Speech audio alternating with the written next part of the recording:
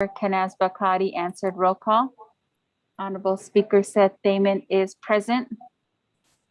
Honorable Herman M. Daniels Jr. Good morning. I'm here. Honorable Herman M. Daniels Jr. answered. Roll call. Honorable Mark Freeland. Good morning, Delegate Freeland. Thank you. Honorable Mark Freeland answered. Roll call. Honorable Purnell Halona. Honorable Purnell Halona. Honorable Purnell Halona did not answer. Roll call. Honorable Jamie Henyo. Honorable Jamie Henyo. Honorable Jamie Henyo did not answer. Roll call. Honorable Vince James. Honorable Vince James. Honorable Vince James did not answer. Roll call. Honorable Rick Nez. Good morning. Delegate Rick Nez is present. Honorable Rick Nez answered. Roll call. Honorable Carl Slater. Honorable Carl Slater. Honorable Carl Slater did not answer. Roll call. Honorable Raymond Smith Jr. Present. Honorable Raymond Smith Jr. answered. Roll call. Honorable Wilson Stewart Jr. Present. Honorable Wilson Stewart Jr. answered. Roll call. Honorable Charlene So. Delegate So, present. Honorable Charlene So answered. Roll call.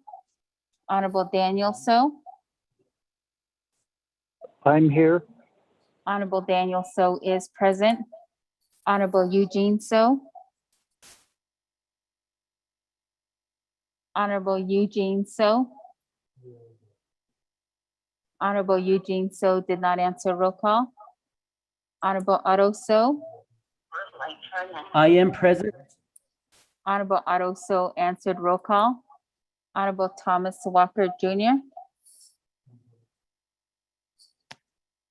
Honorable Thomas Walker Jr. Honorable Thomas Walker Jr. did not answer. Roll call. Honorable Edison Winika. Here. Honorable Edison Winika answered. Roll call. Honorable Edmund Yazi. Here. Honorable Edmund Yazi answered. Roll call. Honorable Jimmy Yellowhair. Honorable Jimmy Yellowhair. Honorable Jimmy Yellowhair did not answer. Roll call. Going back up. Honorable Nathaniel Brown. Honorable Nathaniel Brown. Honorable Nathaniel Brown did not answer. Roll call. Delegate Brown is present. Honorable Nathaniel Brown answered. Roll call. Honorable Eugenia Charles Newton. Honorable Eugenia Charles Newton. Honorable Eugenia Charles Newton did not answer. Roll call. Honorable Purnell Halona. Honorable Purnell Halona. Honorable Purnell Halona did not answer. Roll call. Honorable Jamie Henyo. Delegate Honorable- Henyo is present. Good morning. Honorable Jamie Henyo answered. Roll call. Honorable Vince James. Honorable Vince James. Honorable Vince James did not answer. Roll call. Honorable Carl Slater. Honorable Carl Slater. Honorable Carl Slater did not answer. Roll call. Honorable Eugene So. Honorable Eugene So. Honorable Eugene So did not answer. Roll call. Honorable Thomas Walker Jr. Honorable Thomas Walker Jr. Honorable Thomas Walker Jr. did not answer. Roll call. Honorable Jimmy Yellowhair. Honorable Jimmy Yellowhair. Honorable Jimmy Yellowhair did not answer. Roll call. Speaker, you have 17 members present, including yourself. Thank you very much.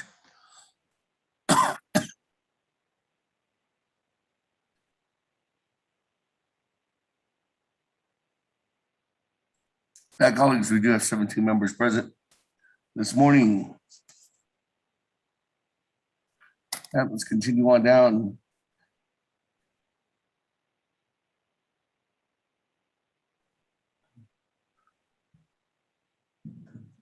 On our agenda for invocation, good morning, Chairman Nez. Mind doing the invocation for us this morning? Okay, thank you.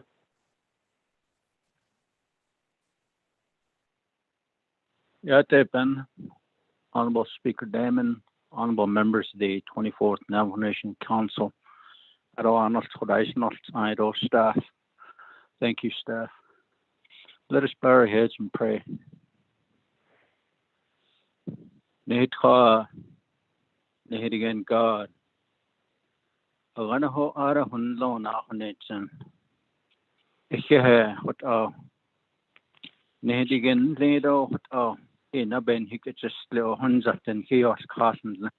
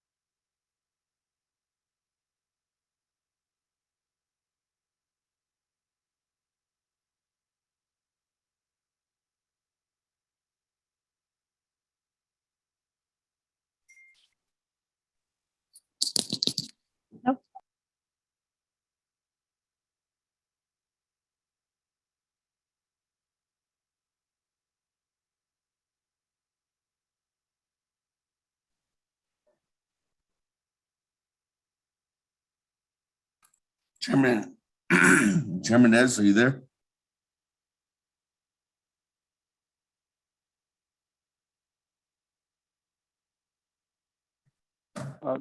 Yes, Speaker Damon, I'm here. Chairman, you broke up there. Okay. Ichehe, Nehitigan Leni, Korosa Nit Lenigishin, Yat Eho, Nahat Naabik'íyáti Tikon Peso, Hanana Ha Nenigi fiscal year, based on that, Zoto, Yat Eho Korot, it needs and Nekan Nehitigan Leni.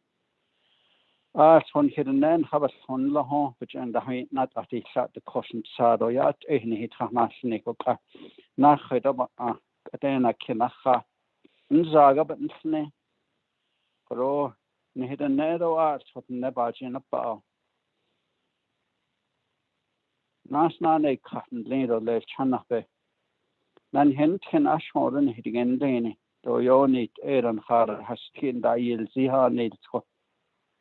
Yat nasnane cotton needs and those hot deals and the job pabe that he needs hato.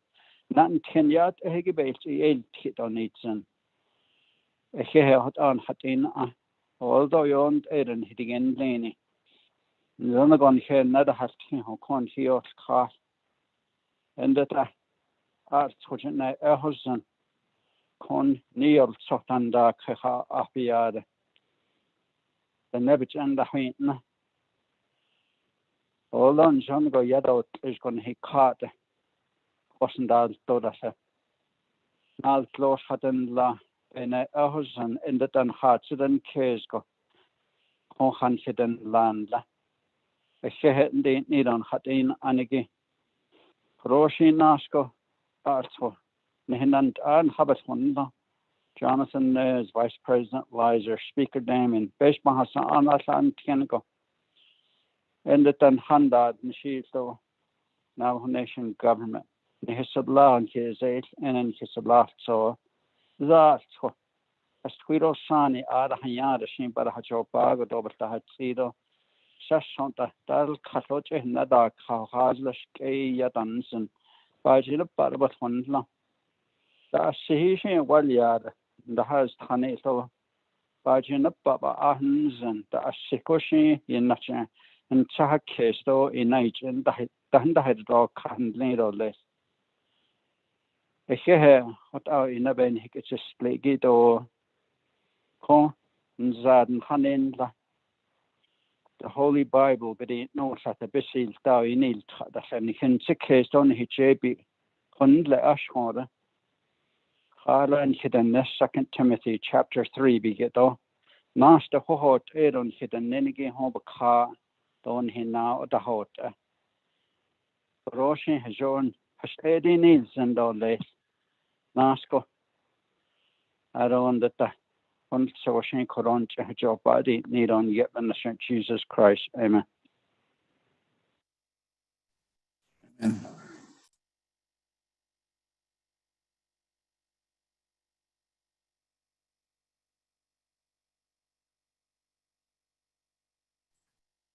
Thank you very much. With that, colleagues, let's go ahead and continue on down. Item number 2 on our agenda, recognizing guests and visiting officials. Is there any recognitions this morning? Speaker Davis, Helena. Yes, good morning, Honorable Helena. Floor is yours. Good morning, sir. I just wanted to recognize me so that I'm on the call. I missed the roll call this morning. Thank you, sir. Thank you. Again, good morning. Yeah. With that, any other recognitions this morning? Speaker. Yes. Eugene So. Honorable Freeland and Eugene So. Honorable Eugene So. Honorable Freeland, floor is yours. Speaker, good morning. Chairman Shania, thank you for that prayer. Staff, good morning. Speaker and colleagues, I wanted to recognize our frontline workers this morning. All of them, all of the staff at all of our 7 service units within Indian Health Service, whether it be doctors, nurses, medical assistants, pharmacists, security, housekeeping, dietary, whomever. We are in the midst of our numbers climbing with this Delta variant on the Navajo Nation. And I know the frontline workers at the IHS hospital are probably stressed and probably stretched thin at this time. We continue to pray for them and their safety and their well-being and their families as well. That goes along with the law enforcement, Navajo PD, Navajo EMS, fire, all those going into unknown circumstances at this time. We pray that we will get this over this Delta variant. We continue to hold, these vaccination events, and really want to state that it's really important for us to get vaccinated, and we need to continue to be vigilant against this Delta variant and COVID-19. Just want to recognize our frontline workers at this time, Speaker, all of those across the great Navajo Nation. Thank you. As well as our staff in the Navajo Nation government. Thank you, staff. Thank you, Honorable Freeland, for that recognition. With that, we can continue on down. Honorable Eugene So, floor is yours. Not much you could say. I think he said it all, Freeland. Thank you, Chiche. Thank you, Honorable Eugene So. My colleagues, any other recognitions this morning?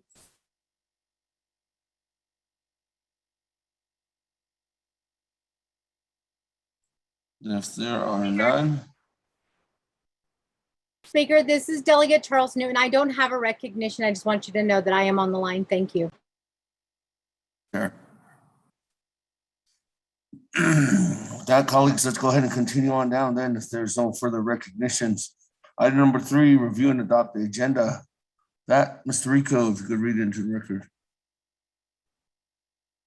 Thank you, Speaker. Members of the Naabik'íyáti Committee of the 24th Navajo Nation Council. Special meeting via telecommunication, Winter Rock Navajo Nation, Tuesday, September 7th, 2021. Proposed agenda as presiding chair, Honorable Seth Damon, Speaker, 24th Navajo Nation Council. 1, call meeting to order, roll call invocation. 2, recognize guests and visiting officials. 3, review and adopt the agenda. 4, review and adopt the journals. There are none. 5, receive reports. None. 6, old business. None. 7, new business. New business 8, legislation 0182-21. 8, close the meeting. Announcements. Adjournment. Mr. Speaker. Thank you very much. With that, colleagues, is there a motion? This is Delegate Brown on motion. And by Chairman Second, Daniels, so Daniels. second, Honorable Brown. That, colleagues, any comments, questions?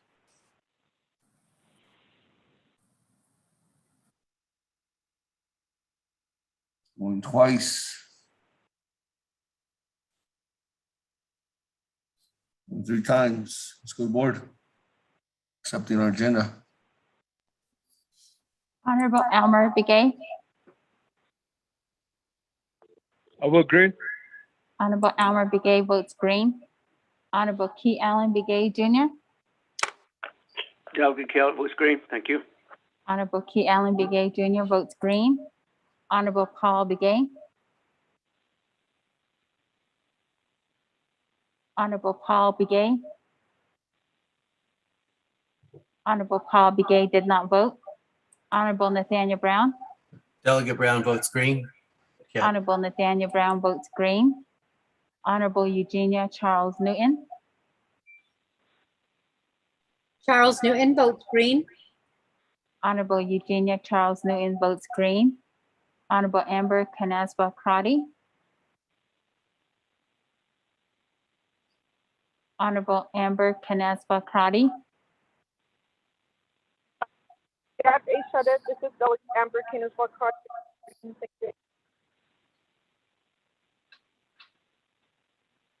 Honorable Amber Canasba Crotty, can you repeat your vote? Yes, thank you. I apologize. Delegate Amber Kinsler, and I vote green. Thank you. Honorable Amber Canasba Crotty votes green. Honorable Herman M. Daniels Jr., Honorable Herman M. Daniels Jr., Honorable Herman M. Daniels Jr. did not vote. Honorable Mark Freeland, Green. Honorable Mark Freeland votes green. Honorable Pernell Halona, Alon votes green. Honorable Pernell Halona votes green.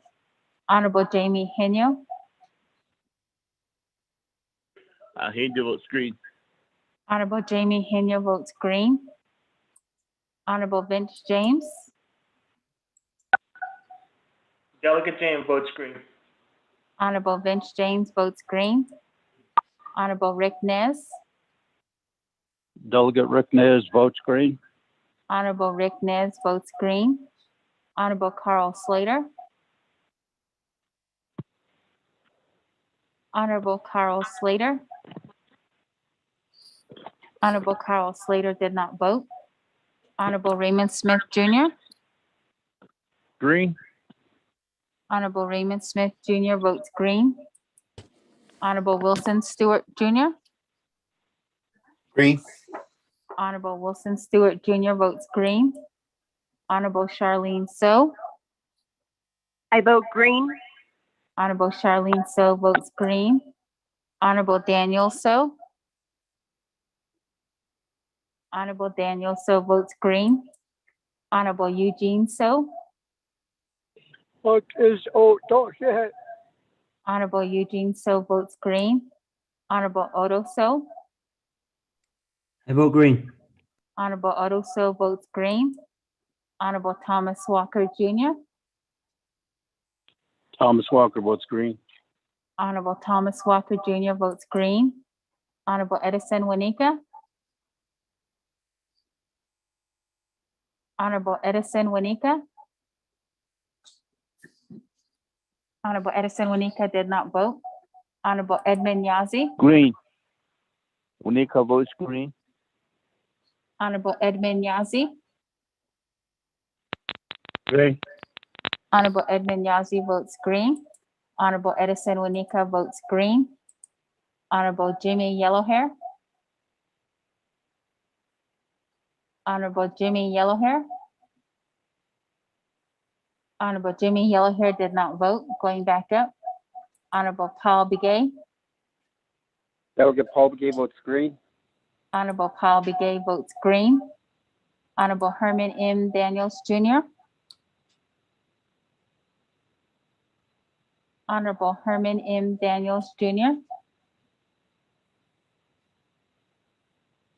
Honorable Herman M. Daniels Jr. did not vote.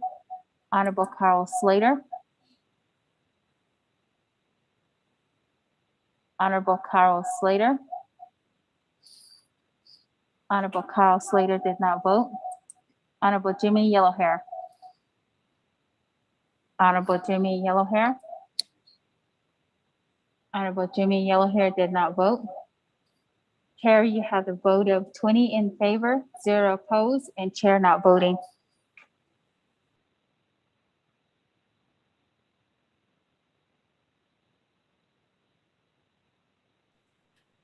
That, colleagues, thank you very much. 20 in favor, 0 opposed, chair not voting. Motion carries. That, we do have an agenda before us, so let's go ahead and continue on down. Item number 4, review and adopt the journals. At this time, there are none. Receiving reports, there are none. Item number 6, old business, there are none. Item number 7, new business. A, legislation 0182-21. It's an action related to the Budget and Finance and Naabik'íyáti Committee and ultimately to the Navajo Nation Council, approving Navajo Nation fiscal year 2022 comprehensive budget, waiving 12 NNC subsection 820I, subsection 860, subsection 840B, 12 NNC subsection 2001, and resolution CF-07-11. This legislation is sponsored by Chairman Henio, co-sponsored by Madam Chair Amber Crotty, co-sponsored by Honorable Halona. That.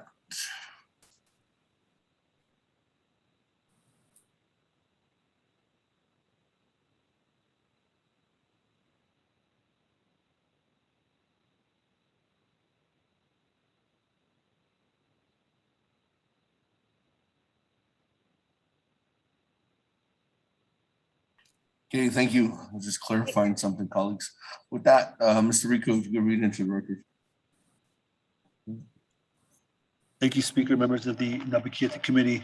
Tracking number 0182-21, an action relating to the Budget and Finance and Naabik'íyáti Committees and to the Navajo Nation Council, approving the Navajo Nation fiscal year 2022 comprehensive budget, waiving 12 NNC section 820I, 860, 840B, 12 NNC section 2001 EDSEC, and resolution number CF-07-11, sponsored by Honorable Chairman Jamie Henio, co-sponsored by Honorable Nathaniel Brown, co-sponsored by Honorable Amber Knazbakrati, and co-sponsored by Honorable Pernell Halona. There is a committee report from the Budget and Finance Committee. The Budget and Finance Committee recommends that it do pass with 4 amendments. Amendment number 1 on page 6, at lines 15 to 21, delete the following paragraph in its entirety. Overstrike all of paragraph O. 2, remove exhibit J in its entirety. 3, renumber letter succeeding paragraphs, sections, and exhibits as necessary and appropriate. The Office of Legislative Services and the Office of Legislative Counsel, with notice to the sponsor of the legislation, are hereby authorized to make technical edits to this legislation as necessary and appropriate to correct grammatical and/or scrivener's errors, to correct numerical errors, so long as such edits effectuate the committee's intent in approving this legislation. This amendment shall supersede inconsistent language contained in any other committee amendment which shall be conform to the intent or language of this amendment. Amendment number 2, on page 1, lines 15 and 16, make the following changes. After the words waiving 12 NNC, insert section 820F after section 840B, overstrike 12 NNC section 2001, EDSEC, and overstrike. 2, on page 4, line 27 and 28, make the following dollar amount correction. Overstrike $6,108,718 and insert $6,108,728. 3, replace the original Exhibit H and Exhibit I with new Exhibit H and Exhibit I provided by the Office of Legislative Counsel. 4, on page 5, starting at line 19, add the following new paragraph. New paragraph K, UUFB fund. Regarding the UUFB, the Navajo Nation recommends that $20 million be set aside for the fiscal year 2023 budget, which amount is consistent with the 3 branch chiefs agreement dated June 18, 2021, and with Navajo Nation Council Resolution number CN 88-20. Amendment number 3. 1, in Exhibit H on page 4, add the following new condition of appropriation after the paragraph pertaining to the Office of Management and Budget, OMB.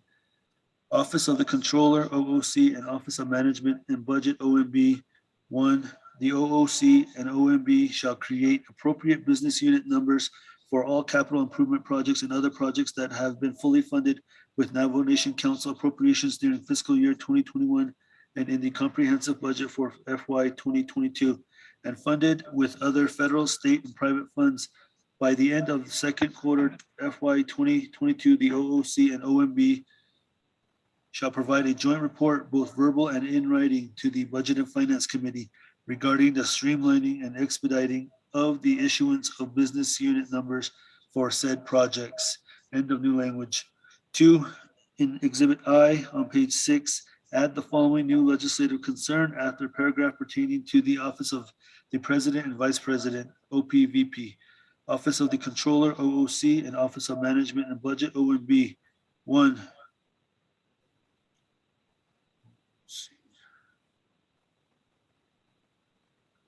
the OOC and OMB should immediately create appropriate business unit numbers for all improvement projects and other projects that have been fully funded with Navajo Nation Council appropriations their fiscal year 2021 and in the comprehensive budget for FY 2022 and funded with other federal, state, and private funds by the end of second quarter FY 2022. The OOC and OMB shall provide a joint report, both verbal and writing, to the Budget and Finance Committee regarding the streamlining and expediting of the issuance of the business unit numbers for said projects. 3, end of new language. 3, in Exhibit H on page 3, delete the entirety of paragraph 6 as follows. Overstrike paragraph 6.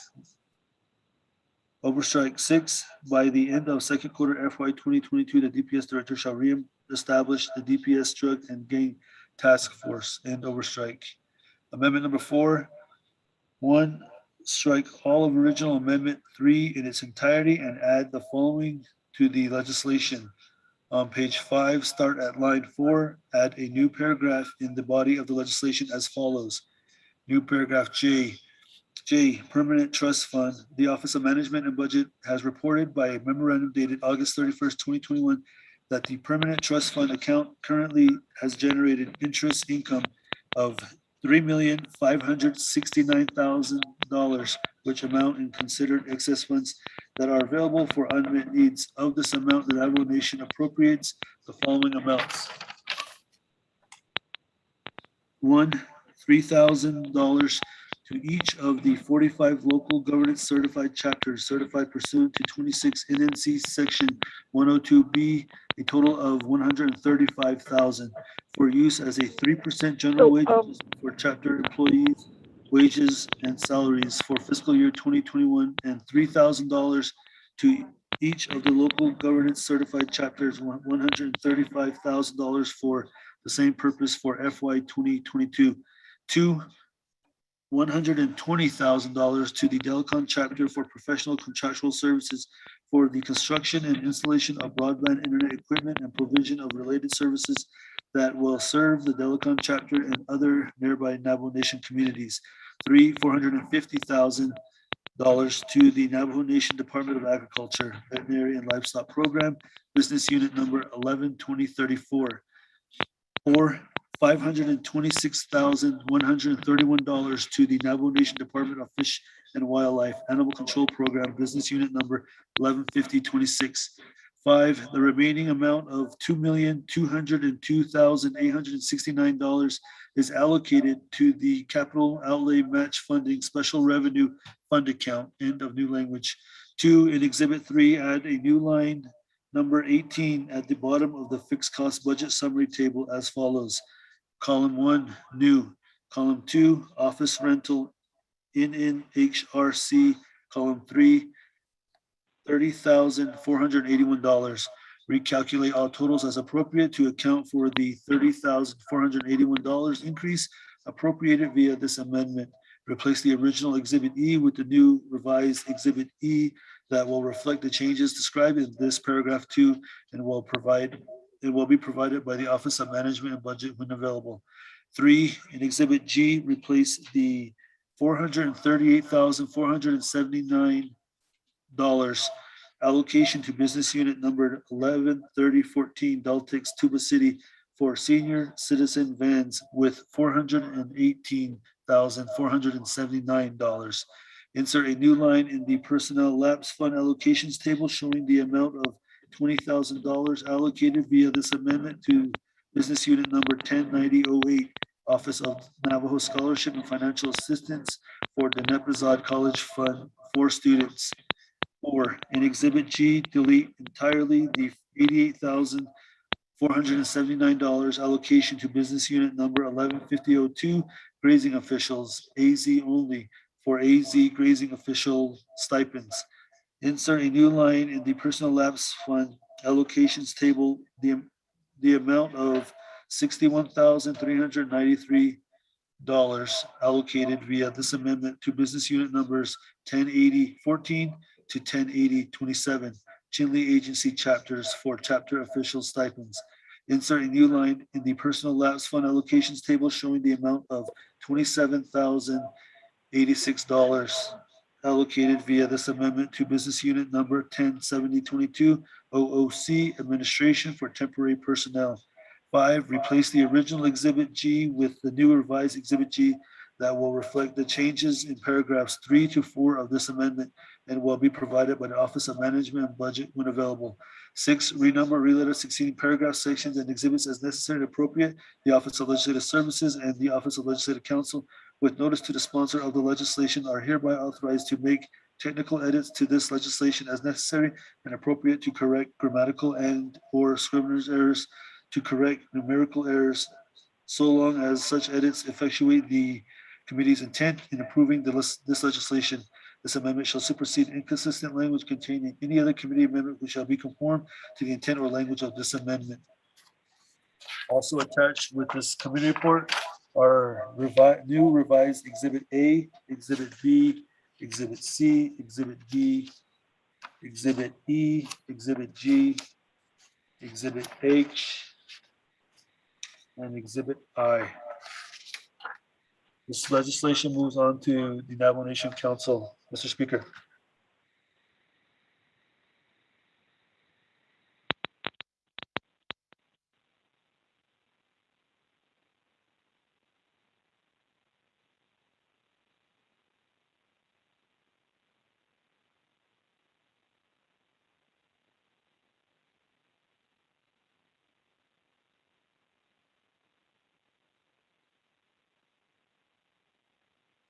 Speaker, are you Hey, there? thank Oh, you very sorry. much. With that, colleagues, is there a motion on legislation 0182-21? Motion by Charles Newton. Second by Motion by Delegate Madam Chair. Brown. Second by Honorable Nathaniel Brown. That, colleagues, we go to the floor. Chairman Vino, floor is yours. Speaker, add me to the queue. This is Delegate Charles Newton.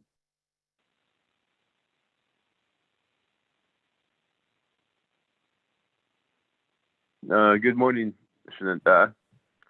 This is Tele Chair, Speaker Damon. The Shananta 24th Navajo Nation Council, Naabik'íyáti Committee. There are staff that is with us this morning. DA legislation 182-21. Any tato a present none of the FY 2022 comprehensive budget. And bit the lay 2 months ago, during the budget processing, with the help of Office of Management and Budget and Office of the Controller and the Department of Justice and especially Legislative Council, Ms. Lorleen Tapahi. Legislation. And then from there, we began that process of moving our program budgets through the oversights, the Law and Order Committee, the Resource Development Committee, Health, Education, Human Services Committee, and Budget and Finance. All the programs came before the committees and presented their budget to each of the committees. From there, each of the committees had developed their own resolutions to be presented to Budget and Finance as we went through this process a little over 2 weeks ago on the comprehensive budget oversight hearings. And so and therefore you have this legislation before you with all the exhibits attached to it, and along with the 3-branch chiefs agreement that we had used for allocations. So as the Navajo Nation Council, we passed the legislation authorizing the use of the permanent fund income interest, along with President Neo's signature, became law. To utilize up to 40 million of the income interest to supplement the Navajo Nation general fund budget. And so the allocation remained the same as last year. And as you see through the body of the legislation, it talks about the breakdowns of the allocation, beginning with the set-asides. Set-asides putting money back into the permanent fund, the principal, the Veterans Trust Fund, the Land Claims Fund, then scholarship, and so forth. From there, the allocation of. And through that whole process, there were some amendments that were made to the allocations and so forth. And you'll see that as was read by our legislative advisor. So Kadeya, we're here in Naabik'íyáti Committee, and once we're done here, then we'll go to the the Navajo Nation special session tomorrow and Thursday. And then once we complete that process, we'll take it to President Nez for his signature. And so,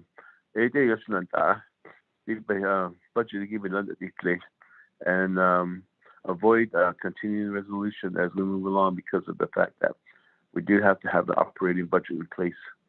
I thought I present that. If there are any questions, I do believe our agent, Ms. Lorleen Tapahi, is on the line that helped us with the process, and then also Office of Management and Budget, Mr. Dominic Bial. He's on the call also. And then I believe program directors should also be on the call for specific questions to their program budgets. I thought I also present the Ashado Sunanta. Ado Kadaya. If there are any questions, we stand for questions. Sunanta. Chairman Davis.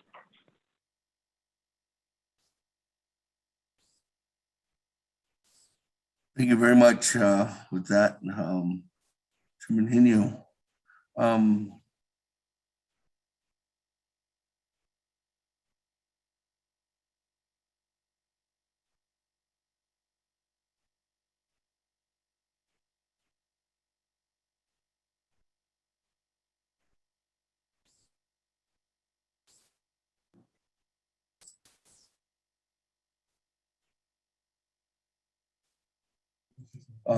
Colleagues, let me go to Mr. Rico first, just to explain what was sent out this morning from Office of Legislative Services from OMB. Thank you, Speaker and members of the 24th Navajo Nation Council, Naabik'íyáti Committee. At 9 a.m. this morning, I sent out the fiscal year proposed Navajo Nation detailed budget. It was about 5 megabytes, so that was sent out at 9 a.m. I also sent out the committee report from the Budget and Finance Committee that included the 4 amendments and the replaced exhibits as I read into the record. Mr. Speaker.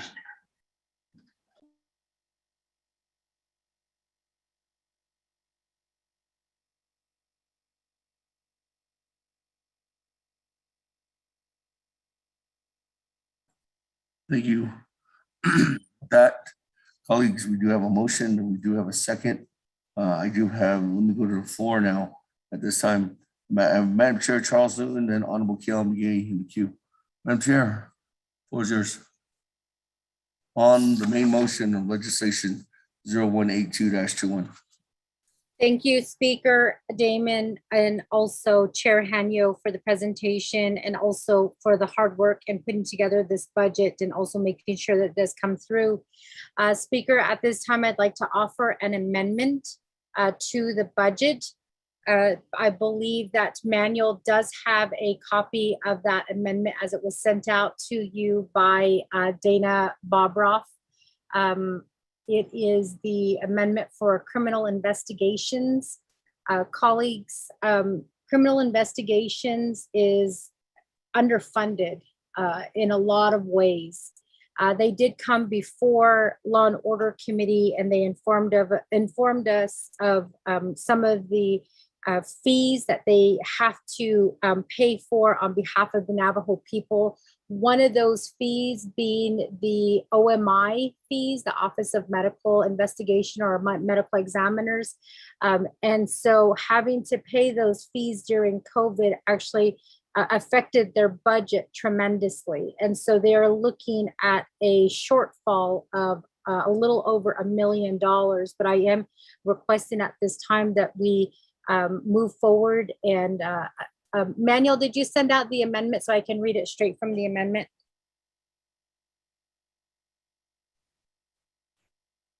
Madam Chair. Hello, can you hear me? Hold on. Just now sent that out, Madam Chair. Okay, great.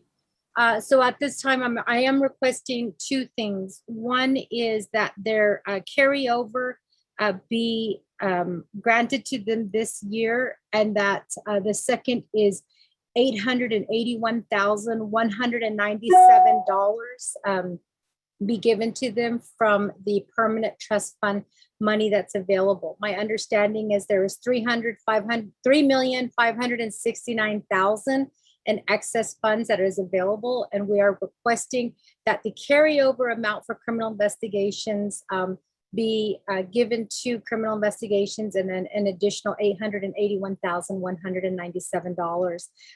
The amendment language has been sent out by Manuel. So with that, Speaker, that is my request to you at this time.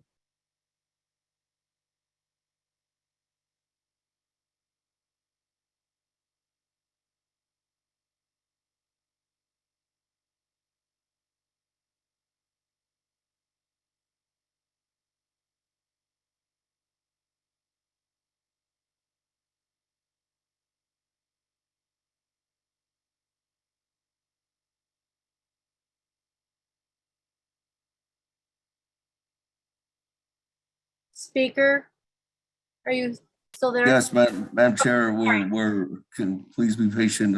They're trying to make sure the amendment's in order.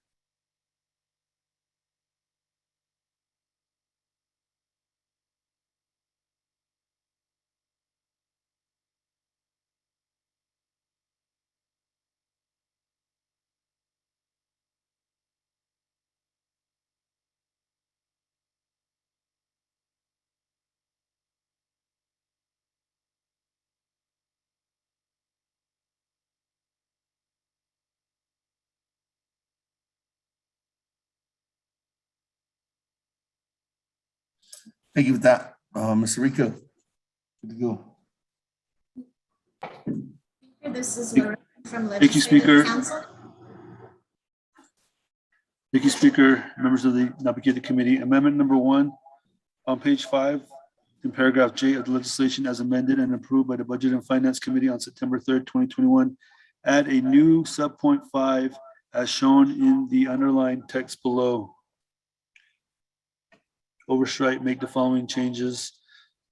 J, permanent trust fund. Okay, wait up. I'll just read from the sub paragraph 5 with the amount of $881,197 overstrike $1 million to the Division of Public Safety, Department of Criminal Investigations, Business Unit number 116011. The following paragraph, overstrike 5_6, the remaining amount of overstrike $2,202,869 and insert $1,321,672 is allocated to the capital outlay match funding special revenue fund account to overstrike 2 in overstrike exhibit E, insert exhibit F, proposed carryovers for the FY22 Navajo Nation budget. End of new language. Add a new line, overstrike line number 18, insert row at the bottom of the overstrike fixed cost budget summary table and insert after table on the second page. Inserting in columns 2 to 6 the new business unit number 116011 and related information as shown in the underlined text below. Overstrike as follows. Overstrike column 1, new. Column 2, overstrike office rental NNHRC 11. Overstrike office rental NNHRC and overstrike. Insert 116011. Column 3, NDCI, overstrike 3, and the dollar amount of, let's see.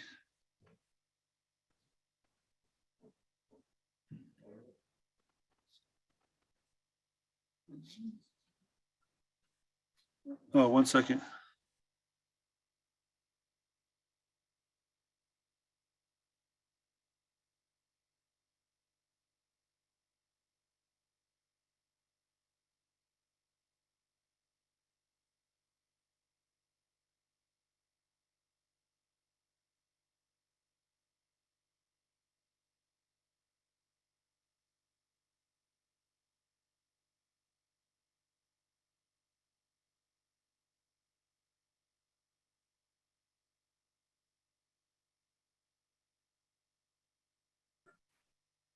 Hold on, colleagues who are having technical difficulties.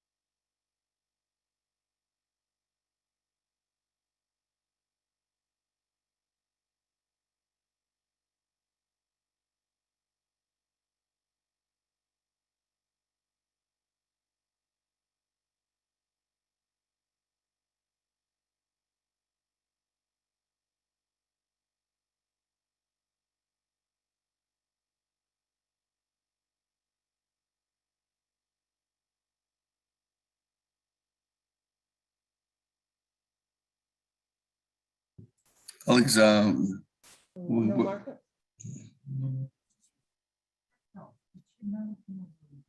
let me go back to, we're having to replace, reread certain items back into the record. We just want to make sure we're getting the right amendment in place.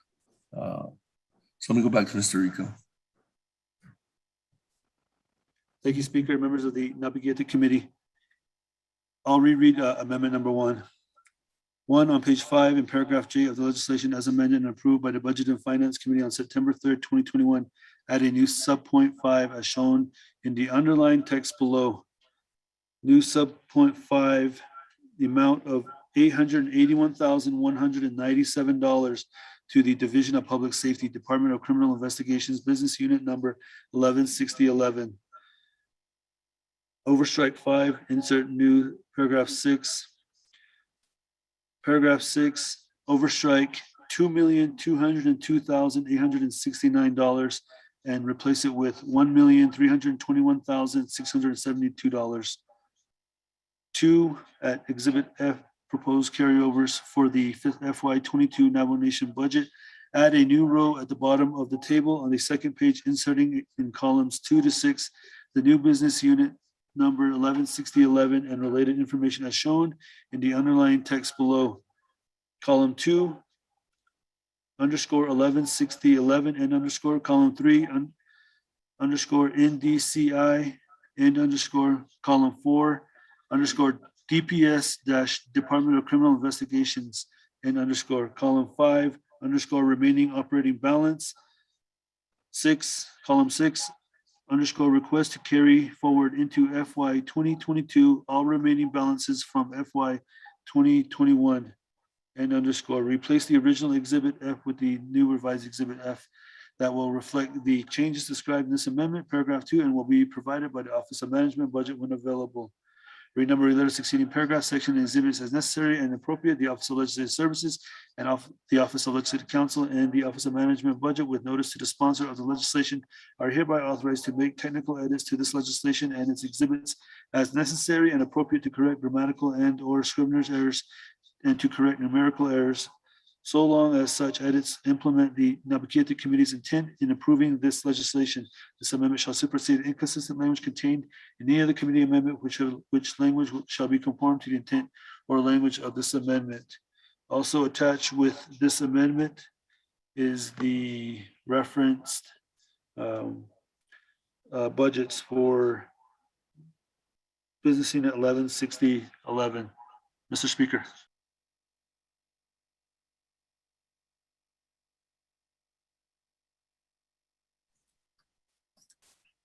Thank you with that. Mr. Rico, reading into the record. With that, Madam Chair, Charles Newland's motion, is there a second? Eugene, so second. Eugene, so seconds. Colleagues, any comments, questions on Amendment 1? Speaker Kellen. McKeon Begay, floor is yours. Good morning, Chair. Delegate Noon, Amendment in Lagi, my colleagues, the 24th Navajo Nation Council, Quaggy Budget, which is the Quaggy, actually, it's Nabi meeting. If I get a copy of the August 31st, 2021 OMB's report memorandum indicating the 3.5 million available for access fund Bukaki and available for unmet needs. I guess the question is why OMB provided that information late, and although Halit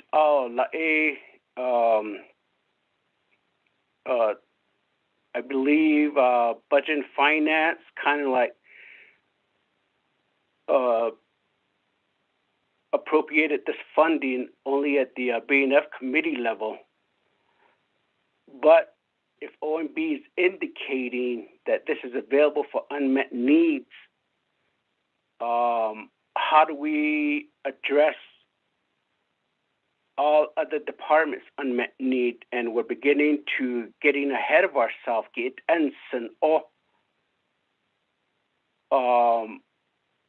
Because we're just beginning to make an amendment with this funding being available for unmet needs. I know for RDC, I believe that we have submitted a lot of unmet needs.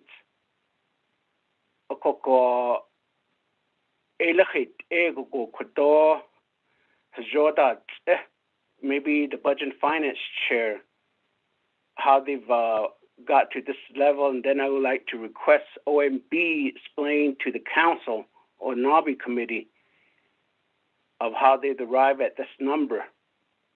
Then that goes to the question that if it's specifically for unmet need, could we have a review of all the unmet needs first before we start making an amendment? I believe the council has the authority to undo what the Budget and Finance Committee had done.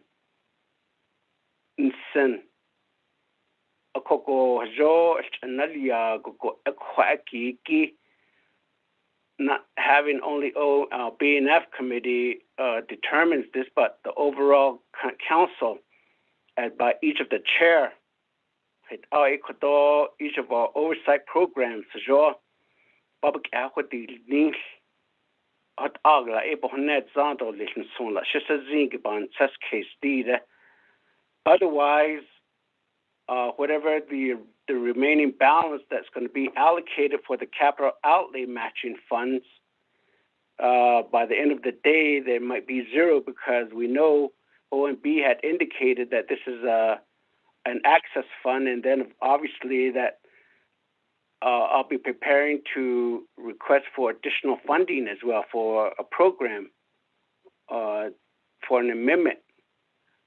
But my recommendation is that let's take a step back and see the overall.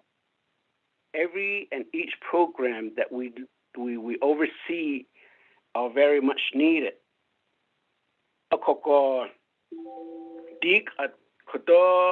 Ms. Noon, Charles Noon, amendment how much of it? I mean, I just saw the schedules of how the program has developed. The program has developed the autopsy, the medical examiner.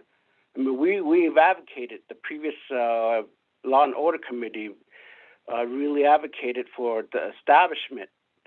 But at that time, we really made a recommendation, and we knew, and I know that it was going to cost a lot to do the service within that program. That, I mean, that unless that 638 contract with that, we created this office, but now, I mean, those that are fortunate to have the amount of funding will be able to utilize the service. Otherwise, I can say from my experience, from my, I thought one of my community members was offered, but the thing that they said was that it's just going to cost us too much, and it's delaying to put delay to put our loved one to rest. But now all what's based on that. Need I don't a coco that's AD cover that's it in the little list as far as how much these services that's being will be afforded to our Navajo people. I guess that's the key thing that we really need to put in place. A lot of these funding programs establish a date not go. Usually they turn around and start charging our Navajo people these numbers, because I saw a Coconino County document outlining how they're running their medical examiner as far as the cost. ko it oje ta hot it oje hot ego has aniki. Sometimes we just replicate and just utilizes those funding to continue charge our Navajo people, which we know and you know that every time that we have a loved one pass away, it's just a matter for the people to start looking to the community or the leadership for certain amount of donation.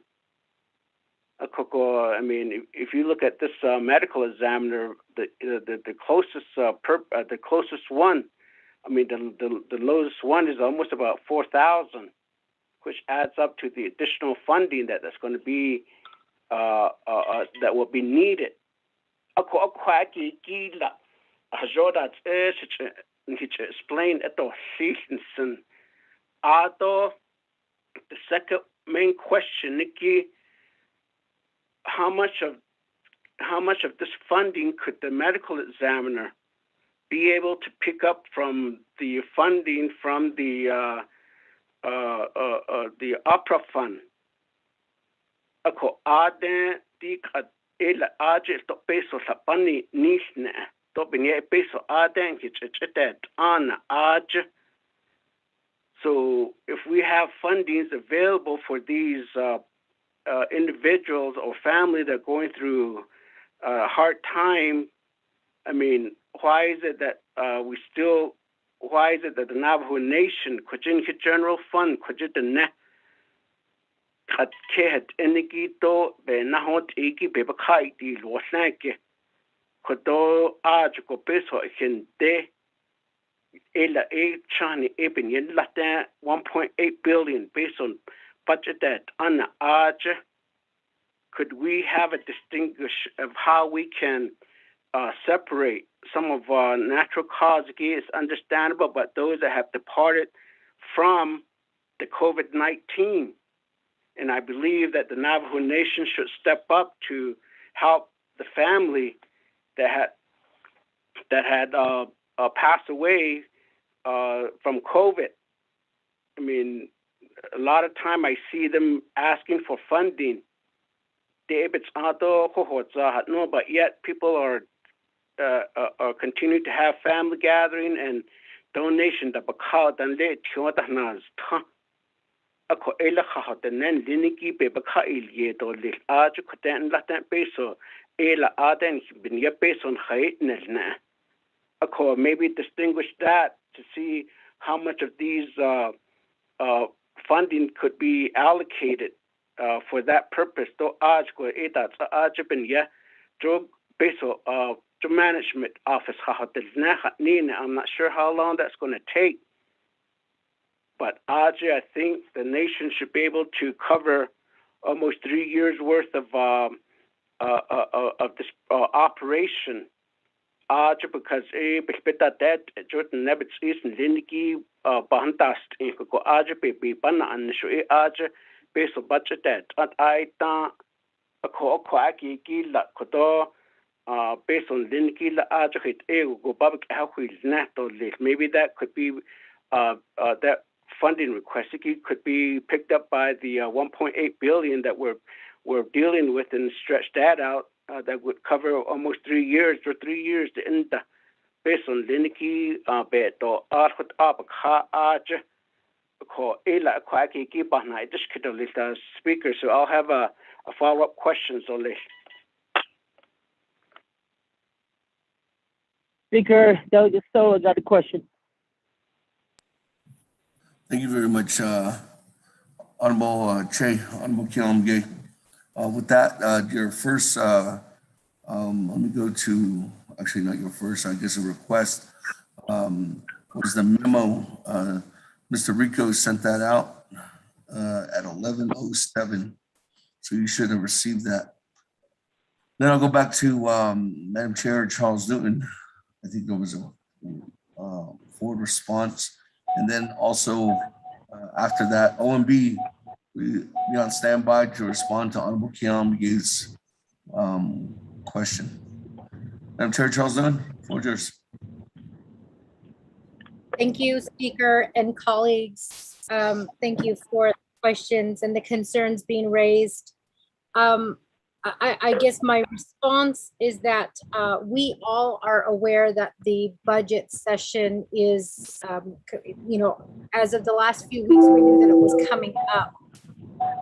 What I did as a delegate, when hearing that criminal investigations was in need of extra funding, I did meet with Speaker and also Dana to see what was available in terms of making sure that criminal investigations was taken care of, and also the veterinarian program as well. I did meet with them on both those two programs because they did reach out, and I did have the opportunity to meet with them and talk about their concerns and also their unmet needs.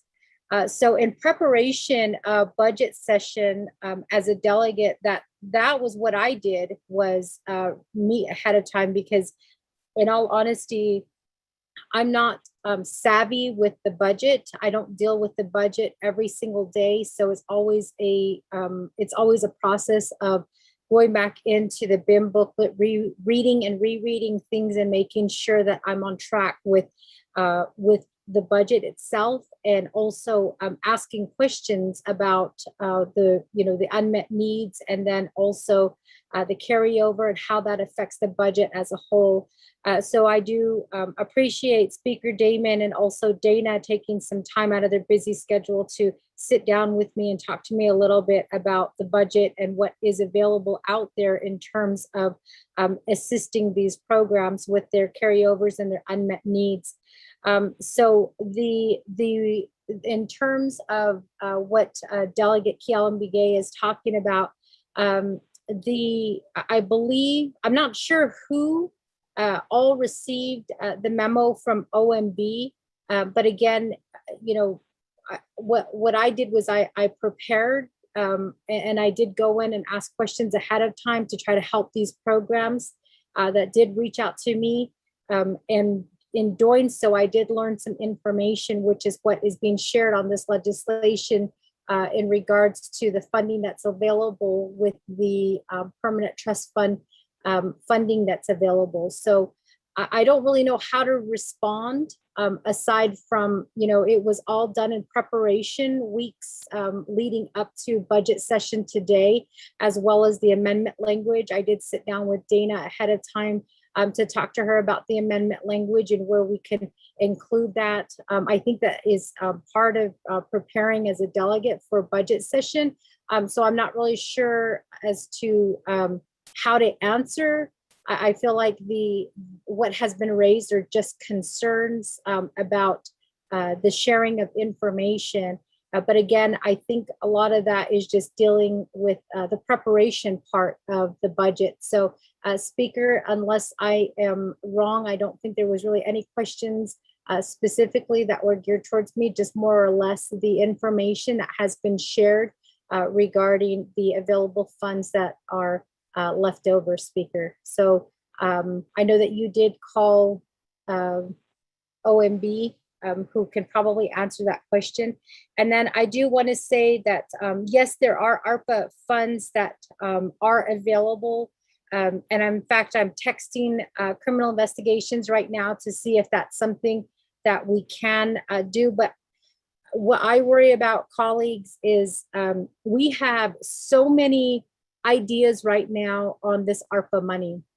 And we haven't even started spending, aside from the money that was given to legislative branch and to president's or executive branch. We really haven't talked about ARPA yet. And I know that there's going to be a lot of projects coming down the line for ARPA. There's going to be a lot of projects that are going to need money, and a lot of programs that need to be funded with this ARPA money. And so what I did was, again, in preparation for budget session, I did, sit down with Speaker and with Dana to talk about all of the available options. And this is one available option that we can make happen today for our criminal investigators. And I did send out that email to give you an idea of what the funding, I guess the fees that are out there for Navajo people. And I think that this is something that we don't really take into consideration when we're talking about services being provided to our people. I know that, we've never really had a full length discussion about what criminal investigations does aside from investigate crimes that are happening here on the Navajo Nation. But we've never really talked about other things that they are responsible for and the many hats that they wear. This is one. And that was really the purpose of 23rd Navajo Nation Council passing a legislation to try to hire a medical examiner here for the Navajo Nation. This is a prime example as to the need that is there. And we're starting to see the prices that are coming up because of COVID. So at this time, I am requesting that we do pass the carryover and also give funding to criminal investigations, because when we're talking about the ARPA funds that it will be available to them, there are other things that they also need that we'll be pushing forward as a committee to try to address, to provide services to our Navajo people. So with that, Speaker, I'm turning the floor back over to you. Thank you. Thank you. OMB, Mr. Bial, are you on the line?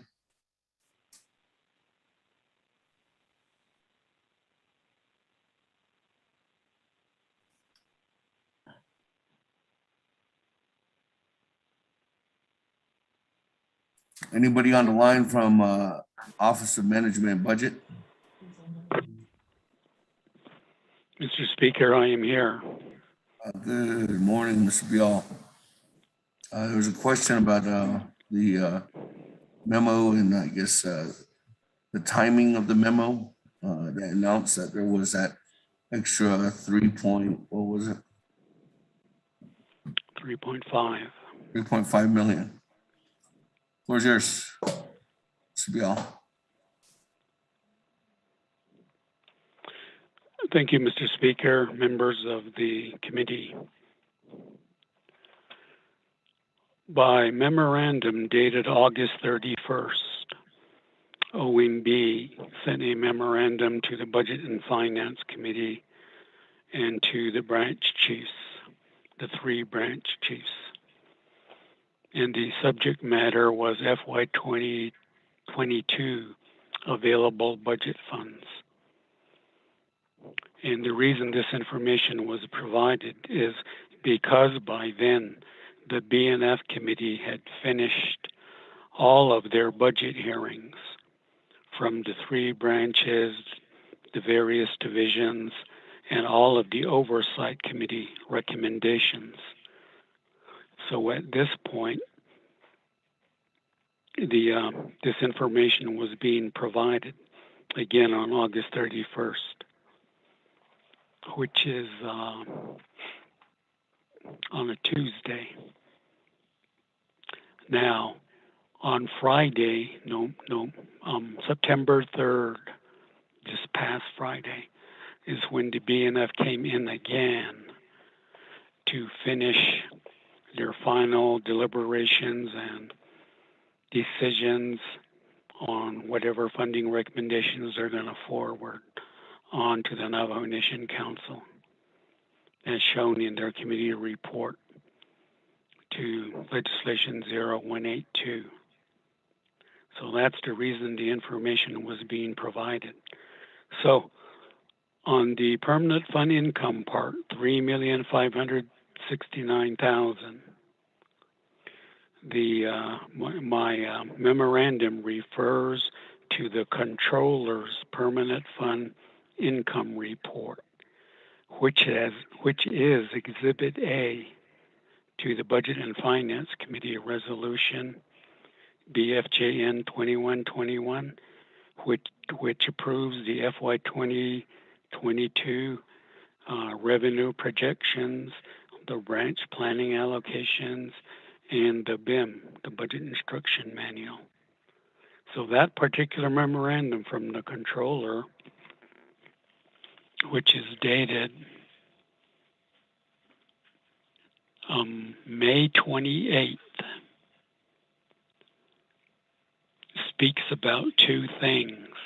It's the $40 million from the permanent fund income, which became a part of the general fund base.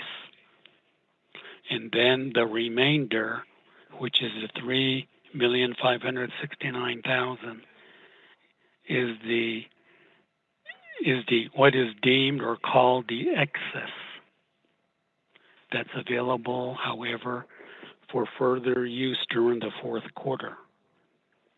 So again, my memorandum explains that. And it goes on to say that those funds may be allocated for additional needs as determined by Navajo leadership. And it's intended to work with the annual budget process. Unmet needs and or capital projects are mentioned. So that's the source of the information. Now, along the way, during the branch chiefs meetings and then the BNF committee meetings during their hearings, I reminded our leaders of the fact that these funds were also available. So at this point, the memorandum that I'm speaking about put it in writing more formally. So that's the source. So going on further, the Budget and Finance Committee during their hearings, as I explained, heard from the three branches, the divisions, and then the other oversight committees. The oversight committees made a number of recommendations, including, in most cases, unmet needs. So on August 25th, when the BNF committee hearings were finished, OMB prepared a report, again for BNF, which is a summary of all the unmet needs requests that were heard during the budget hearings and as listed in the Oversight Committee budget resolutions. So that information was provided. And it became the primary source document that the BNF committee used to make allocations for the $3.5 million. And just for information,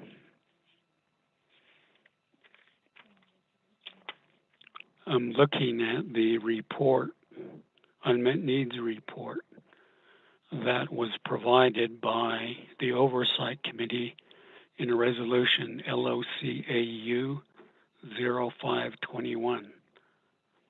And it lists 5 business units as being recommended for funding. And it includes the Kanta Police Department, Shiprock Police Department, Internal Affairs, the Training Academy, and Department of Emergency Management. Criminal investigations is not listed in this recommendation. Mr. Speaker, that's the information from OMB. Thank you. Thank you very much, Mr. Bial. That, colleagues, let me go back to the floor then. I do have Madam Chair Amber Crotty and then Honorable Otto So in the queue. So Madam Chair, Amber Crotty, the floor is yours. Yes, thank you, Speaker, colleagues. I appreciate the amendment. Chair Charles Newton, I support this amendment in terms of the need of our criminal investigators. Let's see, for the last 7 years, the nation, especially this council, has supported the criminal investigators' budget. Prior to the support of the 23rd and 24th Council, the criminal investigators found themselves with little to no political support. And what that created in the communities was investigators who had large caseloads, and we're acting on an executive order to make them also the Navajo Nation medical examiners.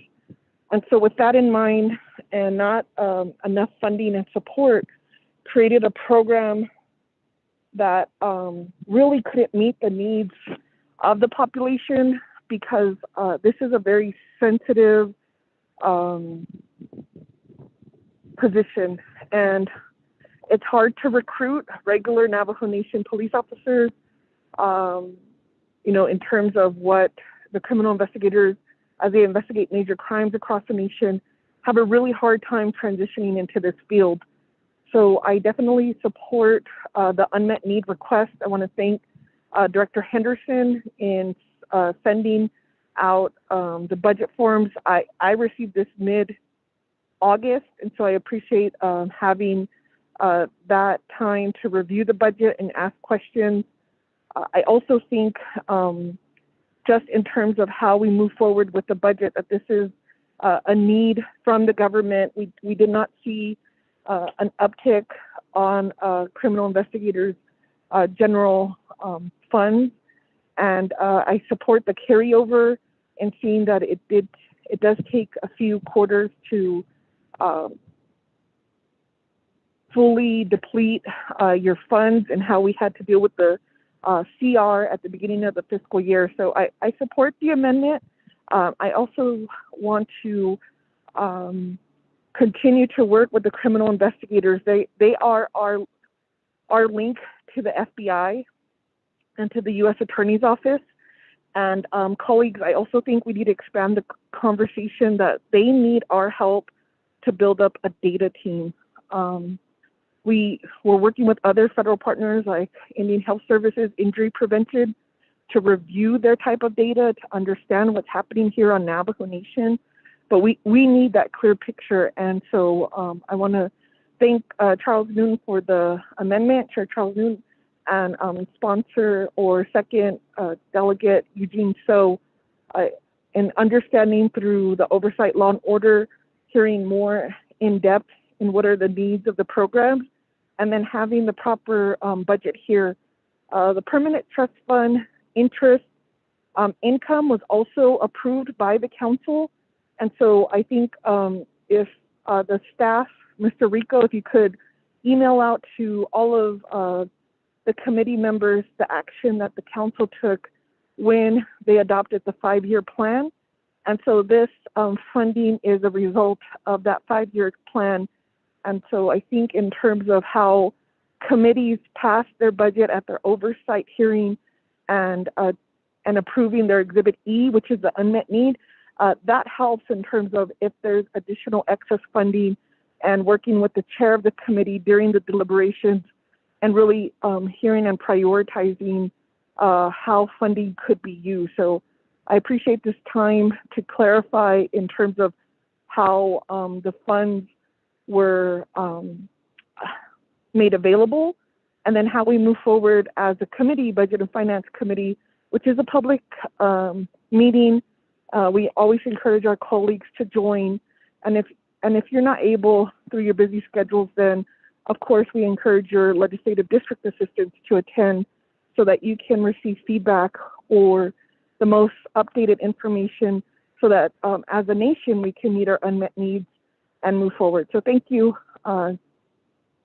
Chair Damon, and we look forward to supporting other projects or unmet needs if the budget and those amendments are made available. In terms of the capital outlay match, this is also a program that received $2 million off the set aside for the Navajo Nation budget. I believe you could see that on maybe page 2, possibly the first paragraph, if I could remember how this legislation is put together. And every year we give $2 million to the capital outlay. That's to help projects that have an unmet need.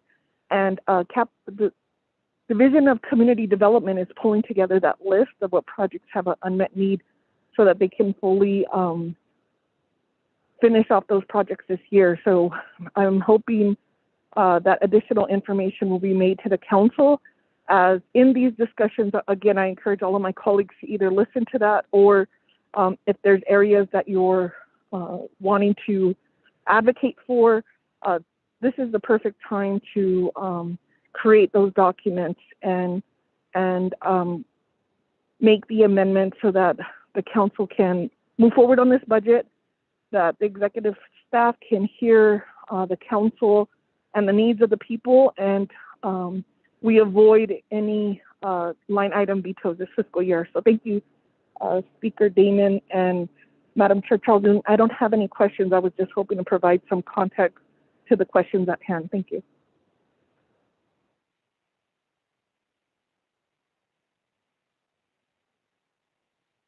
Thank you very much, Madam Chair.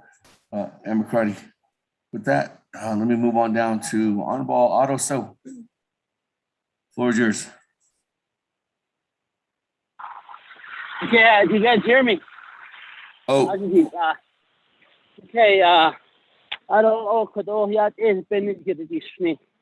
See the comprehensive budget could only started it so that's in so it ne but got it I go how bad on it so that to be legislative branch so executive branch or judicial branch that's it so I thought peso answer that the kai Ado yap nach that is Ado big echo 18 na that initiate which could all need me how the three branch chiefs agreement dictated the budget distribution between the three branch is not by code, it's not by law, but it's always been done in this fashion, but it's not in the code. Alcohol, kadeshe is should I adopt this? Not a ego. I don't not that it is. It's answer all day. Alcohol at the executive branch, but basically by Yates. Jenny and I thought you had the not sin. I don't see that she need not the programs it's required. Ne couldn't not be that initiate be not in on it. Whether the program is underfunded or short funded, the duty and responsibility should be the communication between the program to the director, to the division director, and up to the chief of staff and up to the president. And to me, I do support the criminal investigation, but what's the likelihood of this being line item vetoed? That's number one.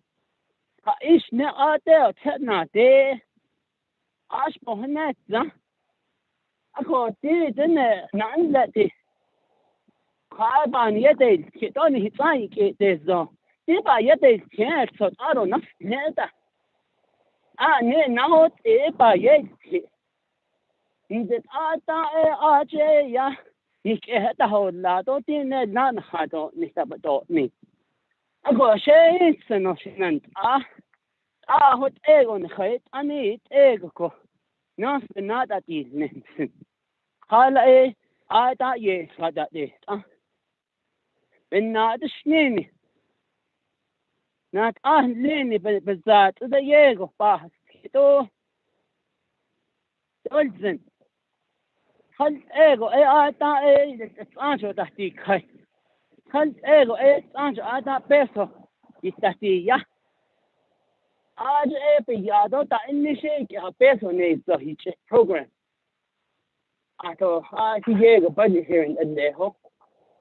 I thought no, I thought it kept the whole yeah. I tell ya, budget season about whole year. I then Hanan Tatoli at the council floor.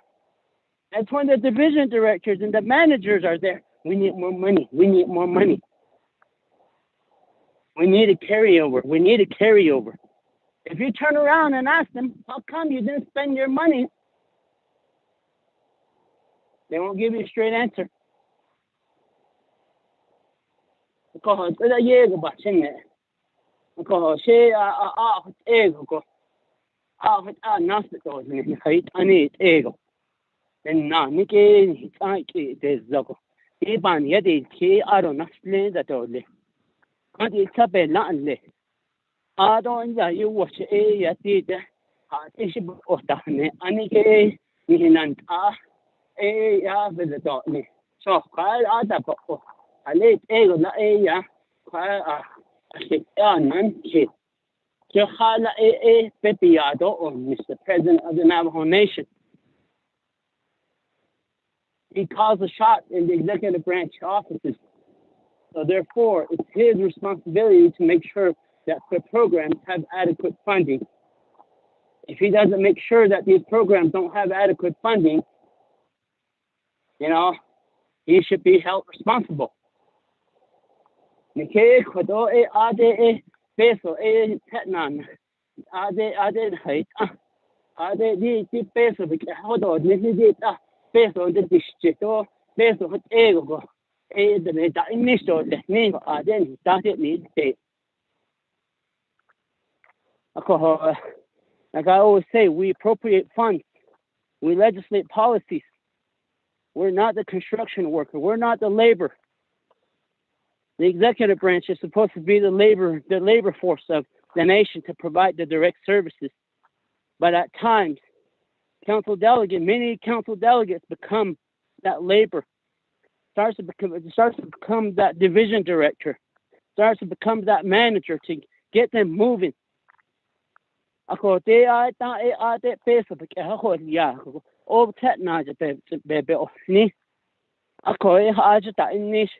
Haishina nish ataba ko eton heat ida ade en haina hala en hikote di ego di nego bandi kago ya I thought you're overreaching your authority, you're overreaching your powers. Nani hit thought ni I thought division directors couldn't hit in me. I believe the Law and Order Committee, that's what we were told. Ako di yad ate ya process hati wadiki hati nasbit at idne ado and but any amendments or anything I'm gonna be a red vote throughout this budget session here. But I stand with what the three branch chiefs wanted to take and how they budgeted, because peso programs that it's the CEO of the nation's fault for not looking at the needs that we see, that we get, the information that we get from our constituency. The office that they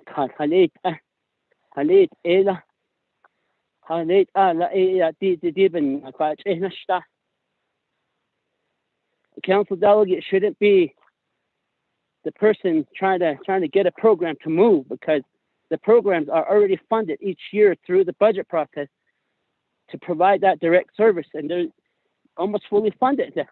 These salaries are paid with annual leave.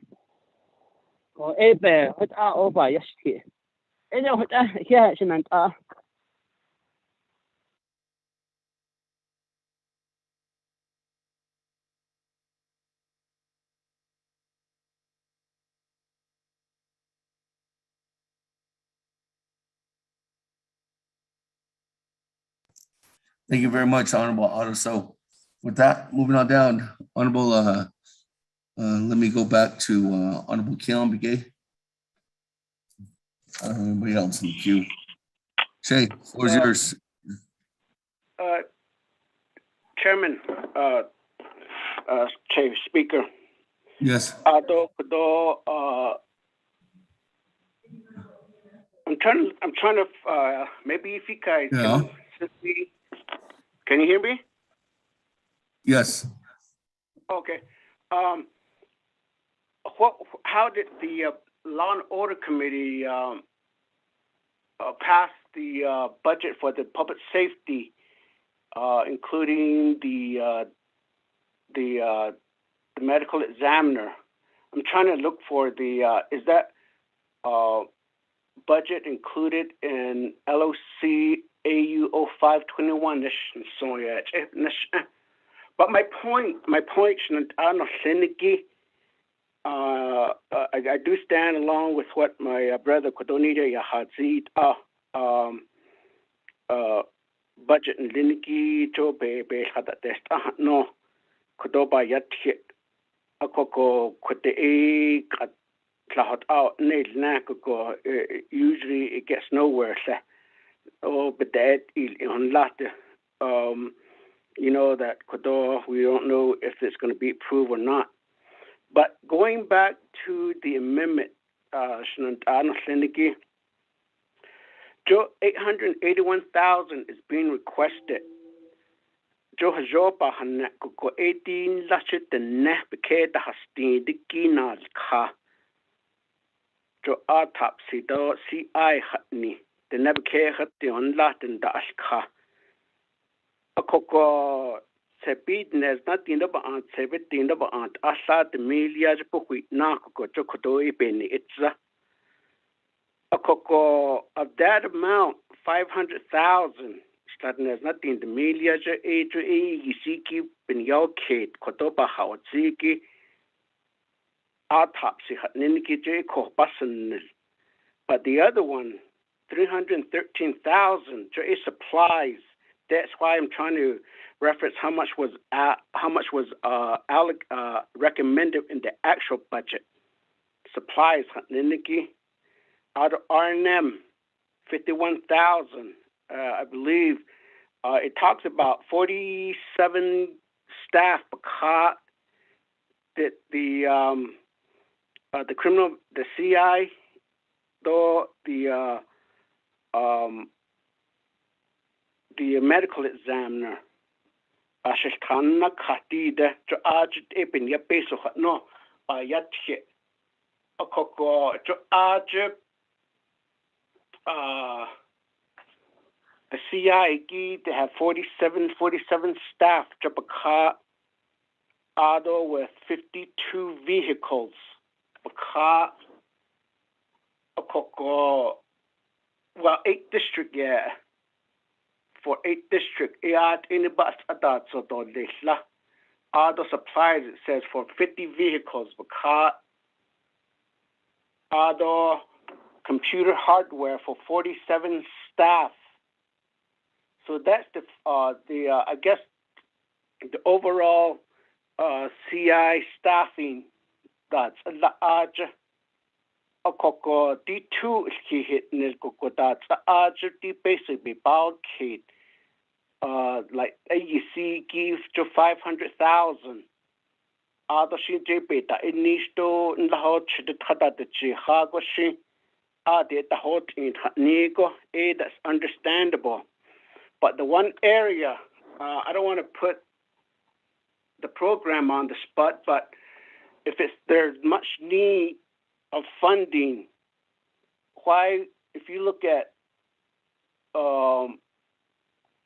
business page of 5 of 5, business unit number 116011, 7110 programs, there's an amount of 16,000 for catering and refreshments. Baka akola base of the hoye hatnola sata the melia jula chiyan babets atnila aquated ayoshitis asha. If there is a true need to get the service out there, why are we allocating 16,000 for the catering and refreshments? I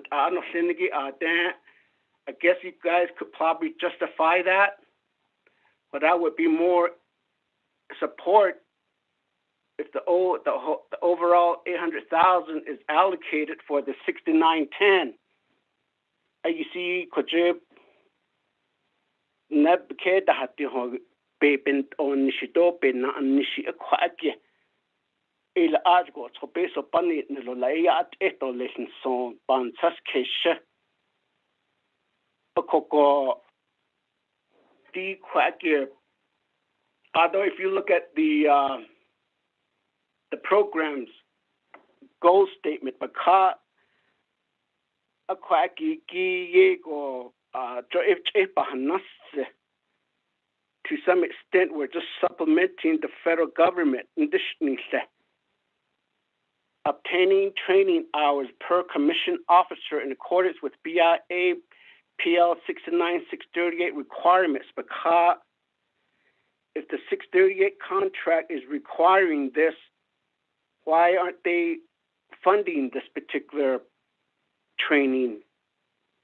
Ich bin na ito ade ya dinki bispanata sta di kodro sasho the nebe band on the shanky kodo. The intent of it and the purpose for training is good. Don't get me wrong. But my point is that why are we continuing to supplement certain funding, certain requirements that the BIA should be funding it?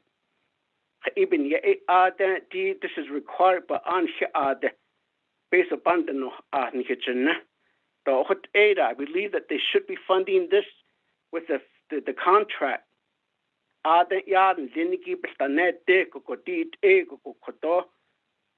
Based on actually it's probably me right now because this is the First Amendment, that this funding should be allocated directly to the Navajo people. But law enforcement does need a lot of a lot of funding and resource, but that should be given by the BIA and the federal government. And maybe have our legislative council look into this for me. If there's anything that's required in the 638 contract, why isn't that the BIA or the federal government funding this? So I guess this is another reason why I will keep continuing to bring up is that we're just otik of 638 funding. A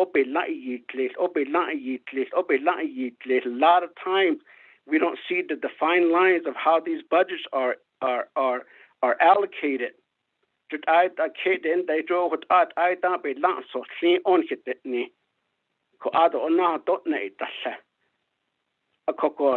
638 funding, anything that comes through 638 and anything that's required, all of it should be embedded into the budget, the overall budget of the 638 contract, because we're dealing with the state and the federal government. Because a lot of these services indicates that any criminal investigations or resource could be given over to the federal government. The Baka investigation, major crimes that occurs on the Navajo Nation. A lot of these cases are being referred to U.S. attorneys or the federal prosecutors at the Baka. If it stays within the federal or the Navajo Nation prosecution process, that's understandable. Where does the CI stops the added costs to where they forward all the cases to the federal government or the state attorney?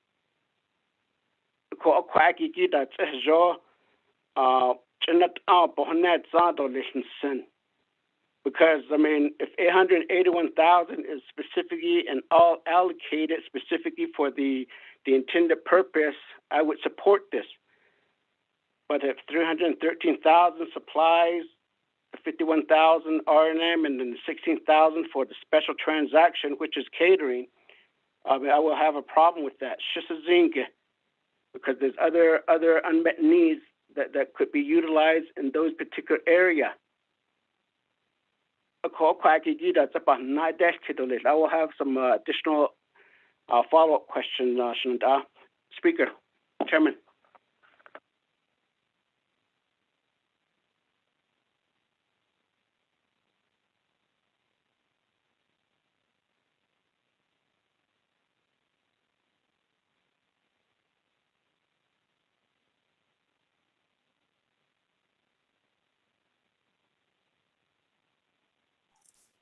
Thank you very much, Honorable Kiamagay.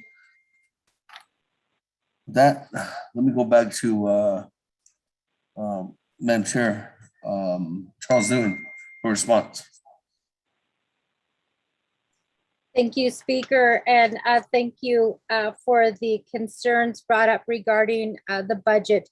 In terms of, I do agree regarding the 3 branch agreements, and I've also questioned that myself. I feel like if anything, it's done backwards. So the 3 branch, Chief Justice Jane, Speaker Damon, and President Nez decide a budget within their respective branches and say that they're going to be within those budgets. And I know that oftentimes, we've questioned whether that is the right way to go, as Delegate Otto So is always bringing to light. And I agree 100% with him that they've already made the agreement and that communication should be going up the ladder. However, as delegates, we all know that that's not what happens. And as much as we say we want it to happen and that it should happen, we know that it doesn't happen. There's a lot of, there's usually no communication going down. And many times us delegates argue about the boots on the ground, saying that, we do communicate with the boots on the ground, and we hear their concerns and we try to take it up to the directors. And it's really unfortunate, being a first-time delegate, it's really unfortunate what I see. And that is that many of our Navajo Nation employees, many of them do come to us at one time or another as delegates to inform us about what's going on within their divisions or their departments, within their offices. We hear about bullying, we hear about, a lot of things that happen. And oftentimes we tell them that we can't get involved in those personnel matters. And it's really, again, it's really unfortunate to call ourselves leaders and tell our Navajo Nation employees that we can't, immerse ourselves into those types of issues, which is kind of what's going on now with the budget. I don't think it's a surprise to any of us. If it is, don't be too shocked to hear that the communication doesn't flow during budget. So many of our divisions and departments, they're not asked what they need or what they, what is absolutely necessary to provide services to our people. And I agree, every year we hear about carryovers being granted, and then we hear about departments and divisions, that spend money quickly towards the end of budget session as a means of showing that they did spend the money. We all know that's happening. As delegates, we know that's happening. And it's a question, I guess, within the executive branch that should be addressed by the president, by the vice president. And I think it's an issue that is going to continue to come up until a president is elected that is going to address the issues within his own house, which is within the executive branch. But I can say that many of our divisions and departments were not, they didn't have the opportunity to really come forward and talk about what they need. You can stop at any office within your community, just stop off and ask them if they really have the funding that they need to be able to address the issues that division or department is supposed to address. And they'll tell you no, that they need more things. And so I know that I try to make an effort within my community to talk to the different divisions and departments who are oftentimes, I will state for the record, they're oftentimes scared to talk to a delegate, because we have all seen those memos coming out from the president's office that say, don't talk to delegates. And we've also heard those stories as well. So to Delegate Otto So's point that, that this is a communication issue, I do agree with you. It is a communication issue. But I guess the question is, do we turn a blind eye to these departments and divisions that were not consulted with their budget needs and say that they, have to make do with what they have? I would hope not. I would hope that these divisions and departments know that they can access their delegate to talk to them about their concerns with their budget and try to address them, as did criminal investigations and as did the veterinarian program with me when they did schedule meetings to talk to me about their budget. So in terms of, the communication going up the ladder, I agree with you, but I think at the same time as delegates, we all know that that's not happening. And my job as chair of Law and Order Committee is to try to assist those divisions and departments with their budget needs. And it did come up at Law and Order Committee. To be clear, colleagues, this did come up at Law and Order Committee. However, we, the Law and Order Committee, didn't get any guidance on the unmet needs, on the general wage adjustments, and then also the carryovers. And I believe it was Delegate Otto that asked that question during a committee meeting. Were those addressed during the three-branch agreement, when the three-branch agreement was made? And that question was never answered. So all I'm trying to do is trying to assist criminal investigations, knowing that they do need assistance at this time. I think it kind of does go forward to what Delegate Kiala-Bigay brought up, and that's, he brought up the example of catering and refreshments. Delegate Kiala-Bigay, the Department of Public Safety, each one of the agencies does have a catering and refreshment budget. And I looked specifically at your area, Delegate Kiala-Bigay, within the Chinle district. They did request also for catering and for refreshments as well. And that amount is with promotional items, gifts and awards, catering and refreshment, $3,200. And that's for your agency, Delegate Kiala-Bigay. The officers with this funding, they get water and also small snacks in the event that somebody, I guess a prime example is when somebody goes missing and they go out into the field, they purchase water for officers to carry within their unit. And also, again, small snacks. I also had a problem with that line item when I became a delegate in 2019. I questioned Department of Public Safety on why they need that. And in my mind, I was thinking of catering events, like parties, but it was explained to me that the money is used towards purchasing, again, water for the units and then also small snacks, because many of our officers get called out into various places, and most stores, actually, as we know, the stores are not open that late. So Department of Public Safety does try to assist officers with water and also small snacks, as does the Criminal Investigations Department. So I just want to clarify that they're not throwing any parties or having any dinners. It's really just to try to assist them when they're out in the field. And the example that was provided to the Law and Order Committee in 2019 was when people, when they're reported missing and there's officers and criminal investigators who get called out to the field, they do use, I guess, that funding to help assist them with water and also small snacks. Each agency does have a small budget for their catering and for their refreshment for that very reason.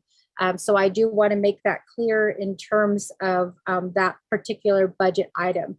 And then as far as the office equipment that's needed, many, as we all know as delegates, many of our divisions and departments have outdated equipment. And it's really sad to see, our officers who are out there in the field with old laptops. And, being a new delegate in 2019, I myself received a laptop, or I guess it's a tablet. We all did, as we all did receive a cell phone that is, being paid for by our budget. And so criminal investigations is the same as with any division department. They do have equipment that it's outdated and that is needed to help assist in their, moving forward with their caseload. As Delegate Prati, eloquently stated, many of our criminal investigators and our officers, they have large caseloads, and we put them in this position where we expect them to meet that caseload. And we get upset with them when they don't meet the needs of our people, and we ask them these questions. But our criminal investigators in Shiprock, we're supposed to have, I believe it's 7 officers for our 7 criminal investigators. We have 3. And those 4 positions have been advertised, but they're not being filled. And so 3 criminal investigators who are covering the entire Northern Agency is a lot of work for our criminal investigators. And so we're starting to see that in each of our agencies. So their workload has increased. And 23rd did pass the legislation regarding the medical examiner's position. But you are right, Delegate Kealan-Begay, that we have not had that discussion. It hasn't been included in the budget. All we can do is ask the director why this position hasn't been included in the budget. But I can say, Delegate Kealan-Begay, that we, in 2019, we were successful in meeting with IHS and Dr. Jill Gem to see if we could fund this position, the medical examiner's position. At that time, we did get good news that it was going to be funded. However, because of COVID, the money that was supposed to be used for this medical examiner's position wind up being used for COVID. And so we lost out on the position again. But I have had discussions with Dale West, who has been pushing the medical examiner's position. And we've talked about, including it within the budget. And right now, the problem that we run into is the fact that the 3-branch agreement has already been decided. If the 3-branch agreement was done, before or after consulting criminal investigations, there would be a budget unit or a business unit established for the medical examiner's position. However, the criminal investigations was told that it's probably, going to happen another year. But that falls back on us as delegates. If we want to fund the medical examiner's position, we have to understand that the medical examiner position is going to have it's going to have to compete with what we're seeing at the county and at the state level. And right now, I can say that there was already talk about how much the controller Pearline Kirk was making at one point. There was a lot of controversy surrounding that. And right now, if we were to fund the medical examiner's position, it would be more than what Ms. Kirk was making when there was controversy surrounding her salary. We cannot compete as a nation. We cannot compete with the state and with the county in these medical examiners position. And I think we can also say the same thing about a lot of our positions that we have here on the Navajo Nation. We are underpaying a lot of our professionals who come back here to the nation. And so in terms of the medical examiner's position, I'm ready to have that conversation with delegates. And I can tell you now that we are looking at paying our medical examiner, probably double what we're paying the controller, because these medical examiners have a doctor, like they're actual medical doctors who have experience. And if we're asking one medical examiner to cover the entire Navajo Nation, that's going to be a huge workload. So those are things that we have to take into consideration. But please know, Delegate Kealan-Begay, that we are working towards trying to fund that program. And we've even extended our conversations to Indian Health Services, Roslyn So, to see if that's something that we can actually get funded, as well as the Bureau of Indian Affairs Office of Justice Services, to see if that is a again, a position that could be funded by the federal government in terms of assisting Navajo Nation with the caseloads that we do receive. But at this point, we are asking our criminal investigators to carry a heavy caseload and to wear various hats each and every day, and giving them a little bit of money, every year. And so with the COVID, I think it's doubled the need for criminal investigations, and that's not really what we're taking into consideration. But I do hope that helps in terms of clarifying some of the information. And I would like to remind Delegate Otto that he did state that he was going to vote red for carryover. He did in fact vote green, I believe, for Department of Justice's carryover. So I just want to remind him that he did vote green for a carryover for a department and a division. Again, I've excused my bluntness, but I think that this does need to be stated on the record. Again, that many of our divisions and departments were not contacted. And if they were, they did submit a budget for their needs, but it was not given to them. And I do want to end that as delegates, we always complain about the federal government setting the budget for us ahead of time and saying in a lot of ways that this is the money that we're going to grant to you, make do with it. And we've talked about that with our 638 contracts. We've talked about that with our grants, and yet we turn around and we do the same thing with our Navajo Nation employees.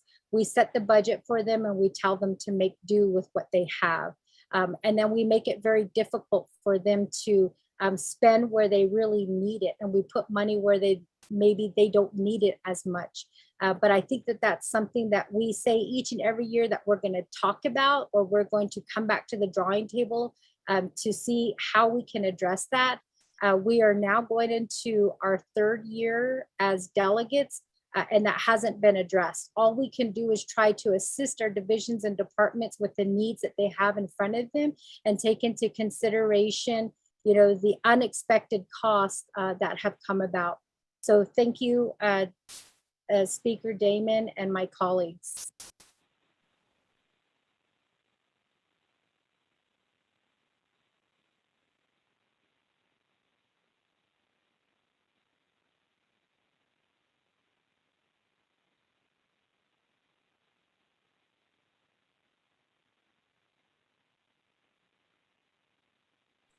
Thank you very much, Madam Chair Charlesman, the explanation and response.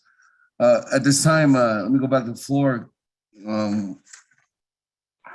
Members of the Naabik'íyáti Committee, we are on Amendment 1, held by Madam Chair Charles Newton, seconded by Honorable Eugene So. And colleagues, at this time, I do not have anybody else in the queue. Any other further comments or questions on Amendment 1? Speaker. Honorable Freeland. Thank you, Speaker. Chairman, if I may. Yes. Okay, thank you, Speaker. Chairwoman, for the motion and second Naabik'íyáti. I have some questions to OMB.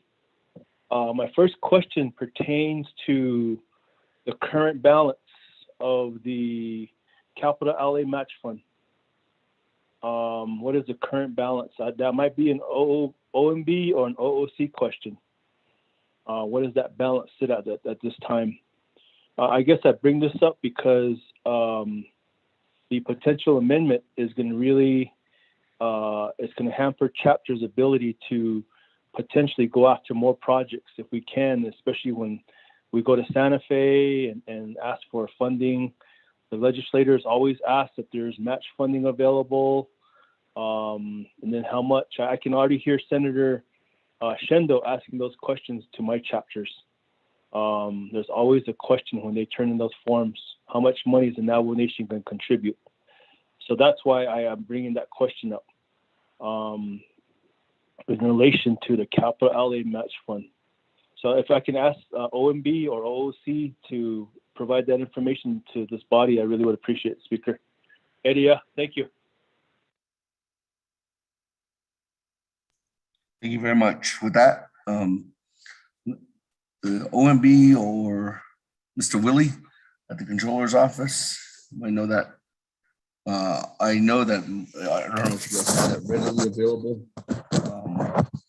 But I will come back to you again, looking for the amount of, or what the available amount of funding in the capital, what was it? Capital outlay matching fund account. That, colleagues, any other comments or questions at this time while we're waiting for that result from or response from OMB or the controller's office?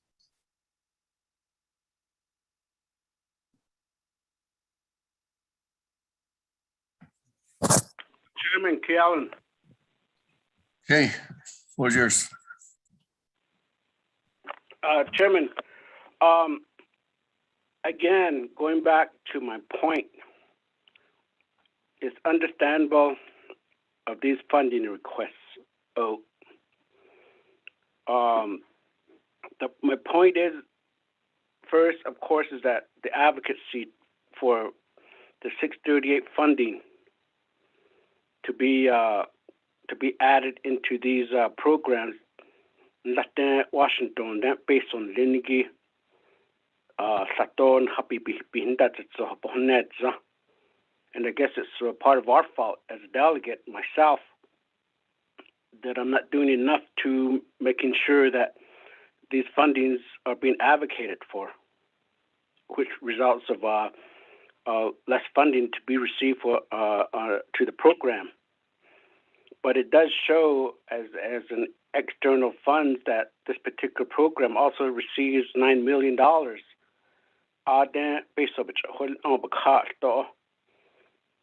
But I'm sure majority of it is for salary. But there's no, as a way it's been with during the response that I'm not picking on the program.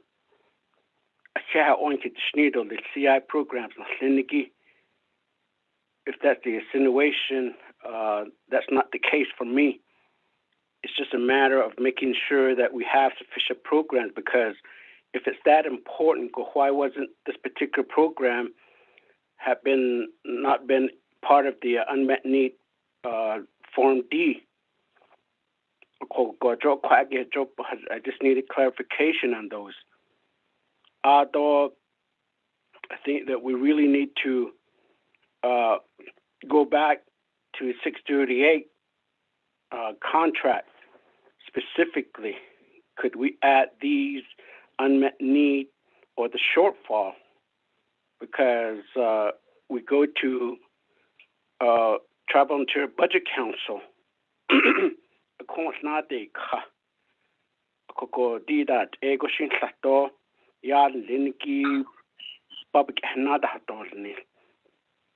Although my other question that wasn't answered is that potentially how much of this funding can be allocated from the opera funding.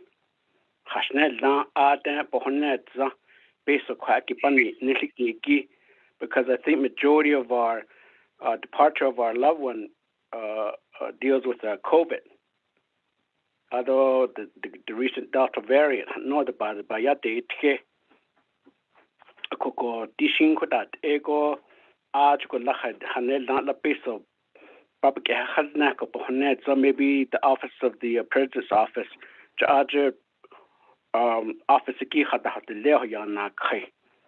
So is there potential that funding would be allocated from the opera fund for this particular program that could cover a lot? It should even probably double that the upper funding could be able to allocate funding to this program.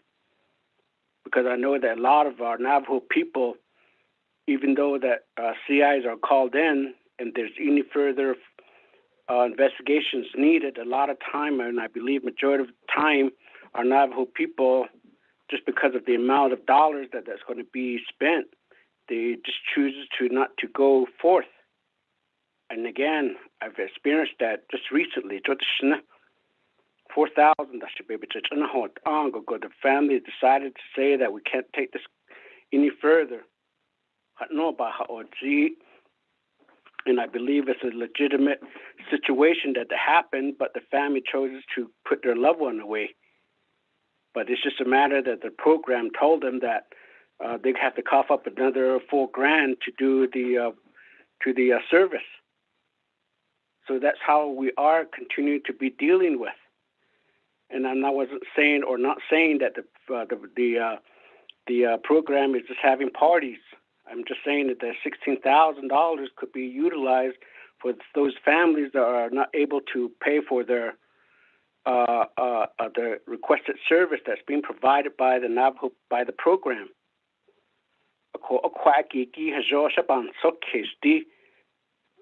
Going back and forth on my Navajo and English comments or questions are probably complicating things, but I try my best to stick with one language, so I try just to make sure that everything is clear of what I say. So Chairman.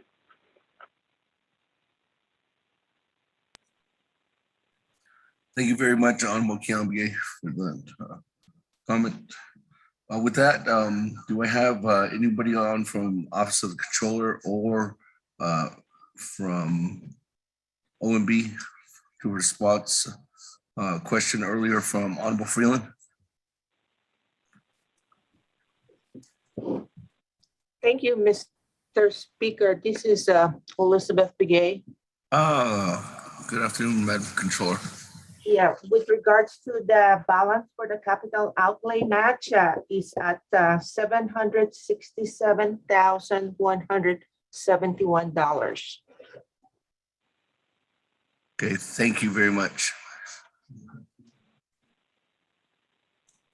That, colleagues, let me go back to, I don't have anybody again in the queue. Any other further comments before I go back to the sponsor of the amendment? Not. Madam Chair, Charles Owen, any further response? Speaker Damon, well, I guess in terms of Delegate Kealan Begay, first, I do want to make clear to all of my colleagues that I am very fluent in English, but I also understand Navajo as well. So going back, between languages, I think has really nothing to do with stating your questions. I believe I did answer the questions. I did write down specifically why was it not on Form D. And again, I will state it again. Many of our divisions and departments don't have that opportunity to present to us what it is that they really need. They are told basically the same thing that we are told by the federal government, which is this is the amount that you're going to get and you just have to make do. Many of our divisions and departments are told not to speak to delegates, and some still do, especially in cases where they do need help, as with criminal investigations.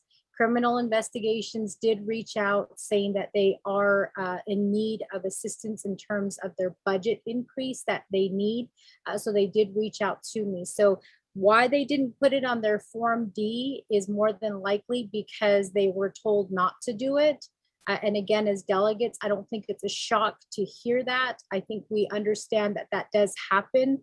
Many of our divisions and departments don't have that opportunity to really sit down and say, this is how much money we get, and this is what we do, and this is where we hit our shortfalls.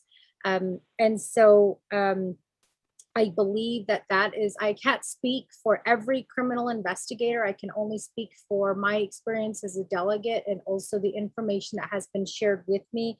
But I believe that is the reason. In addition to that, as delegates, we all know that there is a lot of retaliation that does happen, which is why many times we have to state on the record, no retaliation should be taken against any employee who is sharing information with us, or even in terms of talking to a delegate. I know that I've had to say that a couple of times, and I've even said that in emails as well. But I think the bottom line is Our divisions and departments are not, the budget is not discussed with them before the 3-branch agreement is made.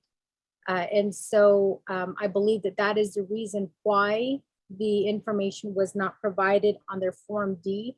We can only imagine how many other divisions and departments are out there who are in the same situation, that are afraid to reach out to their delegates to say, we need help with our budget.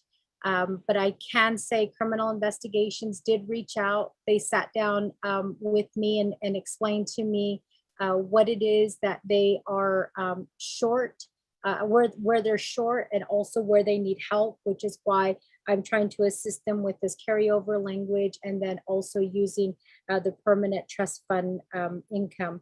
As far as the money being allocated from ARPA, I'm sure that there's going to be other projects or other things that were not included on this budget that criminal investigations will be asking for ARPA funds for. Namely, I can tell you that now Police Department and Criminal Investigations, of course, the 2 facilities that are needed, that need to be built, that are currently on the ARPA projects list, are kind of at the top of the priority, as well as equipment that's going to be needed for them too. So just as a reminder, Delegate Kialan-Bigay, the medical examiner's office is going to be included within the Shiprock Police Department and detention, I guess their judicial complex. It's going to be included in that as well. So those are funds that they're going to be requesting for using ARPA money. And then as far as the chapter projects, I think that I honestly didn't really think very much about chapter projects because these funds are for the people. A lot of our people are really distraught when death occurs within their family. And so these fees that are passed down by the state are fees that are passed down to the nation. And I believe at one point, and I could be wrong on this, but I think I was told that it used to be that the families paid for some of these fees. And looking now at the documents that were sent to us for an autopsy, $4,624. That is funding that's taken out of the criminal investigations budget to help pay for some of these fees. And so when we're talking about, 16,000 could go to a family to help assist with burials, or it could go to chapter projects. I just think about that family that's in need, that, is having to do what they have to do to try to bury their loved one. And I just can't imagine having to tell them that they're going to have an additional $4,000 increase in their burying expenses because of an autopsy, or even a toxicology, having been done, and the toxicology fee of $242. That's a lot of money. At least for me, it is. And I think for a lot of our Navajo families out there, it is a lot of money.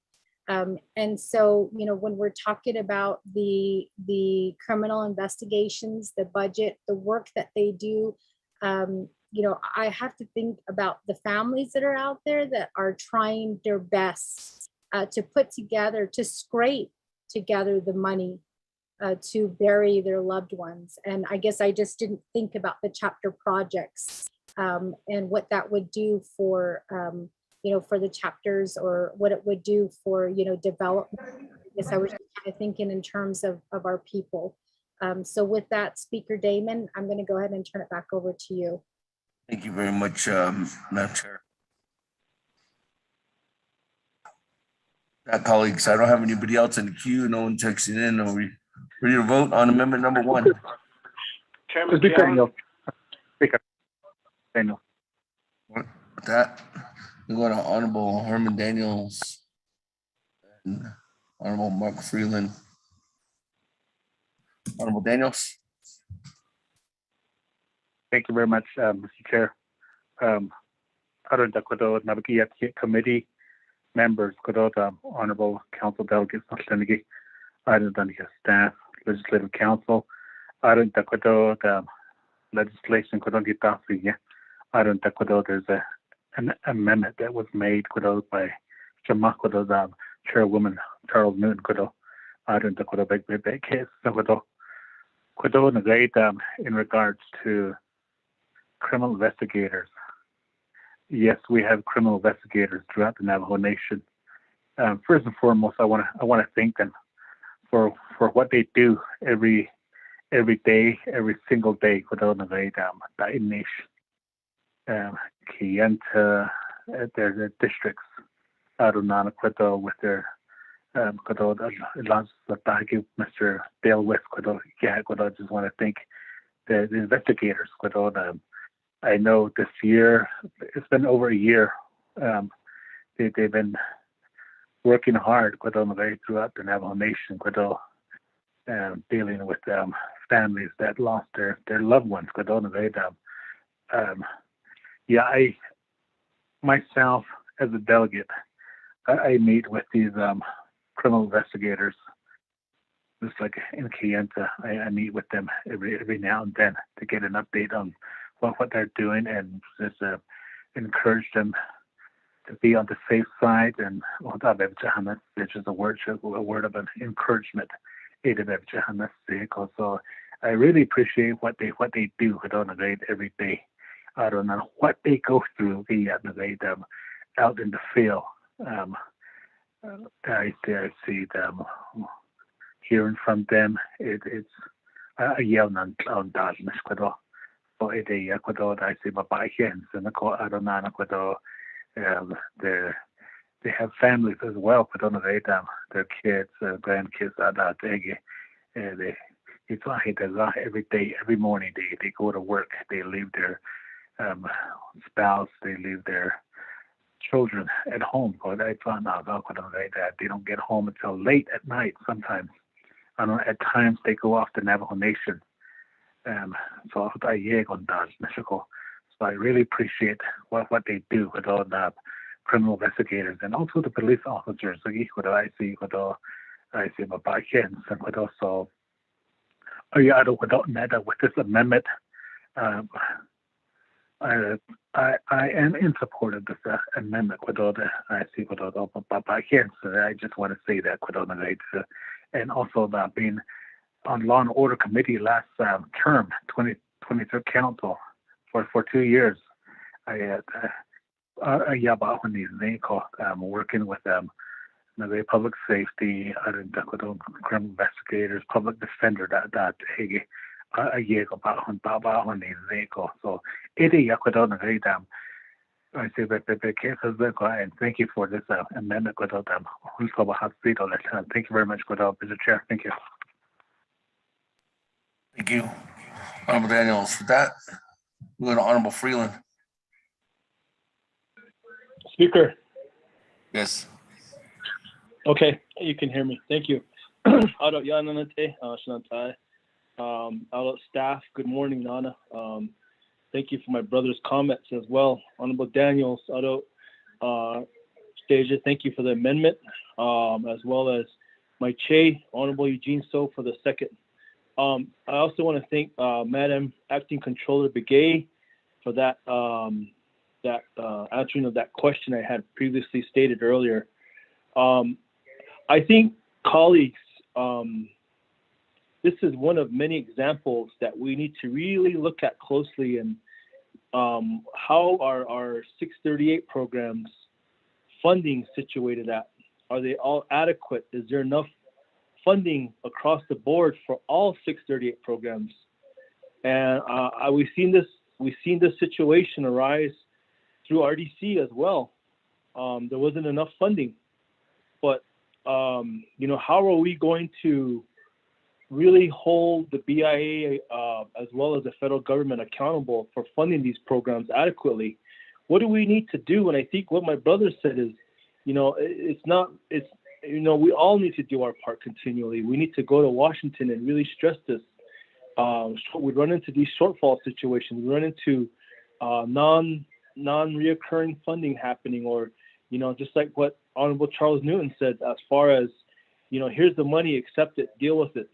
That kind of attitude, I think that needs to be really put to a stop, and we need to really hold our trustees accountable. There's many programs that are funded through 638. Law enforcement's one.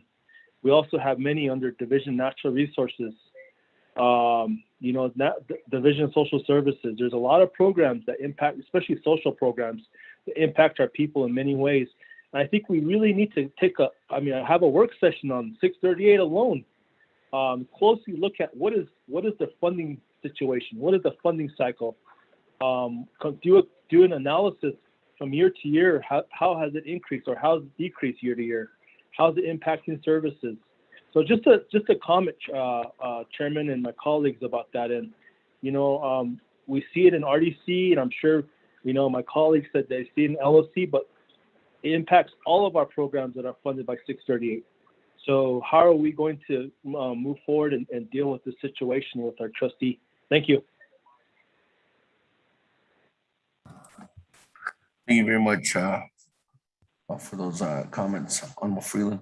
With that, colleagues, I don't have anybody else in the queue at this time. Any further comments or questions? Speaker Speaker Damon, Vice Chair Smith. Honorable Kiamge. Then Honorable. Speaker, let me have the other delegate that hasn't spoke yet. A.D. Bukato. Vice Chair Smith. I have Honorable Kiamge, Honorable Eugene So, and Vice Chair Smith. Okay, quick question then. I've asked a question to the Office of President, Vice President, if they have any plan to allocate a certain amount of funding for the CI from the opera funding. Speaker, that's my request.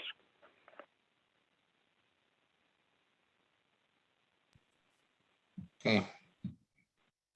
I don't know if anyone's on the line from the Office of the President, Vice President. Chief Paulson Chaco.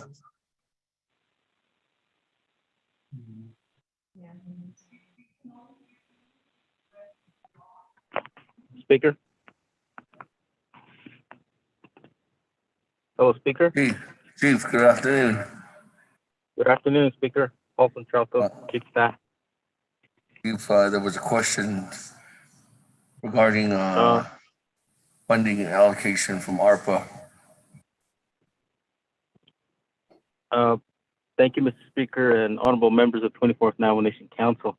We have received about 9,000 applications regarding ARPA, but we have not received any specifically for the CI unit to our office at this point, Mr. Speaker. Thank you.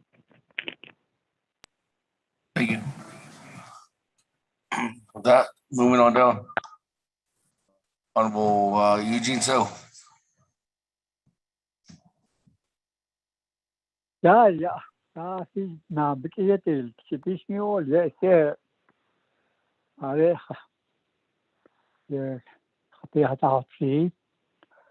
Over this case, when I was elected, I was thinking I was elected for the issues on the Navajo Nation. At eBay, I told me, I told me, and I said, what can we use on the issues at hand? Chris Kanda Shady Conim Mr. Felix 638.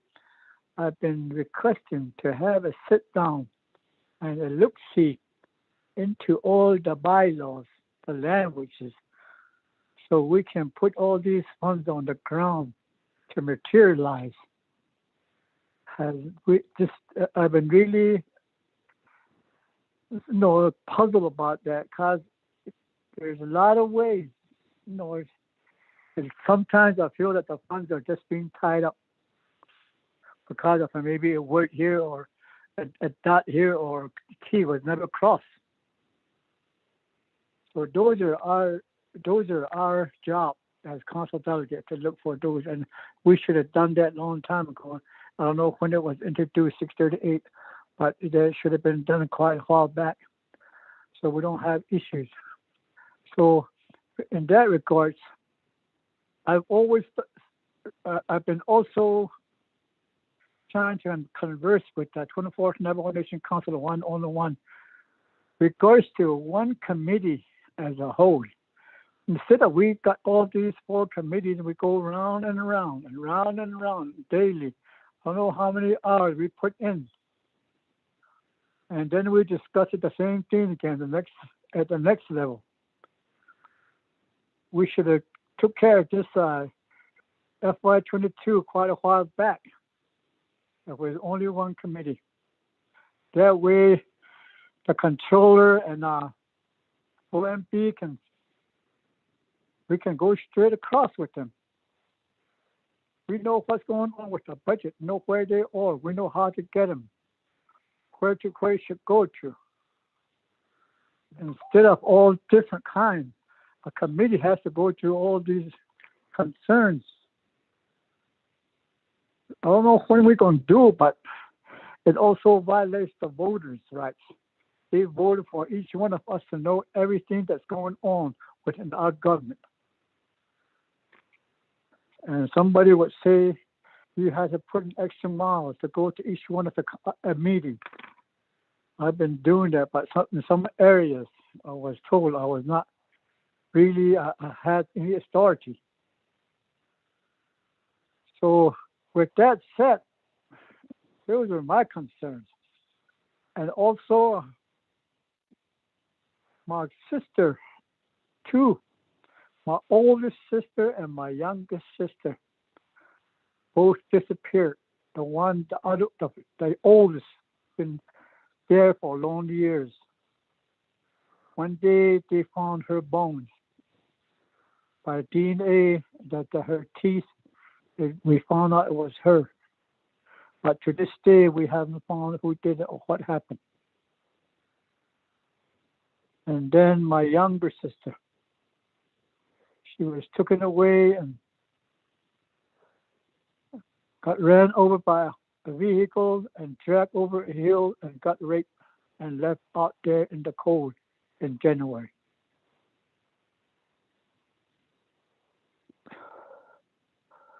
That's how I lost my sisters.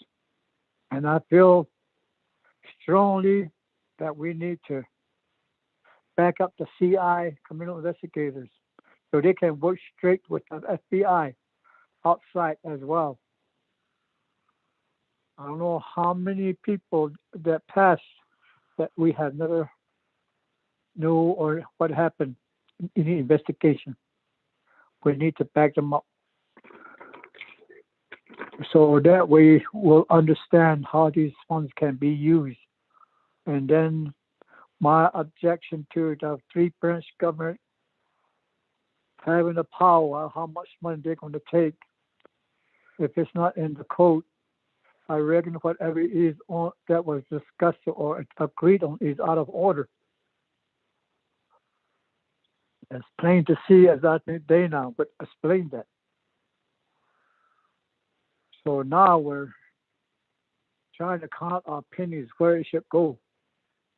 All the nickels and the dimes and the quarters and they used to have 50 cents, half a dollar. Now figuring out where it should go, and I thought we all figured it out. Now where it's going, now we can just approve it. And now we all have all these questions. I don't know if we should have set that long talk. It was one committee. It would have been better. It would have been 100% or even 110% better. I don't know when or how we understand as council delegate. This is the government. We should all be aware of and how it's running, how we can advocate for them. We should be stronger that way. Instead of a piece by piece and only a few people have the most authority. I'm pretty sure they don't like my one committee as a whole because they have jealousies because of being the chairperson is got more authority than anyone of us that are not being chair or vice chair. So that needs to change as well. No, there's no way you can splice it to say it's better. It is, I should what speaker should say. So con staff amendment cases in the gate about hasn't got a cases on the space oh hayi the last and that's on. Said other chatters either because of COVID pandemic is many cases or 80 days of hard and yet she eat up on her then. She asked for the men higher the way us it's they're also working for the committee out there that were those voted us in. The chair, the speaker. Thank you, Mr. Chair. Thank you very much, Honorable Eugene. So with that, let me go to Jeff. I have two more of our colleagues in the queue, so let me go to them and then I'll go back to Madam Chair Charles Newman. Vice Chair Smith and then Honorable Jamil here. Vice Chair Smith, floor is yours. Thank you, Chairman Damon of the Naabik'íyáti Committee and those that are listening in, and committee members of the Naabik'íyáti, those that sit for putting in the amendment. I guess the first question would be the email that was sent. There's two of them. Is there going to be two amendments coming forth, or is it just this one that we're talking about right now? After we vote on this, or if it gets passed or not passed, depending on what may take place, is that next in the list on the, I see two amendments in there, and then I see a budget. The other question I have too is 638 is not a question, is a self-determination. And self-determination is where one day we will be able to fully fund 638. That's the reason why it's called self-determination. I keep hearing 638, not only public safety, but other 638 programs. We need more funding. One of these days, the federal government's going to pull that underneath us and say self-determination. That's what you guys were going after.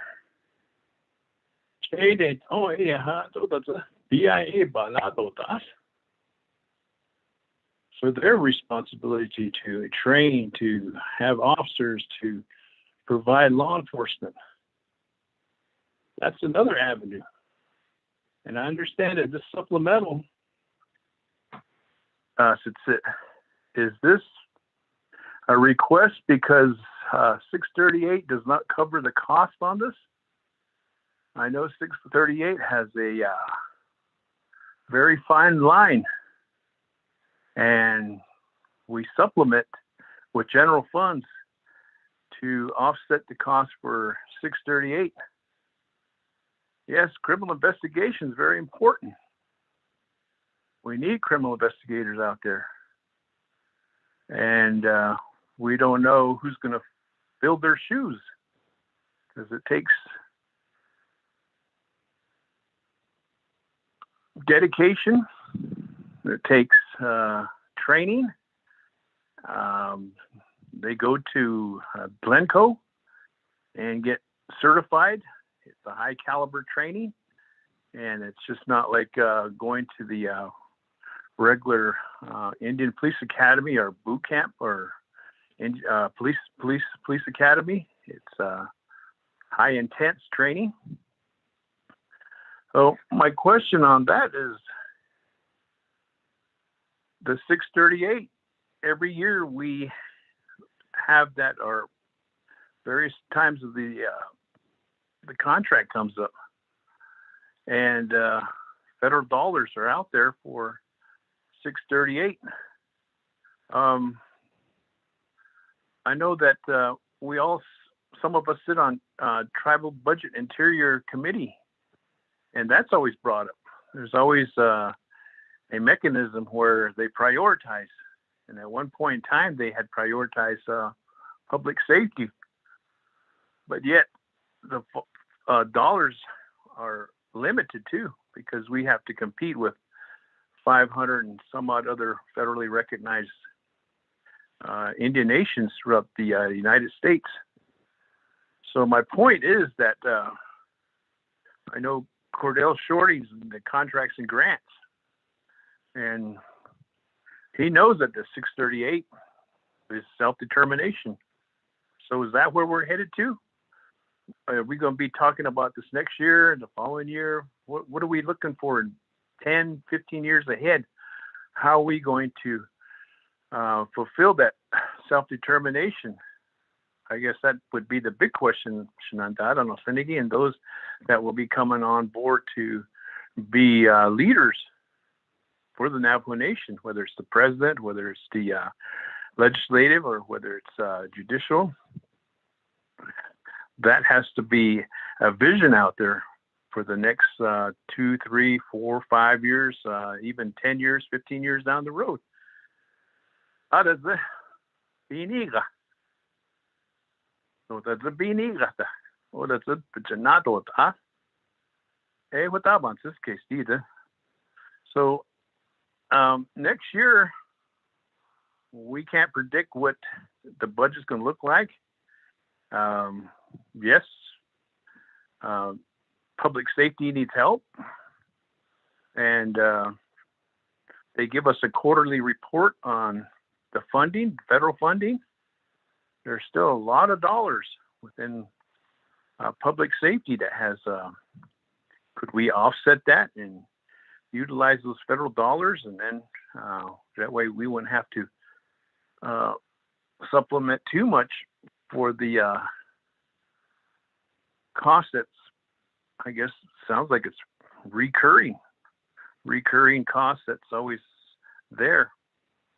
But those are my concerns, my questions, and my comments on behalf of the 638 and what we're doing and how we're going to address that in the next 5, 10 years. Maybe we need to sit down with Bureau of Indian Affairs and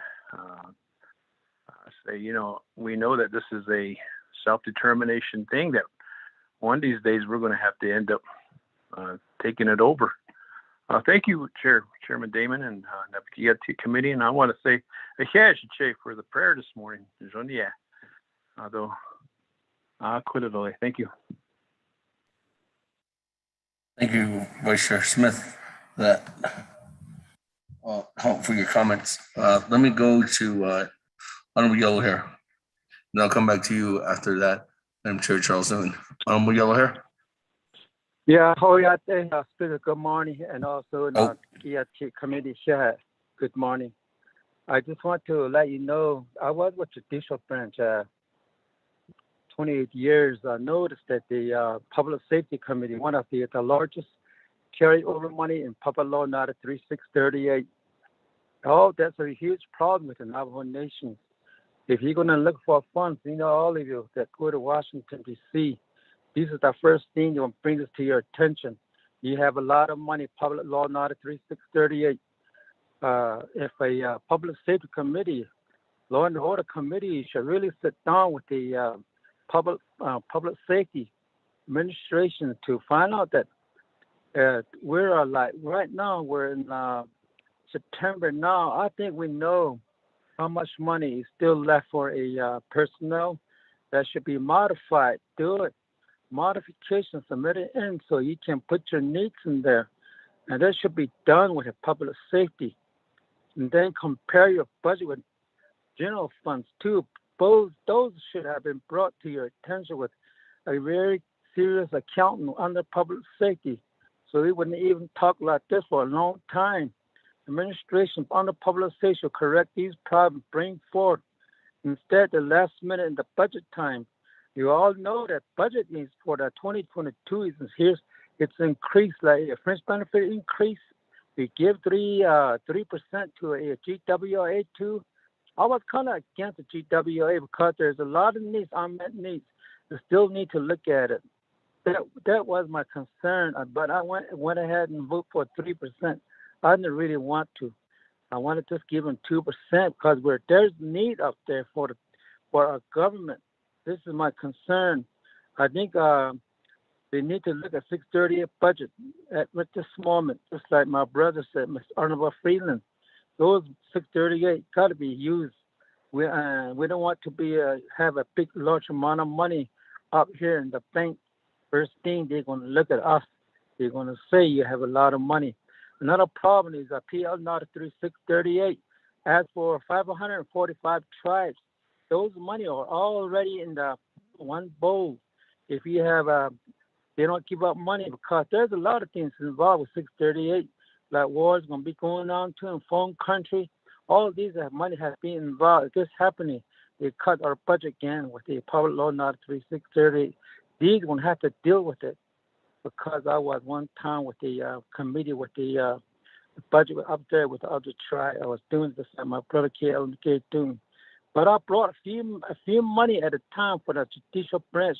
Not so much. That's a few, like maybe 50,000 a grand or something like that. So it takes some time to build up money for this PM 3638. My recommendation is I think administration need to look at the 638 savings, how much they have. They can modify it. That's all I want to say. Speaker, go back on mute now. Thank you. Yeah, Speaker, let's take care of business. Thank you very much. With that, let me go back to I'm Chair Charles Newton. Thank you, Speaker Damon, and also colleagues. Thank you for the questions and the concerns. As to Delegate Kialan-Bigay asking the question to OPVP in terms of the applications that have been submitted, and he said nothing has come in from criminal investigations.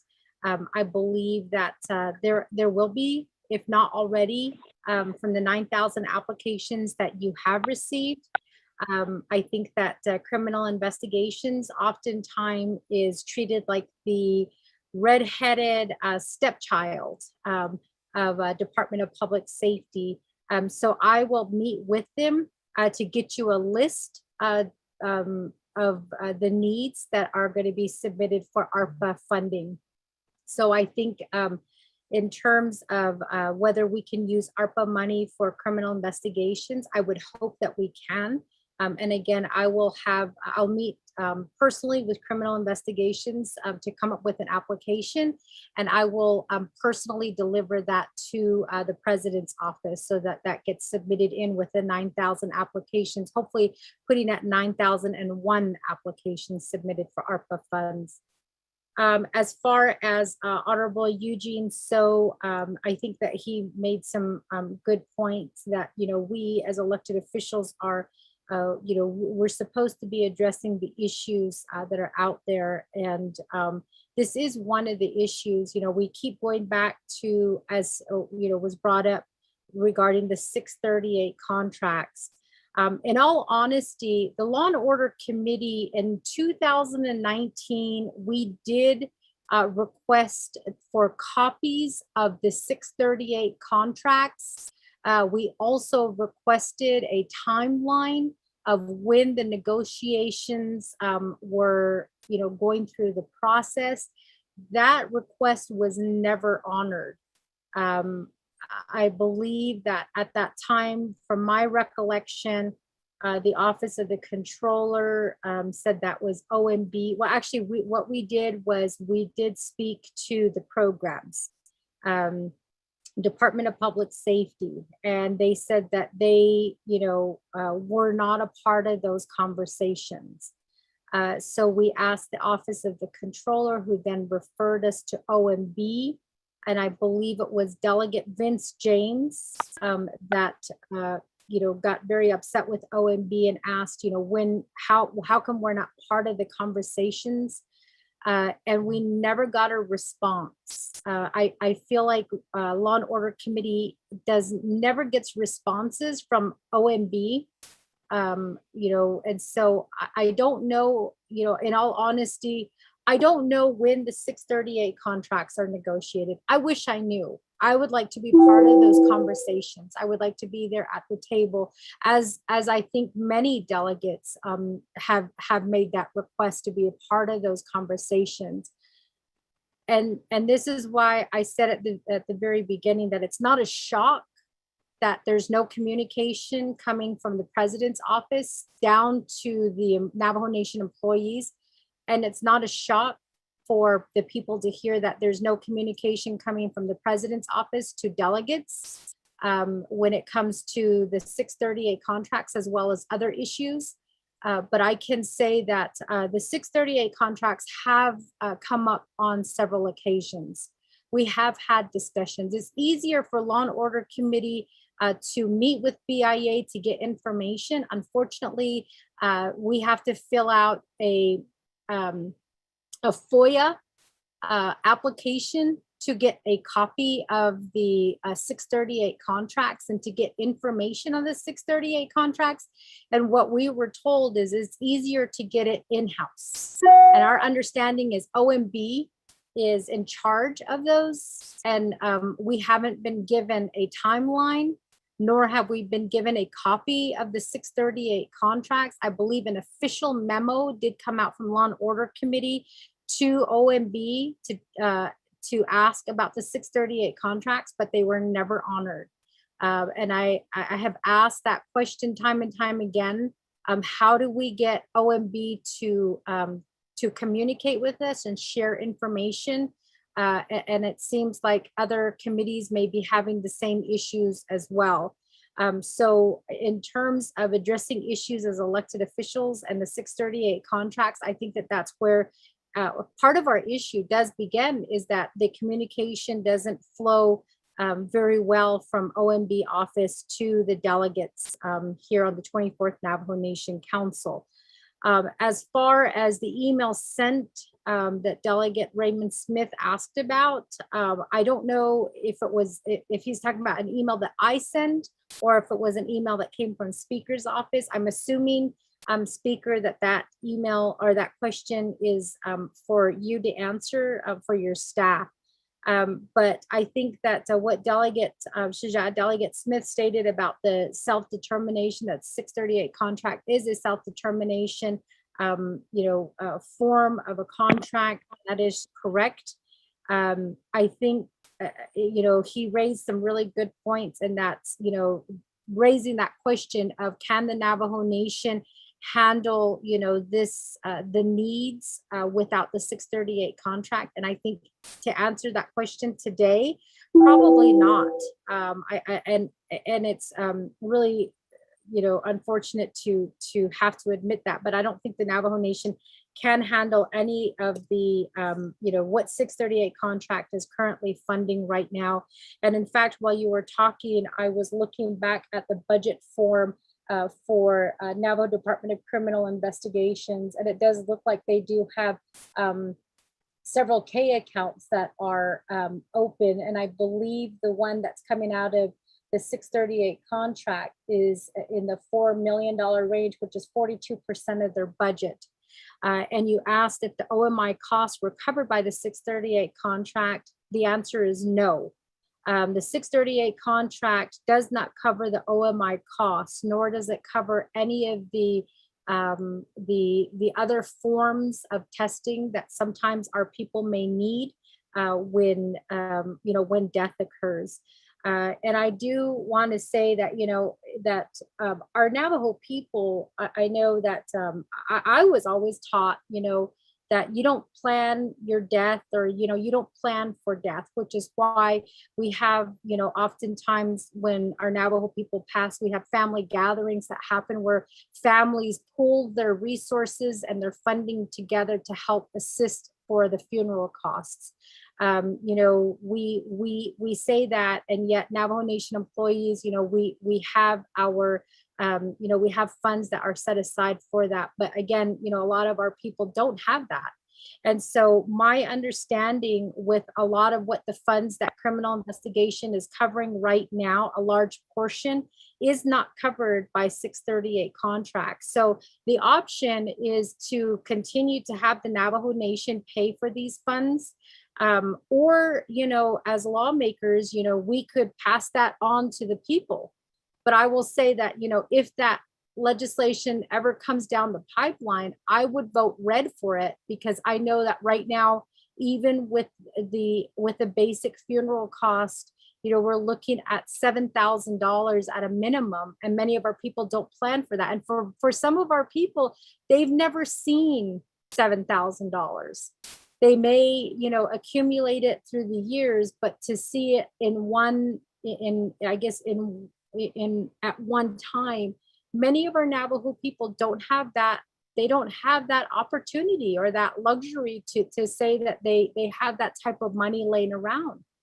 And if we add the additional cost, because we don't know how or when we're going to die, and that's a guarantee. Two things in life are guaranteed: you're born and you're going to die. We're all going to die. I hate to say that, but that's really the two guarantees in life. We just don't know how that's going to happen. And for many of our people, it involves having to get OMI involved in the process, especially with cases involving heinous crimes. And, those kind of costs, are people they can't afford to take on that type of cost. So we as lawmakers, we put that cost on the criminal investigators' budget, as we did with the medical examiner's responsibilities. We put that on our criminal investigators. And right now we're having this lengthy discussion about, whether we should give them funding or whether we shouldn't give them funding. But I think that somebody is going to have to pay at the end. And so it's going to be a question of, do we continue to fund criminal investigations for some of these costs that we have given them, that the lawmakers, that the delegates have given them, the responsibility that we've given them, as well as the added costs of those responsibilities? Do we continue to fund that, or do we pass that on to the people? Because in the end, the state is going to be standing there with their hands out expecting payment.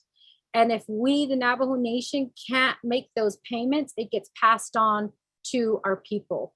And I'm not ready to have that discussion now with any of our people, where they've talked about, what they've had to pay for in terms of trying to bury a loved one. So especially with COVID happening.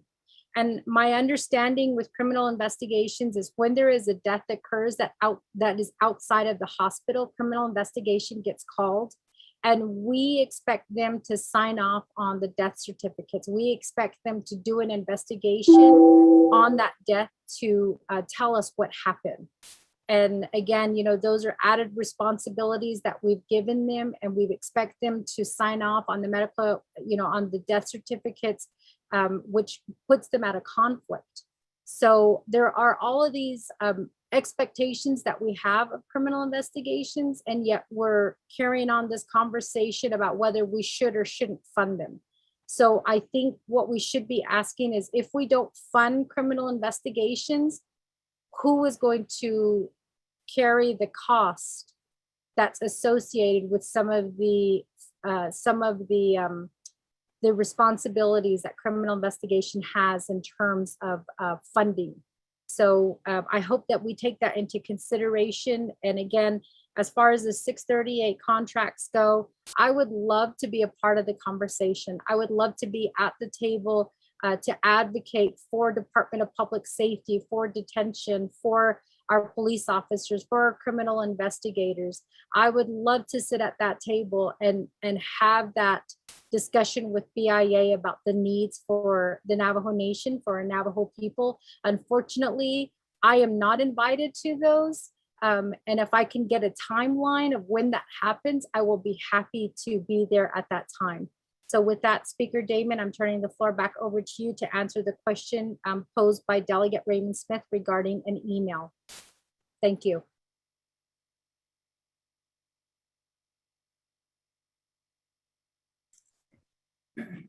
Let me go back to Vice Chair Smith. Vice Chair Smith, was there a question posed to myself? I didn't hear a question that was posed myself. Maybe I missed that. Vice Chair Smith, floor is yours.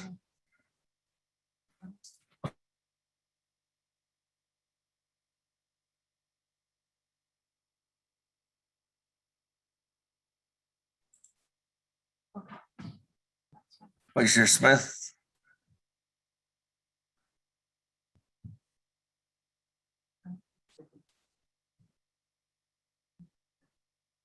That, colleagues, let me go back to the floor then. I don't have anybody else in queue on Amendment 1. Is there any further comments or questions on Amendment 1 at this time? Honorable Madam Chair Naabik'íyáti, floor is yours. Yes, thank you, Speaker and colleagues. I just wanted to state, since this is a recorded session on the record, I want to respectfully disagree with Chairman Smith's interpretation of Self-Determined Act for legal reasons, and in understanding when that act was passed in the 1970s, that really is for the nation to self-determine how we utilize the funding. It is not an indication that the nation believes that the federal government has been relieved of their treaty obligation to provide protection to the Navajo people. So I think that's important to note, especially as we move forward, just like how judicial branch had to sue our federal partners. There is conversations on how the Navajo Nation should address this over decade of underfunding our public safety, and how that has resulted in the crisis that we see here in our Navajo communities and the amount of violence that we continue to see. So thank you, Speaker. Thank you very much, Madam Chair. With that, colleagues, any further comments or questions? Speaker. Chairman Allen. Honorable Freeland, and then Honorable Kalambigue. On Amendment 1, Honorable Freeland. Thank you, Speaker. I did make a request, Speaker, for a work session on all of our 638 programs. I don't know if you had heard me or if anyone did. I think we need to start preparing now, because the current funding agreements for all our 638s should be starting soon. And I believe they'll be finalized by December? And if I don't know if this comes up on TIBIC, but we really need to position ourselves in our 638 programs. It's, in this case, public safety, but all of our 638 programs. We really need to have a strong case. So I make that recommendation for us to get together and really put a good case together for our 638 funding sources. Thank you, Speaker.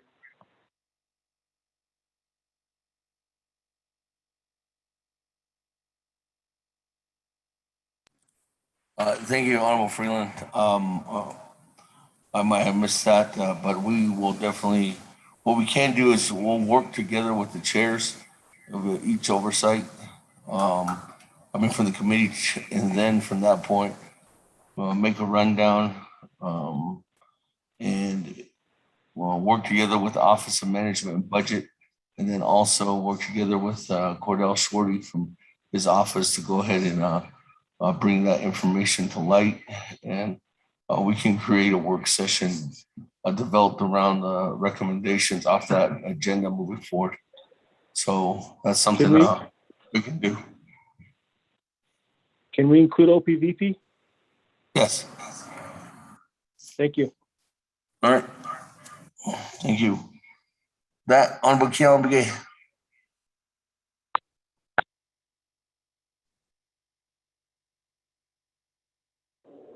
Chairman Kealan. Yes. This is Naabik'íyáti committee meeting, right? Speaker. Honorable Kalambigue, yes, we are in Nabi. Thank you. Just need to clarify that. This is the time and the meeting where we could go on and asking and get correct information. And I believe that's the purpose of this Naabik'íyáti committee. So in terms of making sure that everything we forward to the council is all talked about. Akoko kodo Naabik'íyáti. Akoko, my questions, speaking for myself, doesn't indicate otherwise of me opposing or not supporting. Supporting it or not supporting it.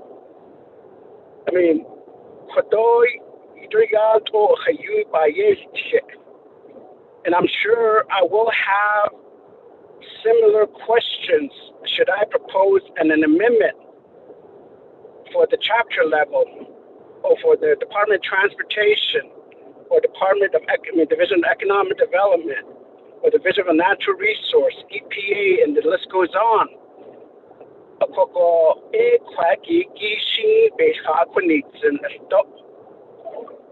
series of questions doesn't indicate for me to oppose the funding to be given to the program.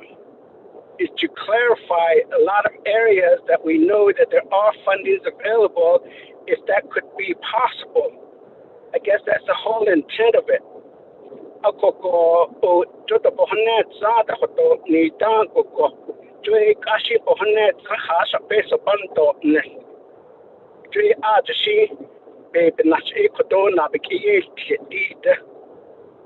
Akoko alabet ahnat agogo bet anha itsi jogot ego kodoya dathe. Akoko odat ochotenil zeto ado dat it at o it at okodat zelt ad nayan sita kesla. Jukhage in late bande khe chapters bichita huit Khaled an histo peso sa ado na khain keta. Peso la ado san handet ada. Alet ajut peso dit asa bandet jogodat ego shown hit the nata do the chapter officials that baby snahui netodit ego benna ayadan that test joti ni go ad hanen linigin natahit aki ki stop es ha kunits no yat baby nachiko do straight out. Ana itinis kitikito dit ala inat bench hanasi short ego bohol to sahonanat ben nachigo dicodoniria namaskadi ya hazit dibikine no kwaki miri bane kreki kwaki go be clarify and the slag of she bakasan the dole did benachina itish kitiki chairman what I last seat on this. Thank you.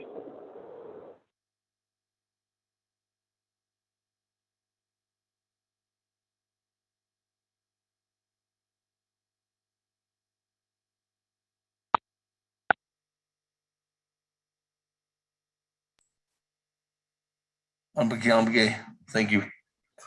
Colleagues, here we are at Naabik'íyáti committee, and if there's questions, Delegate Cotty. question of privilege, Madam Chair. Yes, thank you, Speaker. Can we have the delegate repeat what was his statement or his question? I didn't hear that full, complete sentence. Thank you, Speaker. Honorable Calumbier, was there a question? Chairman, yes. I made a statement of my question, a series of questions that I've made, just like you indicated, Ms. Crotty. I just clarified some of the areas that my comments or question is not intention to defeat or opposing this particular situation. My intent is to gather more information of how we could be able to resolve if other fundings could be available so that we could be able to address that area. The funding could be funded from that area. If not, at the end, we could say that, yes, we could go ahead and move forward with this particular amendment. And also that at NABI committee, there's no set time or set limits of where we have a timeline or where we could be able to ask more questions and seek more answers. So that way, when everything goes up to council, we could have gathered all information to make the decision to act on these legislation. And another thing is that the reason why I've asked some of the question is that a lot of these questions could be asked and be forwarded to our local communities and chapters. And that's what I've indicated in my in the Navajo language. If that clarifies my the request, Chairman. Thank you.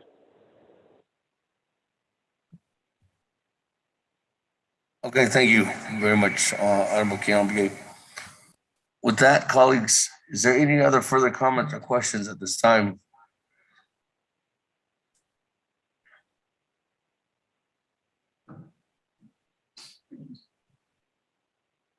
If not, again, moving back to the floor, if there's no comments or questions, Madam Chair, Charles Newton, is there anything else you'd like to say on Amendment 1? Yes, Speaker, I would just like to ask my colleagues for a favorable vote on this amendment to help with criminal investigations budget. And I would like to I hope that you support this. What I worry about, again, is the conversation that we may have to have in the event that funding does get shorter with criminal investigations, about covering costs for toxicology, covering costs for an autopsy. And I didn't know, in all honesty, looking at this fee form, I had to actually ask a lot of questions because I didn't know. To me, as a general, in the general public, I thought an autopsy was just an autopsy. But speaking to criminal investigations, there are various types of autopsies that are out there, and they all have different types of funding. Costs that are associated with those different types of autopsies that are performed on our Navajo people. And it's really unfortunate to have these kind of conversations here, especially at Naabik'íyáti, when we talk about, how this is a ceremony that we all are talking together and talking things out. And we sit there at council and we talk about, we have to be careful with what we say. And death again is something that is that criminal investigators and our police department, they deal with every day. And so all I'm saying is that right now criminal investigations is lacking funding that we should have addressed at the Law and Order Committee meeting, but we didn't because we weren't given any guidance on whether we could do this or not. I think by the time we got an answer, Department of Justice was the last to present before us, and we did approve their unmet needs and then also their carryovers as well. So it is in large part a responsibility of the committee, but we weren't provided any guidance. And for that, I don't think criminal investigations should be punished for that reason. So again, I hope I get your favorable vote in this amendment. Thank you, Speaker.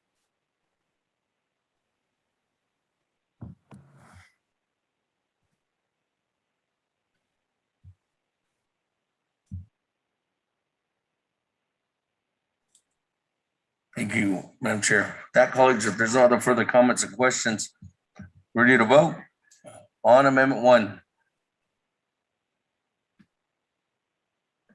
Going twice. One, 3 times. Let's go to board on Amendment 1. Honorable Elmer Begay. Honorable Elmer Begay. Honorable Elmer Begay did not vote. Honorable Key Allen Begay Jr. Delegate Key Allen votes green. Thank you. Honorable Key Allen Begay Jr. votes green. Honorable Paul Begay. Honorable Paul Begay. Honorable Paul Begay did not vote. Honorable Nathaniel Brown. Delegate Brown votes green. Honorable Nathaniel Brown votes green. Honorable Eugenia Charles Newton. Charles Newton votes green. Honorable Eugenia Charles Newton votes green. Honorable Amber Kanaz-Bakrati. Delegate Amber Kanaz-Bakrati, and I vote green. Thank you. Honorable Amber Kanaz-Bakrati votes green. Honorable Herman M. Daniels Jr., I vote green. Honorable Herman M. Daniels Jr. votes green. Honorable Mark Freeland, Green. Honorable Mark Freeland votes green. Honorable Pernell Halona, Honorable Pernell Halona, Honorable Pernell Halona did not vote. Honorable Jamie Henyo, Honorable Jamie Henyo, Honorable Jamie Henyo did not vote. Honorable Vince James, Honorable Vince James, Honorable Vince James did not vote. Honorable Rick Nez, Delegate Rick Nez votes green. Honorable Rick Nez votes green. Honorable Carl Slater, Delegate Slater, green. Honorable Carl Slater votes green. Honorable Raymond Smith Jr., Honorable Raymond Smith Jr., Honorable Raymond Smith Jr. did not vote. Honorable Green. Wilson Stewart Jr., Delegate Stewart votes green. Honorable Wilson Stewart Jr. votes green. Honorable Charlene So, I vote red. Honorable Charlene So votes red. Honorable Danielle So,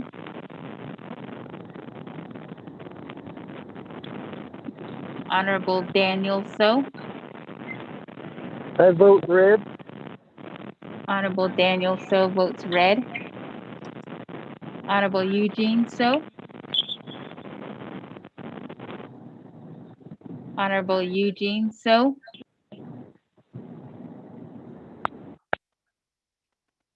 Honorable Eugene So did not vote. Honorable Otto So, Honorable Otto So, Honorable Otto So did not vote. Honorable Thomas Walker Jr., I vote green. Honorable Thomas Walker Jr. votes green. Honorable Edison Winika, Green. Honorable Edison Winika votes green. Honorable Edmund Yazzie, Agree. Honorable Edmund Yazzie votes green. Honorable Jimmy Yellowhair,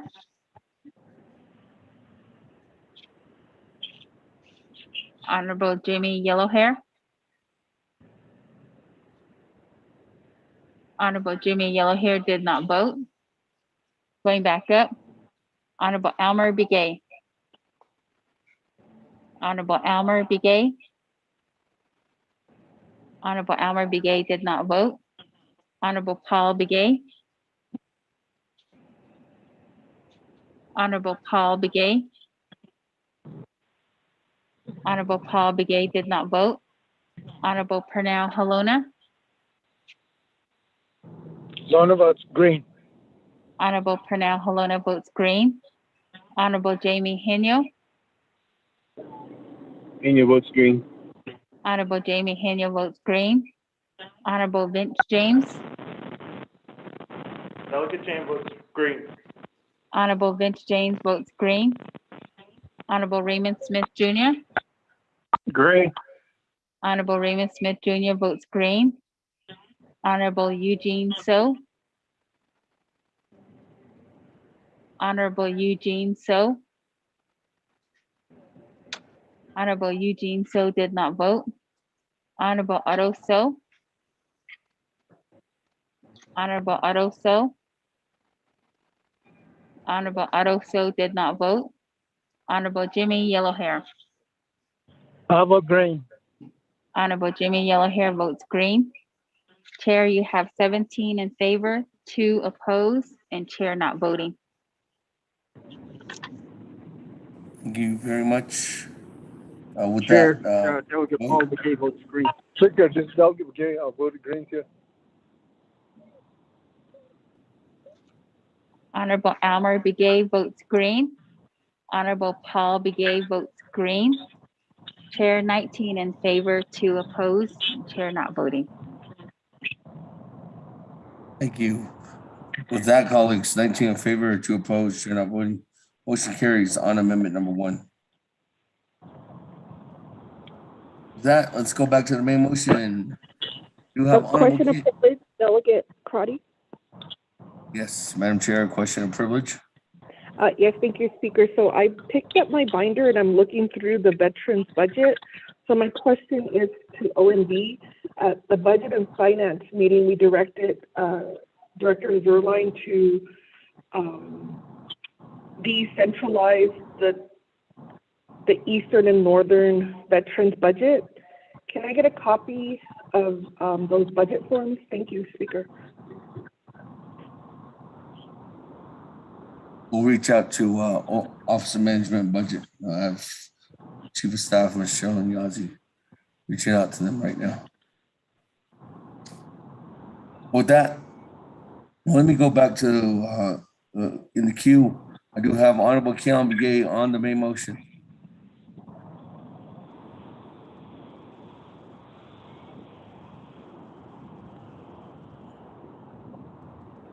Chairman Kellen. Oh.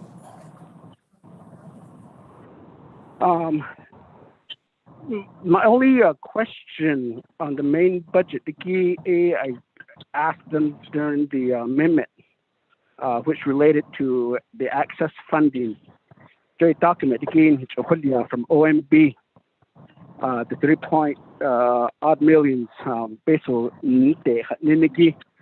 I guess my only question is that how do we start? I know we're going to start lining up for amendment for that particular funding. With this amendment that passed, almost half of it is now available. Those other unmet needs, how do we start addressing that?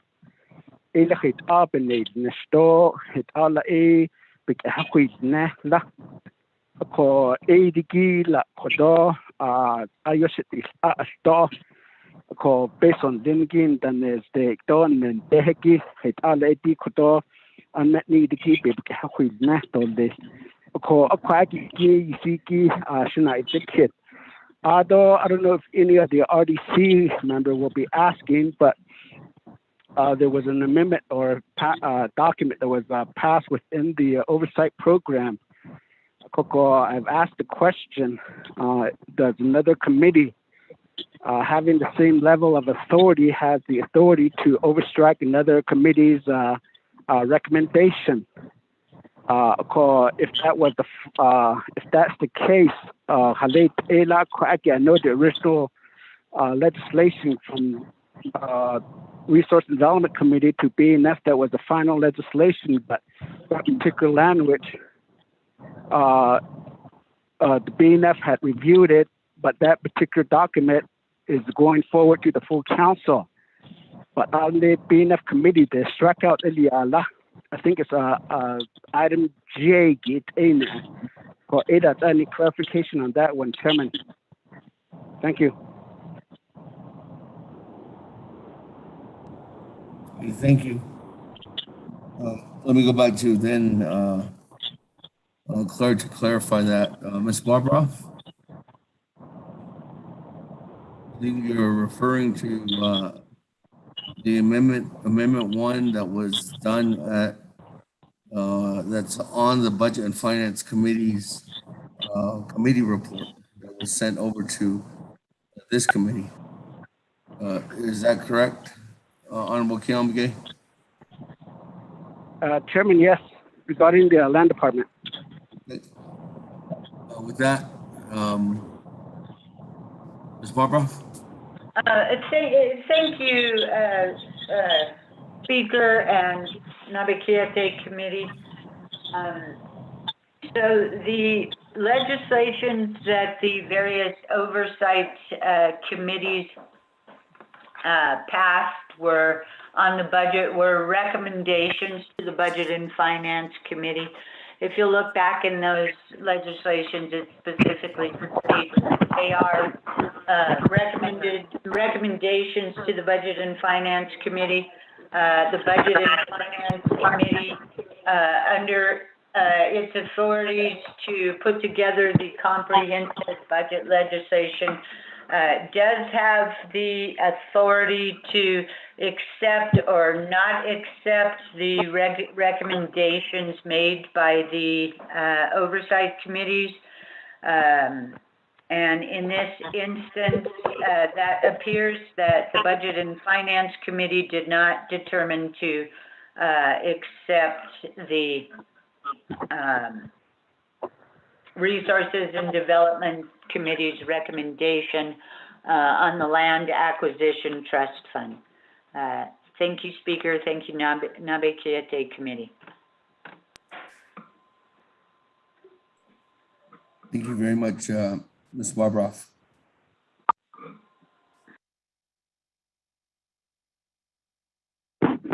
Question of privilege, Delegate Crotty.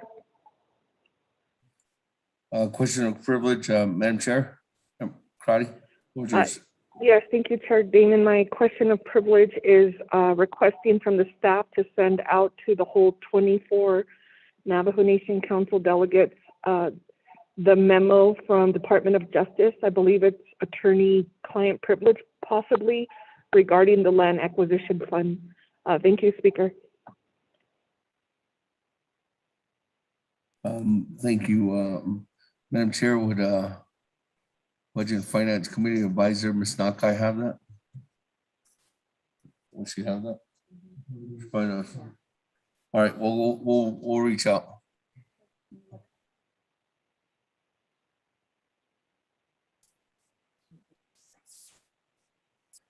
Yeah, Madam Chair, McCarty, we're working to get that.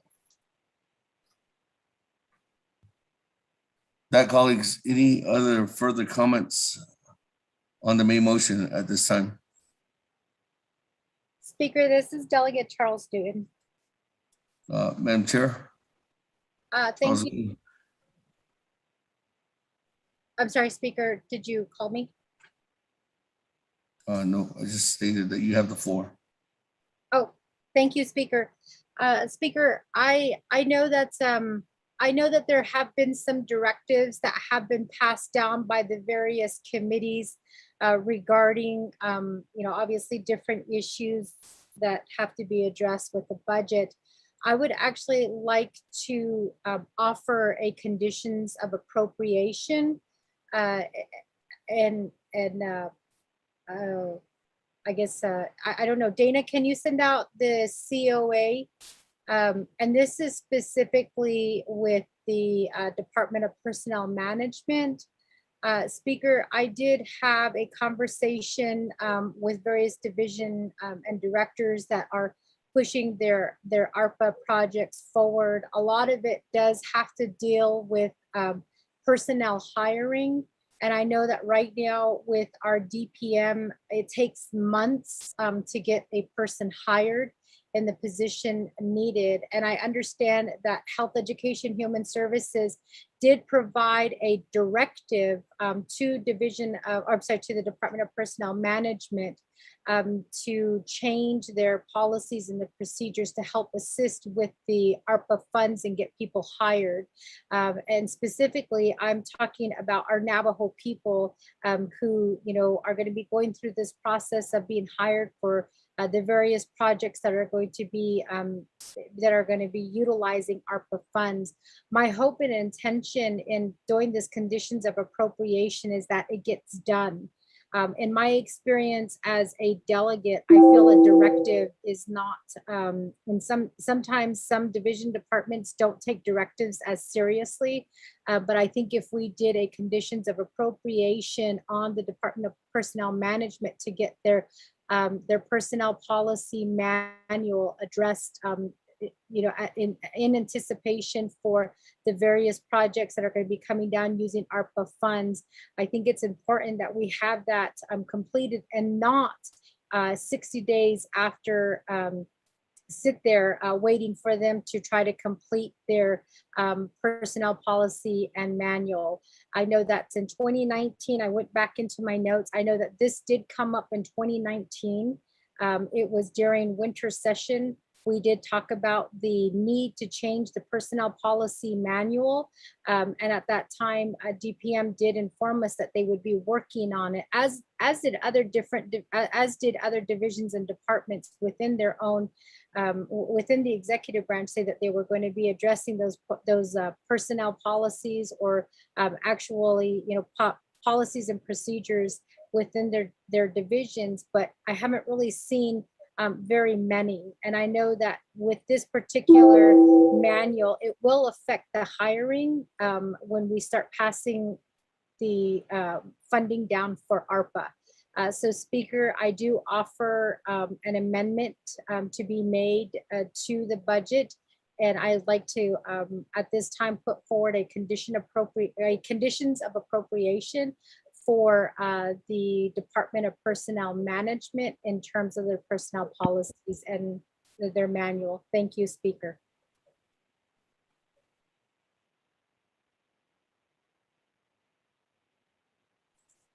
Thank you very much. That was just sent out, colleagues.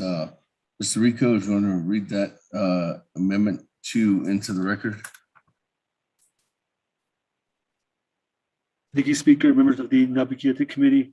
Amendment number 2, on page 1 of Exhibit H, Conditions of Appropriation, COA, of the legislation as amended and approved by the Budget and Finance Committee on September 3rd, 2021, add a new subpoint 2 under DHR Administration as shown in the underlined text below. New language 2, the DHR Director shall work with the Director of the Department of Personnel Management to implement the directive set forth in Resolution number CJY-41-21, Section 13C, to present proposed amendments to the Navajo Nation Personnel Policies Manual to, at a minimum, facilitate the expeditious hiring of personnel with NNFRF funds to the Health, Education, and Human Services Committee within 60 days after the effective date of this legislation, and report their compliance with the CJY-41-21 Section 13C Directive to the Naabik'íyáti Committee by November 1st, 2021. 2, renumber letters succeeding paragraphs, sections, and exhibits as necessary and appropriate. The Office of Legislative Services, the Office of Legislative Counsel, and the Office of Management Budget, with notice to the sponsor of the legislation, are hereby authorized to make technical edits to this legislation and its exhibits as necessary and appropriate to correct grammatical and/or scrivener's errors and to correct numerical errors, so long as such edits implement the Naabik'íyáti Committee's intent in approving this legislation. This amendment shall supersede inconsistent language contained in any other committee amendment, which language shall be conformed to the intent or language of this amendment. Mr. Speaker.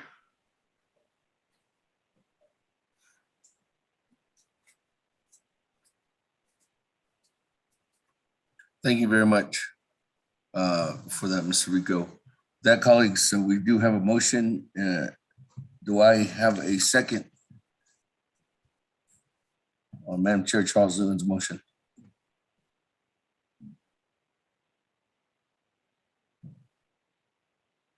Calling for a second. Going twice.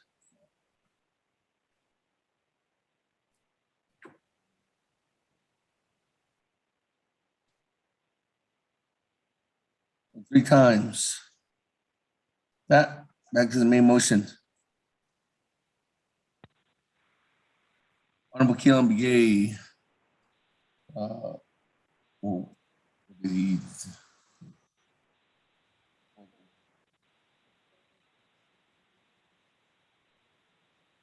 Okay, Honorable Keelan Begay, just to answer your question about the plan that's in place, that's to be addressed by the oversight committees. I would have to direct that to each one of your questions to the individual chairs themselves. I don't think that there is a plan. Maybe I can turn the floor over to the chairman or the sponsor and the chairman of the Budget and Finance Committee to see if there's a plan in place too as well. Chairman Nino?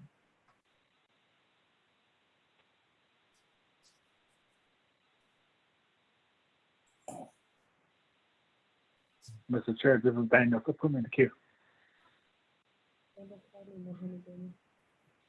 Okay.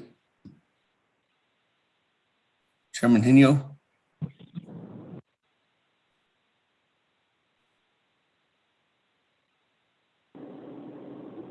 So Speaker David? Yes.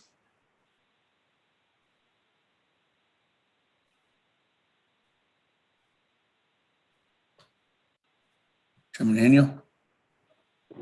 I'm here. Well, there's a question about unmet needs. So was there anything discussed about an over unmet needs plan? I guess at the Budget and Finance Committee while creating the comprehensive budget? So that Speaker Davis, Chair of the Office of the 24th Nomination Council Naabik'íyáti Committee. While we were discussing the comprehensive budget, this legislation in particular, there was unmet needs a listing that was presented to the committee from the Office of Management and Budget. And it was based on recommendations from the Oversight Committee as far as what they identified as unmet needs and reported to the Office of Management and Budget. So ADEA, we discussed that. And as we see it every year, the unmet needs are way greater than what we have available, funding available to the committee or council. As in this past year's case, I remember, I think it was the first year that when the 24th council was in office, there was unmet need totaled up to close to $100 million. And I mean, there was really, and the only available source was at that time was the Personal Lapse Savings Fund. With this year's budget, the unmet needs, there is a possibility that some of those unmet needs could be absorbed by the ARPA funding if they meet the criteria for the spending of the money that we're getting from the federal government. At the same time, the committee also looked at the unmet needs that could be carried over with the carryover funds. The concern was also is that these unmet needs came from some programs that had spending levels of less than 50% up to this point in time. And so the question that came up is that if the programs are not spending the money that's allocated to them to the yearly annual budget process, at the same time they're not spending, but at the same time they're asking for money for unmet needs that didn't really come together. There was a question that came up, the concern that came up from the committee also. And so with that, we did discuss the unmet needs and sort of went through them, but the problem was that because the Personal Lapse Fund was used last year through the three branch chiefs agreement, almost 50% of that projected availability of the Personal Lapse Fund was already allocated through the three branch chiefs agreement. So that left very little to utilize for some of the program's unmet needs. And the main one was the chapter stipends, as far as how we would fund the chapter stipends to make them fully funded this fiscal year.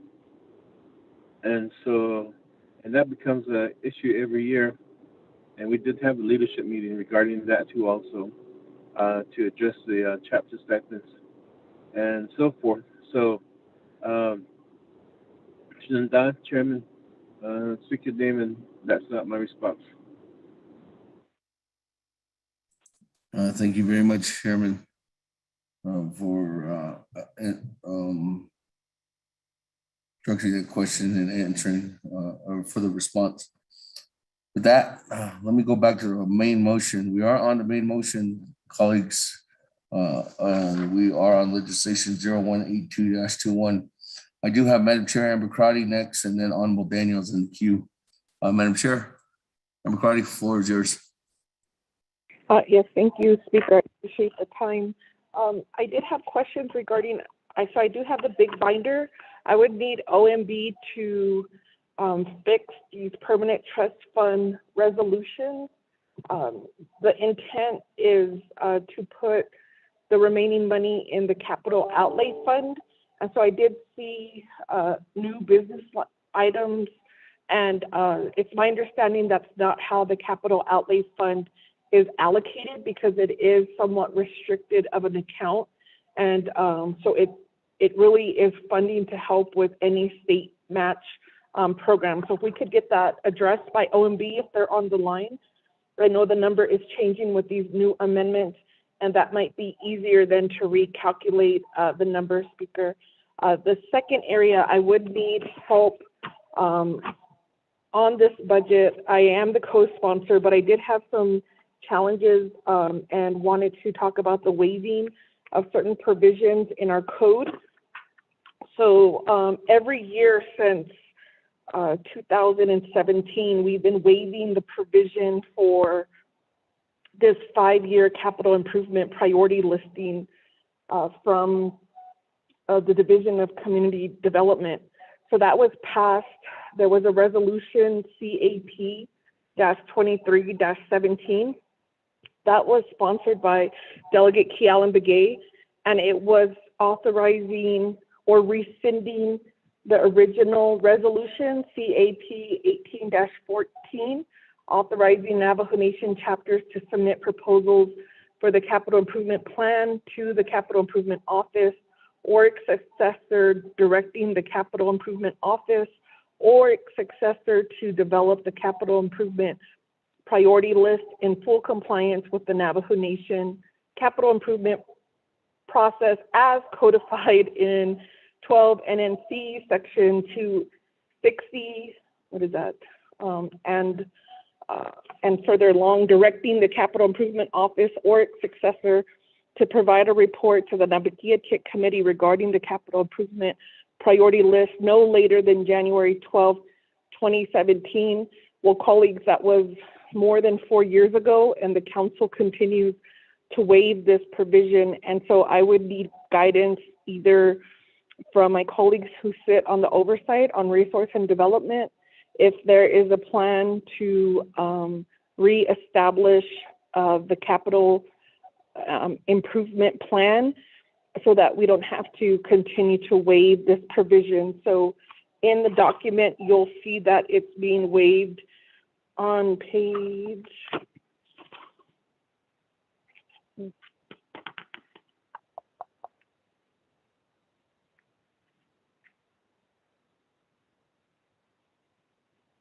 I believe it's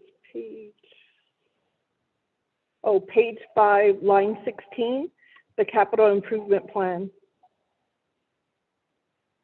And so if you read at the end of line 17, it says, because the mandated capital improvement plan is not available. And so as we talk about conditions of appropriation or legislative concerns, not knowing what's the plan of the oversight, if I could get an idea on how we can make sure that this is addressed. I know Delegate Freeland and myself last year tried to work with community development to develop a 5-year plan, but with COVID and some of the challenges, we just didn't get there in time.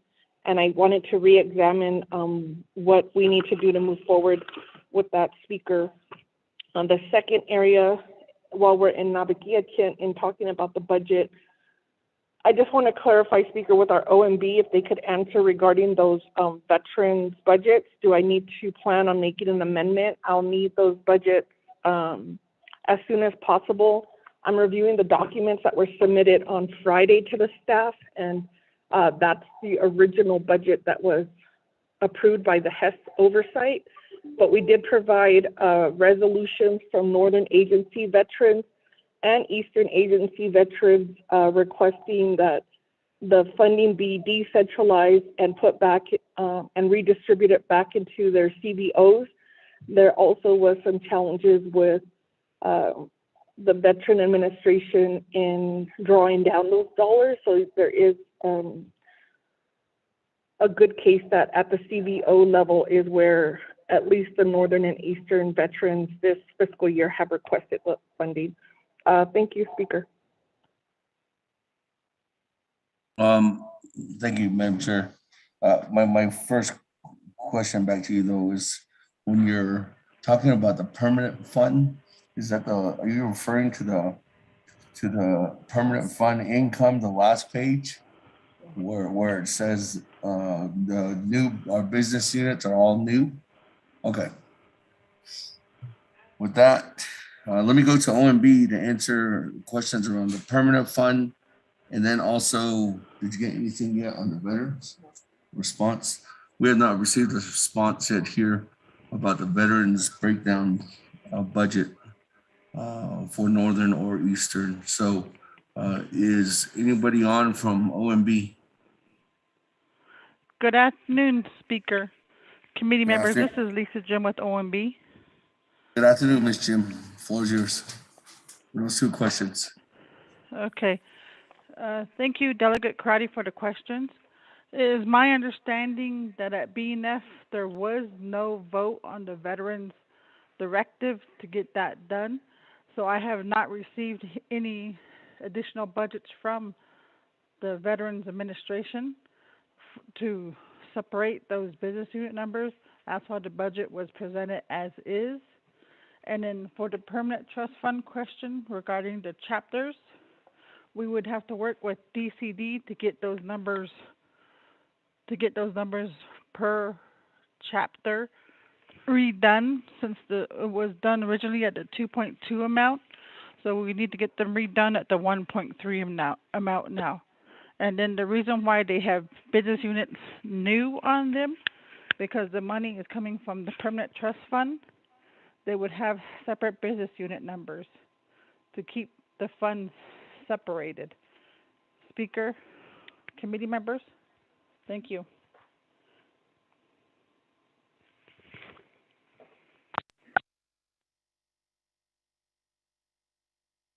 Okay, thank you.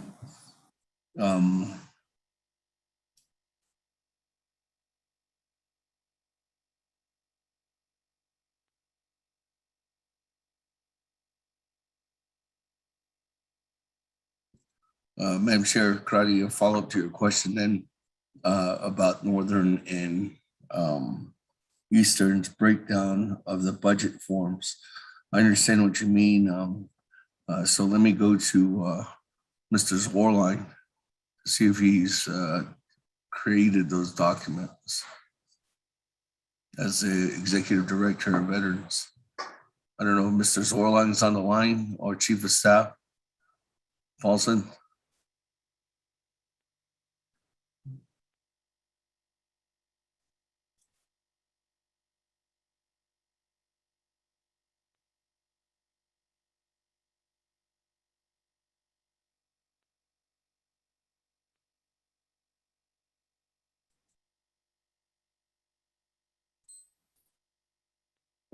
Reach out to.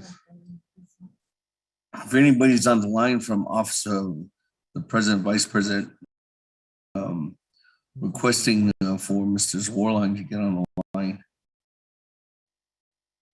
to end.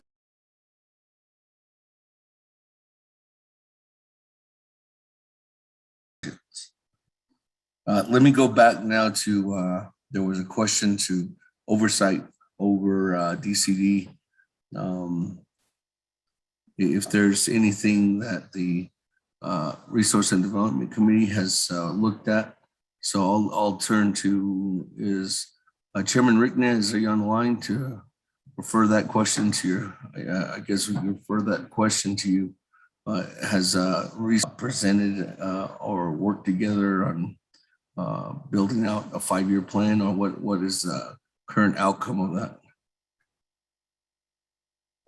Thank you, Honorable Speaker Damon.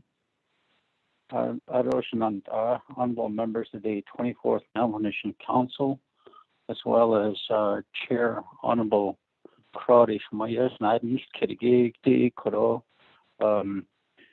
capital improvement, capital projects about Hegi. We did host our discussions with DCD and perhaps Honorable Speaker Damon, Dr. Yellman, or Mr.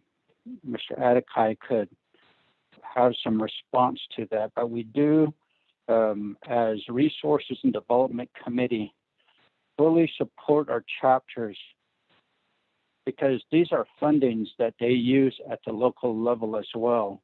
So if you would allow Mr. Atakai or Dr. Yellman to speak to this issue, Speaker Damon would appreciate it. Thank you. Thank you. That is anybody, Dr. Yellowbin or Mr. Atakai on from the Division of Community Development?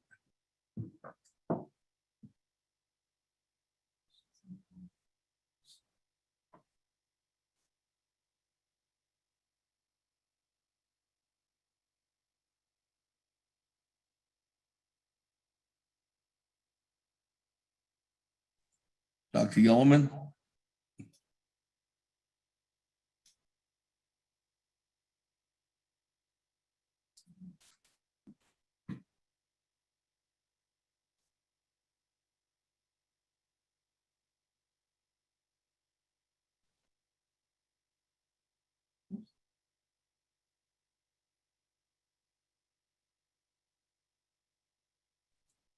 Anyone on from DCD?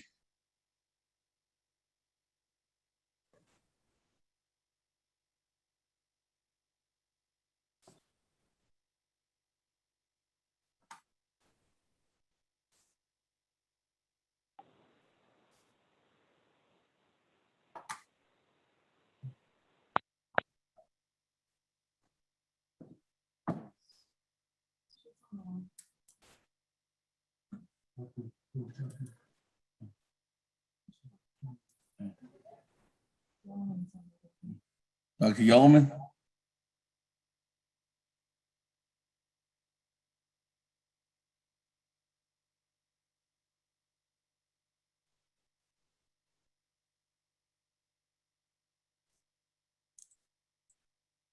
Anybody on from DCD?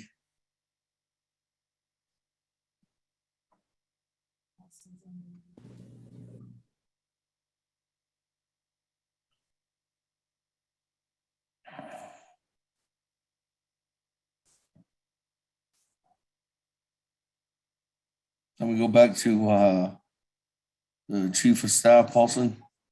Chaco, you on the line? Maybe we can go back to. Good afternoon, Speaker. Mr. Speaker, I believe Dr. Yes. Yellman is on the phone. Oh, Dr. Yellowman, I hear her. Hear you. Dr. Yellowman, the floor is yours.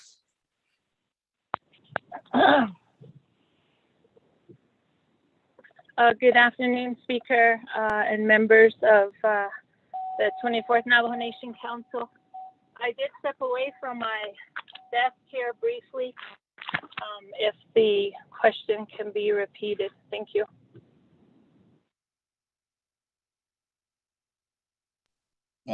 Dr. Yellowman, just as a follow-up, there was a question from Madam Chair Amber Crotty to possible oversight or yourself as Division Director in, I guess, what is the current, I guess, establishment or the current direction that DCD is moving towards in building out a 5-year plan for capital improvement projects, specifically for the chapters.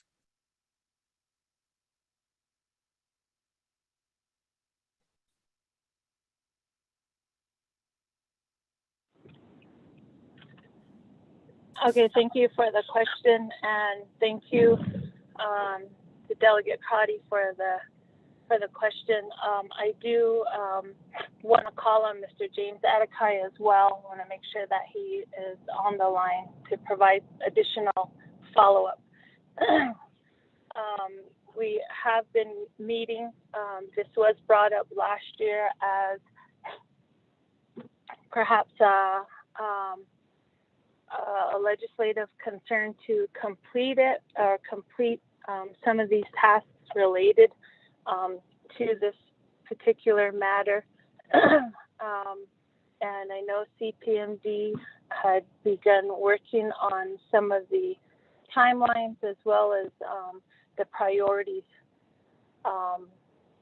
And I do want to get to my office here so that I could properly respond to some of the priority areas.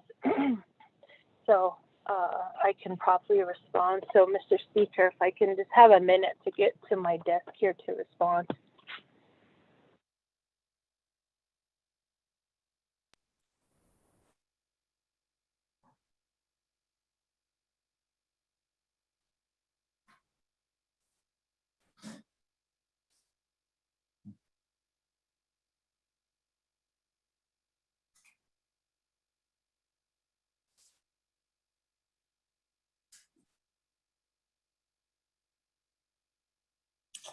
Thank you, Dr. Yellowman. While we're waiting, colleagues, and everybody listening in, let's just do a recap. We are having a special Naabik'íyáti committee meeting today in regards to legislation 0182-21, and this is for approving the Navajo Nation's fiscal year 2022 comprehensive budget. We will be having this discussion through NABI today. This moves forward onto council. We do have a special council session that starts tomorrow, Wednesday, the 8th, and then it goes through Thursday and all the way till Friday, then on the 10th. So we are on that. I do have Madam Chair Amber Crotty up asking questions at this time. I do have Honorable Herman Daniels in the queue. At this time, we're just waiting for a response from Dr. Yellowman. And Chief Paulson, there is also a question for Mr. Zwarline as well. So after we hear from Dr. Yellowman, hopefully we can get a response from Mr. Zwarline regarding some questions to the Veterans Trust Fund. So I'll turn the floor back over to Dr. Yellowman. Or Mr. Atakai. Thank you, Mr. Speaker. I did call on Mr. Atakai to provide a little bit more detail as to what CPMD has been working on specifically, and to provide some timelines as to what they have accomplished as well.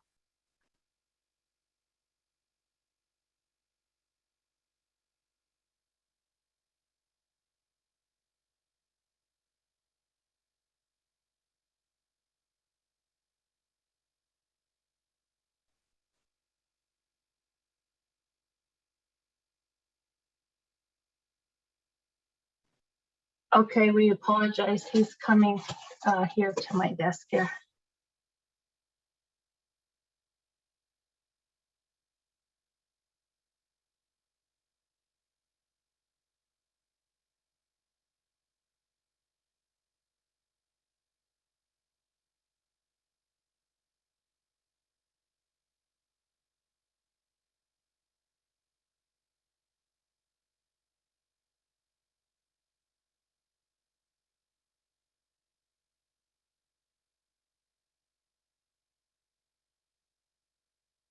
Okay, thank you, Mr. Speaker, and thank you, members, for being patient with us. I do have Mr.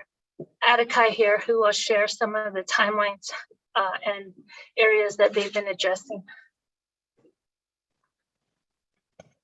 Hello, this is James Atakai, the Honorable Speaker Damon, members of the council, and all the committee members.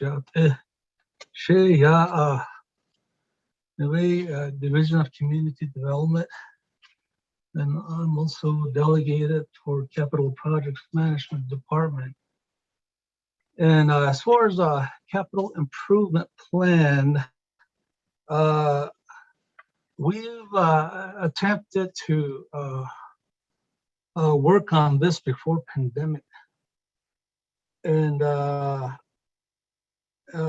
during pandemic, we still was in communication with Delegate Amber Crotty, although some delegates too, regarding to work on this plan. We put a draft together. The positive cases kept going up.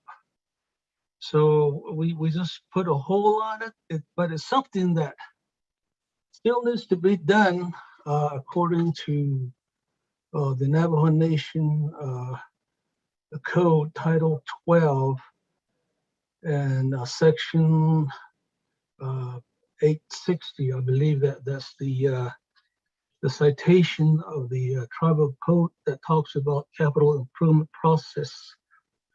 So this is something that's important. Basically, it's a 5-year plan, or it could be 7-year plan, a plan that could be put together to address the needs of the Navajo Nation regarding infrastructure and capital improvement needs. They've been given for 110 chapters. So we will continue to work on this. Right now, we're concentrating on ORPA projects, and also after moving back into the office, we've been catching up on the projects. So as far as the priorities, I think it all depends what comes from the chapters. Issue audit, we will solicit proposals, and we will work with each chapter as far as the needs. I hope that is helpful. Yeah, so I'm sorry, there was another part to this, I guess. As far as how the plan will be developed, we will solicit proposals, and then we will have a process in place as far as prioritizing, and we will have, according to the current system that we have with the CPMD, is that we have a process where proposals were submitted, and then there's a rating committee established, and then proposals are vetted, and then we get back with the chapters and try to finalize the projects. And I think the idea is pretty much reaching out to all 110 chapters just to make sure we work with each chapter. Yeah, thank you.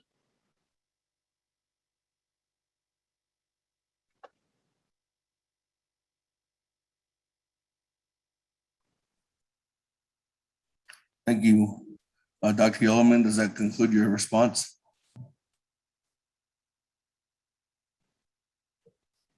Yes, Speaker, thank you.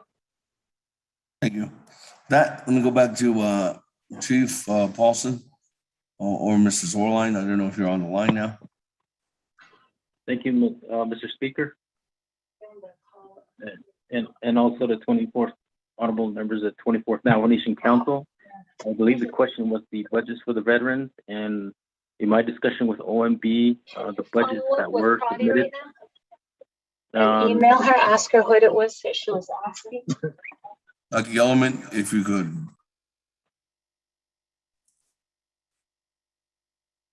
Thank you. Mr. Speaker, again, as I was saying in my conversation with OMB, the budgets that were submitted and approved by HES and Budget Finance Committee is the one that we submitted, and that's what's in the legislation as is. So we don't have a breakdown budget per Delegate Crotty's request. Thank you, Mr. Speaker.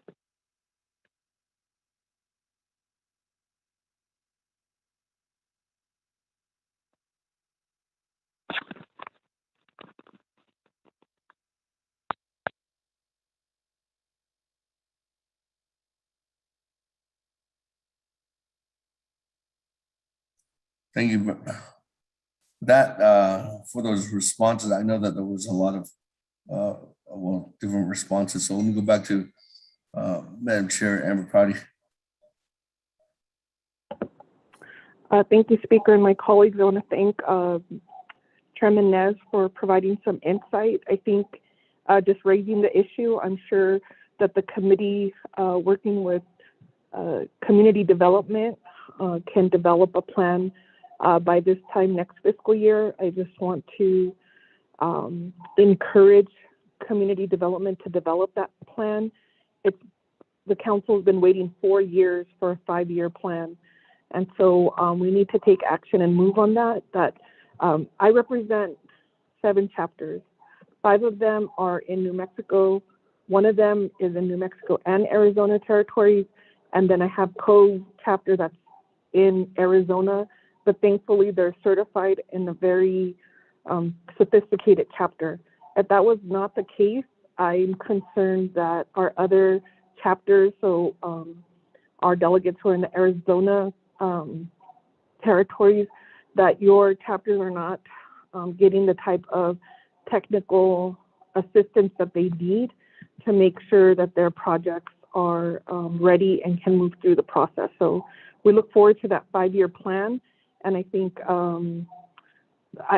in my experience, the chapters are ready. We just need to get that developed here at the Window Rock level. The second area, Speaker Damon, is every year we have to deal with the veterans budget in this administration. At the local level, at the agency level, representing Northern Agency, every year the veterans request that their funding is not centralized at the agency level, that it's decentralized and reapportioned to the CBO level, which has historically been the case. Last year we had the same issue, and so I need to know from Chaco if the Director of Veterans Affairs is not going to develop those forms. I submitted the resolutions at the committee level. The committee discussed it. They should at least be on standby if need be an amendment right now, and we have nothing. So to me, that demonstrates that you're not listening to the Eastern and Northern veterans. Does it have to get to the point where we have to discuss reallocating the Veteran Central Office funding to get things done? It's very clear from both resolutions that that was the intent. And Speaker, I'll need some guidance here in terms of, I'd like to make the amendment, and I know Legislative Council will need some time to develop the amendment. I'm not asking to change dollar amounts. I'm simply asking for the Veterans Administration to respect the agency veterans resolution and redistribute their funding back to the CBO level. This was clear at the Budget and Finance Committee meeting. We negotiated with the chair of HES, Honorable Chairman So, and he agreed. And so we were in compliance with our role. What does it take to get the Veterans Department to respect and honor the wishes of our veterans at the local level. Does there need to be an amendment in the Veterans Act? I know I've asked for the contract of the Veterans Director for many years and have not received that. I just feel that we're in a hostile situation here. And I would ask my colleagues to support the veterans, and they are requesting that their dollars not be centralized at the agency level and redistributed back to at the CBO level. So, Chair Damon, what are my options here? Do we do a directive?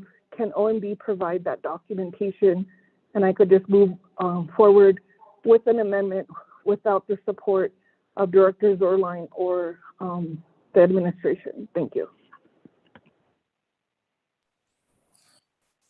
Thank you, Madam Chair.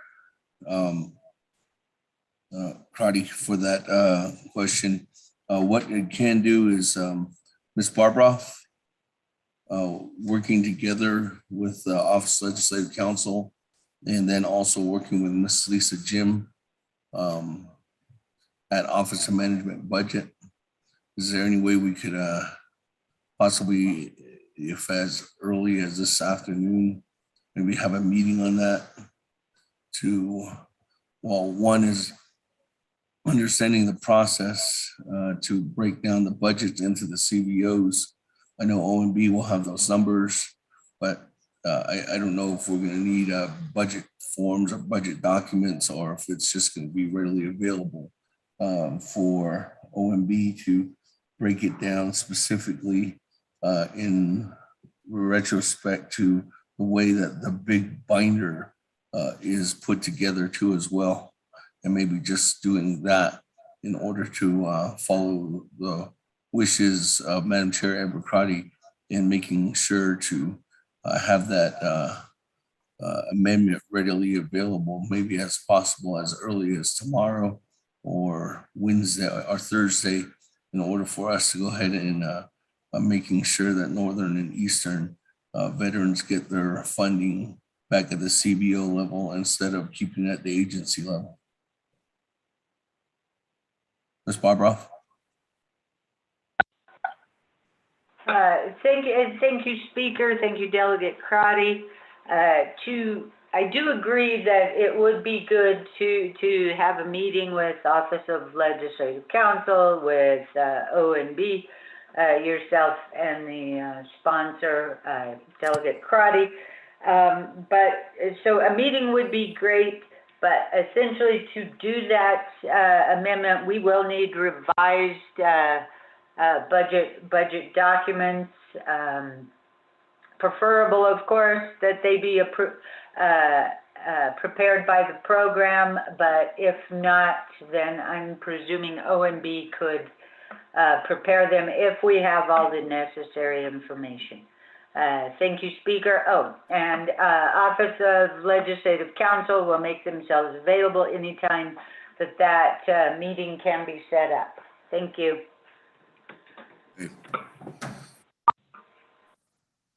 Let me go back then to Mr. Chief Chaco. Is Mr. Zwarline on the line to answer that question? Mr. Speaker? See if he's willing to help assist in developing that amendment. Mr. Speaker, can you hear me? Yes, I can hear you, Chief. Thank you, Mr. Speaker and honorable members of the 24th Naabik'íyáti Council. I did send word to Mr. Jim Zwerline. He's out in the field. He's going to respond back here shortly.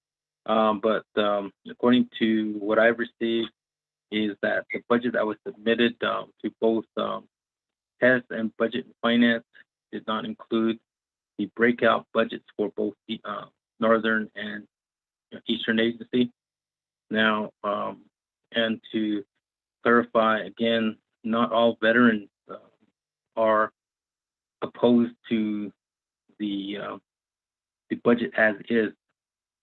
I understand Eastern Agency is split, so it's not all veterans are for or against the budget. So to address the Honorable Delegate Crotty's question, but I will get the information from Mr. Jim Zwerlein here on the budget, and then we will get back with Dana and also OMB. Thank you, Mr. Speaker.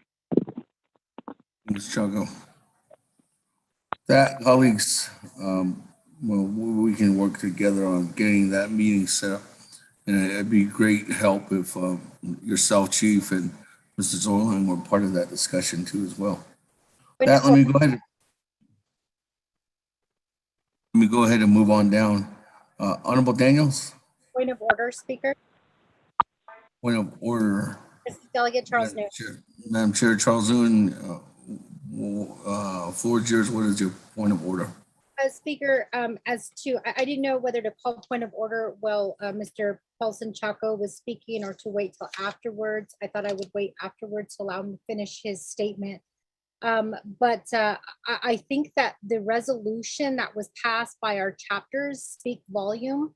And so I find it very interesting that that when I've made that argument, I've been constantly told that the resolution is binding in a lot of cases. I know at the chapter level. So I have a copy of my chapter resolution in terms of this issue. And so I do stand with Delegate Crotty in that there are chapters that are requesting to not be a part of that that pot. And I think that you know, we have to honor the voices of our veterans. I did attend a veteran meeting on Friday, Speaker, and I do have a copy of that. I can send that out to the delegates, but I just want to make clear that the resolutions should be sent to Mr. Zwerlein and also to Mr. Paulson Chaco as well. Thank you, Speaker.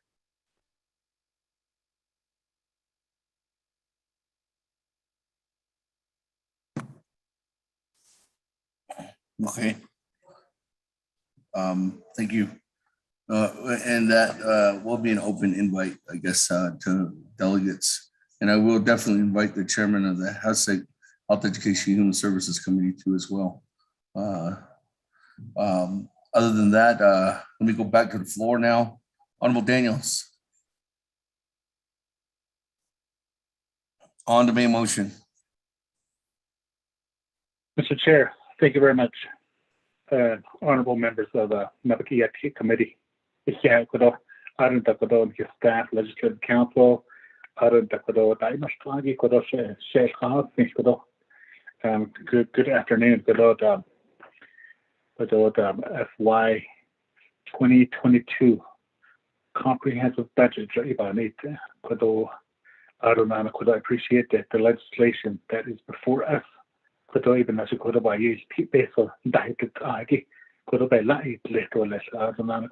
gonna move on to Nomination Council without amendment now to have all this. But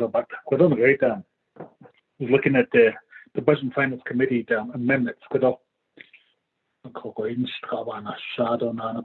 same time I'm looking at the resolution, the legislation.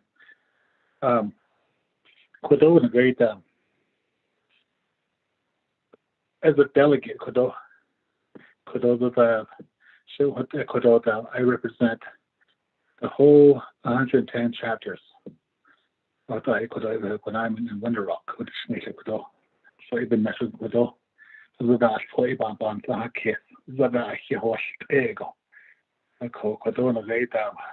at the amendment, amendments with the Budget and Finance Committee projects, chapters, so the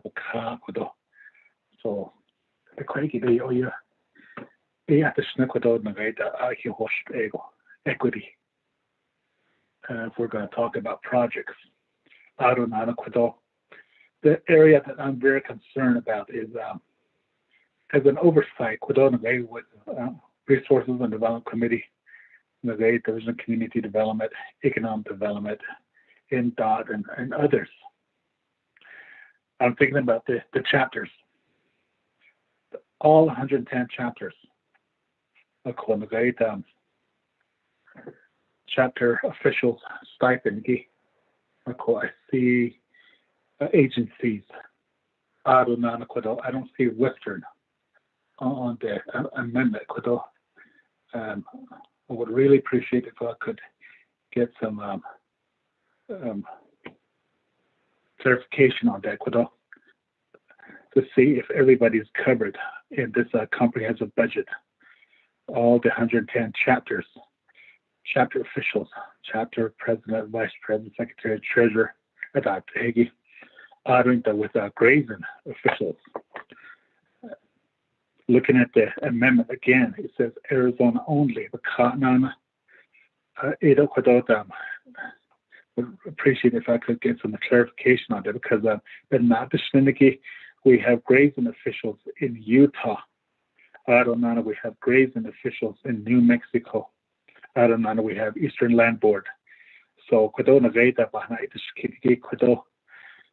chapter officials, are they okay throughout the year, the 12 months, FY 2022, and also the grazing officials, land boards, ADO, are they going to be covered for the 12 months?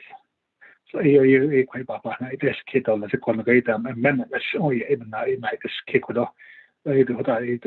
had that question without Mr. Chair. Thank you very much.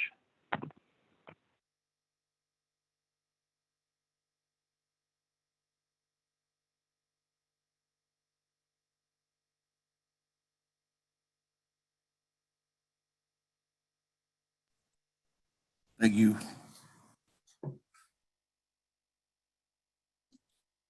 With that, let me go back to the sponsor for response. Chairman Hinu.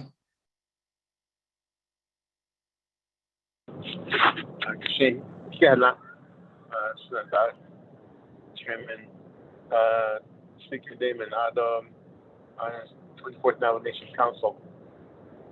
I did the chapter official stipends, how these amendments came about is that during the comprehensive budget oversight that you had at the end of the agenda, there was unmet needs, the AIM on the CT as a committee. And then looking at these unmet needs, the only available funds were the personal lapse fund, which was left over after all the allocations were made to the GWA, to the retirement, and then also to the assisting the programs with the GWA allocations when it comes to budget season. So that's about a little 2.6 million. That's what you need, Dave. So out of that, this committee decided, okay, what other needs does there need to be funding available, made available for? So each of the committee members, we represent different areas. I represent Eastern, and then so forth. So AD, even that we looked at. I looked at unmet needs. I'm going to take myself for example. I looked at unmet needs. I saw the unmet need for chapter official stipends for Eastern agency chapters. So I figured, okay, this is where some money needs to be put in. So I thought, yeah, that's how Eastern was funded, and that's where you see the amendment out of a cop. Although, as we went around the table, as committee members spoke up on what their preferred allocations were, the grazing officials, AAs recommended that they be funded, but again, it's the prerogative of the committee member that made that amendment to determine whether it would be the full Navajo Nation, but Arizona only. So that's what was put in as part of the amendment, the exhibits that you're looking at. So as far as putting this exhibit for unmet needs together, So let's Speaker David, that's my response. Thank you very much with that, Honorable Chairman Henio. That, let me go back to the floor. I do have Madam Chair Charles Newton in the queue. Madam Chair? Question, Speaker? Yes, question of privilege. Madam Chair Amber Crotty. Yes, thank you, Speaker. I just need to know where in the legislation did Delegate Daniel see that reference to grazing officials, Arizona only? That was supposed to be taken out of the legislation. So I just want to make sure either Delegate Daniels has the current copy or we need to correct this legislation. Thank you, Speaker.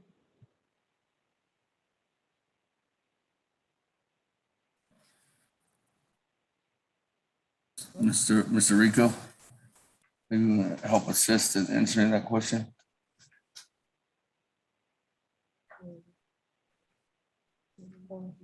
Thank you, Speaker, and members of the Naabik'íyáti Committee. I believe he's referring to amendment number, Budget and Finance, amendment number 4, item number 4. It says in Exhibit G, delete entirely 88,479 allocation to business unit number 115002, grazing officials, AZ only, for AZ official stipends. Mr. Speaker. So I was taken out of the Budget and Finance Committee.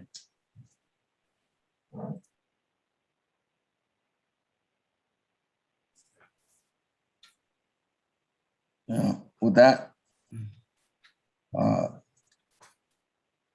me go then back to Madam Chair Charles Newton. Madam Chair, the floor is yours. On the main motion. Thank you, Speaker and colleagues. I do have a few questions, Speaker, and I have them written down, and I can send this out via email as soon as I'm done raising these questions. First is, Speaker, I've asked this question last year and I still haven't got a response back yet, so I'm going to pose the question again. How much does the Navajo Nation, that's all 3 branches, spend on lobbyists? I asked this question, Speaker, because I know that we have our internal lobbyists who do assist us a great deal, and I've made the statement before that our lobbyist actually provides more information and assists us more than the Washington office. And so I want to know how much we, the Navajo Nation, spend on lobbyists. And I think that may be a question. I'm not sure if it would be the Controller's office that would provide me a report on that. But I think it is important information that we need to know about. What I worry about, Speaker, and also my colleagues, is the repeat of services that we are currently paying for. And we know that lobbyists do cost a lot of money. And I'm looking at the Washington, D.C. Budget forms, and I do have a lot of questions. And so I'm questioning, and I've said this before on the floor, whether we should just get rid of the Washington office altogether. But the problem that we ran into was we purchased a house for the Washington office. So it's going to be a question of, what do we do with that house in the event that something like that happens? And again, my argument is the amount of money that we're spending on lobbyists right now. I think if the Washington office was doing what they state that they're doing, then we shouldn't have to hire lobbyists. So I just want to get that answer, Speaker. I also do have questions for the Washington office. I noticed on the budget form that there is information regarding the office lease. And my understanding, and I have it tabbed as well, Speaker, so you just bear with me. So it looks like the office space for the Washington office is currently within the budget right now. And I just want to know, has the Navajo Nation found a subleaser or maybe somebody who could rent the office? Because it's still in the budget, my concern is we're paying for a lease when we purchased the house a year ago. So again, it's a lot of money that's going into the Washington office. My second question is, I noticed that there's parking space at $12,000 for 5 passes. Is this for the new house that was purchased there in Washington, the 11D Street Southeast, or is it for the rental office? And are we still paying for those 5 passes? My next question is the $130,000 request for contractual services for the house located at 11D Street Southeast, Washington, DC. That 130,000, I noticed that right up above you have the contractual services, and it says contracts needed for maintenance, landscaping, HVAC, plumbing, pest control, cleaning, window cleaning, consulting. You have a fee or an amount for $30,000 for consulting. But on that same page, at the very bottom, under capital outlay, you have $200,000 for building improvement, which has a bathroom renovation. You also have $90,000 for furniture and $10,000 for fixtures. So if I can get a little more clarification on how much, exactly what are we looking at in terms of this house? Is it going to be this year only that Washington DC office is going to be requesting $330,000 of the people's money to renovate that building? I also have questions regarding the training and professional dues. Also on that same page on the budget form, page 8 of 8. You have mandatory professional dues, Navajo Nation bar fees at $150 each. And you have $450 for Washington, D.C. bar license.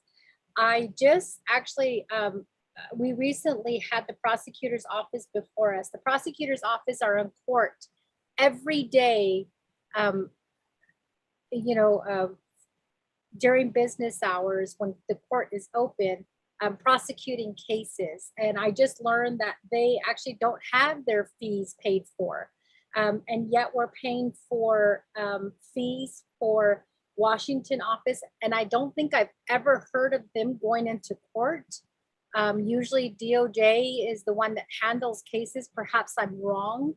And I just want to know why we're paying for bar license dues and fees for the Washington office when they're never in court, but we don't pay those fees and dues for our prosecutors who are in court every day. And the same with our public defenders as well. Our public defenders are in court at the same time that the prosecutors are in office. So why are we not paying those fees? And I'm sure somebody's going to say because they didn't include it in their budget form. But again, going back to the communication that's not flowing down, perhaps we can include that with the prosecutor's office and the public defender's office so that the Navajo Nation can pay for those fees, since we're paying for fees from the Washington office for individuals who have never or don't appear in any Navajo Nation court. I also want to know for the DCD capital improvement, Ms. Yellowman, I think my understanding on the question that was posed by Delegate Crotty is the response from DCD is that there is no plan in place. And I believe Delegate Crotty, did state that we've been waiting 4 years for a 5-year plan. So I question, DCD is my understanding at the leadership meeting at the beginning of the month that we had there at Twin Arrows with the Office of the President and Vice President. A majority or a lot of the funding actually is going to be going to DCD. What I worry about is, how are we, and then I know that this is more of an ARPA concern, but it also relates back to the budget. Because there's no plan in place. So how can we as delegates consider giving DCD ARPA money when a plan hasn't even been developed? And more importantly, if we're waiting 4 years for a 5-year plan, it just doesn't, it seems like this should have been in place already in 2019. And what I worry about, and I know the other delegates have brought this up as well, is with citizen projects. You know, every delegate or every delegate's region got a little over 4 million. Shabrock is the only one that didn't get that amount. But we're barely moving at a snail's pace with citizen projects. And so if we can't spend that money, you know, how are we proposing to spend billions of dollars in projects that's coming down the line?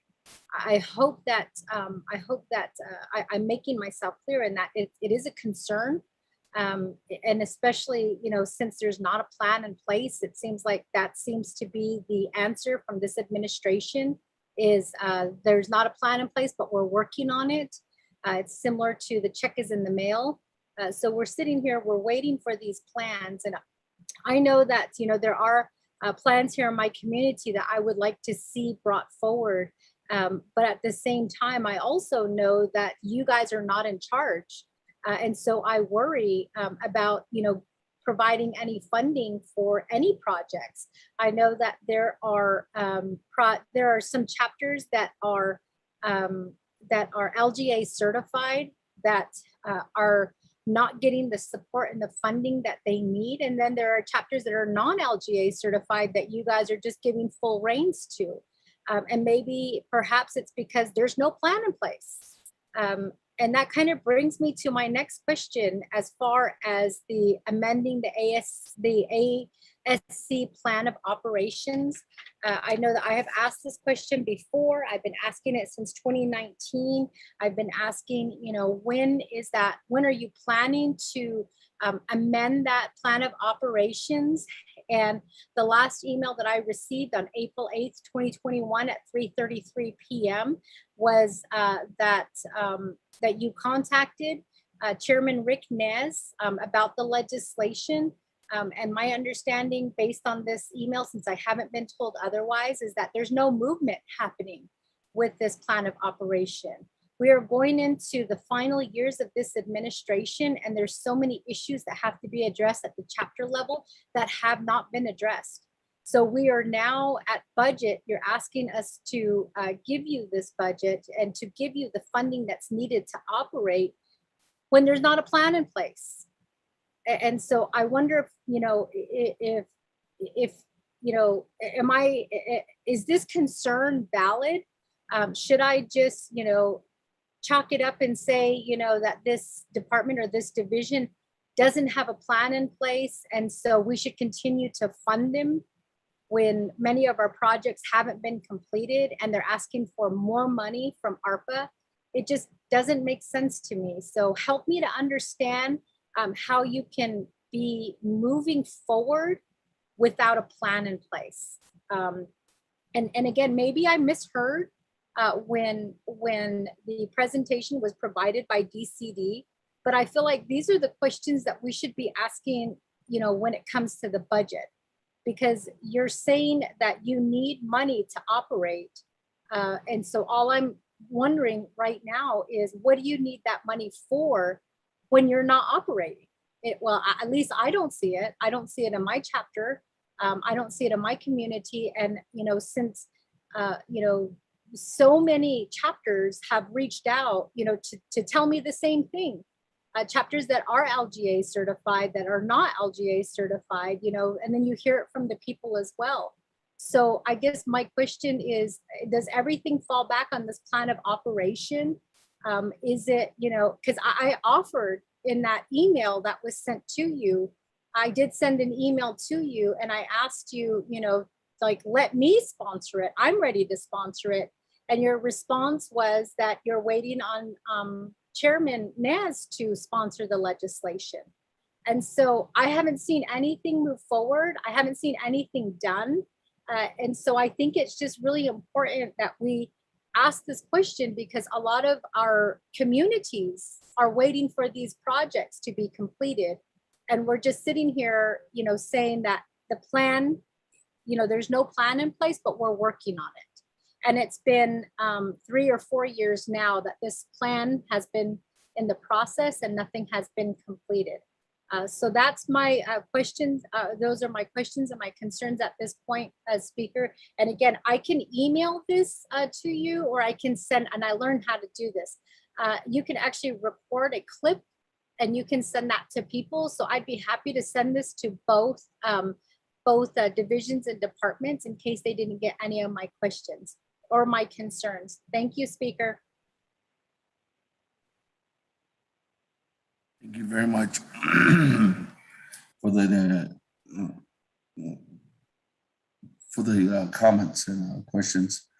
Madam Chair, Charles Newton, what we're doing right now is we're reaching out to the Controller's office for an overview for that request for a response on the lobbyist question.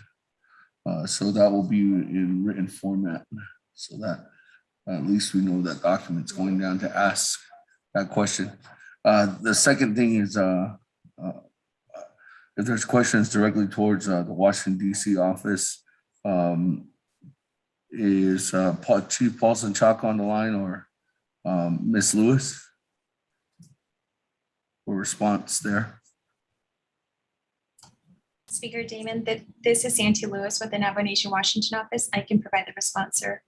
Okay, floor's yours.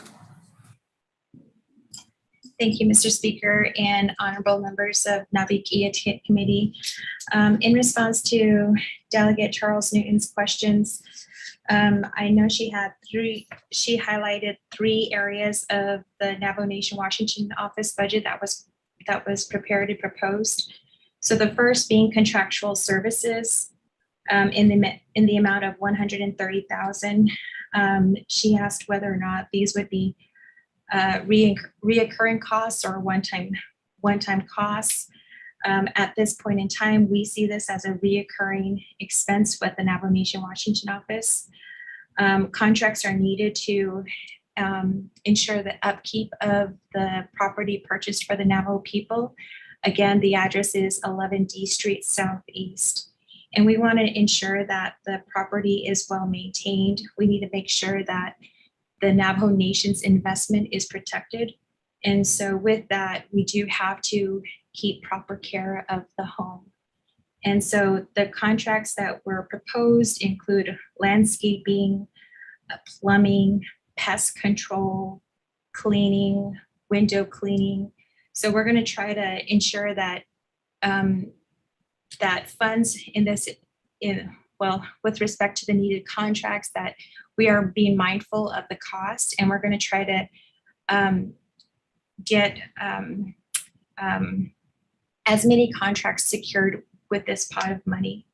I do want to acknowledge that we also have that we are also working with the Division of General Services to ensure that these contracts are also aligned with the Navajo Nation's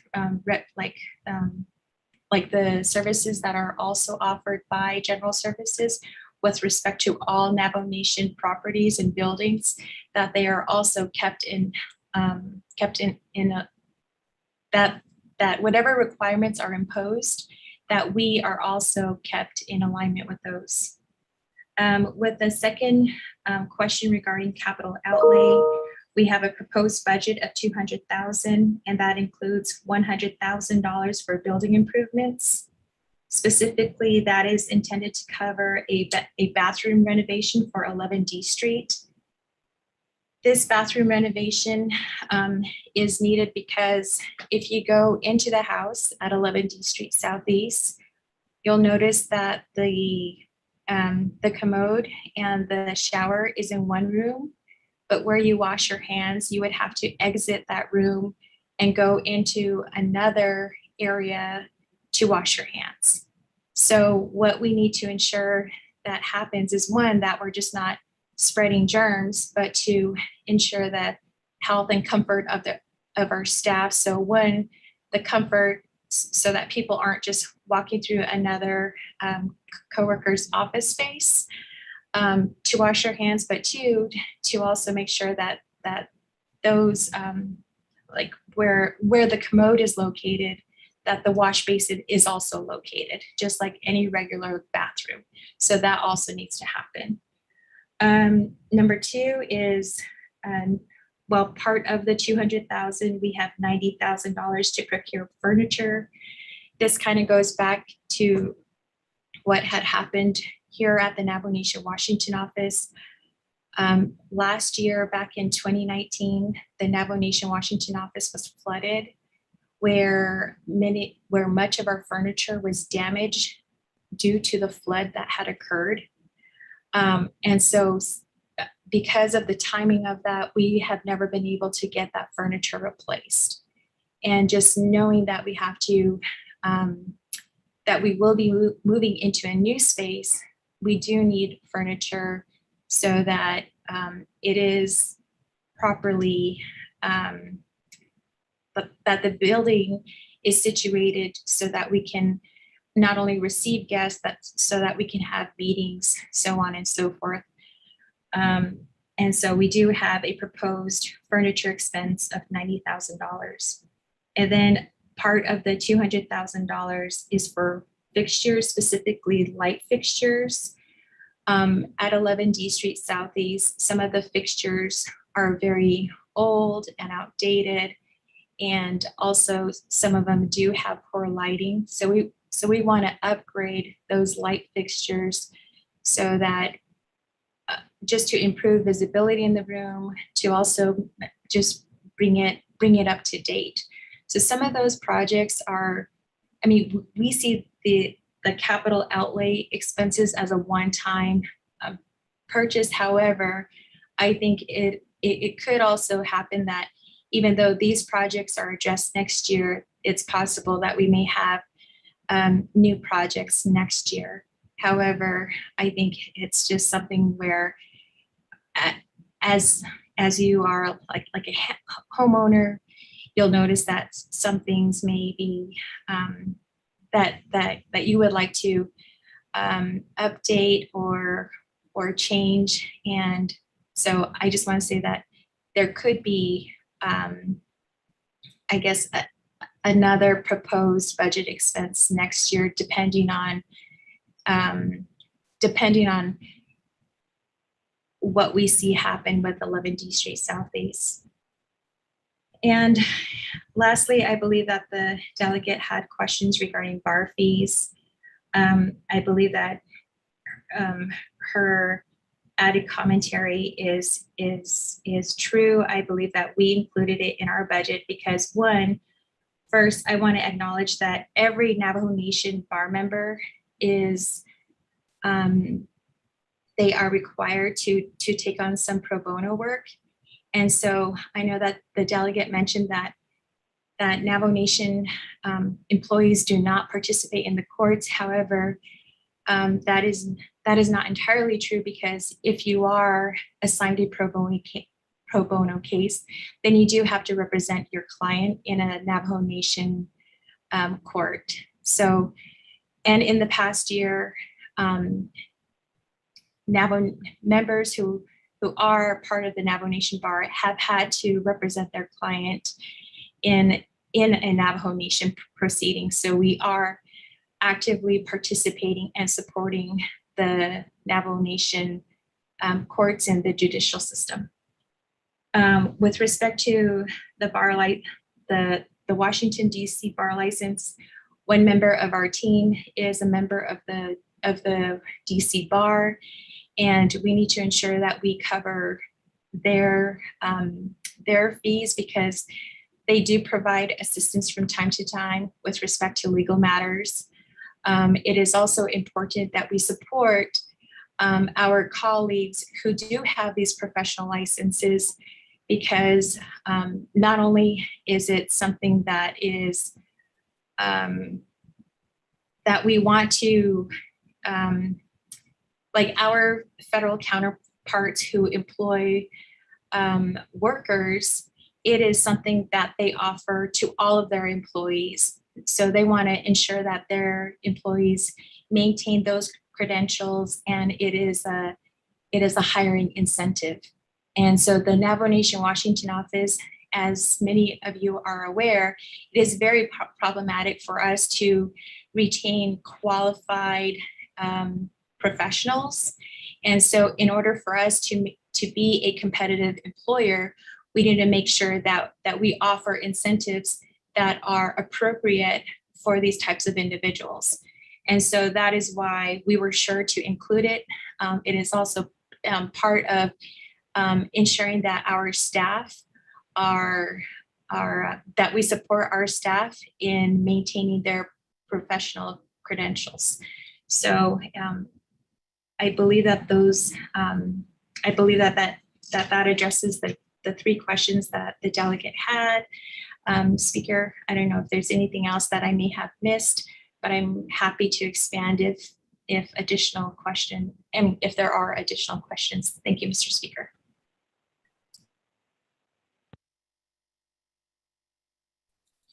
Thank you. Thank you, Ms. Lewis, for that response. That I know that there was other question or maybe comments, and I think Madam Chair Charles Newton, if you could send that information over to Chief of Staff here, maybe then we can forward that over to Chief Paul Sanchaco and his team members.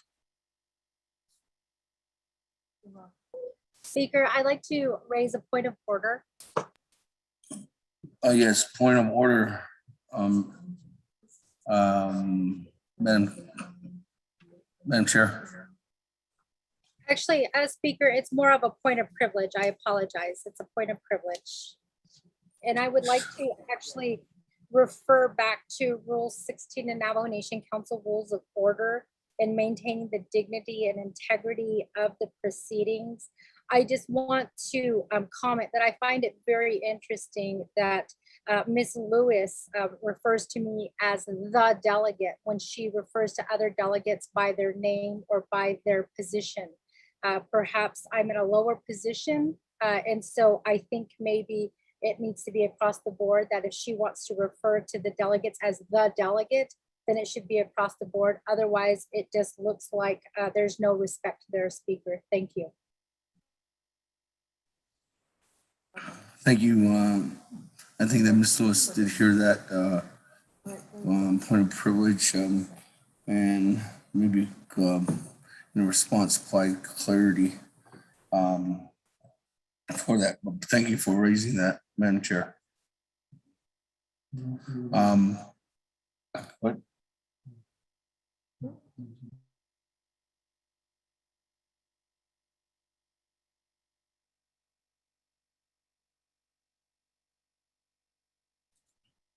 With that, colleagues, we are on the main motion.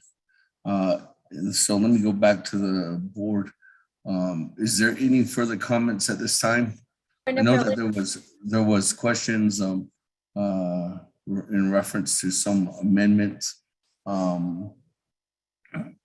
don't believe we have any amendments at this time that's it's been given to the Office of Legislative Services by Office of Legislative Counsel.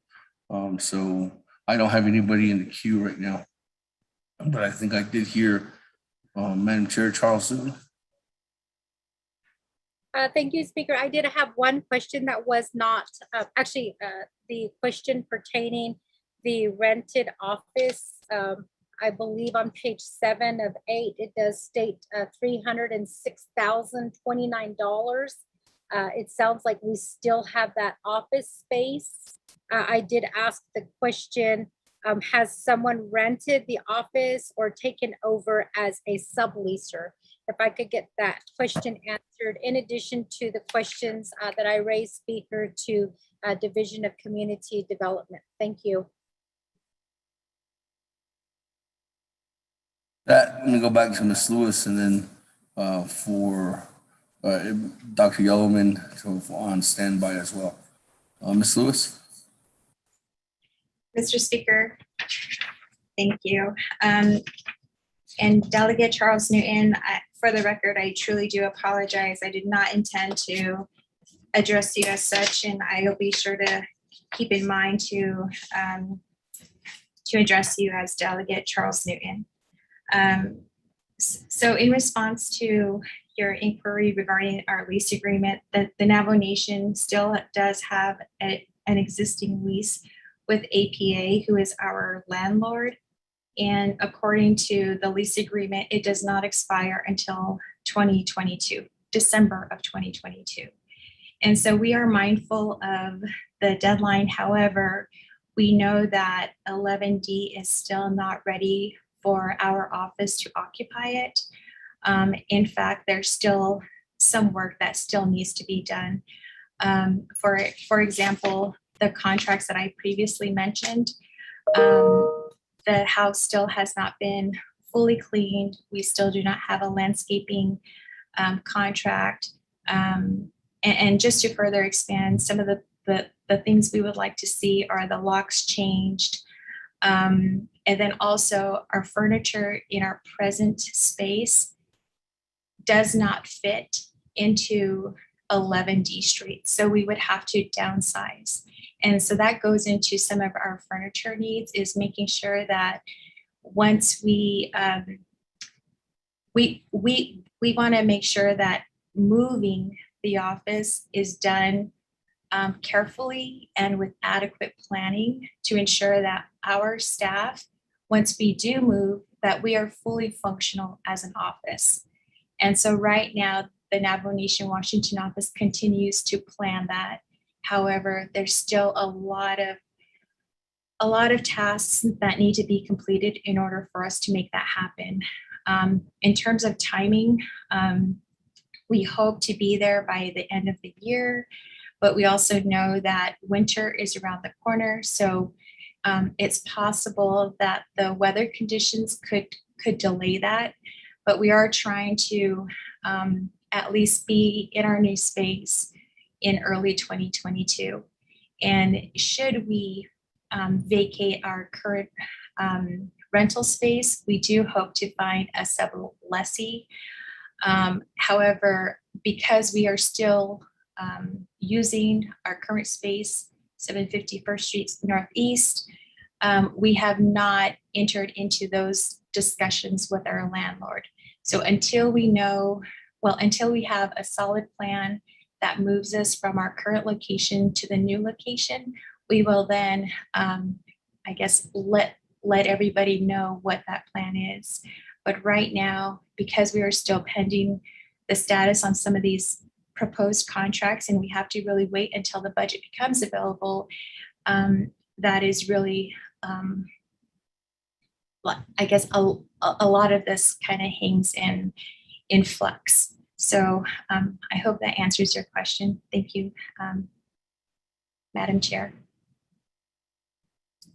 Delegate Charles Student, thank you. Thank you, Ms. Lewis. With that, let me go over to Dr. Yelman.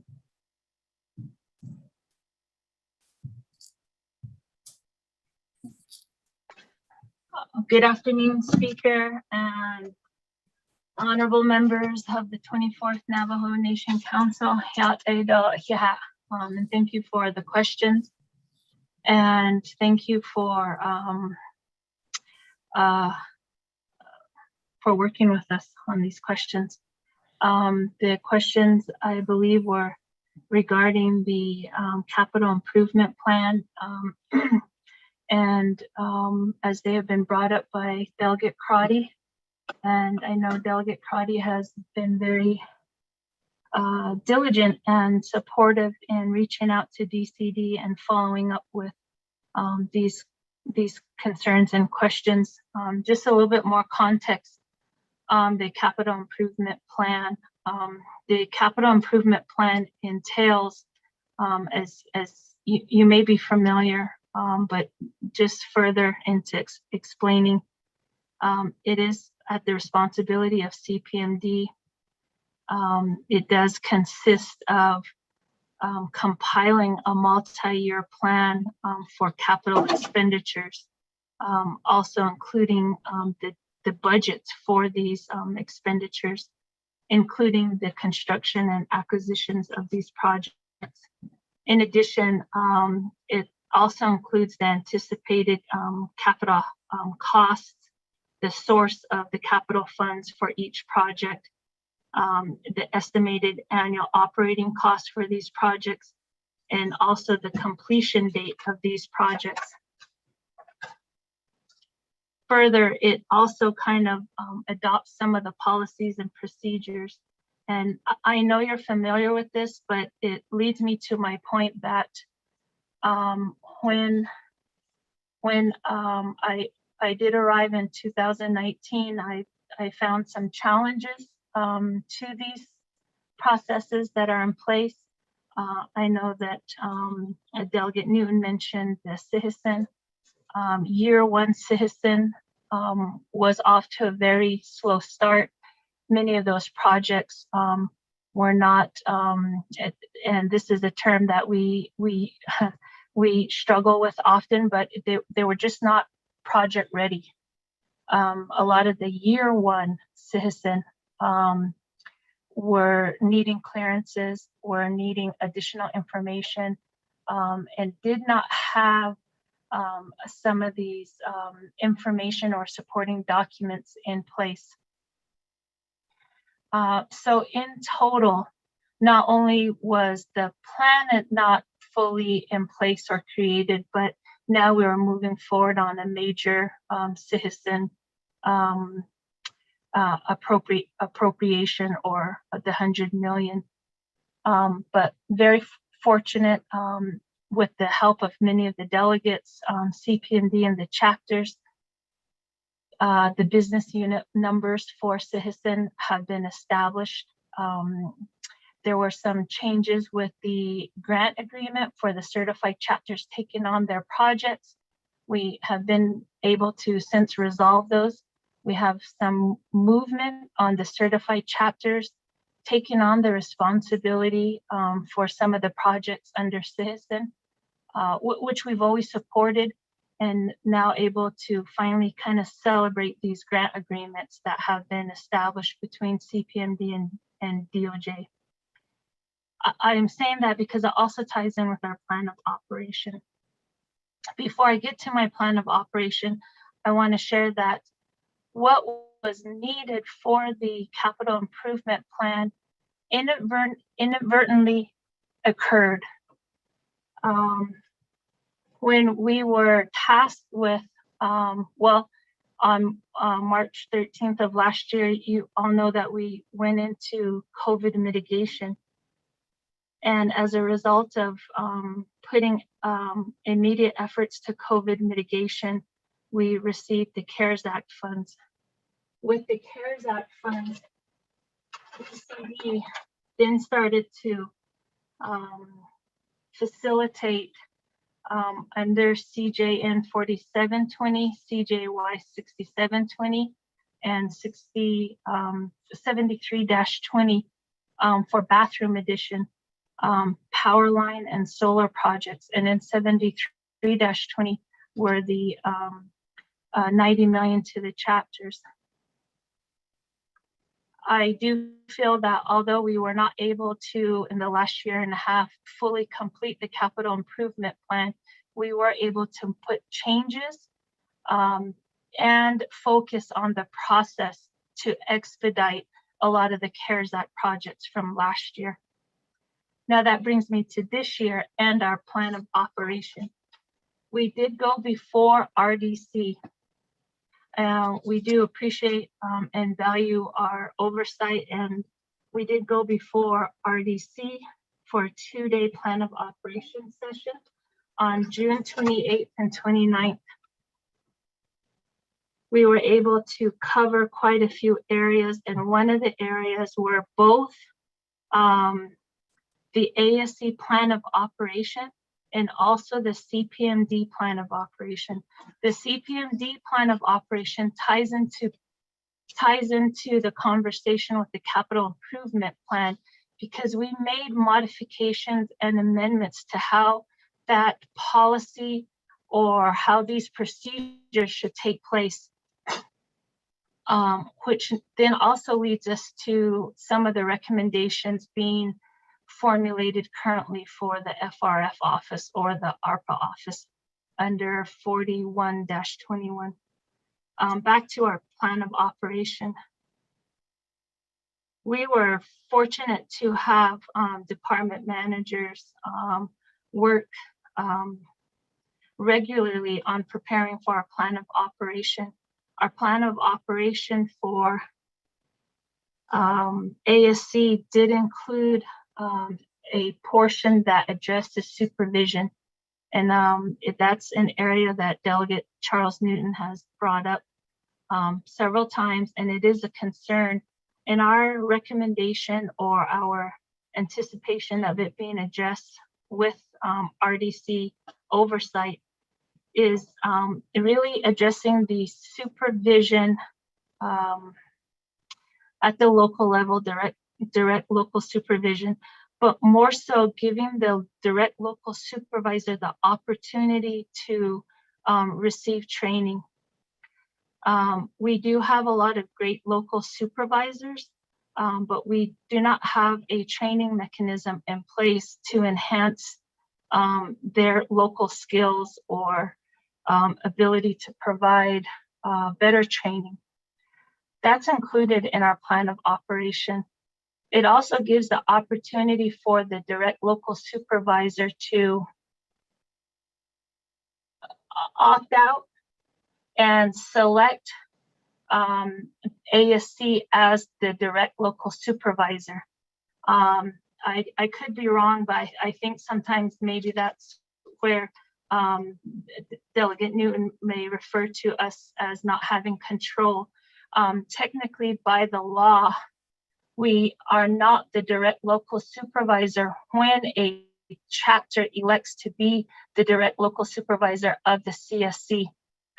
It doesn't mean we don't have control. It just means we have a certain set of personnel policies that we have to follow. And those personnel policies are often at the discretion of the direct local supervisor to utilize. If the direct local supervisor is not fully up to date on these personnel policies or has not had the proper training, which we're trying to offer, that's where we have some disconnect. But I know ASC works very hard on trying to follow Title 26 and achieve Title 26 in that way. So that kind of touches on the ASC plan of operation. We do have additional work sessions with RDC and addressing the plan of operation and completing the plan of operation is certainly within our forecast, and we look forward to achieving that here very soon. Now back to our plan of operation, but also tying into the capital improvement. Our plan of operation also from CPMD proposed that we would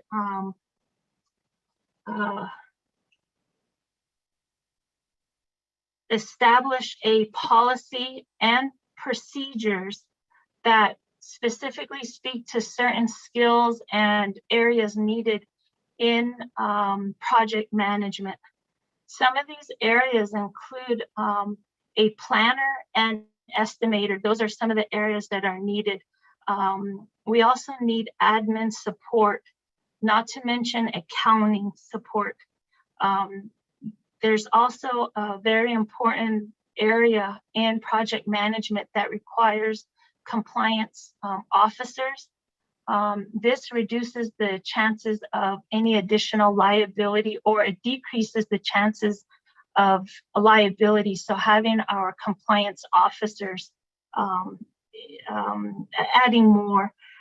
The other is we really benefit from having, the nation benefits from having construction managers as well. So in a way, we are operating in a deficit because CPMD has less than 20 project managers. We also have project managers that are addressing various forms of project management and reaching beyond what would be specific areas of project management that I just named. So we are in need of additional staff. So when we request and say that we need additional support, it's because our project managers, we have less than 20, are carrying a load of up to 30 projects. And I heavily support our project team, our project management team, and how much they have done before and after the pandemic. But it is also important to know that not only are our staff extremely stretched thin, we also manage the CARES Act, and we're also one of the divisions that's taking on the lead because we represent the chapters through ARPA. And we were also able to incorporate a lot of these policies or proposed policies and procedures into what we want to see through ARPA. We utilized a ARPA portal, which solicited for projects throughout the chapters. It's very similar to what the TIF board in New Mexico utilizes. The New Mexico chapters are already very familiar with that process. They responded, and we received over 550 projects through ARPA. Since our experience of CARES Act, we have several work groups that have been tending to making these amendments and changes to the policies and procedures. They're the regulatory group, the infrastructure delivery group, and the support group. Combined, these groups have all made amendments, not only from what we learned in CARES, but now amendments to 41-21 into establishing the ARPA office or ARPA procedures. So in a way, we have contributed to the capital outlay or capital improvement plan, but not specifically to the capital improvement plan, which is still something that is what CPMD does need to accomplish, accomplish other areas as well. And I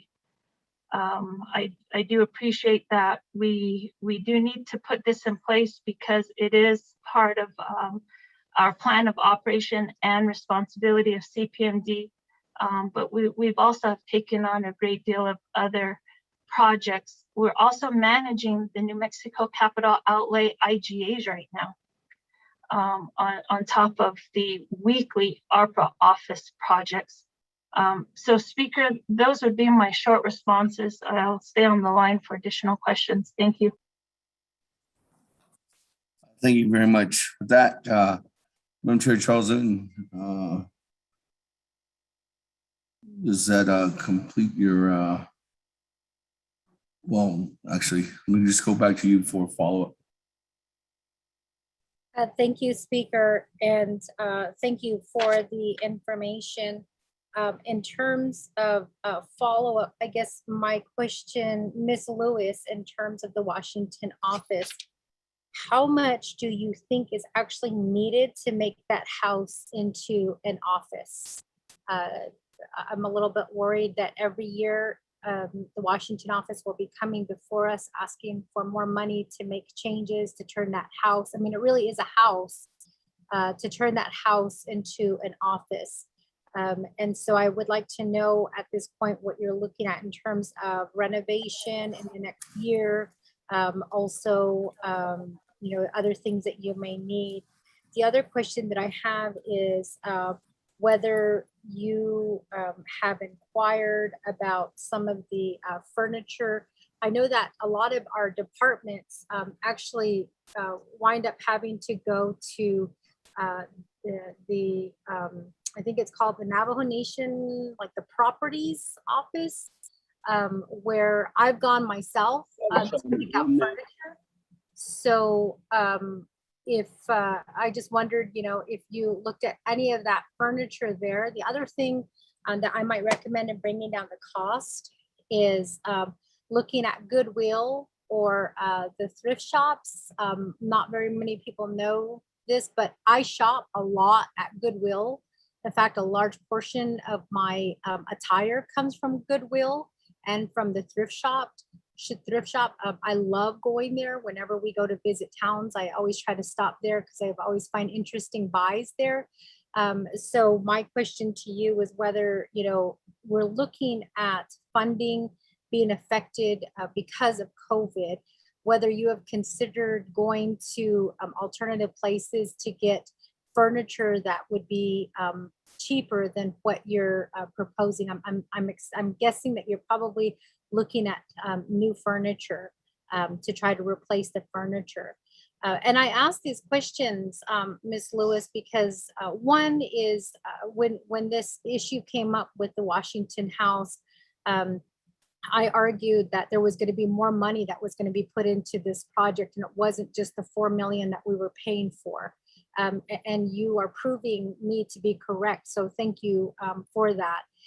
But the other thing is, you know, we have to think about our people here on the Navajo Nation who are lacking a lot of the services that you talked about. In fact, I was just now looking at the picture that Delegate Vince James sent to us, the grandma whose house, you know, her roof is leaking. And, you know, it shows her floor, her concrete floor, you know, filled with water. And these are the pictures that we get. I have people in my community that don't have bathrooms. And my Shiprock community, my Shiprock people, you know, didn't get any bathroom additions during the CARES funding.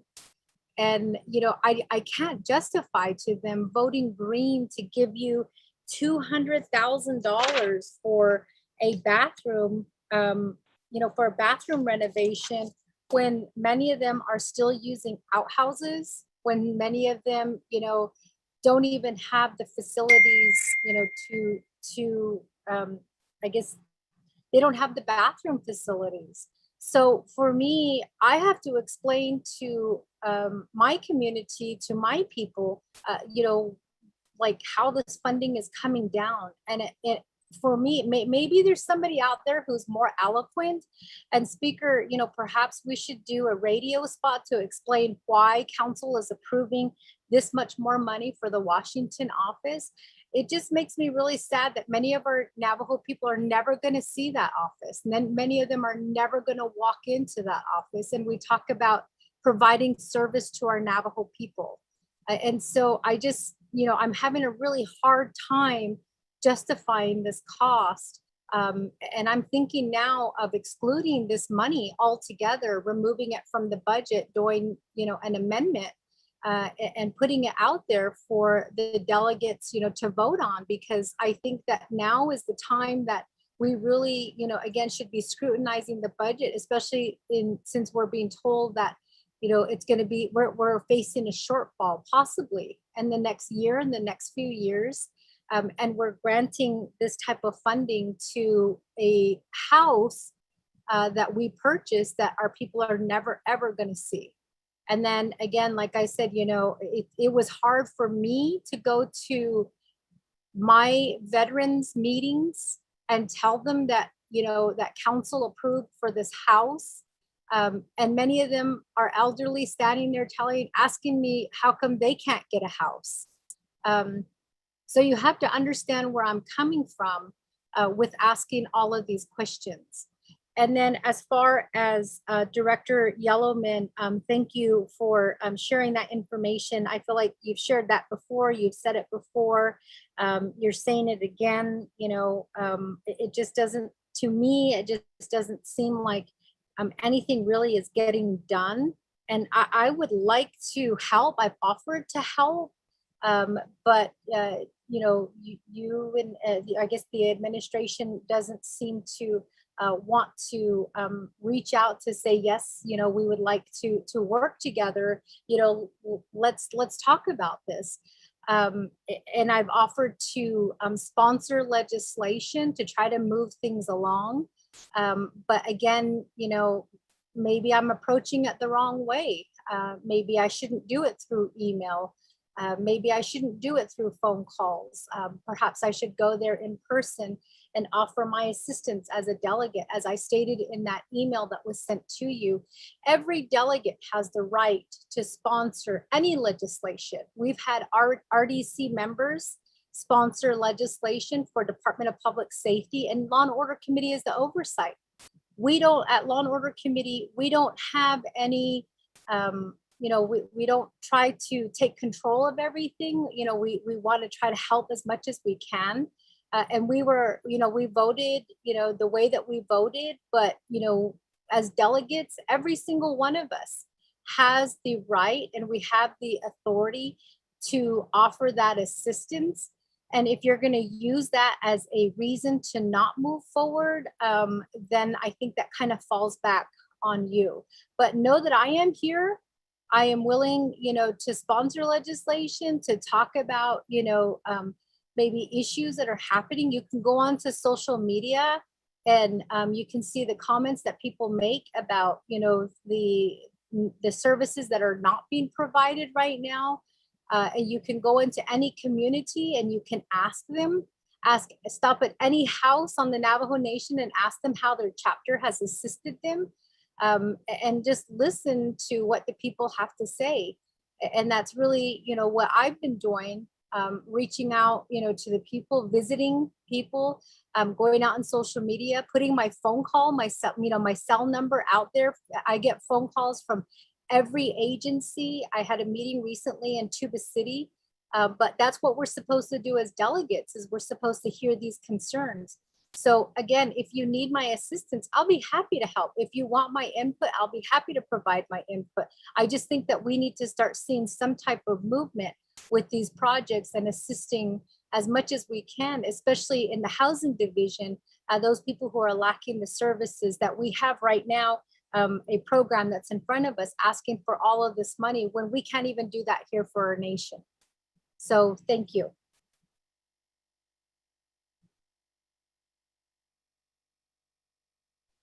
Thank you very much, ma'am. Chair Charles Newton. That, colleagues, let me go back to the floor. Actually, back to Ms. Lewis, if there's a response first, and then I'll go back to the floor. Mr. Speaker, thank you. To answer Delegate Charles Newton's questions regarding the cost of what is proposed, the Navajo Nation Washington office is working very closely with the Division of General Services, and one of the steps we would like to take in coordination with them, because they have a very skilled labor force, is for us to do a very full and comprehensive assessment of the needs of the building. I do want to, I am sympathetic to the view that it is that the upkeep is requiring additional funds. However, I do want to just re-emphasize some of our conversation, just going back to the reasons why the council voted to approve this acquisition. I think it's really important for us to acknowledge that our rent was over $25,000 per month, and that this acquisition is an investment for the Navajo people. And we know that over time, the value of this building, and if we care for it properly, it will undoubtedly appreciate. And that hopefully 100 years from now, it will reap millions of dollars should the Navajo Nation ever choose to sell it. But until then, I think it would be excellent for the Navajo Nation to be a very good homeowner by taking care of the Navajo Nation's investment. And just as any other Navajo Nation any Navajo member who owns a home, they are going to want to take care of it. They're going to want to make sure that, the plants are watered, that things that are falling into ill repair is properly taken care of. And that's something that we do not take lightly. That we want to make sure that we are good stewards for the Navajo people in that sense. We want to make sure that we help protect the Navajo Nation's investment. And with respect to the furniture cost, in years past, the Navajo Nation has accepted donations. In fact, most of our furniture has come from donated sources, either from individuals who have rented space or other entities working in Indian country have donated some of their pieces. And in fact, many of those we still use, at least one table that I'm very familiar with. And so I know that we have always graciously accepted donated items. However, if we do work with the Navajo Nation Furniture Department, I believe, I would encourage, I hope that the council would be supportive of us doing a cost analysis, because it may not make sense for us to ship, furniture across the country for our use, when it could have been just as efficient to purchase brand new furniture that could last another decade. And that's something that we want to make sure that we do is making sure that we just don't buy really cheap furniture that could break or just quickly depreciate, but making sure that we do purchase something that will last a while, and that we could use it for the space that we have. But we will certainly explore goodwill options or seeing if other entities are willing to donate old office furniture to our office, because we would gladly accept them. And that's something that we are committed to exploring. And then lastly, I do hear your comments regarding the restroom, and as well as the expenses of this office. First, I do want to just mention that there's Navajo people working for the Navajo people here too, and we want to have a space. We want to have a work environment that is safe, and we want a work environment that is that has all of the amenities that any other Navajo Nation office would have. So in order to have a safe working environment for our Navajo people and to my staff here, I really urge you to not take away the expense for the bathroom. I think it is very important to ensure that our office is sanitary, that it's kept clean, and that the staff have that they are able to wash their hands and not spread germs and risk anyone to get sick. And then also, I understand that there's few individuals who see the value of this office, and then on the other hand, there's also others who do see the value that we bring. And I urge you to also consider what this office brings. This office helps represent the Navajo Nation. And we are solidifying the optic of nationhood. We are working government to government, like we are upholding that government to government relationship. But more importantly, we understand that a significant amount of funding is federal funds, and they come to the Navajo Nation. We are working day in and day night to protect that. We are ensuring that that the Navajo Nation's appropriations needs are made known to our congressional partners when it's appropriation season. When the federal agencies call for tribal consultation and they're asking our departments and agencies to weigh in on what our programmatic needs are or whatever our appropriation needs are, we are there to help ensure that comments are rendered on behalf of the Navajo Nation. So we are essentially helping protect what those funding streams that are going to the Navajo Nation, that they are protected. And without us, we would have to pay lofty lobbyists at substantial rates. And right now, we do need their support because the Navajo Nation Washington office has only 3 government and legislative affairs associates to cover more than 20 portfolios. So I really do appreciate it when we work together to protect federal funds that come to the Navajo people to provide the services that you're talking about, like water line extensions, restroom, modifications. All of those things we do help protect.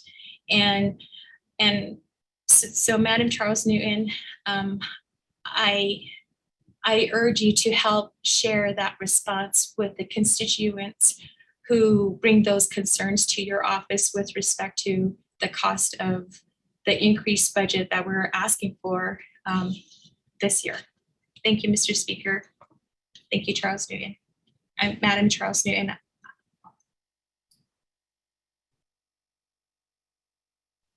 Thank you very much, Ms. Lewis. That, we'll go back to the floor.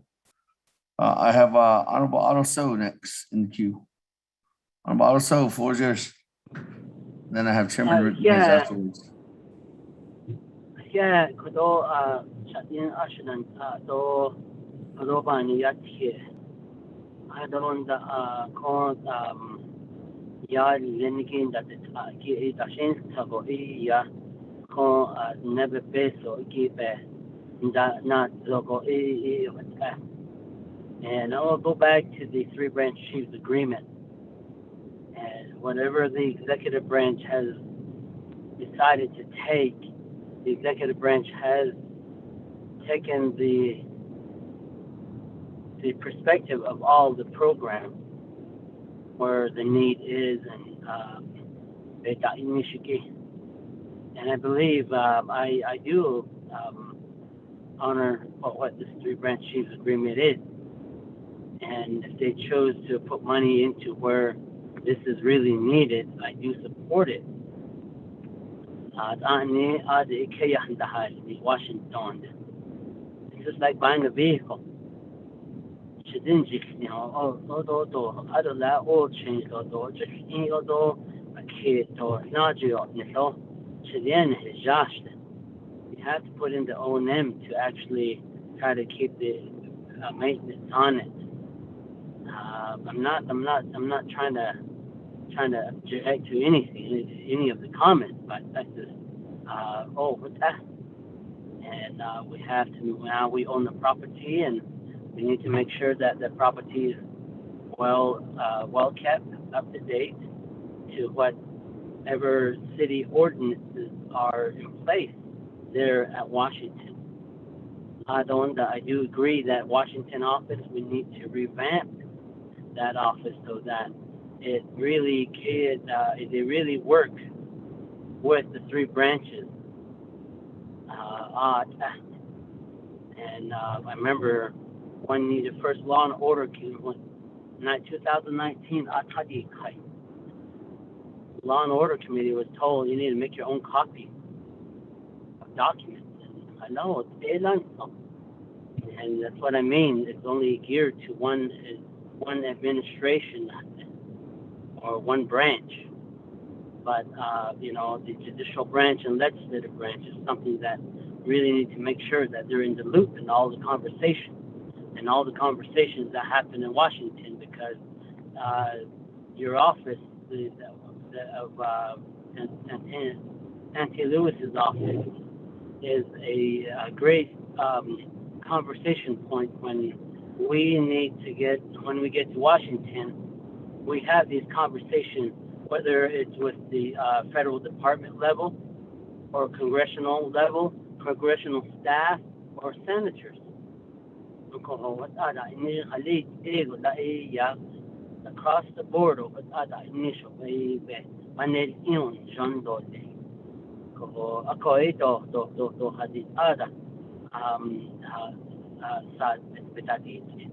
that way the interest at Washington level is working for the interest of the Navajo Nation as a whole, even with the three branch government.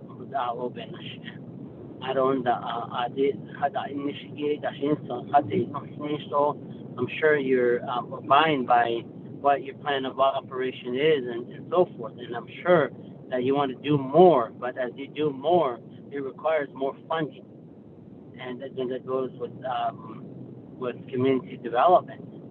Because the high بعد هنكادو ايدي كشيء دو نيجي كوا بابناش بيش ما أني دني كون به أني كي كشيء دي أو اللي ده بيش ما أن نابه خوب واشنطن لأن كي كنا نفتح أقول أرو لا أزنه شبيغة أيوة أنا صوت نكاد بكيله كهو خليت ألا إيه إيه هذا إيجو أدو أدون دا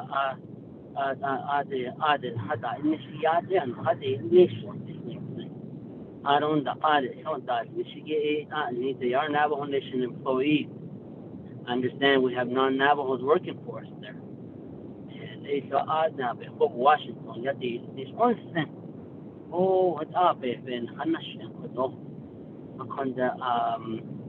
These are the NT your office are the each ego by yet hit do and it ashin chief of staff do president he was up in natchet he behind zero in natchet yali with net not a yad what those nichin thought me. So therefore, just keep your make sure that you keep everything in place so that we can make sure that that office is operating and providing services of what Navajo Nation Washington office does. It's really good to see the news information, news feed that comes from Washington now.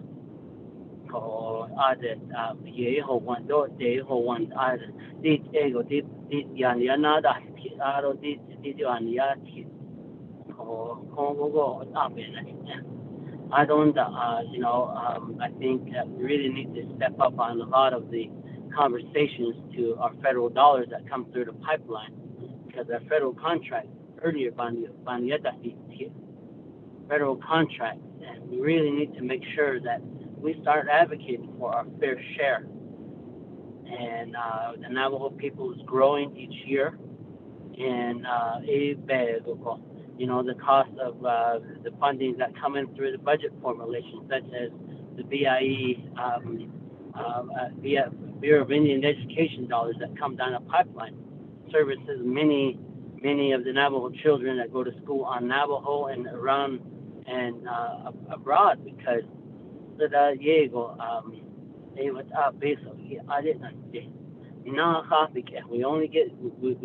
we always get about the same amount, whether it's public safety, judicial, whether it's the other 630 contracts that we have.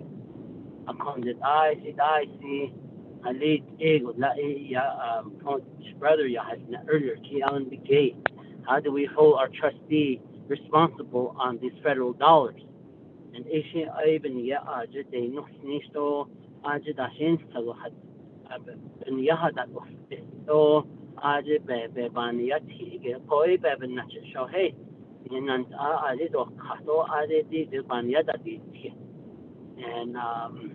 that way, we can advocate as policymakers of the Navajo Nation to make sure that we advocate for the correct amount of federal dollars that come through the pipeline through our 638 contract. And the police department is a perfect example.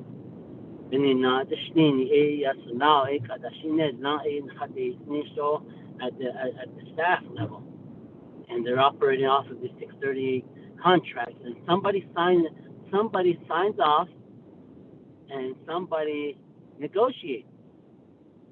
And Honorable K. Allen Begay, the Neva Washington, who is representing the nation when these contracts come forth? Where is the conversation for the consultation between the federal government and the Navajo Nation? Oh, and all president signed his name in. I did. So I don't I'm not president signed, so we have to move forward to try to agree to that. But I really hope that we are not shortchanging ourselves to make sure that we make these adjustments based off of population and the expansion of the Navajo Nation. I think that's the case. We really need to go back to the drawing table and to find a better way to try to address these issues, because the old system is really not working. I will say it again.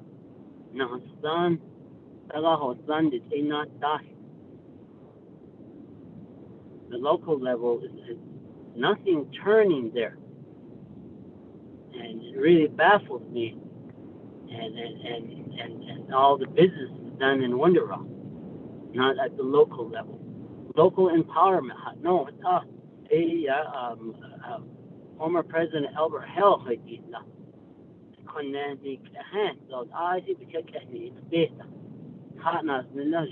local empowerment. In the get don't I did stand peacefully. Oh, Chona, but the kid do Nidayos and Nidayos. These are the National Agent. Nidayos and in the Shabbies, in the Ladasi. I can say that because that's what my chapter was going through. And my chapter just got tired of it and said, we're getting tired of Windrock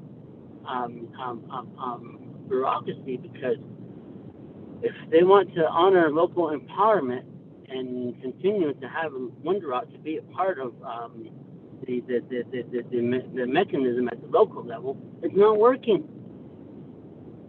You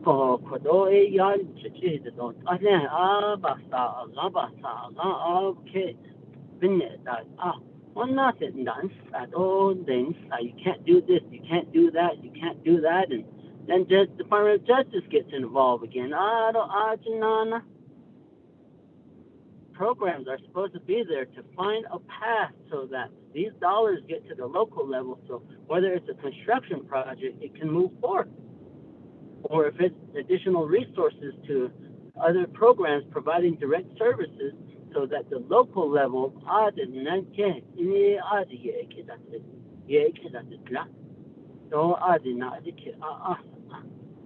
in Western Agency, you have the land department issue.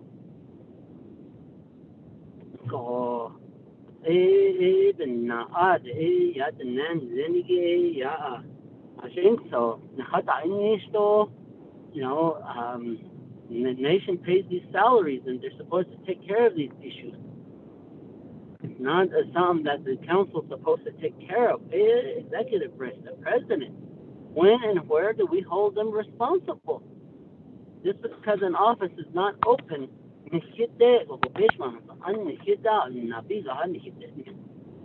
but yet that's an executive branch function, and who do we hold responsible for those things? If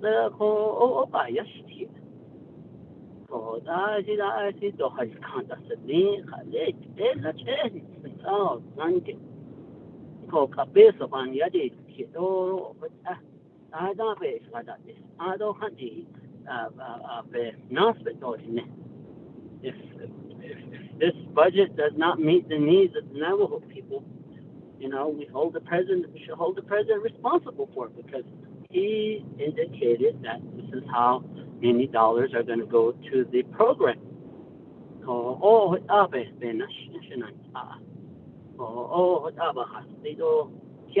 With this time. Speaker.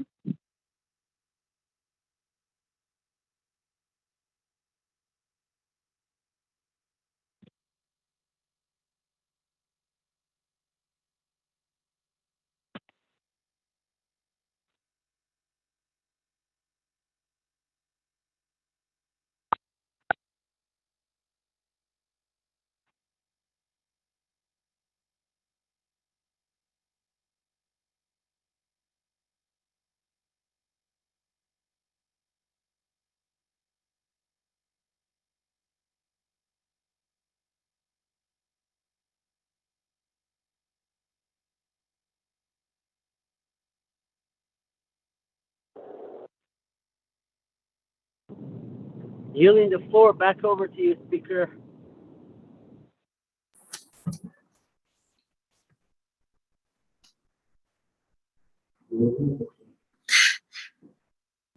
Good afternoon, delegates. So give us a moment. We're having technical difficulties.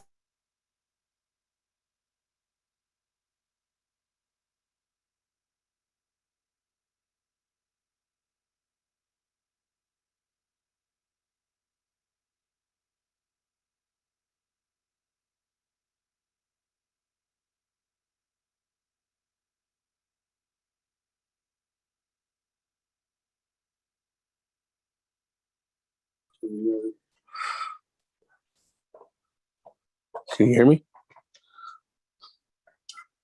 Yeah.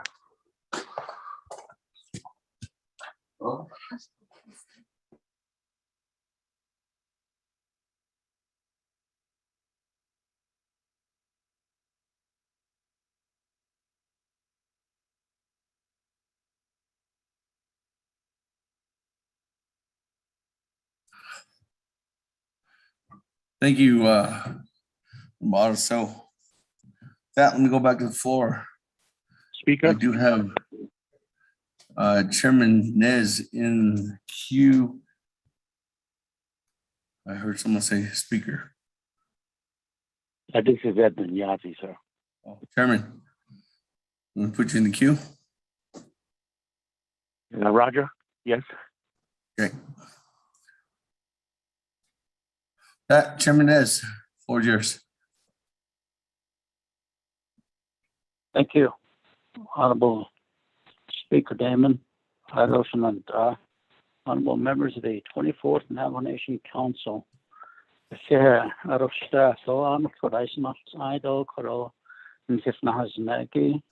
Dr. Yellowman, appreciate the work you do. Ms. Lewis also from Washington office.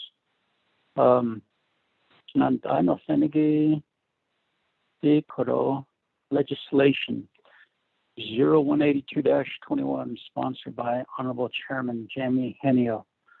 And I would like to offer an amendment. I did send the amendment that was prepared by our attorneys from Office of Legislative Counsel, and I sent it to Mr. Manuel Rico. And this land acquisition fund has been utilized in this form for the past 15 years. The Navajo Nation Council has approved it as is always until after the Washington office was procured. Then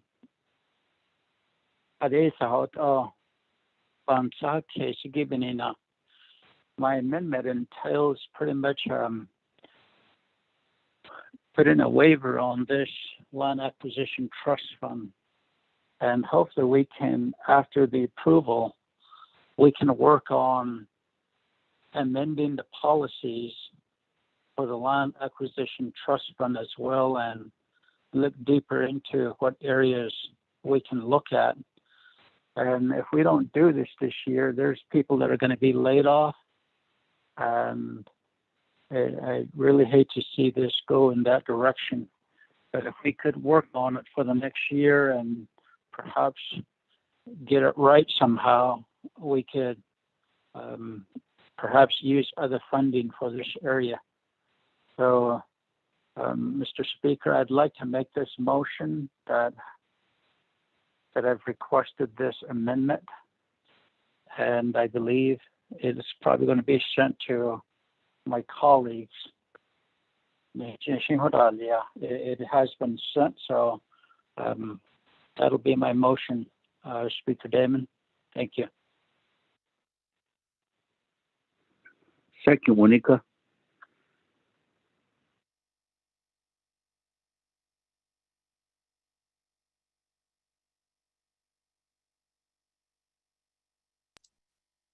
Thank you, Chairman. With that, colleagues, amendment number 2, Mr. Rico, could you read into the record? Thank you, Speaker. Members of the Naabik'íyáti Committee. Amendment number 2.1, page 5, line 19, insert new paragraph J4 as follows.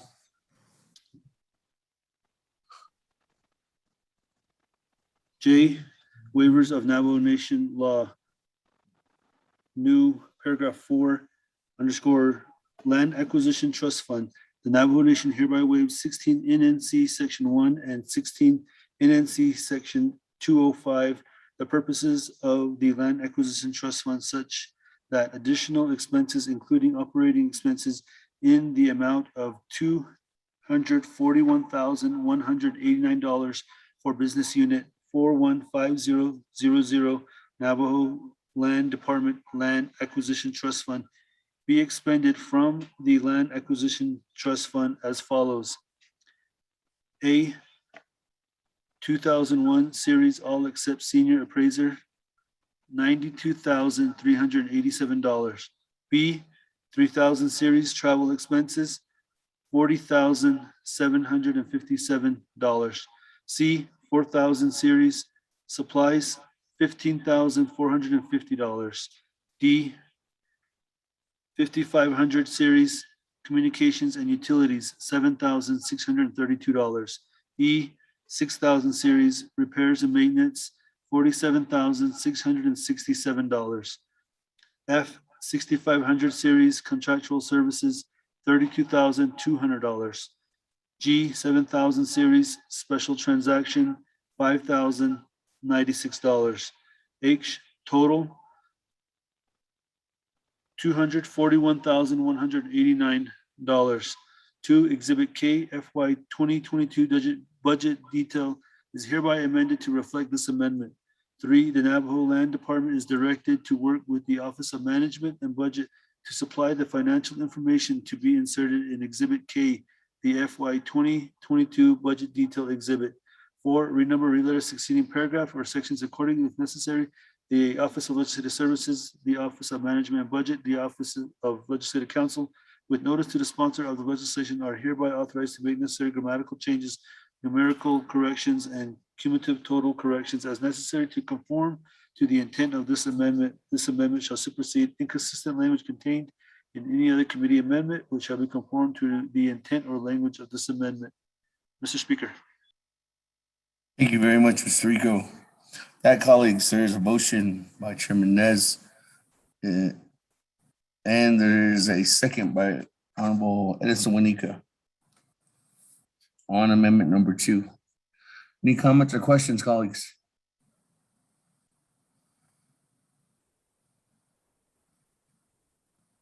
Going twice.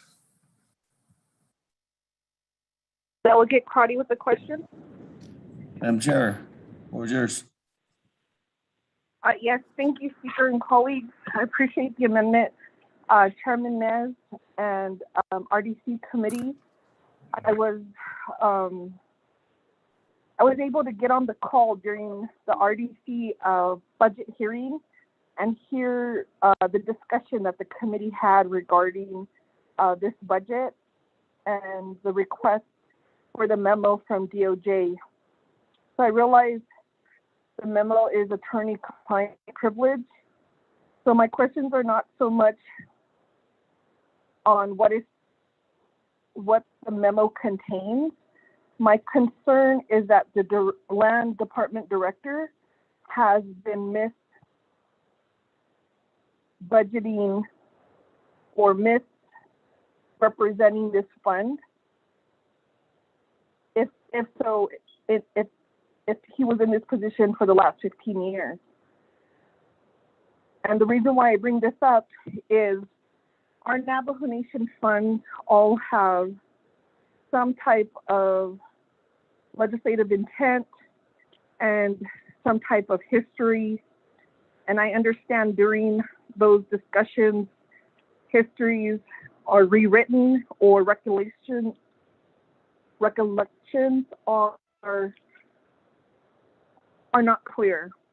My concern is the 15 years of the misappropriation of this trust fund, which was set up to purchase land. Now, I don't have an analysis at this point on how much this fund in the last 15 years has been misappropriated, and I appreciate the committee trying to provide some solutions, but I believe that the land department should hold the responsibility of properly budgeting this fund. On the budget forms, and that's the reason why programs take an oath, that they'll tell the truth, they'll follow the law, that they'll also, sign budgets knowing the regulations and the restrictions behind the funding. At this point, it's not clear, and I'm trying to look in the language of the legislation because I'm only finding that possibly an amendment to the trust fund may be made to allow these costs, rather than how is the director going to comply with the intent of the trust fund. And now seeing, if I may, because it's public record, there is an RDC resolution in 2016 that clarifies the purpose of the trust in what it's supposed to be used for, but it also gives the land director, I may be program manager, I may be saying that wrong, I apologize, the authority, the sole authority then to purchase up to $5 million in a calendar year land. And so my concern at this point is I think this council should re-examine that authority that was invested to the land director, and that there should be a clear plan working with like Eastern Land Commission, working with Navajo Hopi Land Commission, working here with our northern agencies, because we have uranium contamination and people have literally lost access to their homelands and now cannot graze because of uranium. What is the plan to buy land? And if it's for the benefit of the Navajo people and we're in a drought, then that's, I think, should be some of the focus, is how are we going to use this land trust account, this land acquisition trust account, to help alleviate some of those land issues, like in Eastern, the land issues with people having to relocate. And also looking at how are we developing land in areas that may need additional buffer zones.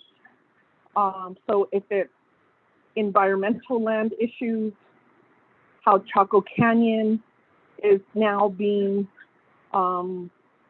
parceled out, can this fund be used to keep that within Navajo authority or stewardship?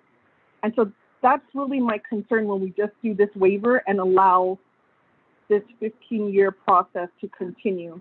Because I go back to when we debated the Washington office, and when we had to pull out the documents on how funding was being used and how this funding was currently being used, and because we had to dip into the principal.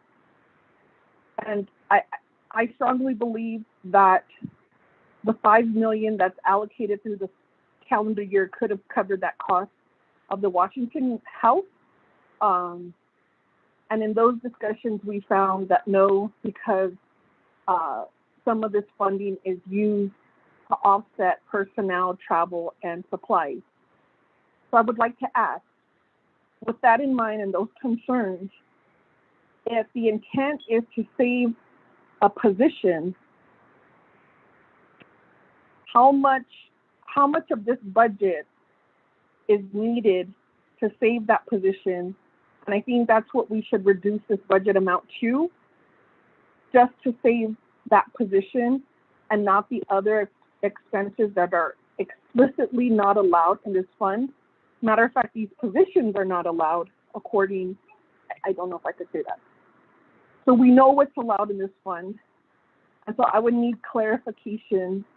And I think the land department does need a lot of support from the council and leadership I do recognize this is probably because the land department historically has seen a decrease in their general funds and maybe offsetting their unmet needs with this fund, which is understandable, but that's not the intent of the fund.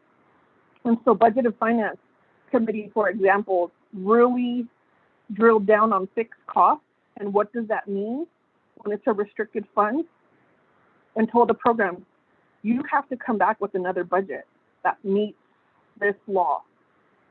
And it took a lot of work. It took a lot of discussion on the committee level, talking to our lawyers. But I think, although, and I agree that we did our best to try to keep the essence of the fixed cost. And so I think at this point, I would like to keep the essence of the land acquisition trust fund. But I would like to support to keep those positions. And I think a better way would have been to put those positions either like an unmet need or direct the program to come back for a revisit and reallocate their funding to be within the requirements. And so I think with that being said, I'd like to know what would this budget look like to keep those positions if that's the intent for the waiver. Thank you, Speaker and Committee. Thank you for that question, Madam Chair Crowdy.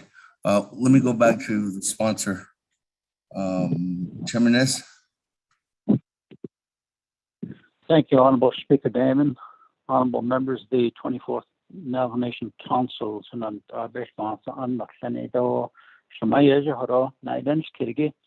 Chair Amber Crowdy.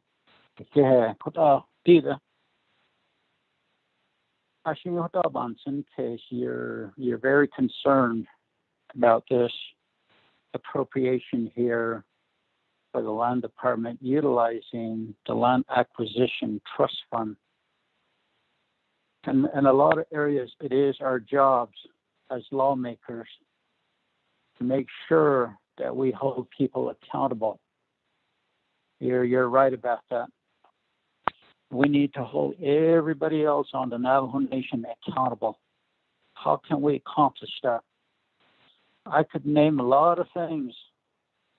I could start with the special duty hazard pay. I could name so many other things, purchasing alcohol with P cards. I could say a lot of things. And I'm not thinking the land acquisition fund. The purpose of it is to buy property for the Navajo Nation. The only time that happens is when someone, the seller, the property owner, approaches the nation and says, it's a Navajo Nation, I'm selling this property. Would you be interested in buying this property? And that's when the land department kicks in and they start doing their research, due diligence. The land department, I don't think, goes out to seek what land they can buy here and there. I'll have Mr. Halona, I believe he's on the call here, to expound on these areas of the work that is done at Navajo Land Department. And I don't believe that, just my own opinion, that the land department would be wasting any money or misappropriating funding that deals with procuring land, acquiring land. All these years, for 15 years, you're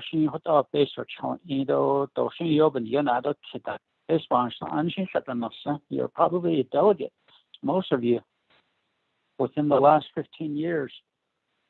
You also had that responsibility to question any and all concerns that you had dealing with the budget that comes before us every September.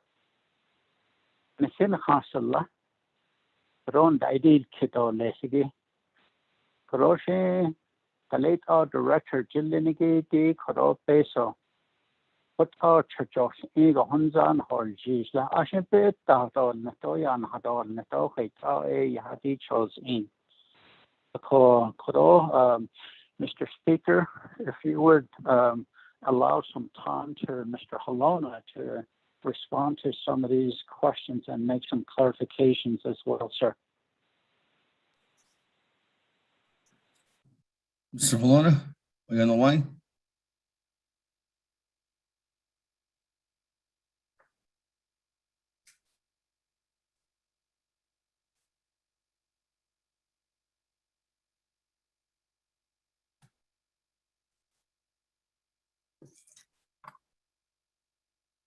Mr. Halona?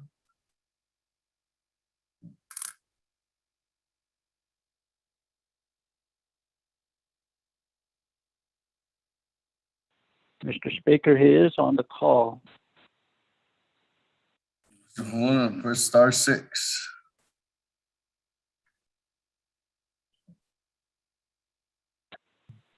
Good afternoon. Can you hear me now? Yes. Question of privilege, Delegate Crotty. Question of privilege. Madam Chair, Crotty, what's yours? Yes, thank you, Speaker. I just need clarification with Chairman Nez's comments regarding purchasing alcohol on a P card. Is that what the committee discovered on the use, how these dollars are being used with the Land Acquisition Trust Fund? Is there issues with P card purchases? Thank you, Speaker. Let me go back to Chairman Nez. Thank you, Honorable Speaker Damon and Shamaya, Honorable Crotty. I just made that statement. It has nothing to do with the Land Acquisition Fund, but I understand that perhaps that's something that we need to discuss with the Controller's Office as well as Ethics and Rules Office as to how many elected officials as well as Navajo Nation employees are utilizing their P cards to purchase alcohol on the job. Thank you. Thank you. Let me go back to hello? This is Mike Palona, Navajo Land Department Director. Yate. Oh, Yate. Speaker, Chairman Nez, Honorable Council Delegates. Good afternoon. Yate and Auto Yate's Anigi. Auto Kwanata Kit, Christian Us Anta.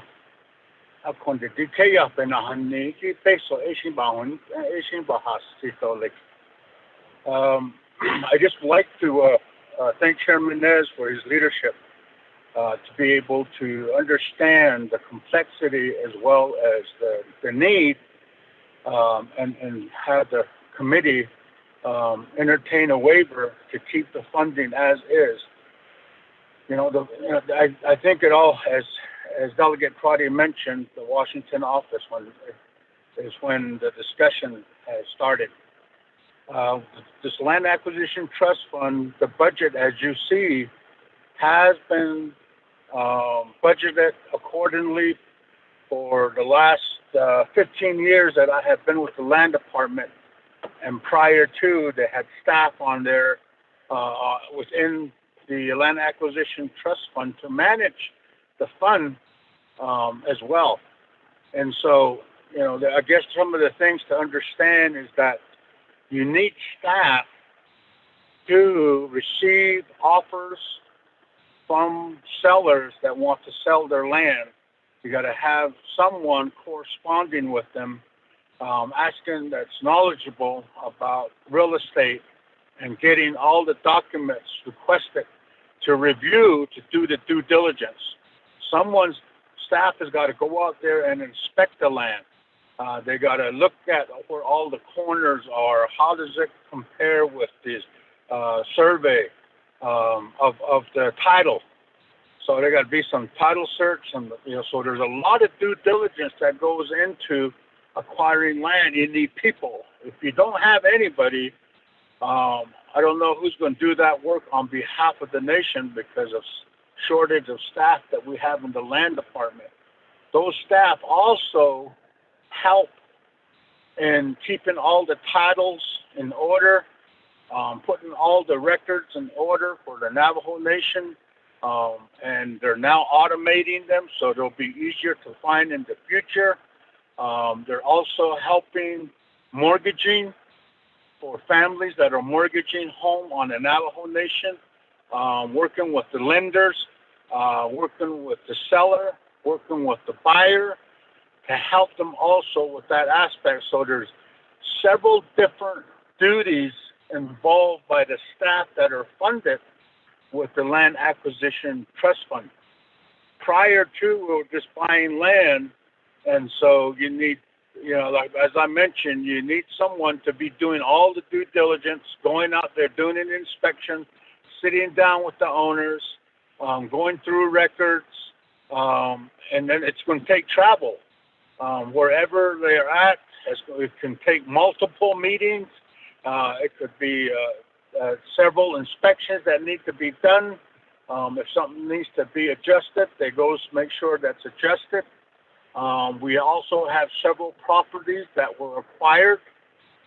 They're more or less now managed, overlooking those properties, make sure that the leases are being paid for, the upkeep of those properties. So it's just, it's a multiple aspects of those positions that are in the budget, and all the operating, where there's computers, they help offset some of the internet payments that are so outrageous.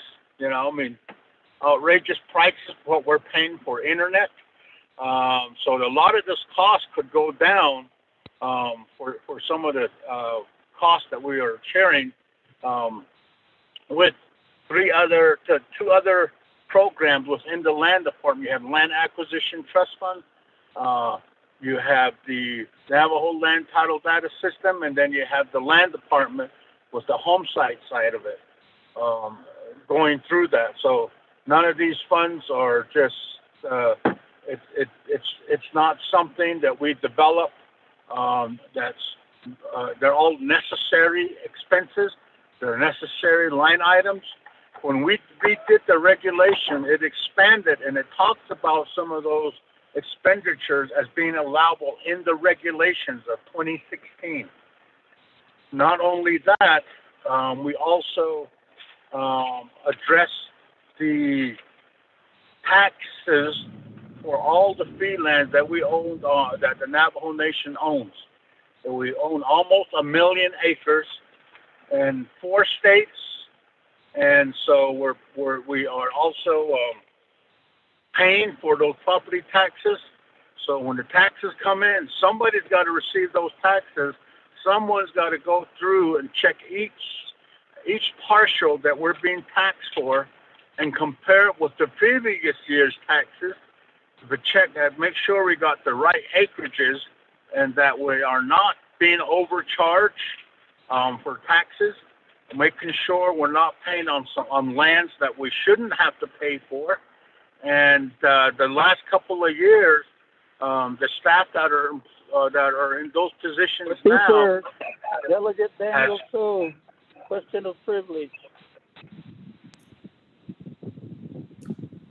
Chairman, hold on, Mr. Alona, hold on real quick. There's a question of privilege by Chairman Daniel So. Chairman? Thank you, Speaker. Cecilia Patterson and I, fellow colleagues of the Naabik'íyáti Committee. What Mr. Halona basically, if somebody's going to be checking titles, wouldn't that be a title clerk and not an appraiser? Appraiser only values the land. The other question of privilege is we are, with this amendment, we're doing an amendment to Navajo Nation law. And wouldn't it be better if Chairman Nez sought a change to the land acquisition trust fund through an amendment rather than using the budget process to provide a waiver? Does the waiver then take 16 or more votes to get included in this with this amendment? And again, what Mr. Halona is describing is not what an appraiser does. The only, and why not contract an appraiser and hire a title clerk? That is my thoughts, Chairman, Speaker Damon. Thank you. Thank you, Chairman. Just to answer your question, I think I refer that back to Chairman Nez on the portions about the title clerk. The other one, though, is I'd like to refer to Ms. Barbroff. I do believe that this amendment moving forward, as it stands, is a simple majority. But what this does, though, is that if there weren't already amendments or waivers in the overall legislation, that this amendment would turn a simple majority legislation into a 16 votes or 2/3 majority legislation in order for it to pass at the final level at council. Ms. Barbara, let me refer back to you on that. And then I'll go back to Chairman Ness for the follow-up question.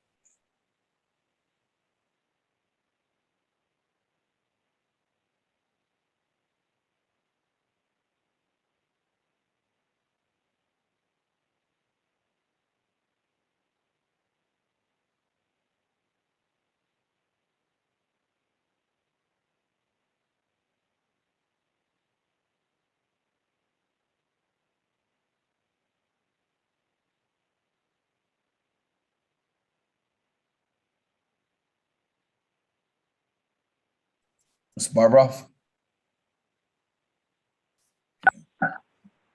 Oops, sorry about that, Speaker. I was on mute and talked to you guys for a while. I apologize about that. If you look on page 5 of the legislation, starting on line 4, it lists waivers of Navajo Nation law.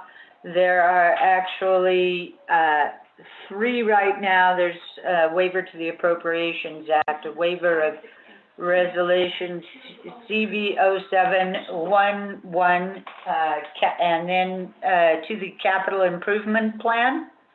That is where this waiver will go, and it will not change the vote requirements because none of these, is it a 2/3 vote? Only if they're going to use the principal.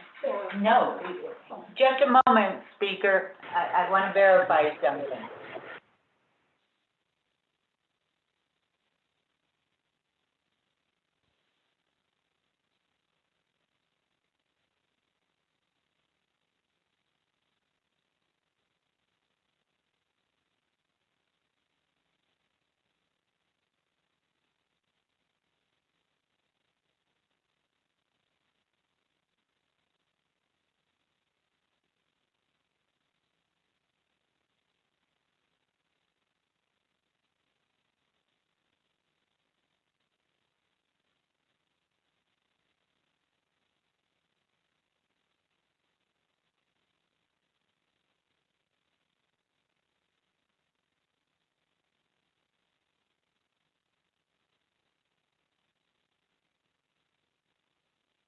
Speaker, point of privilege. No, while we're waiting for Ms. Barbroff. Madam Chair, point of privilege. Speaker, thank you. And also colleagues, Speaker, if I could just request, can we get the land acquisition trust fund document sent to us, 6 NNC, or I guess the references that are being made, or preferably the entire document itself? Thank you, Speaker.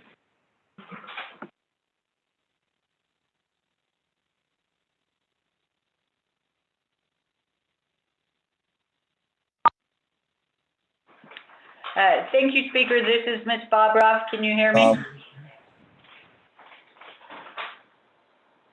Madam Chair, Charles Newton, we're having staff get that together and sending it out, the Land Acquisition Trust Fund.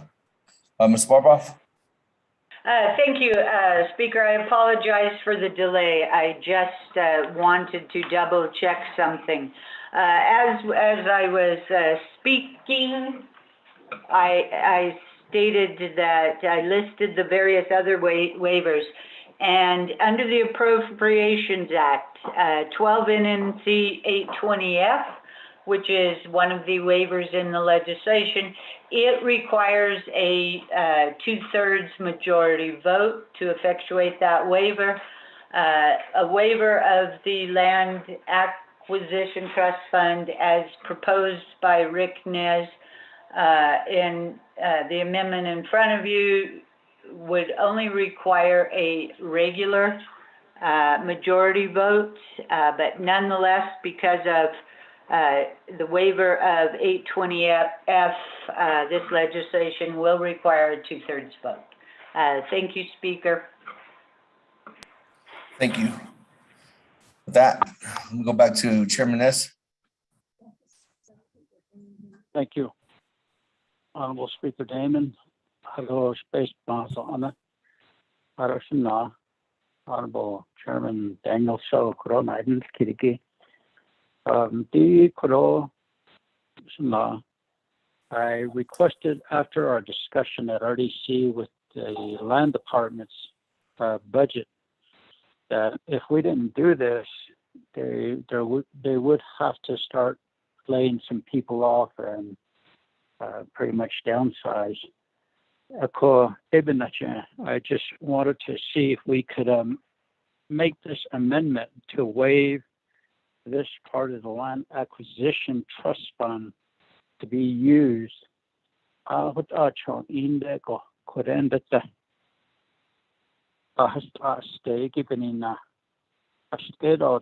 We need to fix it. In the future, we need to find funding for land department. They've always had shortfalls, and that's why they utilize some of this funds for that purpose. So, in short, that'll just be my answer, and I'm just requesting this amendment to waive this part of the Land Acquisition Trust Fund. Thank you.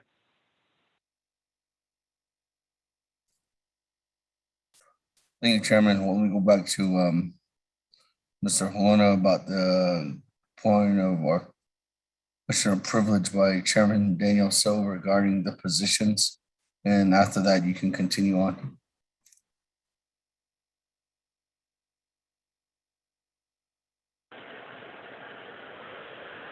I did, Speaker, this is Mike Polona.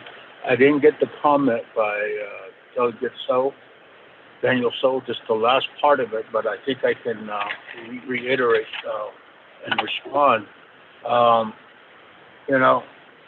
If we had all the funding, we would have a title examiner on board. If you look at the budget of Land Department back in the 80s, early 80s, there was a land title examiner position, which has been eliminated, budget cuts. We had our own attorney within the Land Department, which was later on reassigned over to the Division of Resource. So there's been a lot of changes that have made, and out of necessity is what we have today. Our staff that are handling the land acquisition are very knowledgeable in what they do. So it's good to hire an appraiser because they keep up with all the licensing and all the requirements. Recently, we couldn't hire one because the insurance that they required, our Navajo Nation insurance required, they didn't need it anywhere else, so they just declined the work. So, but being able to have someone knowledgeable that's a tribal member within our department can evaluate their work and ensure that the Navajo Nation has a good appraisal that was been provided for them. Working with the title companies to ensure that title commitments are correct. Making sure that, all the other documents are in place because of their background, their knowledge, working as an assessor, a tax person for a county in Arizona for a number of years. So we're very fortunate to be able to have someone on board that doesn't request 3 times the salary that normally they would get paid for doing the kind of work that they do. In all of these acquisitions, we have numerous of offers again that are lined up that we have to go through and decide what will be acquired and take them through that process. It doesn't just happen automatically. According to our timelines, it takes anywhere from almost a year to 2 years to get some of this work done, as well as doing the environmentals. They have to have, somebody's got to develop contracts for an environmental firm to do a phase 1, if need be, a phase 2. And so then all of that kind of work has to be done by staff familiar with it, and they're able to work on behalf of the nation to get things done that are in the benefit of the Navajo Nation on all of these acquisitions, and we've done very well. The negotiating team has done very well to acquire land at or below appraisal, and I think that's a very good track record based upon what we've done up to now is what has been acquired, and the savings as a result of that sure outpasses what the budget for operating that we are talking about. Those amounts is very low compared to, as a result of having the staff to be able to negotiate and save millions on some of these acquisitions. Thank you. Speaker.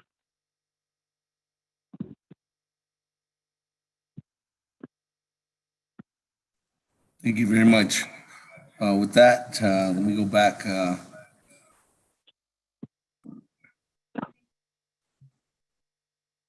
Is that you, Chairman Yazzie? Yes, sir. You want me to put you in the queue? Yeah.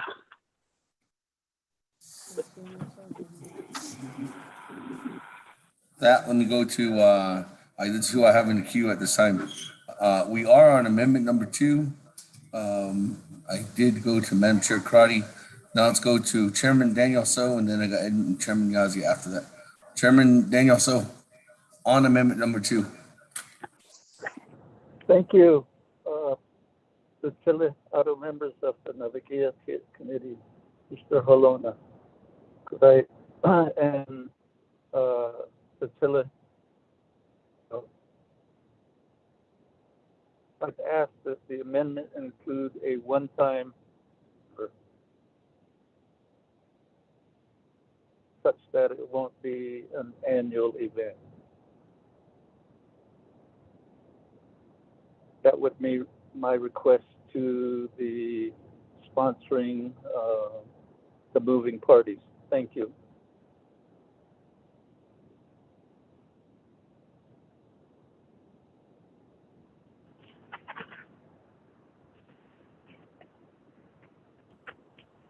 Great, Chairman. Let me go back to sponsor, Chairman Nez. Honorable Speaker Damon, I would like to ask Honorable Chairman So to restate his request. It's either my phone or I didn't hear part of what he was requesting. Thank you. Chairman Daniel So. Okay, Asheha Sitila Anofta Sitila Honorable Rick Nez. I'm asking that the amendment include language to say a one-time waiver.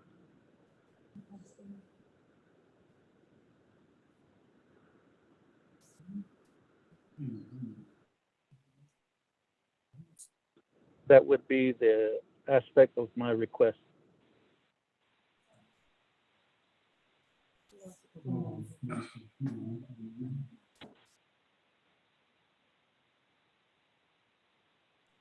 Speaker Damon. Chairman? May I Chairman Ness?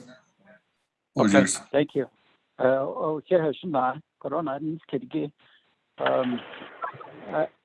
as Koroban just because I'm thinking, how do we fix this? Right, but for the language to be modified for a one-time waiver while we work on this land acquisition fund and the funding for the land department to continue to exist to procure, acquire land, property, real estate. We can do that for now, and we can work on the language for the next year and really fix it as to how we can fund this land acquisition program. So I do concur with that. Thank you.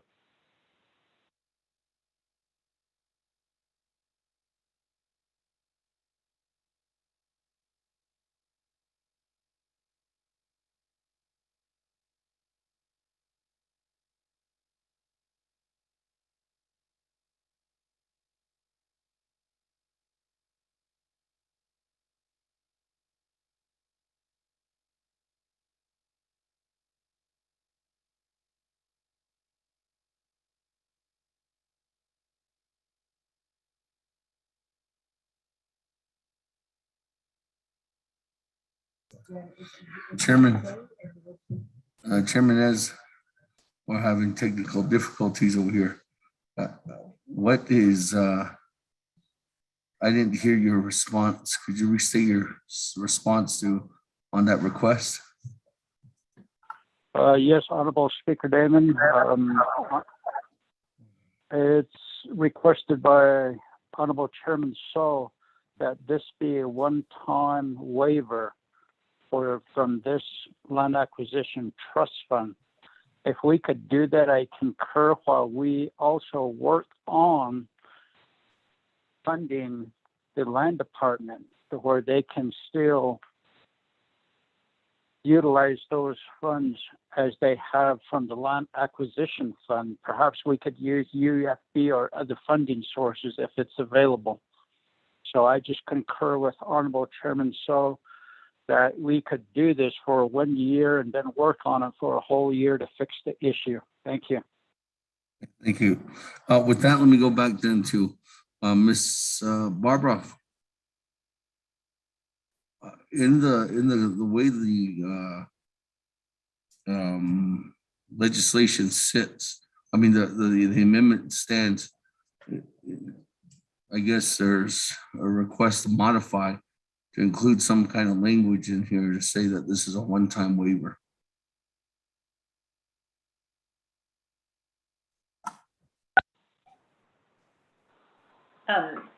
Speaker, thank you. Ms. Khan is working on that language, and she will send it out in just a few minutes. Okay, thank you then. With that, Chairman Daniel So, when that language is ready, I will come back to you to request to modify.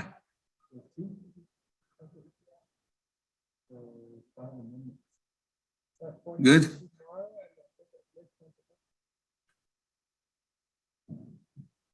All right. That, moving on down, Chairman Yazi. Yes, Speaker, members of the council, everyone that's listening, Mr. Nez and Mr. Halone, thank you. This amendment that you're adding on. Just a couple comments real quick. Eastern Land Commission had made up legislation, and I know Ms. Barbup is very, very busy, but that was a legislation where any lands out in the Eastern Agency area that the commission will hear and then RDC then to the council. So I just wanted to know where was that at? Where is it at now? But I do understand the staff are very busy. And so, and then the other question, the land acquisition was basically the intent was for the Eastern Agency area. But however, we are sharing. That's on a good note there. So with land, and there's a lot of property that we are looking into, Mr. Halona, and if this approves, then he said that it was this funding will go to help you. There's property in Tohajali. There's ranches up in Cibola County, and then I believe up in Chairman So's area too as well.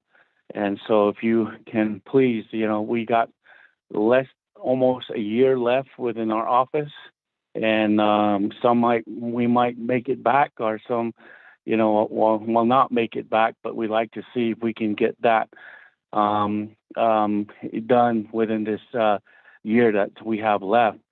And then the other thing, Mr. Halona, the churches, I know I heard someone need to get this up and going. I know I talked to you, Mr. Halona, and you said that there was a legislation that needed to be submitted. So just let me know, sir. And you've always been good, Mr. Halona, to the Eastern, but with the commission, and we just got word today, Speaker Damon, and also to all the delegates, that Senator Lujan is going to drop the Nelly legislation with the changes that were made, Mr. So, Chairman So, when he comes back from his recess. So that is good news. It's going to be history for the Navajo Nation. So, and that's from working with the Washington office. And so I really do appreciate that. So that's all I have to say. And then on my other time to speak, Speaker, I waive that time, sir, on the main motion. Thank you. Thank you. Thank you, Chairman. That, moving on down. Madam Chair, Charles Noon, what's yours? Thank you, Speaker, and also colleagues, and thank you, Delegate Crotty, for bringing these concerns regarding this amendment. I didn't know. I guess maybe looking now at the Land Acquisition Trust Fund legislation, I do see that there's really not any funding that's available for the administrative costs that are associated with this, aside from that consultants can be hired, and that's under the authorization section, page 1, but that it's limited to real estate brokers and agents to assist the Navajo Nation in the acquisition or disposition of real property.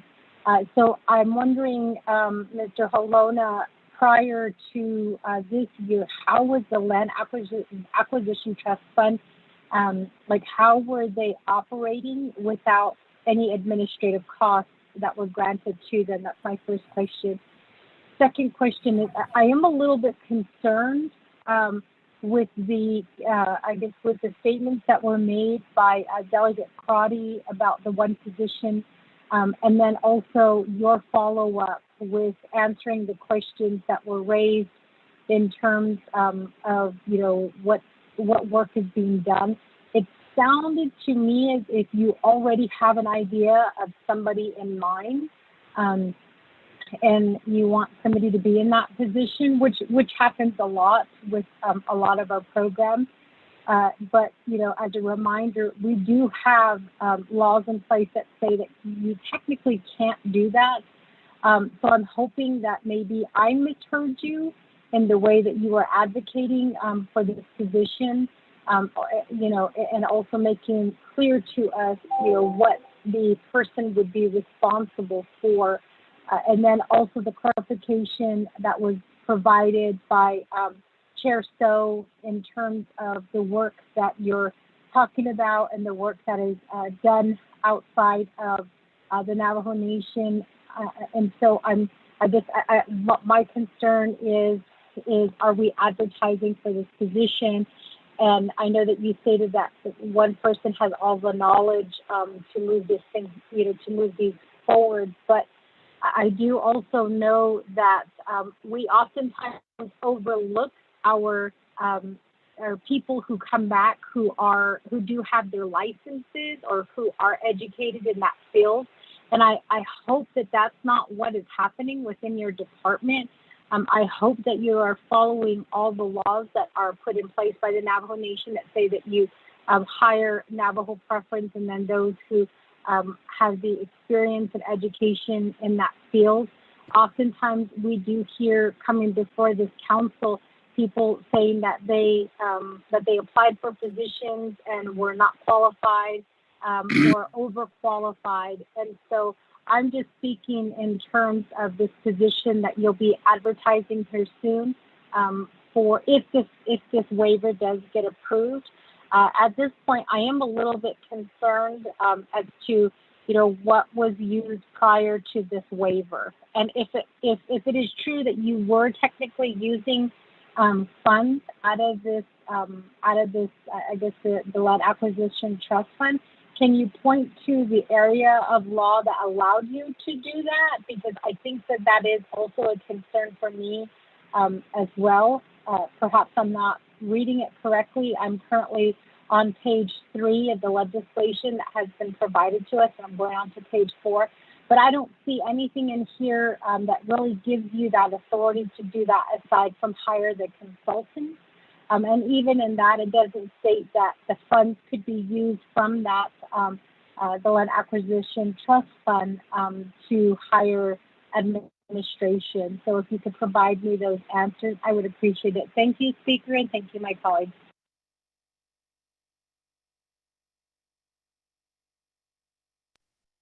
Thank you, Madam Chair. With that, let me go back to Chairman Nez for response. Thank you, Honorable Speaker Damon, honorable members of the 24th Council. I would like to give time, Speaker, to Mr. Halona to respond to some of these questions, sir. Thank you. Mr. Halona?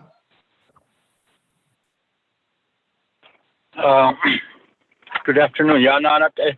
Thank you, Speaker, Chairman Nez, honorable delegates, and honorable delegate Charles Newton on your questions.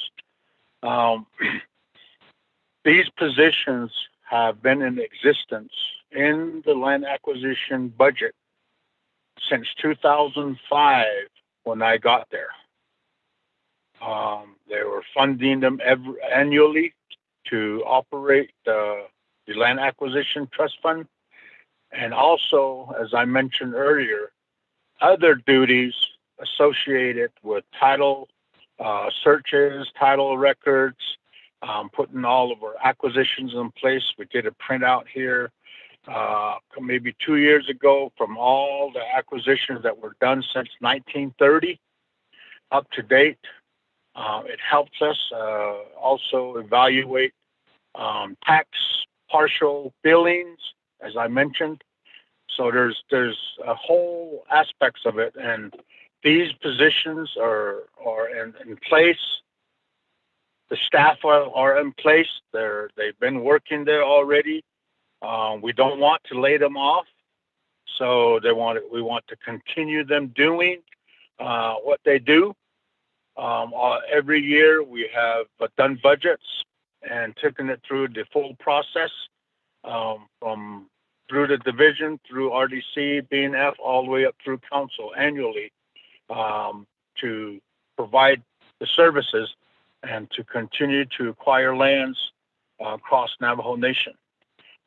There's also, I'm not sure if you have a copy of the regulations that were amended, that amended some of the land acquisition amendment that happened 2016 that talked about the use of funds for various administrative tasks, hiring environmental firms and so forth, hiring a survey firm to check the title legal description. Some may have errors, some old old land transactions as well. And 3 years ago, if you remember, we also worked extensively in Eastern Navajo, where we did a land exchange on 45,000 acres of state land. The state received 42,000, and we received 45,000 acres of land in Eastern Agency. So, you know, a lot of the acquisition has happened over in Eastern Agency throughout the years. I'll be happy if you want that listing. We can share with you all those listings when they were acquired. Prior to 1994, funds were allocated through council. There wasn't a trust fund established until 1994, and that would be to acquire additional lands, obtain additional lands that are available, contingent to Navajo lands. Is one area we're looking at. Talks about ranch lands for resting the acreages, which has happened in various areas. There's the Winslow Tract. You have Big Boquillas Ranch, close to 800,000 acres in Arizona. So, in all of these, a lot of these ranches are leased out to individuals with livestock. So that's kind of how we've been operating, using acquisition to manage the acquisition funds as well as acquire property throughout the 4 states. And we still have property that are in negotiations right now that have been since before COVID. So, you know, we'd like to finish those up. We are right now in the process of closing on 2 allotments being brought to the nation. Allottees would like to sell their allotments to the Navajo Nation. So there's more consolidation that is happening. And there was a question that previously about fee to trust. We're going to need money to turn lands into trusts. All the environmental assessments need to be done prior to that, before the government will look at taking lands into trusts. So the environmentals have to be done, which is very costly, which has held up a lot of the fee to trust opportunities in the past because there wasn't any funds identified for environmentals at a large amount. In the new regulation, it also included taxes. About $650,000 in taxes is paid for Navajo Nation. If we don't pay taxes, they put a lien on it, and it goes on the auction block, and somebody buys your property. So we've been fortunate enough to be able to ensure that that doesn't happen to the nation. Also, in the new regulations, you also notice in areas where a project is very beneficial to the community or the Navajo Nation, there is also an eminent domain clause that has been put in for land acquisition, to where if land is taken, just compensation is paid to the land users, and that would come from land acquisition as well. So those are my responses. Thank you.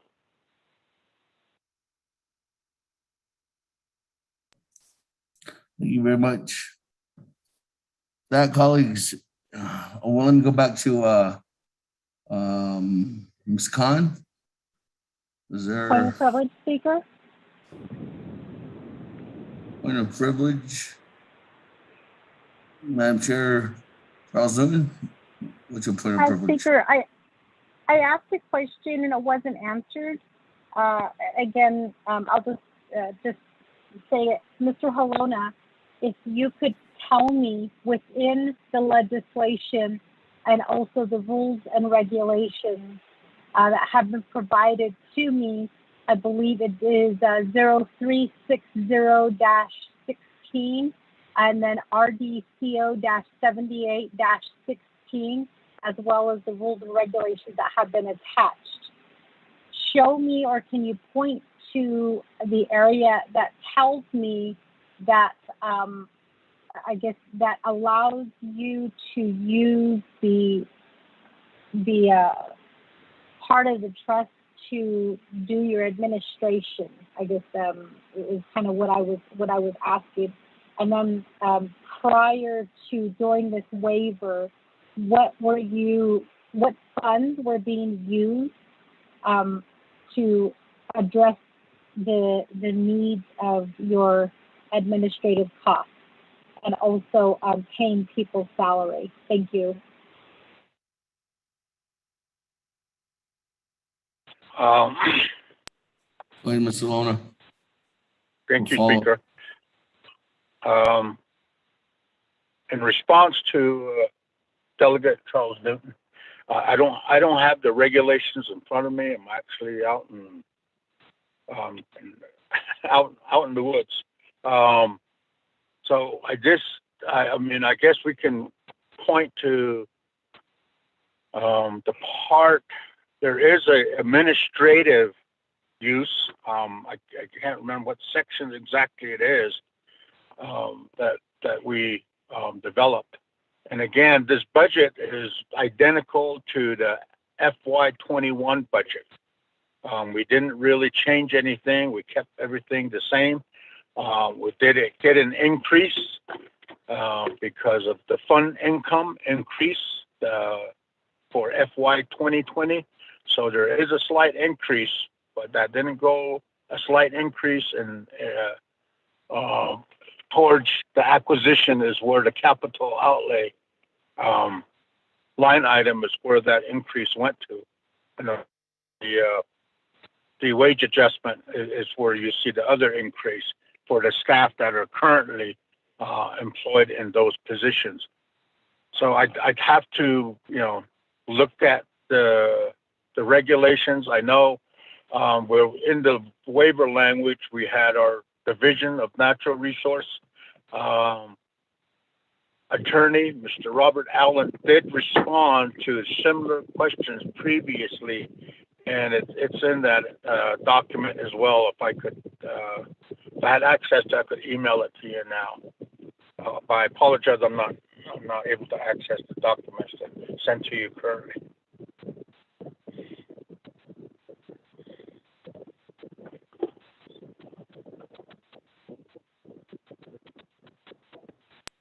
Thank you. For that, let me go back to Ms. Khan. Mr. Speaker, this is Mariana Khan. And Yes. as for the modification to Amendment 2, I have been communicating with Mr. Manuel Rico with regard to the language being put in, and he has it on the screen there. The language with regard to a one-time waiver has been put into the Amendment 2, and I've asked Mr. Rico to email it to the delegates so that those who do not have access to the Zoom screen can see that language. Mr. Speaker, I'm going back on mute now. All right. Well, thank you, Ms. Khan.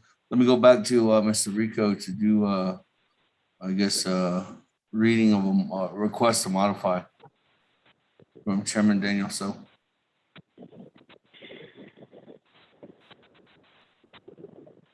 Thank you, Speaker and members of the Naabik'íyáti Committee. The modification will come after, I'll read it, paragraph 4, Land Acquisition Trust Fund. The Navajo Nation hereby, new language, approves a one-time waiver of, and then overstrike waives. That will be the modification. Okay, that, Chairman Daniel, so does that sound correct?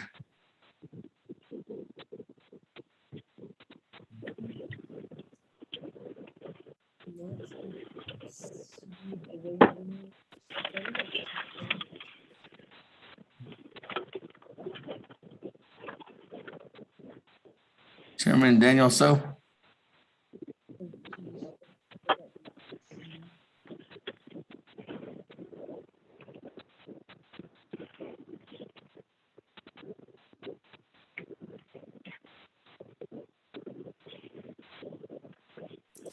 Chairman Daniel So going twice.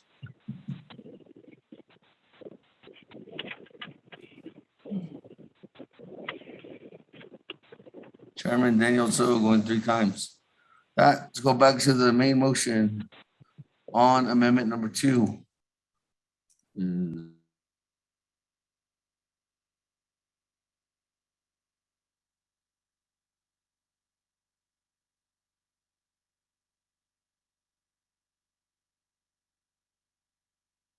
Speaker Damon, this is Delegate Claudia with a question. Right. Thank you.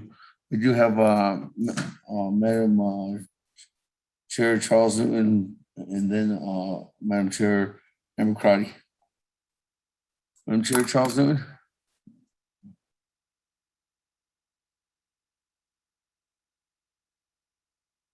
Thank you, Speaker. So I guess based on the question that I asked and the response that has been provided by Mr. Halona,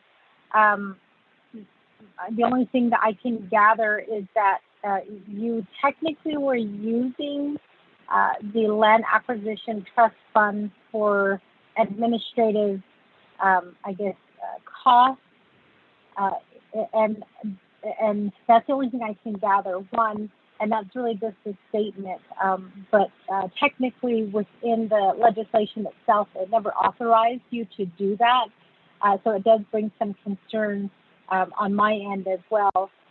Number 2 is, I know that at the time when the Washington, D.C. office was brought up to be purchased, the question, that came out at that time was, where is the funding going to come from? Because based on the document that's in front of me, it does provide an amount that can be used for purchasing, real estate or land. And I know that question was asked, how this proposal could go forward when there was never any funding available. That was my understanding at the time, because we were there in council chambers when it was being discussed. And so I know that at that time we were told that that you technically were using it for administrative costs. So my question is it possible to get maybe to do an audit, Speaker? Because really it sounds like the law was broken, because the law has been drafted, and perhaps I'm looking at the wrong document. Perhaps it was the wrong document that was sent to me. It's just a little bit scary that that money was spent on something that wasn't authorized. And we're sitting here and we're trying to do a waiver now. And to me, it just, makes me wonder where that money went, prior to this waiver language being put in place. And so I'm a little bit hesitant to vote green on this, only because I don't know if we're all acknowledging that, that the money was used and it wasn't used in the intended purpose. As was stated time and time again, we do have a fiduciary duty to our people. And so we get on cases, with people about how they're not spending funds correctly. And I welcome, as Chairman Nez, stated about the P card and the alcohol purchases. I welcome that as well. I think it's important that we all have a good understanding of that, of how the funds are being used. But I think, as he stated here, there's so many other things that we could also bring to light that, we hear about, that are happening, that we see continuously, that, we should also be looking at as well. And so, to me, it's very clear here in the law, at least from my reading. And again, I was hoping that he could provide me the page number or pinpoint for me where it states in the law that he could do this, because it sounds like he already did it. And I think that we should be asking questions about, how long has this been going on? It sounds like 2005. It was going on prior to 2005. And it's just a really scary thought knowing that the law didn't allow for this. And we're kind of, I guess, maybe turning a blind eye right now and saying that, it's okay, we're going to fix it with this waiver language. But if the waiver language is only for 1 year, as Chair So indicated, then, we should be asking about the prior years as well, and asking, where did that money go to? What was used, because I'm looking at total expenditure of $5 million for each calendar year from January 1st to December 31st. And this is on page 1 of the Exhibit A, the Navajo Nation Land Acquisition Rules and Regulations is what I'm looking at. Section 3 talks about the authorization, and then Section 4 is the approval process, and it does limit the total expenditures of $5 million for each calendar year. So I am a little bit concerned, and I'm sorry if I'm not understanding fully. I'd like to know, since 1990, actually since 2005, where $5 million was, where that money was spent. 2006, where $5 million was spent. 2007, where $5 million was spent. 2008, where $5 million was spent. 2009, where $5 million was spent, all the way up to 2020, or actually 2021, where $5 million has been spent, because that's a lot of years. And I just want to make sure that that the funding was used appropriately per the legislation that council delegates drafted and council did approve. Thank you, Speaker. Okay, thank you. With that, Madam Chair, is that something you'd like to make as a legislative concern? That would be probably in working together with Ms. Khan and then bringing that back possibly as early as to council, if that's something, if you want to have an audit. Yes, Speaker, because again, that's 16 years that we are looking at, and times, the $5 million, that's a lot of money. Yes, I think it should be a legislative concern that I would like to put forward, and I'd like to see an audit done to see where those fundings are going. Thank you, Speaker. Great. The suggestion then, Madam Chair, Charles Zoon, is to reach out to Office of Legislative Counsel and work with them to get a legislative concern together so that it can be put onto the exhibit where LOCs are.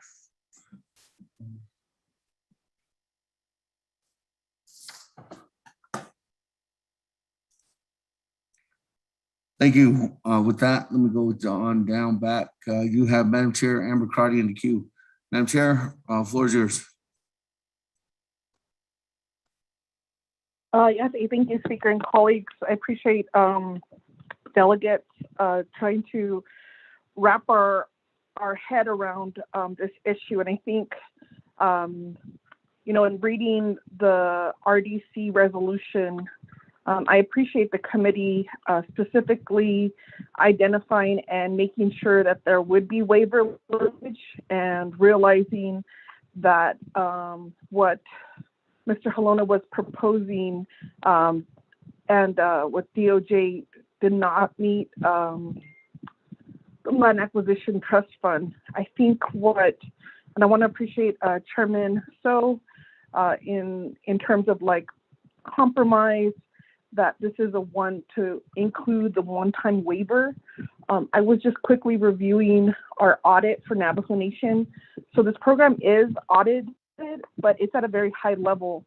And so my question to Mr. Halona, or if Delegate Chairman Nez may have the answer, when's the last time this fund was audited? Because I think that will provide some context in terms of what's being requested by delegates.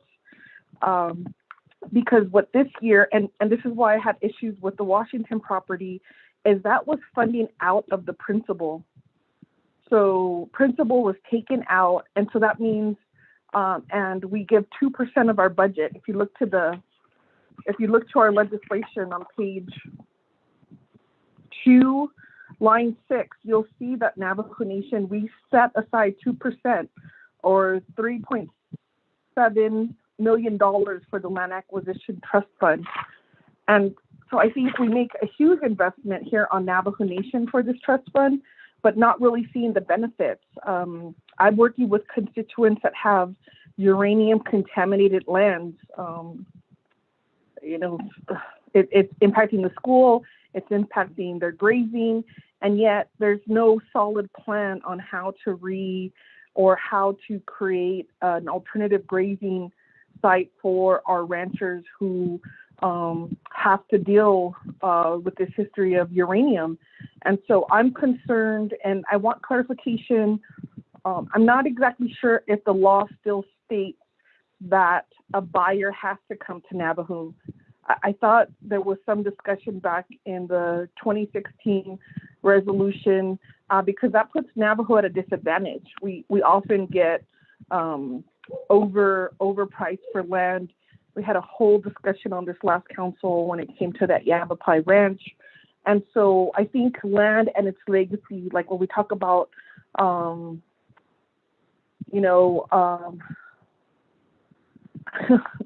can't remember the real name of the ranch, but the golf ball incident, I want to continue to honor my grandfather's teaching as he was a land surveyor for the land, and had said and had mentioned his heartache on the political pressure he felt when that purchase occurred.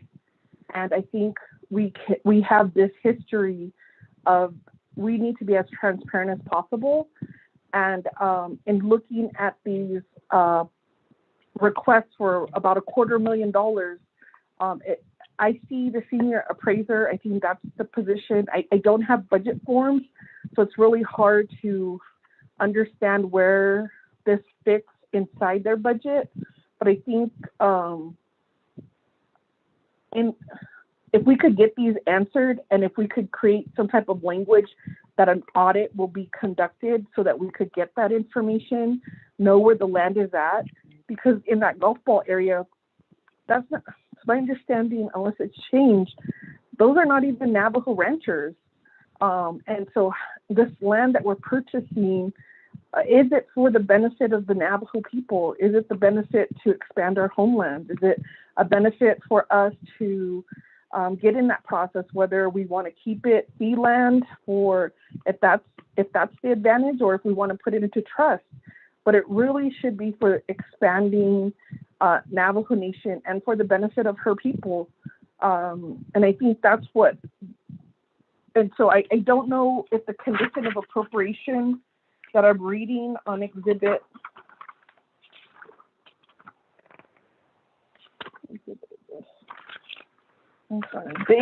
there's an exhibit H.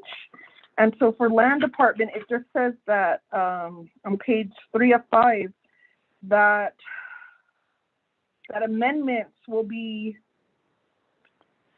which amendments shall allow the expenditure of the Land Acquisition Trust Fund interest income for operational, incidental, and other expenses that the Navajo Land Department deems necessary for the acquisition of real property for the Navajo Nation. And that's by second quarter. I think we need to be clear as a council, what is our intent and how much of this fund should be used for administrative purposes, or is that an operating expense of the land department? like they provide the personnel, they provide everything that they need to implement the fund, but then the fund is used solely to purchase land. And the reason why I say this is we're in a shortfall, but we've used and passed a 5-year permanent trust fund interest, income interest, $40 million each time. So I'm not sure if this is more appropriate in an unmet need and to look for dollars in our budget to meet this need, or if this council having all the information that it needs in terms of land acquisition or what our lands need to look like, feel that then we should cut into this trust fund or cut into this interest earned to go after administrative costs. Because if you see from the entire resolution, this does not equal 5 million. And the reason why it doesn't equal 5 million is because the principal has not made 5 million. And so we need to kind of understand then how are we moving forward, and then what are the lands that we want to purchase? Where can we be very specific? Because I'm watching what they're doing up north, Indian Collective, and they are purchasing land for the benefit of their people, not only in like reservation Indian country in quotes, but they're also purchasing land in surrounding border towns so that their community members can be in safe communities and maybe have access, to other areas and feel safe. So that's why I want to have a broader conversation when it comes to land acquisition. But thank you for the amendment, Chairman. So I think if we can, I'm still concerned on how this funding was used in the past, and if we could, if there's any kind of guidance, Chairman Nez or Chairman Damon, in terms of getting this audit so that we have that information, that would be beneficial. And that would help me with the constituents who are facing uranium contamination and are looking, because the land has to be remediated. So this is all government action. And they were like, are we going to be compensated? And I was like, no.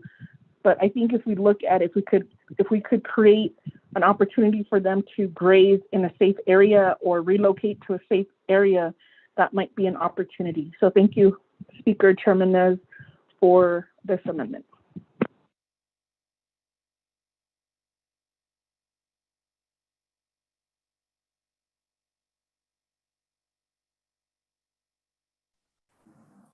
Thank you very much. With that, I'm going to go then back to Chairman Nez for a response. Chairman Nez, what's yours? Thank you, Honorable Speaker Damon. Hello, Bashbans, and I'm not finicky. It's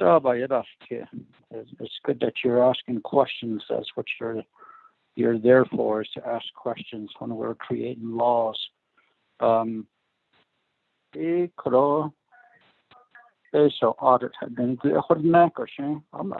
okay with it. It's fine with me. If that's what you all would like to do, perhaps request an amendment, modification, I'm good with it. So thank you.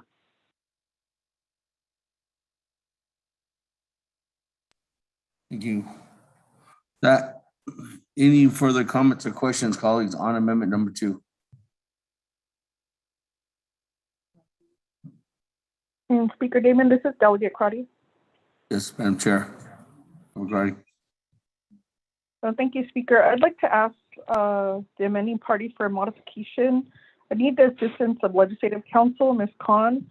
Where would we be able to add in the language to request an audit on the land acquisition fund since its inception? Thank you, Speaker Damon. And that would be my motion to modify. If we could get that recommendation from Legislative Counsel. Thank you.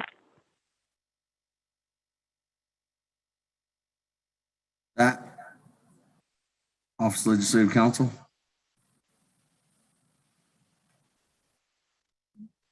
Mr. Speaker, do you hear me? Yes. Okay.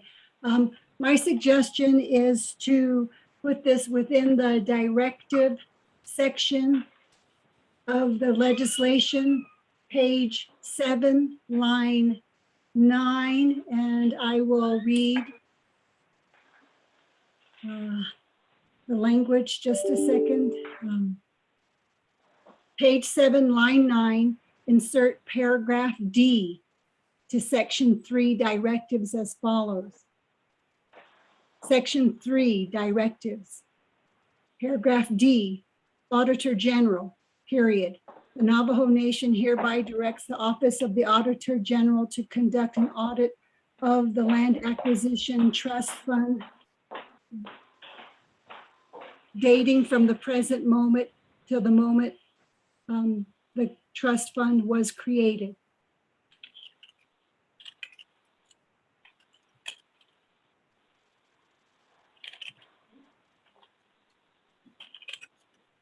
And I will send that to Mr. Manuel Rico right now. Thank you.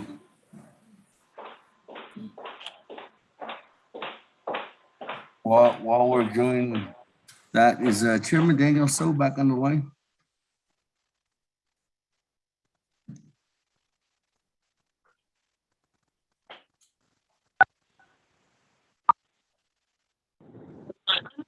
Yes, I am. Speaker Satilla, yeah, I'm back on the line. Chairman, there was your request to modify. We did get the language, and the language is, let me go to that one first, Mr. Rico.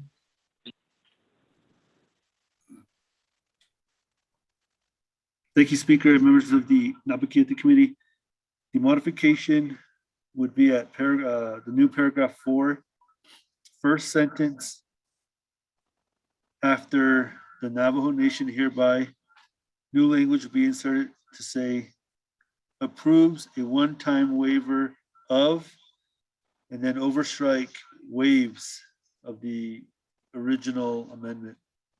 So the sentence would say the Navajo Nation hereby approves a one-time waiver of 16 NNC Section 1 and 16 NNC Section 205. Mr. Speaker. Chairman, is that your request then still?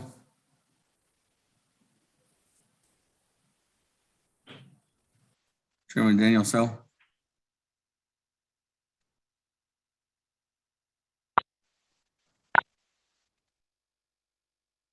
Thank you, Satilla, Honorable Speaker. Auto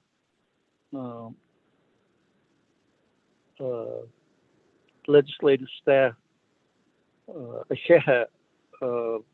for including that language. I appreciate it. It works good. The only other item is the question of privilege regarding the new amendment. I thought the years in question were from 2000 to 2020 regarding usage of the Land Acquisition Trust Fund for administrative costs, administrative related costs, and not to all the way back to the trust fund's creation, because that would take many, many, many hours and years to get that audit. That would be my question of privilege.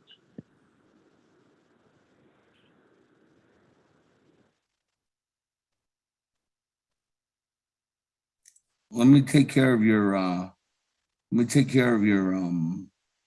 request to modify first, Chairman. Is that okay? Or do you want me to go to the question of privilege? Let's do the request to modify, and then we can go to the question of privilege. That Chairman Nez, request to modify. Yes, Speaker. Concur. You good? All right. Honorable Wanika as a second.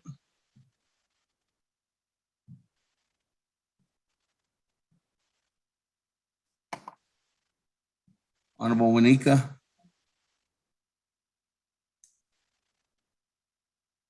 I concur. Okay, thank you. That motion of privilege back to, I guess I'd refer that to the sponsor of the modification.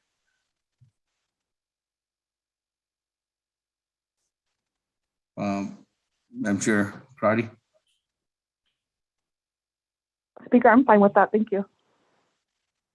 No, there was a question about the years of the trust fund. Yes, Speaker. If Delegate Chairman So is recommending a specific year, I concur with that recommendation, realizing that going back to 1994 would it'd probably take a lot of time and energy, but we could get there.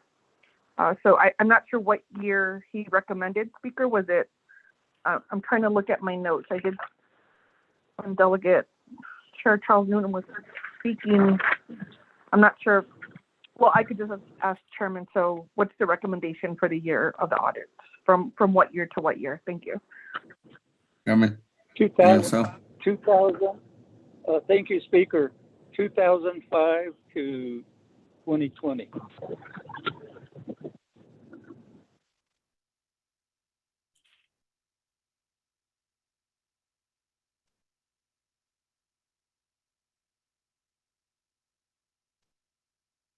With that, there's a request then to add that in, Ms. Khan, from 2005 to 2020. Mr. Speaker, this is Mariana Khan. I have sent that modification to Manuel Rico. Okay. All right, Mr. Rico is putting it together right now. Mr. Rico, if you want to read into the record, the request to modify.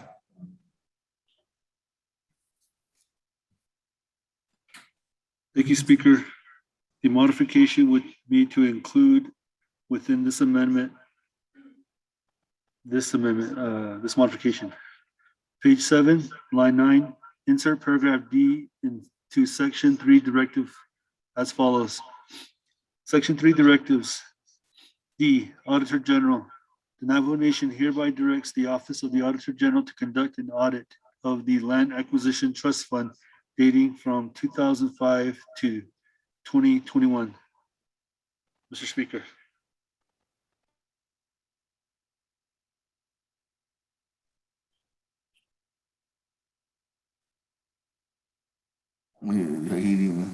Dating from,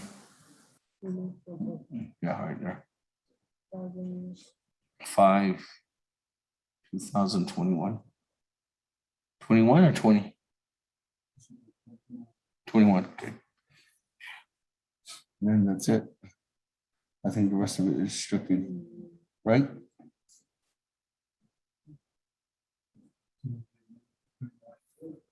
Hey, with that, Madam Chair Crotty, you good with the language? Chairman Damon, if it's what Mr. Rico just restated, I'm good with that. Thank you. I'm unable to see. I'll connect to Zoom. Thank you. With that, request to modify, Chairman, is to add that language in.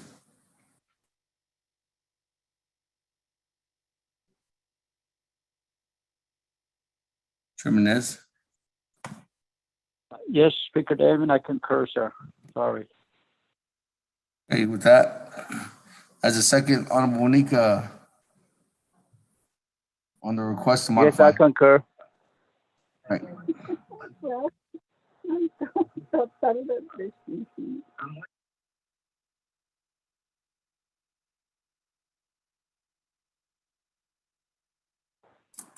Right. That, colleagues, let me go back to the floor. We are on the main motion of amendment number 2. Is there any other further comments or questions at this time?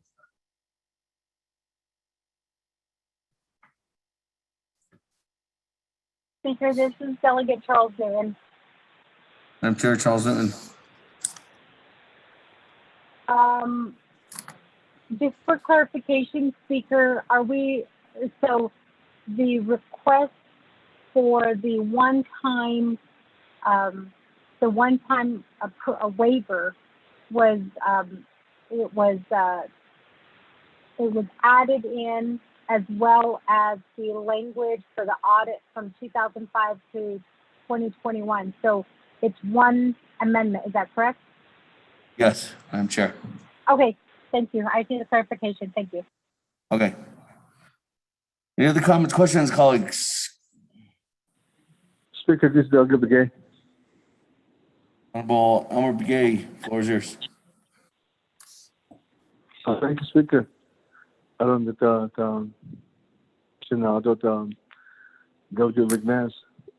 Thank you for the amendment. Back to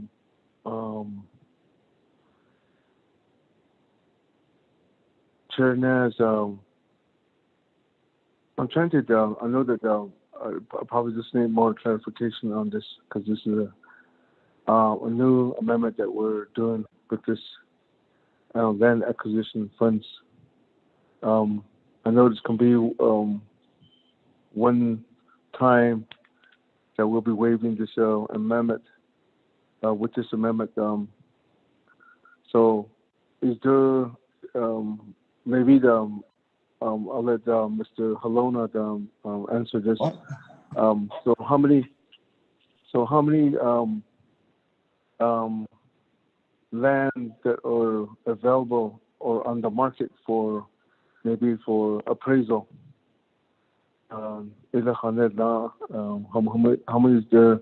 If it's gonna be a year, how long? How many appraisal, or is it gonna be maybe completed for this fiscal year? Because I believe that this might be just only one time that we'll be doing it. I don't know if we can be doing this next year again. So then I know that you mentioned about that was my question before that. It was the freelance out in Winslow property, or use them that are called. Are they going to be appraised by? It's just one of the projects that we be appraised. See what is going to be. Once they're appraised, is it going to be like almost like a realty, where what is available, what is good for this land, and come up with a plan and actually. So this is my question. Thank you, Speaker. Yeah. Thank you. Let me go back to Chairman Nez.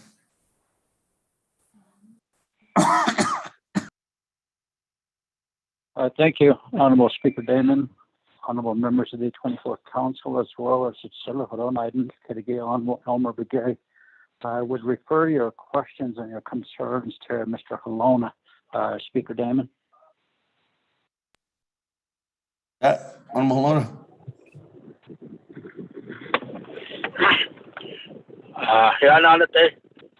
Speaker Damon, can you hear me okay? Loud and clear. Okay, I just want to make sure I start 6 the right way. I didn't see Delegate okay. Okay, the Quila non Annie, Scotland, Hanas Car, and the Seal Carnley, Quadjigly, held yet. They got a Scotia. I don't need Dosa, and George get Dosa, phrase. Ananalia, out of Flagstaff, the Christian Sunday. I don't bet I don't talk, I don't kiss for that. I call a digation contract, but I'm not all that not, he's Johnson the Quip. I don't Winslow gets in the lead, and then he get a and the house me. I don't hit you when on the net. The con on had the house in the Tanini. I thought, I don't go. Each later. The Quajed on the east side of Mount Taylor, north of Grants,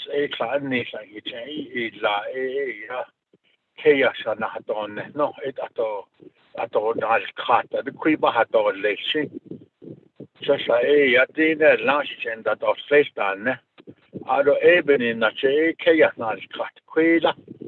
Hard like kaya what that in has need or the queeby on the has need.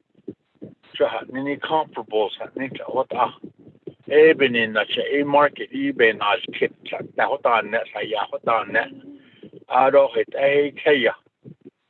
Or that's a card is cardi a kaya hat a edo data. Con a team bahon economic development, commercial properties, or a square footage na hanito, acres go na hanito. Ako ani na kin hiche honana ya allotment sigi start na kin hiche honana ya. Akon the short ya na yoke but end os yesigi. I said no the yoke. Ado ani Eastern Agency, a delegate Yazi, last week, last week, to 618 acres, 4.5 million, I said, alone, I don't shoot on even a kaya hit, I shoot on ink. Haila ben yalla hit ala shudo isho another kid. Ako yato to the land department ido belanda yeta. We put everything together out of Division of Natural Resource. They have the authority to approve the budget for land acquisition. The expenditures it's their authority for the expenditures. So that's all I will call back on it. I call 80 she is got that nod in so I even yet to I called all recommendation yeah they I don't been not as kagi I answer that case. In the president purchase agreement sign it and that's when we start really in the negotiation aspects that we have found someone going to manage the land. We found a use for the land. And grazing land.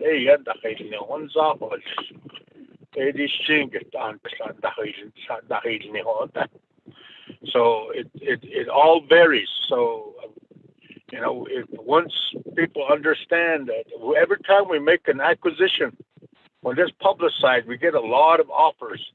So some we weed out. Do we really need this? It's only 40 acres. There's no road to it. There's no water. There's no utilities. So for 160 acres, how much livestock can we put on there? So Department of Ag gives us information. NHA gives us information. Social Service gives us information. We bought a facilities in Blanding, Utah, 2 years ago. Social Service got out of your So those are some of the activities that we're in. So right now, we probably have maybe 4 that need to be appraised, and there'll probably be more offered to us. The market for selling larger tracts of land is starting to go up. The offers are being coming to us. There's another one by Rama. Rama gets thought so there's a lot of interest in selling land to Navajo. How could I say?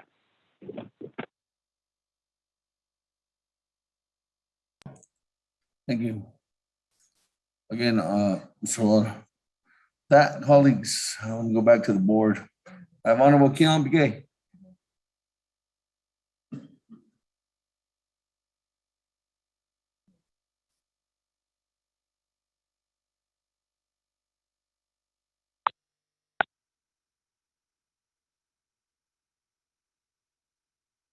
Delegate James, what's the question? Honorable Keon Begay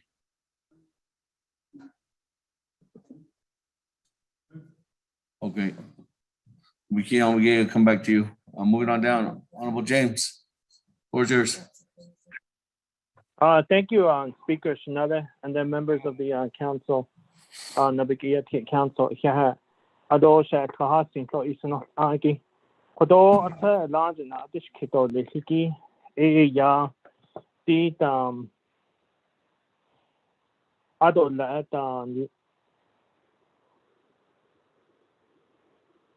kodo land claims trust funds. Ado the land acquisition trust fund. Ela, what are the difference? Had ela be at ela kwagi bahna dish kito le. Ado based on linida it asa ya hin date asa koko. Oko hot ina dish kito bekedo na the dish kito. Speaker, I'd like to ask the question of what is the difference between the land claims trust funds and the land acquisition trust fund. I would like to get that answered first before I move on to my next question. Can I get an answer first before I go on to my next question? Speaker, thank you. Okay, thank you. Land claims trust fund. Let me go to, is Mr. Willie on the line?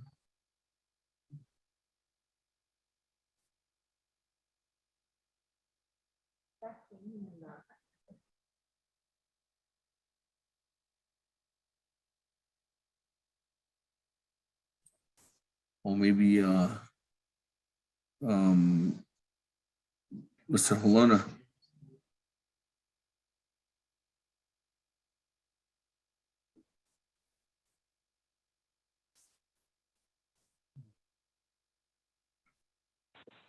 Can you hear me? President, Speaker Damon. Yes. I don't Delegate James. The Navajo Land Department does not handle the land claim fund. Controllers, they peso. Not as gas law. We don't deal with that. We don't handle that. The Land Acquisition Trust Fund, 1994, established it here. President Zah, yeah, there's the peso, and it's a hatzi, Kayana has neither was a hasn't it dancing the council, a peso lady, Kayan, the evening that. What and then late 2016, of course, 2016, the Hostan a knock on the regulations at many other from 2005 to 2005 to 2016. Yeah. The administration aspect, pay so much if you needed money for the land acquisition, had to go to council.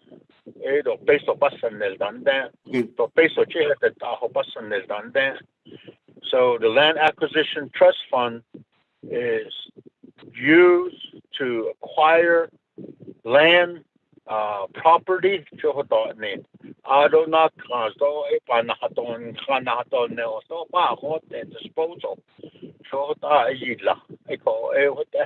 Delegate James.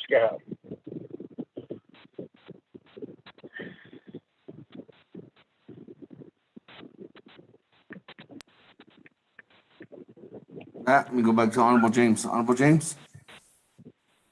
Thank you, Senate speakers. Mr. Mike Colonna, thank you for that clarification. Kodo binieba na dish kedigi jo nihia kode had egi da adi nika nleisted yat it the need eko bahane zeko at the chapter level.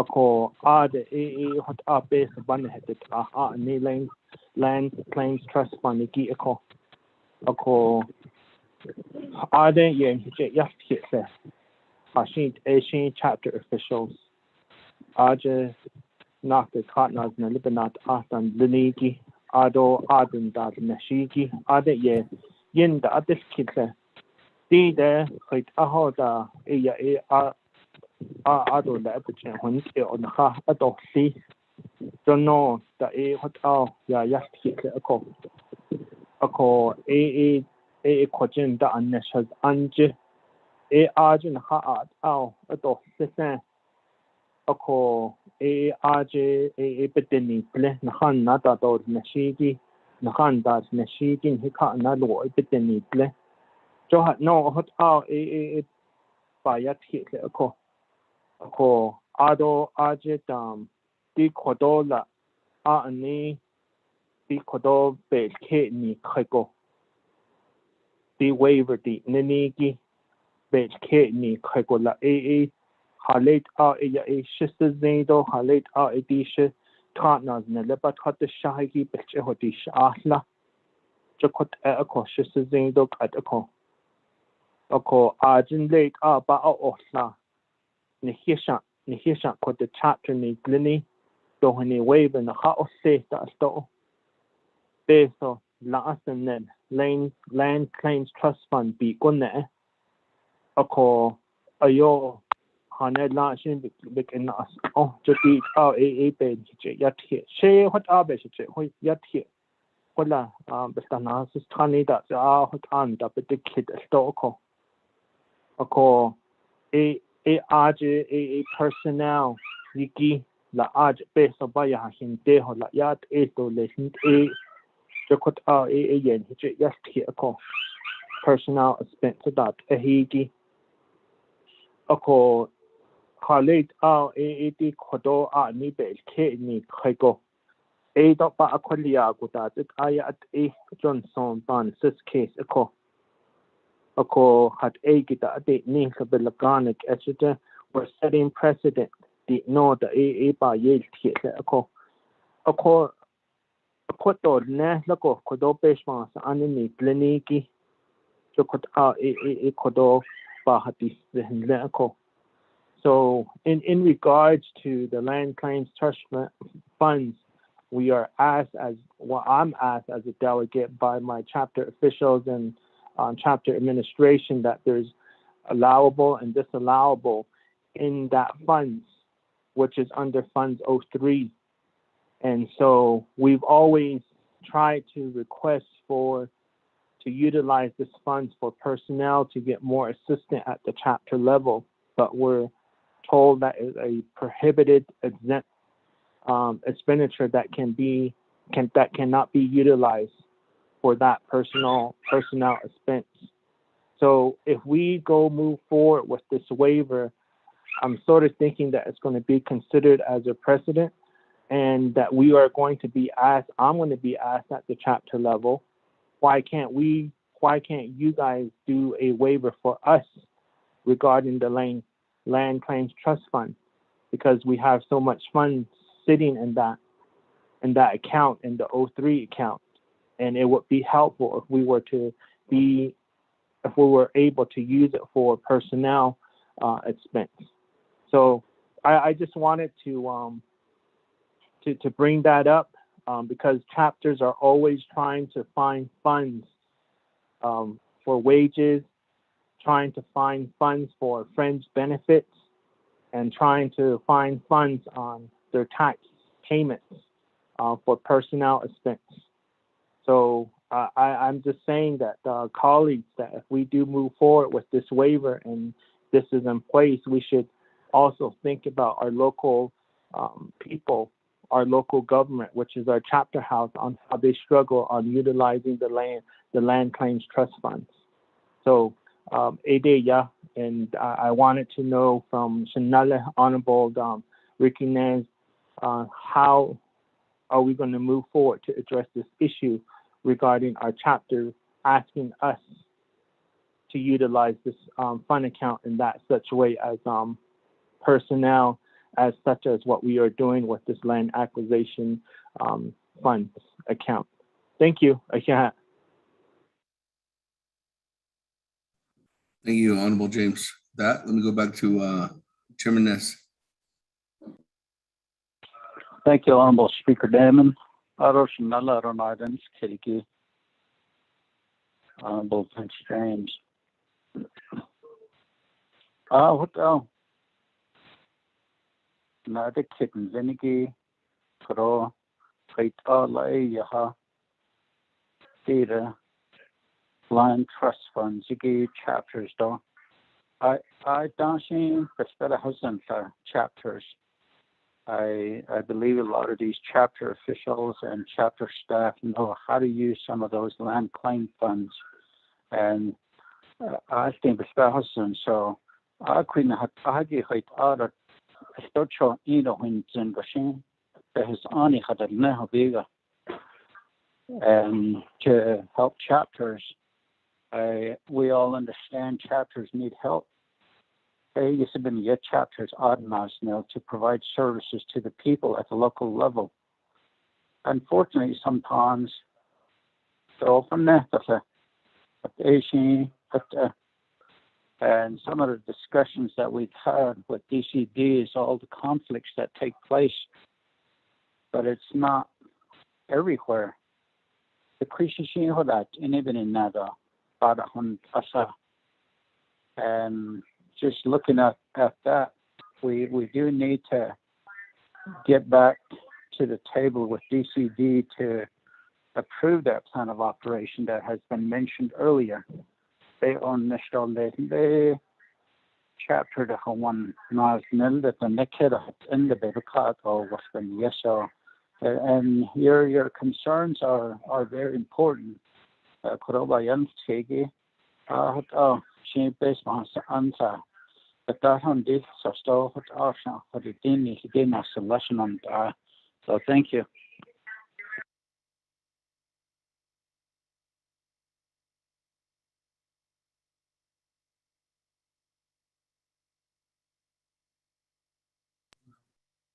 Thank you very much, Chairman. With that, colleagues, any other comments or questions at this time?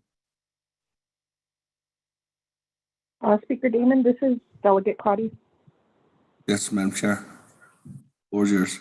Thank you, Speaker. I know each committee had their own budget hearings and chose to conduct this fiscal year's budget hearing. I'm not sure if I could. I'm just concerned that Mr. Halona's been creating the budget. Self-disclosed the last 15 years, and something that he keeps saying. He's not accountable, in my opinion. He's not accountable as a director. This piece of law gives him some authority, especially since within the last 5 years.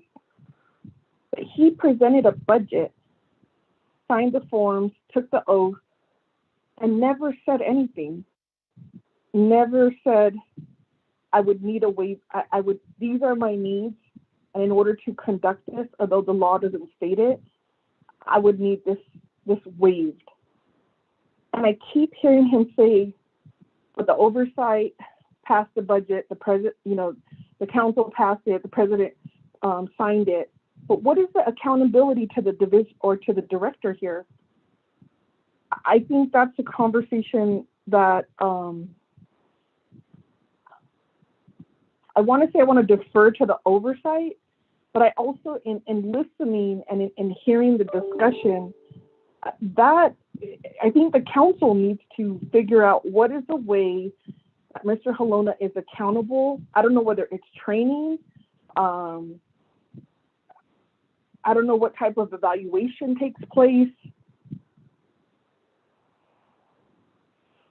I'm not exactly sure, but something needs to happen to be accountable, because if we had heard about someone other than Mr. Halona doing this for the last 15 years, that there would be a ruckus. And I think Mr. Halona is very successful in talking with individual delegates and getting the support that he needs. It's very clear, and that's something that he, very charismatic, has a way.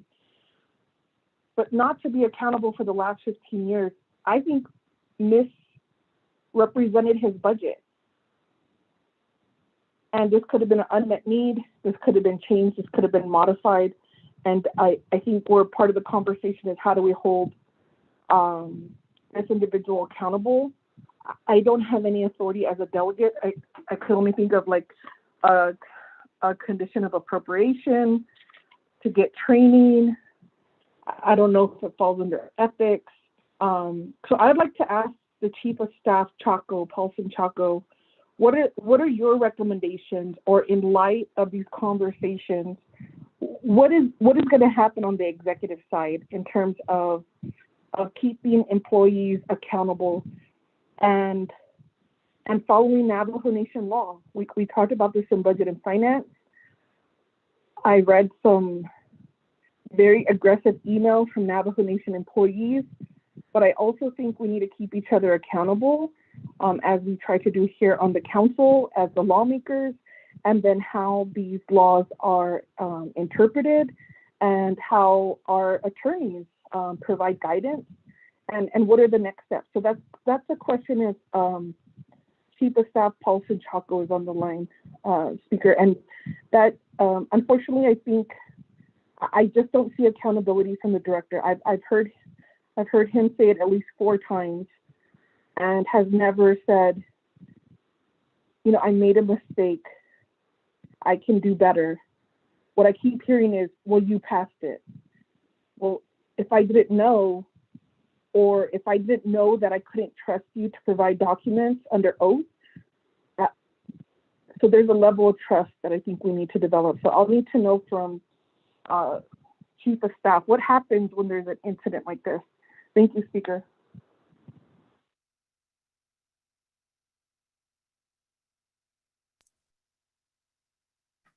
I'll go to, if Mr. Paulson Chaco is online, then I'll come back to Chairman Nez.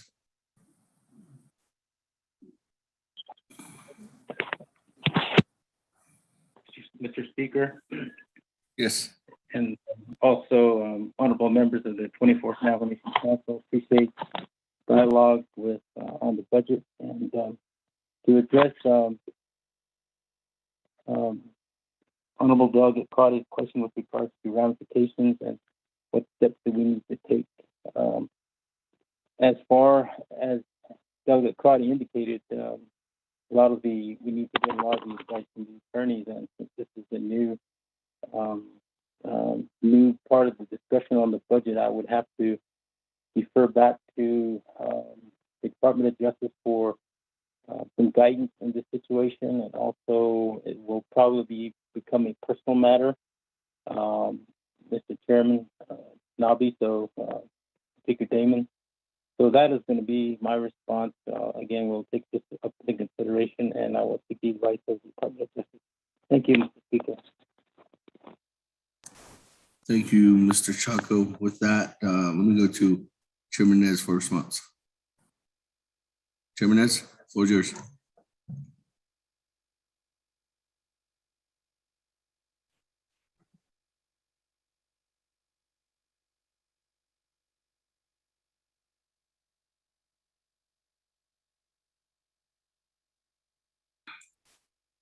Chairman Nez.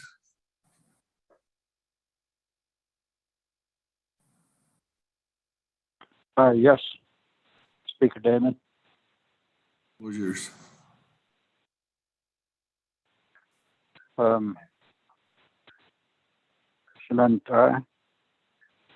I requested this amendment out of just plain support for our program. And we're at this juncture where I feel like Mr. Halona. You're going back and forth? Yes, Speaker. Sorry, Chairman. I was talking with Honorable Keontae King. My button was not muted. That's my fault. I'm sorry. Okay.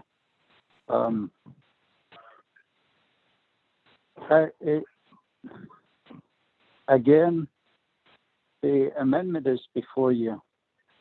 It is up to you as lawmakers to question any and all that you need to ask on this whole legislation.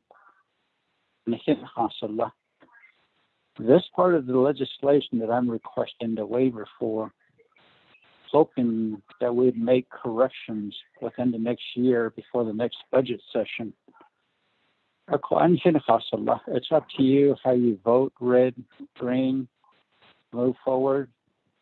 You guys requested an audit, can be done, and it's up to you. So thank you.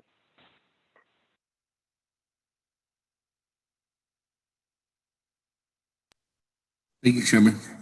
That, colleagues, any other further comments or questions at this time? Amendment 2. Honorable Araso.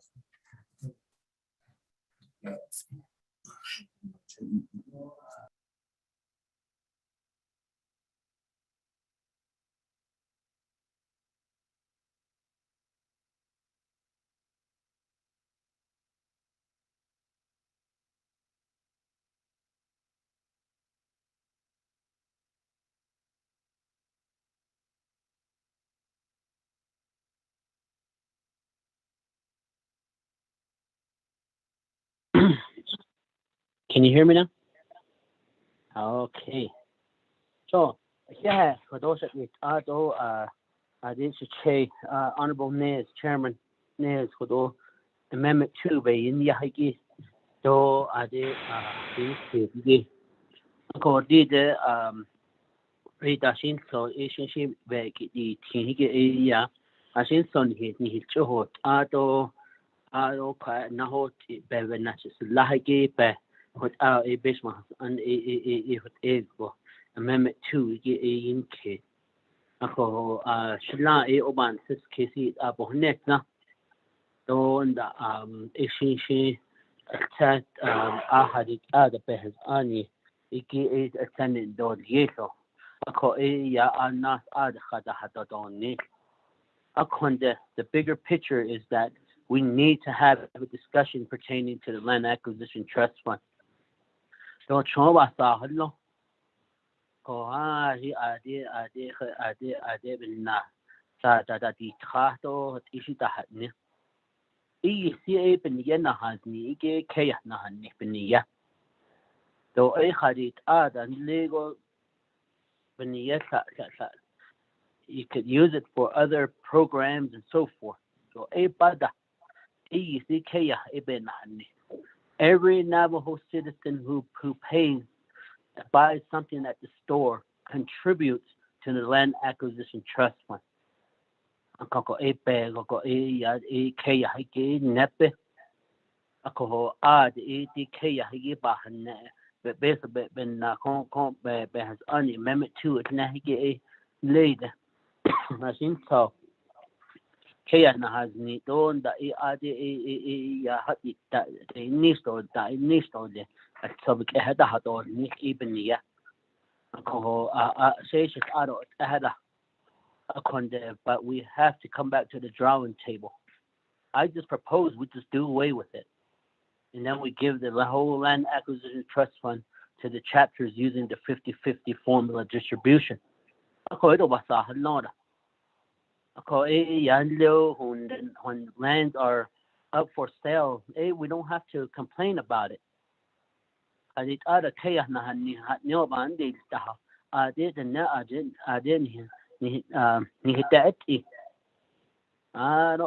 can pay for instead of buying that land, you can need to pay for this service or pay for that. But under the land acquisition policy, nothing else. But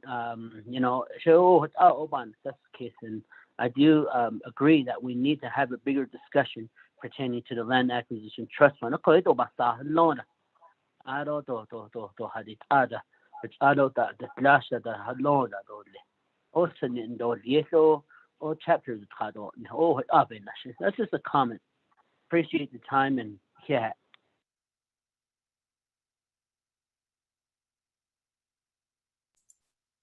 Thank you, Honorable. So, that colleagues, any other further comments or questions at this time on Amendment 2? Speaker Damon, this is Delegate Charles Newton. Madam Chair, Charles Newton, floor is yours. Thank you, Speaker, and also the delegates have spoken about the amendment here. What I'm concerned about, Speaker, is now as a delegate listening to this, listening to the debate regarding this amendment. I think I'm going to need some legal advice coming from Dana, on what what are our duties. I'm looking at Title 17 right now, and we do have a duty. So every delegate who's listening to this conversation right now is now a part of a larger conversation, which is, what happened to these funds. And I know that Dana has always provided legal advice, at least to Law and Order Committee, that we kind of have to be careful in this sense of what is being discussed. So I just want to know, as a council delegate, I know that I feel like it is my duty now to take this to ethics, and then have ethics, do what they need to do, and also report it to white collar crime. Are we outside of the box of an audit now? Are we, talking about possible criminal, acts that have been committed? Where are we at? And that's why, Speaker, I'm asking for some legal advice at this point. I just want to make sure that I'm protected so that it doesn't look like we're covering up anything. And then most importantly, if you look at the comments that are being posed right now online, that is what, it seems like is being jumped to right now, is that, there's questions of funds that have, that we don't know anything about. And I know we need to wait till the proof, but technically this council has acted without proof with a prior employee. And so I just need to know, I need to be careful with this discussion. And I want to know, as one delegate, what do I need to do at this point, aside from take this matter to ethics? Thank you, Speaker.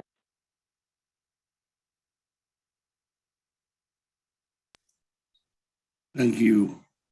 Andre Charles Newton, can you hear me? With that, let me go and refer that question to Ms. Barbara. Ms. Barbara?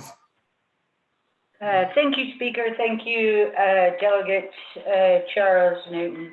I think we have to take a look at the history here. Now, I don't know for how many years, but my understanding is that the funds were budgeted, and they were most likely spent as budgeted. They were budgeted incorrectly, but that was approved by Navajo Nation Council. It was not identified. It was signed into law by the president. It was reviewed by the Budget and Finance, by the Office of Management and Budget, probably looked at by this office, by the Controller's Office, by DOJ, and everybody just dropped the ball. I do not see any intent to misspend the fund. So at this point in time, I think that the fact that you're requesting an audit is a first start, or a first step. Of course, any individual delegate can file an ethics complaint. They could also file a white collar complaint. But as I said, this was approved by many people, unfortunately, in the past. But so I am not seeing the intent necessary to establish a criminal complaint, but you're certainly free to take it to ethics. So that is all I care to say right at the moment. If we want to have further discussions on this, I would say let's do it in executive session, attorney-client privilege. Thank you, Speaker.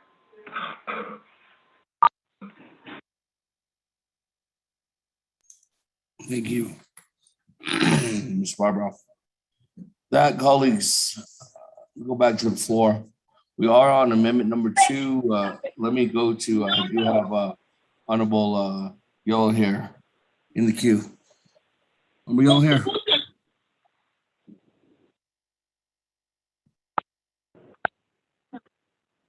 Hello, yes, good evening, Speaker. Thank you very much for the floor. Chair, 24 Navigation Council talk about things like this. Should I use a one-time waiver? No. Who knows one-time waiver? Who predict that one? It's us predicting. We're just predicting. There'll be another councilman coming. We're setting this precedent for the others. Another leader coming in. Craig, I should on one time I thought. We'll be moving out in a year and a half. There'll be a new councilman coming in. The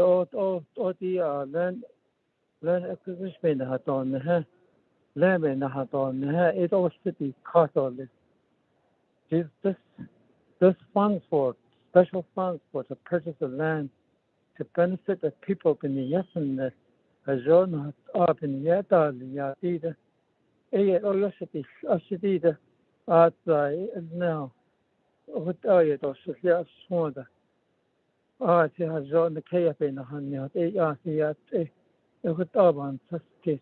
I one time I thought in a waiver, especially husband on this. We're setting precedent. That's a problem. What we're doing right now. Oh, hey, KF in the honey. He been yet either. What are the epics? Not on what are the other as your paper chong anything yet? It is Congo Kayap in the honey told it. Kaya, the neck cut 8 on it. This is my side in PL. The people still looking for land to raise livestock. What that? Should you only be over? It opens for this our the speaker and my colleague 24 councilman. He does not sign that audition in there. Yeah, thank you very much. Thanks for the floor, Speaker. Yeah. Thank you, Honorable here. Colleagues, any other further comments or questions on amendment number 2?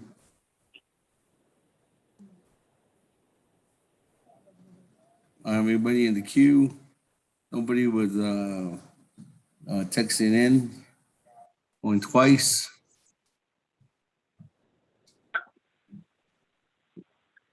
This is Delegate James. Question. Yes, Honorable James, floor is yours. Thank you very much. So in regards to Exhibit J, kwado na sos ni hitato ni sos ako shizin do khalit ao do kwado hajo ya ben hishaneta. Ako kwado ben hisnahanle at the chapter level. The chapter level, the here's your budget form 4. Here's your detailed budget form. Go into detail. And all the 110 chapters do that. The 110 chapters cannot go in there and just put travel expense and then the number. They have to detail it out. And that goes for supplies as well. They can't just be general and say supplies. They have to indicate what kind of supplies. And that goes for all the chapters. And so, according to Dr. Holt just said, my question is, why is it that this is this general information and not a detailed information?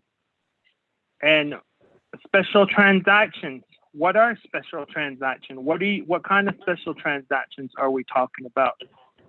Halet al kodo halet ado host ego. Kodos and hidden edon hinanish il any lachit al iya edo bahanate vista. Ala bahoshi kedot ala kohot eti nigolan hayat if basement underneath lini. Not the chapter the deed are not nesto le nigo baby yet here.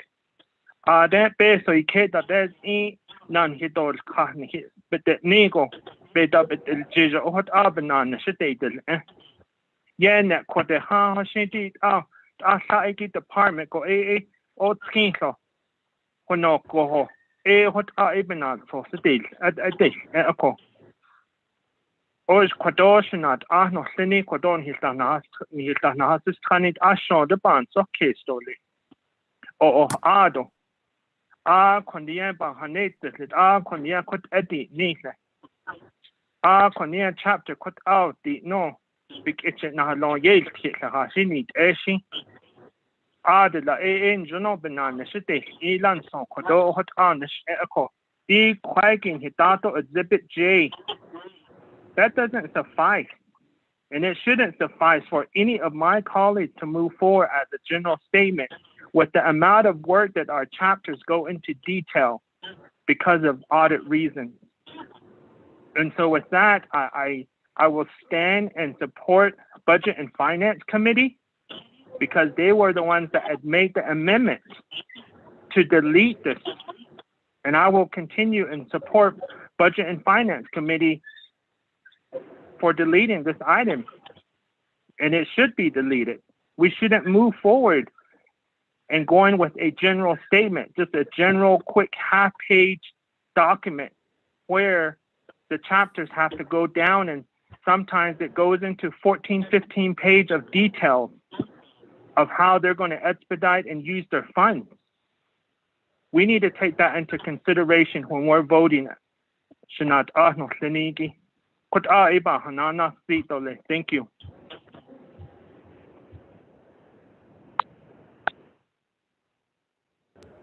Thank you. Let me go back. If there's no other further comment, let me go back to the sponsor of the amendment. Chairman S., any final comment on the amendment? Okay, thank you very much, Speaker Damon, Adoshan, and Noseniki, honorable members of the 24th Council. Let me speak for Mr. Halona here. As long as I've known him now since I became a delegate working with him, I don't see in any way, shape, or form that Mr. Halona would misuse or steal money in any way. He holds himself to that accountability. Previous councils have been approving funding this way. It was right there in front of them. They approved it. Now, let's turn the clock back. Which council was it that misused discretionary funds? And what did they get? A slap on the hand? Is that what they got? How much money did they do away with it? You see, I don't think Mr. Halona is that type of person. But amendment introduce us Handy ye na stage nisto yesetania. Egase ane adonation koro chapters man hinne. Chapters that danishikisa. Yat ehop dahia. They know how to use money. The better husband. So, hoti ni go. Over let's send or Nasto Walia Gobet or Naheshni Namahalan. That the snake I should have paid that on Siska.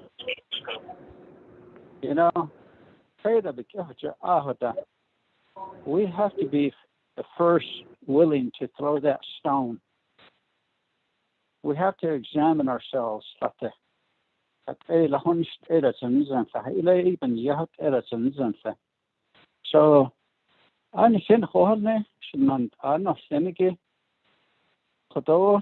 it's up to you to vote red or green. That's it.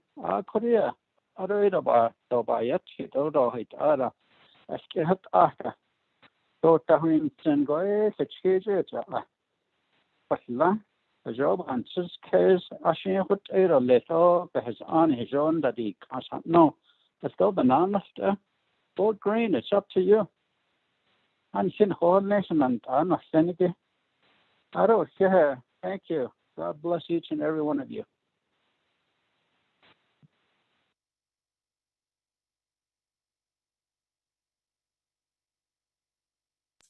Thank you very much for that response. Colleagues, again, Speaker. I don't have anybody in the queue. Are we ready to vote on amendment number 2? Speaker Freeland. Honorable Freeland, the floor is yours. Thank you, Speaker. Just a comment. Naabik'íyáti, staff, good afternoon or good evening. I just wanted to make a comment related to this discussion, and as a delegate from Eastern Agency, I really think, I really wish, and I hope I see the day when Eastern Agency is become fully trust land status or close to it. Right now, we have lots of land issues, 23 different land issues out here. And the checkerboard, the history of the checkerboard, if you ever really think about it, or if you ever understand and study it, it's real interesting, the dynamics of how that checkerboard became. It was influenced by rich ranchers in the 1800s that influenced Congress to give land, parcel of land to them so they can ranch. In the meantime, our Navajo people were left out. And that's why we're always going to be at a disadvantage in Eastern Navajo. We'll always be at a disadvantage because we don't have trust land. We have pockets. And today's news that Honorable Yazi brought is real encouraging. Brings a lot of hope to us in Eastern Navajo Agency that we will reacquire traditional homelands out here. We will gain access to those lands that the federal government's been holding on to a long time.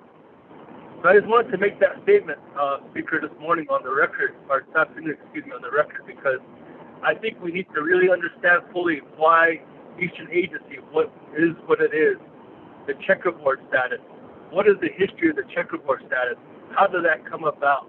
It's really interesting. So, thank you.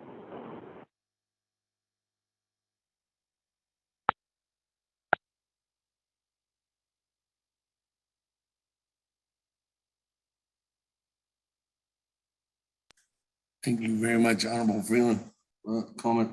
Any other comments or questions, colleagues, members, Naabik'íyáti Committee? We are on amendment number 2.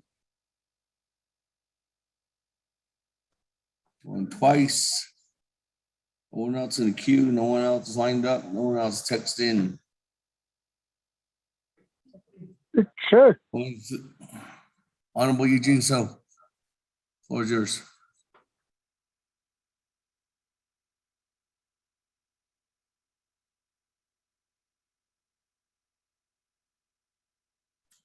Honorable Eugene So. Yeah. But who just a honey behind. As you know, has a hotel related to not a share. Or isn't it are Haitian Ahlan or Russian? Any the Schneedole. He cornered for Hans shall there wave at the order that all the Eve has Annie. It's 16 Navajo Nation Code. Up section 1 down the way is hard touching. So Navajo Nation Code up section 205. That's a doll. As I come to count or a jargon. Peso that it all just the nation saw don't you think that it has that and it has only that Ilya and Eko. It is on. Yeah. In that regards, the word care is BB has only any letter position fund has only Bali. I that is a shit shot. The way hard of a king's card. The whole Zizo. I had asked in the house has been Abe Bahon it all this. It has only hit out of mask also. Need that in the other district. If you can translate that to me, for me, Jay, to Dana or whoever is on there. If she had all the hardest.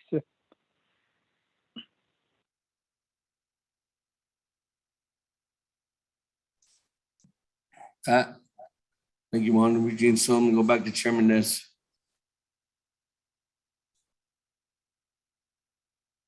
Thank you, Honorable Speaker Damon. Did you, Speaker, perhaps our legal counsel can somehow provide a rendition of waiver language?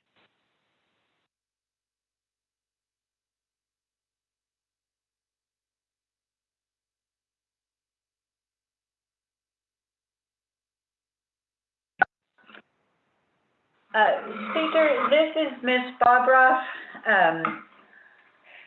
I had stepped out to go to the ladies' room, and so I did not actually hear what Delegate So was asking. My deepest apologies.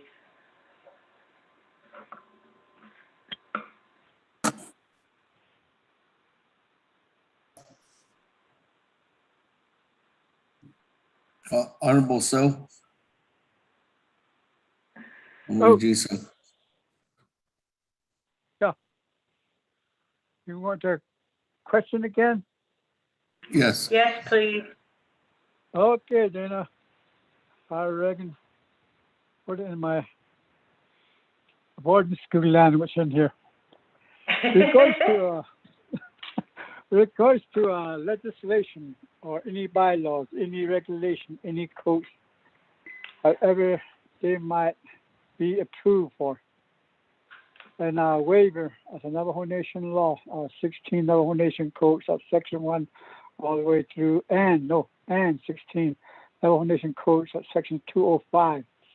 In that regards, to waive this to bring some money onto other use.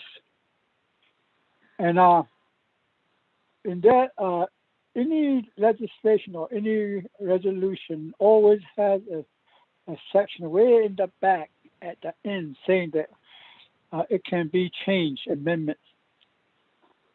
Is this so in this 16 Navajo Nation code, where if it's going to cause an issue, or they maybe like to use it, in this case, fund-wise, if we can use that, and instead of waiving it, how about we revisit it and changing the laws within that the section?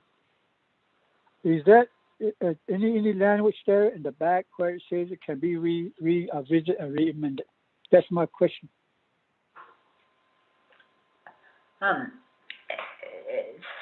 Thank you. Barbara, floor is yours. Okay, thank you.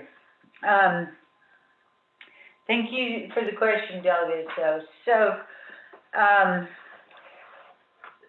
the Land Acquisition Trust Fund can be amended whether we include that language in this legislation or not. It can be amended in the future.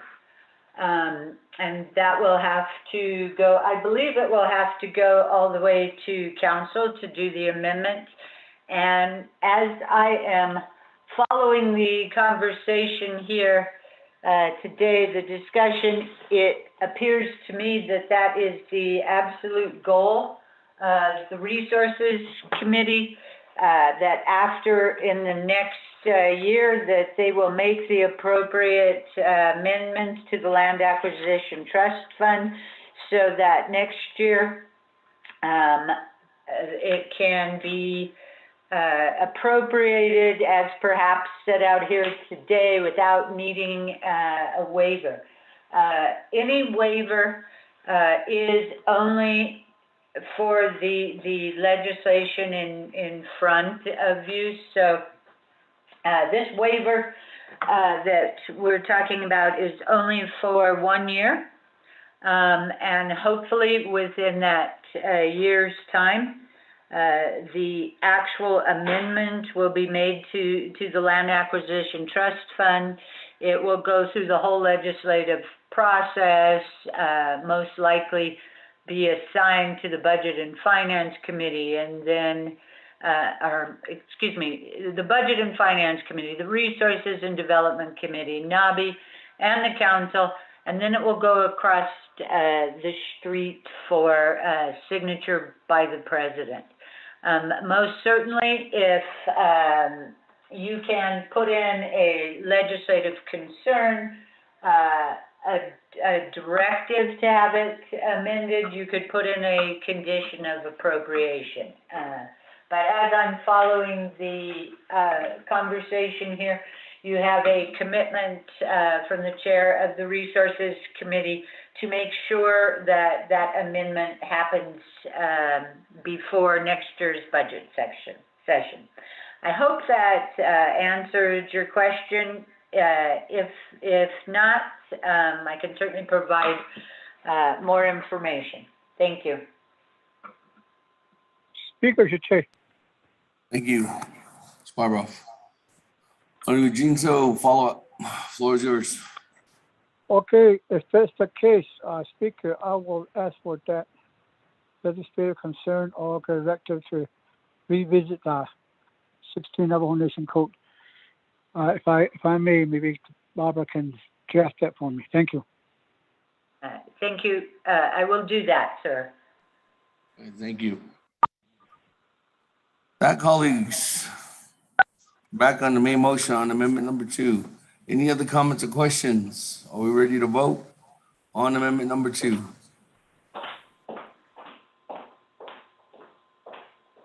Twice.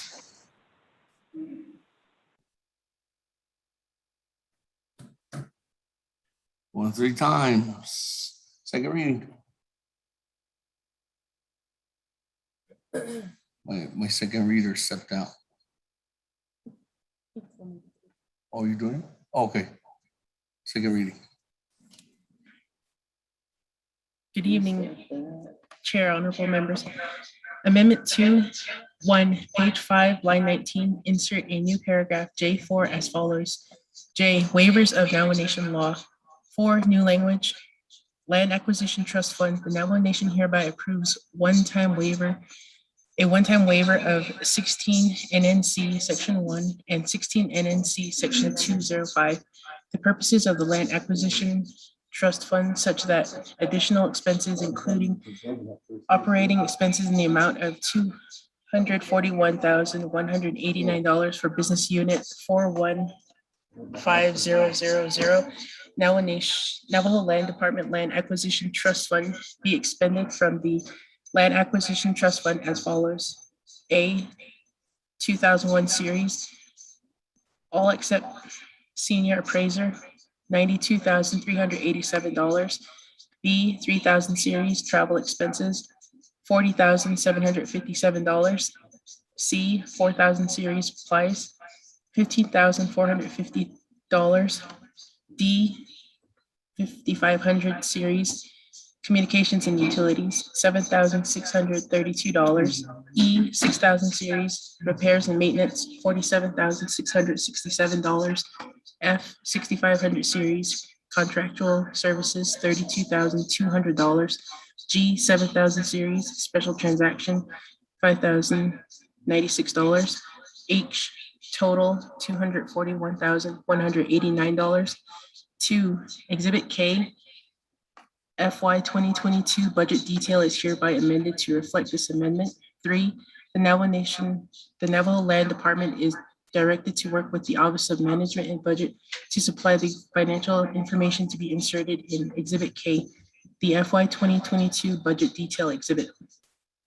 New 4, page 7, line 9, insert paragraph D to section 3 directives as follows. Section 3 directives, new language D, Auditor General. The Navajo Nation hereby directs the Office of the Auditor General to conduct an audit of the Land Acquisition Trust Fund dating from 2005 to 2022. 5, renumber or reletter succeeding paragraphs or sections accordingly if necessary. The Office of Legislative Services, the Office of Management and Budget, and the Office of Legislative Counsel, with notice to the sponsors of the legislation, are hereby authorized to make necessary grammatical changes, numerical corrections, and cumulative total corrections as necessary to conform to the intent of this amendment. This amendment shall supersede inconsistent language contained in any other committee amendment, which shall be conformed to the intent or language of this amendment. Mr. Chair.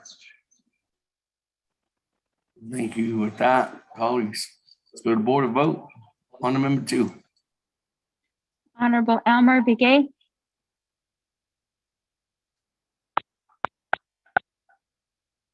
Honorable Elmer Begay, I vote green. Honorable Elmer Begay votes green. Honorable Key Allen Begay Jr., Delegate Kell votes green. Thank you. Honorable Key Allen Begay Jr. votes green. Honorable Paul Begay, Delegate Paul Begay votes green. Honorable Paul Begay votes green. Honorable Nathaniel Brown, Delegate Brown votes green. Yeah. Honorable Nathaniel Brown votes green. Honorable Eugenia Charles Newton, Charles Newton votes red. Honorable Eugenia Charles Newton votes red. Honorable Amber Canasba Crotty,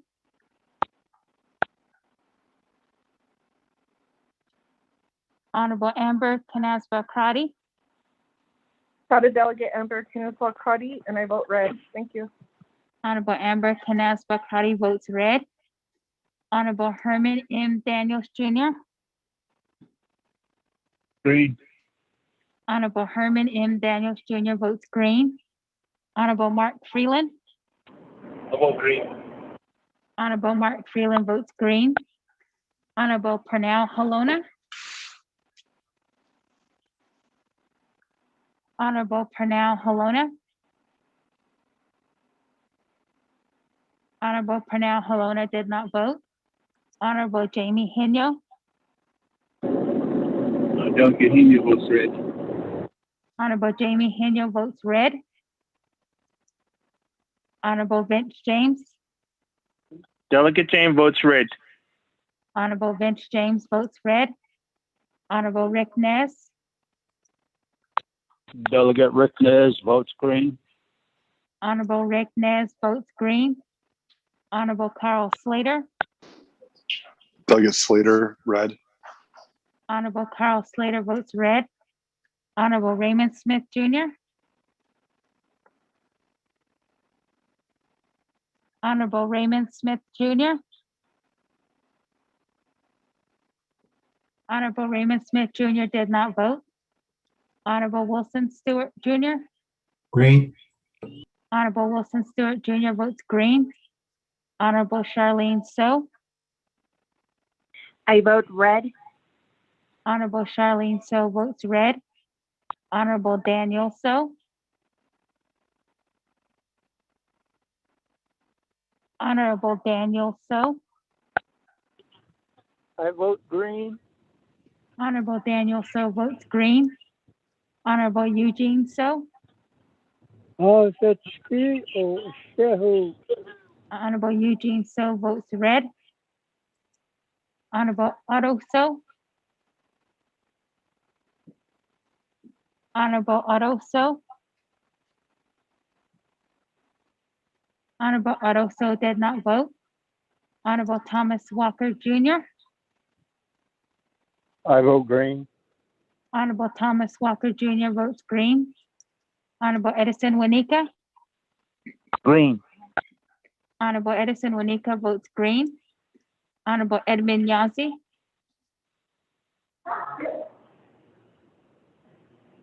Honorable Edmund Yazzie.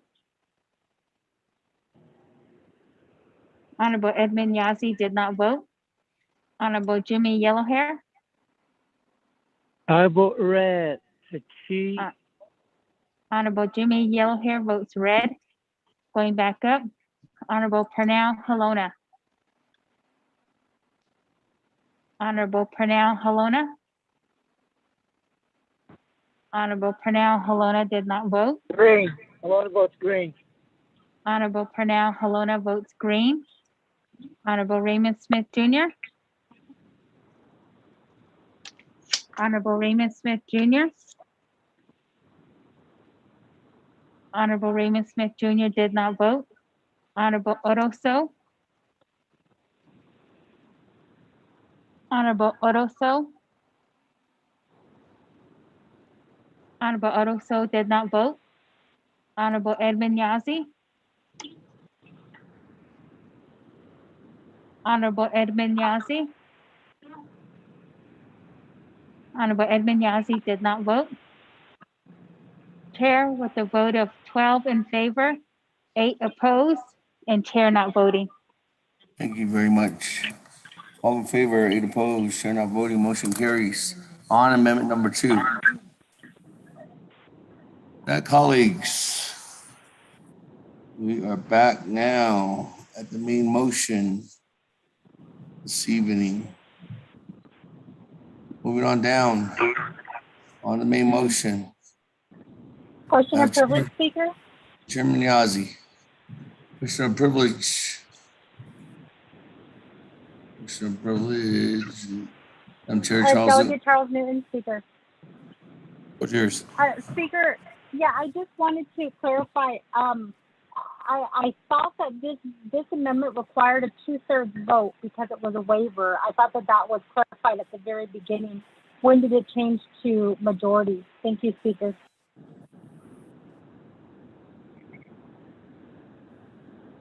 Madam Chair Charles Newton, I believe that it was specified that there was a 820 in the language. 820I is the only one that makes it a 2/3 vote. But even though that this was added in there, this would still be considered a simple majority. Ms. Barbara, can you explain further again?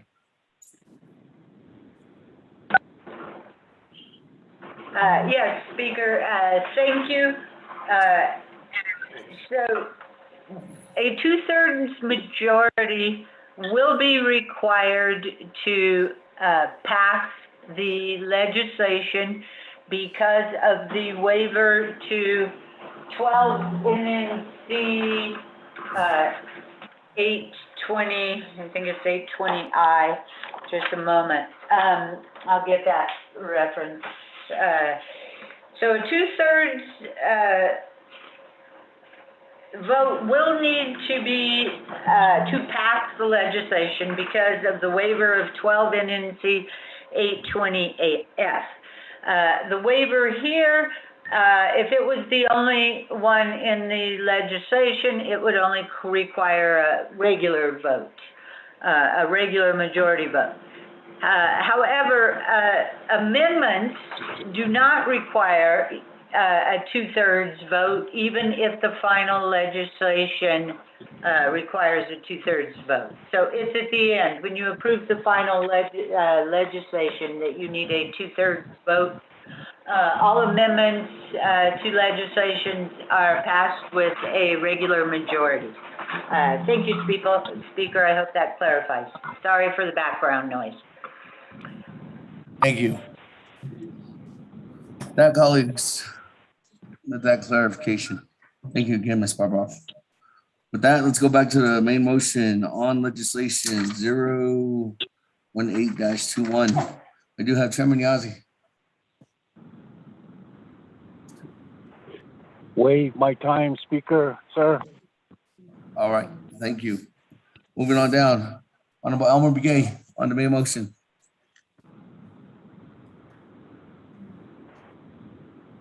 Wait my time. That, colleagues, I don't have anybody else in the queue. No one's checked in, clocked in. Speaker, this is Delegate Charles Newman. Madam Chair, floor is yours. Thank you, Speaker. I believe that Delegate Crotty raised some questions concerning the veterans budget.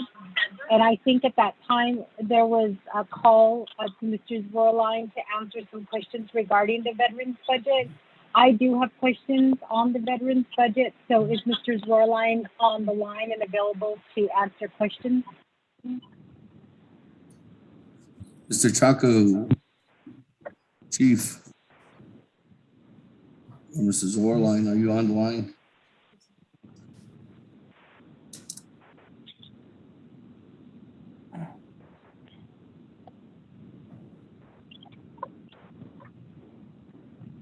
Hello, Mr. Speaker.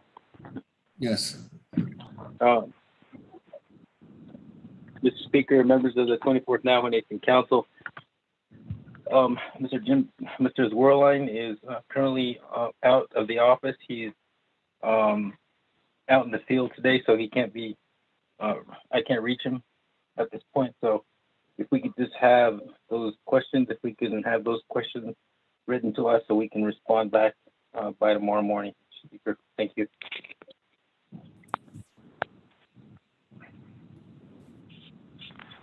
Thank you, Chief, for the response. Colleagues, any other further comments or questions at this time? Speaker, I would like to ask a question regarding the veterans budget. Perhaps Mr. Paulson Chaco can answer the question.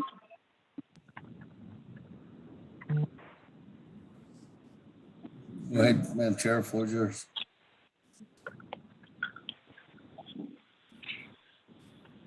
Thank you so much, Speaker, and thank you for allowing me to ask the questions. So I think the first question is regarding the resolutions that have been passed by the agencies and then also the chapters, the CVOs, the chapter veterans organizations, in terms of wanting funding to stay within their chapters. I do support that, and you, Mr. Chaco, did say on the record that not all veterans are in support of this. I was present at the last few veterans organization meetings and also the Northern Agency veterans meeting, and I was present during the vote, so I know that there has been some concerns coming down the pipeline regarding the budget. So I'm hoping that that can get fixed before this legislation goes before council for final vote.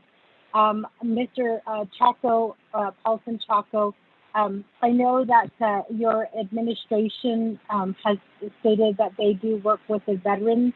I want to know specifically, which within the Northern Agency, which veterans you are working with, because like I said, I do attend all of my chapter veterans organization meetings, and I've only missed maybe 2 or 3 Northern Agency veterans meetings. And it doesn't sound like there's a lot of cooperation and communication between the veterans and also the Navajo Nation Veterans Administration.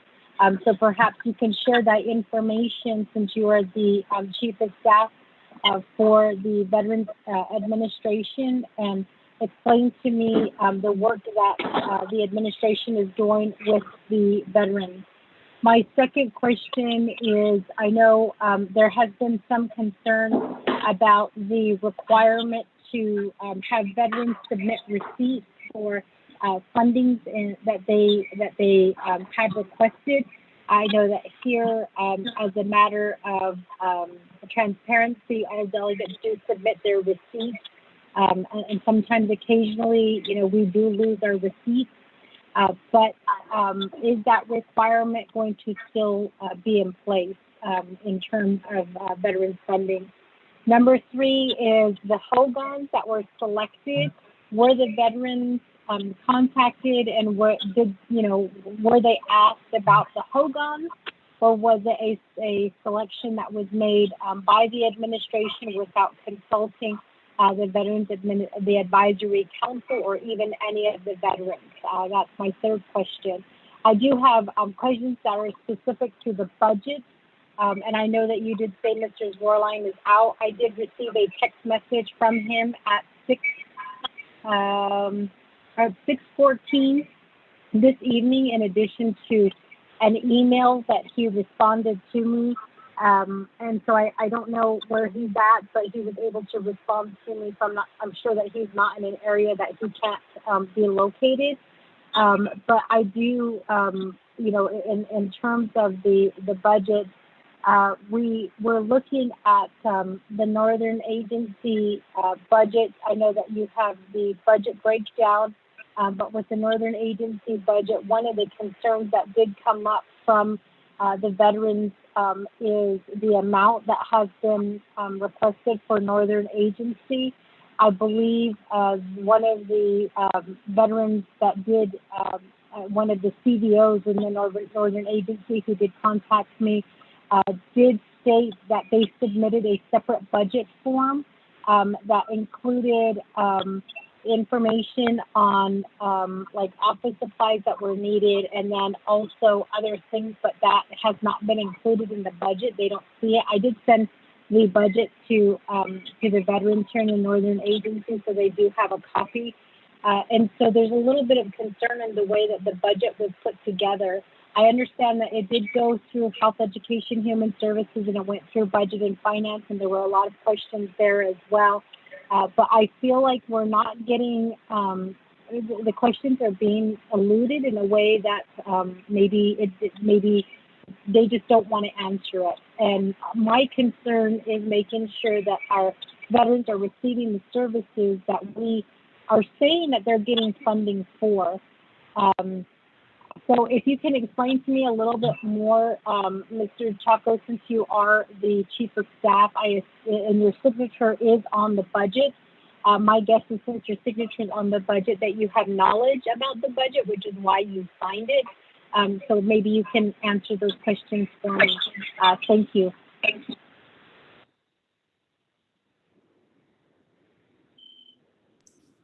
Thank you, Madam Chair, Charles Newton. Pat, Chief Chaco.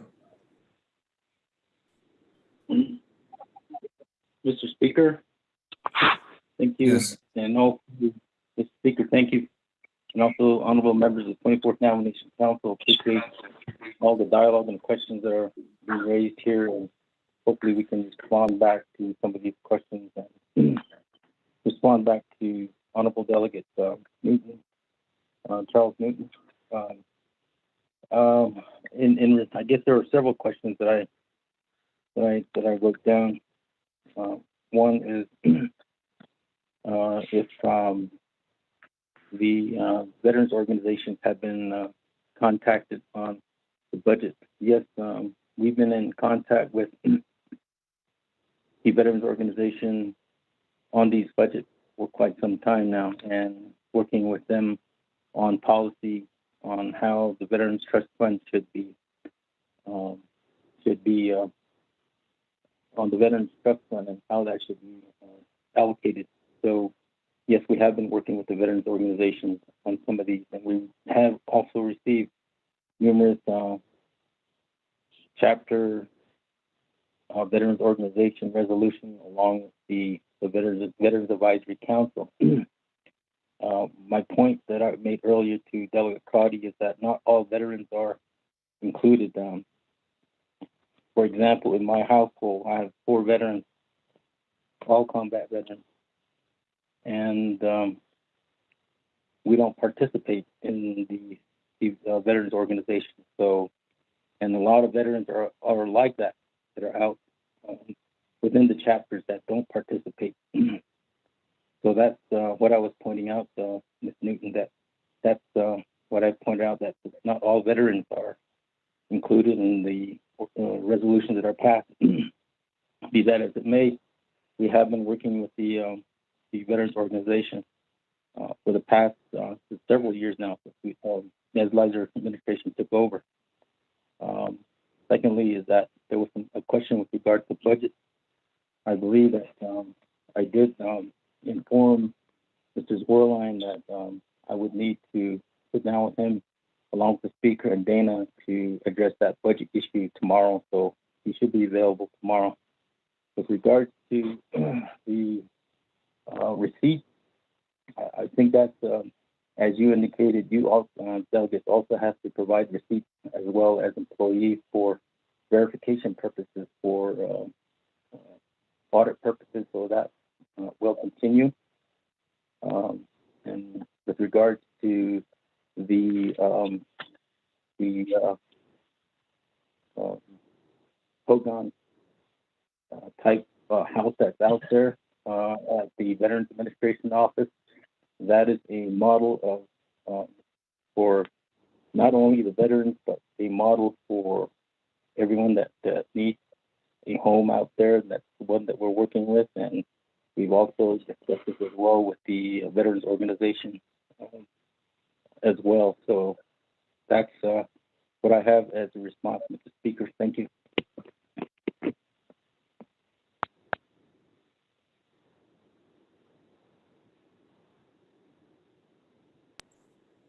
Thank you. Speaker, I have a follow-up. Charles, I'm going to follow up, and then I'll go on to Calum Gaze and Q. Madam Chair, floor is yours. Thank you, Speaker. Perhaps Mr. Paulson Chaco can answer this question for me then. I noticed that on the Office of the President and Vice President budget on page 7 of 9, there is contractual services in the amount of $16,811. It does say other services and honor guard, color guard. That question was brought up at the last Shiprock Veterans Organization or Shiprock Chapter Veterans Organization meeting on Friday, was whether the color guard would receive stipends, whether that was included within the stipend cost. And you do have under Northern Agencies stipend in the amount of $68,400. Is that contractual service the $16,811 that is currently in the Office of the President and Vice President's budget? Is that for color guard at the chapter level, or is that a separate amount that is only specifically for the President and also his events? Thank you, Speaker. That's my follow-up. Thank you. Let me go to Chief Chaco. Thank you, Mr. Speaker. Honorable members of the 24th Nation Council, to address Honorable Delegate Newton's question, the budget for $16,811 off of the President is for color guards. Most of us, and last year, that's what we were faced with when we had veterans organizations that approached our office for assistance for hotel fees, mileage fees for veterans that were going to different functions, and that's the reason why we had that in the budget. And it's not specifically identified for any specific organization, but in general for everyone that is requesting that from us. Point of order, Speaker.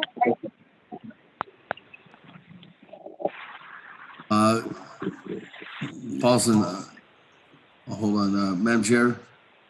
Point of order. Speaker, I do apologize. I can barely hear what he's saying in response to the questions that I asked. Thank you. Okay, thank you. Let me come back to you, Chief.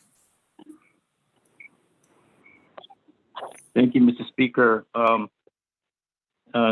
And honorable members of the 24th Nation Council, to address Honorable Delegate Newton's question with regards to the Office of the President and Vice President budget in the amount of $16,811 for honor guard. I answered that by saying that we do get a lot of requests from the chapter organization, not specifically from the organizations like Navajo Veterans Organization, but chapter organization as well, to defray costs for requests like hotel fees and mileage fees for those veteran organizations that are going to be participating in different functions across the nation and outside the nation as well. Thank you, Mr. President, Mr. Speaker.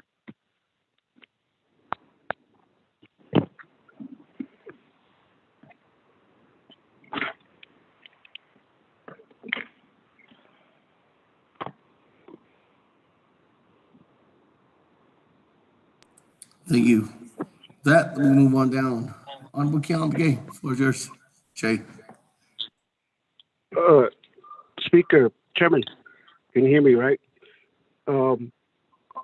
Mr. Specifically to Mr. Chaco, although that the main motion is on the legislation here. Regarding veterans, specifically for the Central Veterans Organization, you know, for one, first, they're meeting over at the Thunderbird Park in Chinle.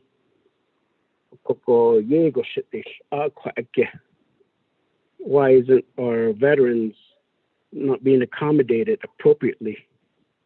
I laid out on the picnic has go because a lot so I mean, what's the reflection on us as Navajo and our local veterans, especially as agency veterans, are meeting like that? Buildings. Was there any other way that we can accommodate our veterans at the central level? That's one area. I want to bring that up and be on record that I'm advocating on behalf of them to a secure location. The closure of office there's another thing. Office closed another day. This was brought up during August 28th meeting. Is that the Chinle office was closed again. Only window service only because halit kodo is lots on binigi yego because need what other just lots on binigi the trust funds ni a yard binigi which we kodo hit all the a hajo ba ni last year 20,000 koko peso sheet actually long my recommendation is that let those funding be carried over specifically for the same areas that were that they still have a balance. Then the based on lineage that would be my recommendation to the council, that this particular funding be carried over on behalf of them the way it is.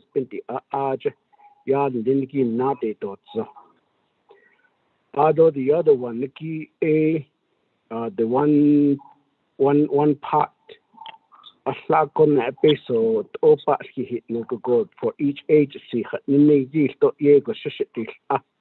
Although that this was conveyed in English, but I just want to point this out in Navajo. Because Latin is a lot so in Viniki peso, but Jerry Bahozina go ad ye Nachakodo budget in the Nachakodo hit Ashin the ad because Dick at agency the Nigo go. I believe and I'm sure some chapters or some other veterans organizations will benefiting more than those veterans are not much involved. Mr. Chaco, other dehousing. I wrote a letter or statement. The latest one. I took a step back, not to make an amendment. Because legislation passed go one linki started those need. There's another legislation being developed, 177, called the report to the Central Veterans Organization. Pass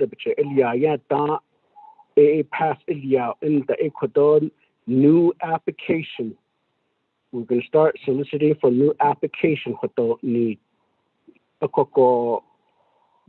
particular progress or process is not being conveyed to the local veterans organization. My question is that what about those prior applications? Some of us have been waiting for years to get our application be reviewed. So that's it.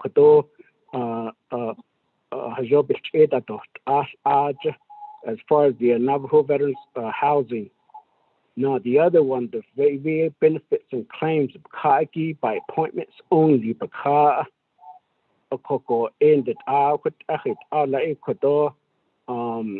Do we have a certified VSOs at each of the agency?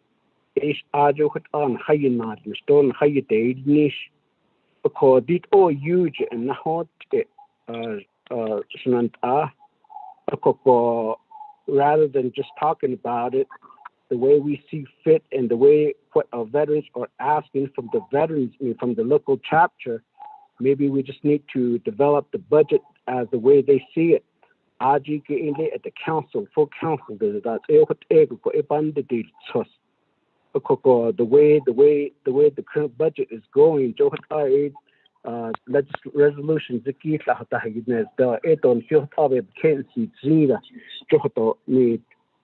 so all of this thing based on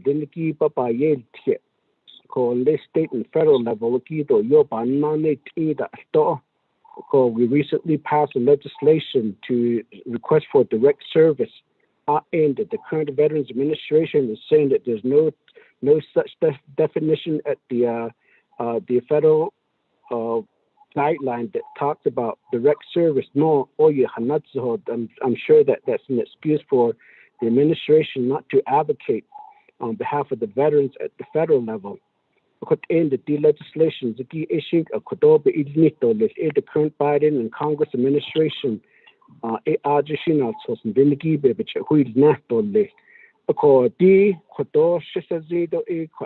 Central Veterans Organization,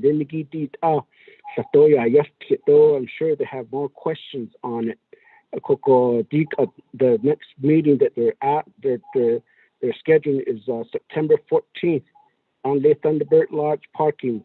Those picnic area. That's a caution, but not the Aquana not as a government. I mean, just go over there and observe and see how it feels to meet out in the public area and so on. Office couldn't out but it's a lot so if you can let the we don't even accommodate them to conduct any official meeting. Mr. Chaco Kodosha directly bench has seat on the Eben Yes on the page. Just it I don't that a lot so in yes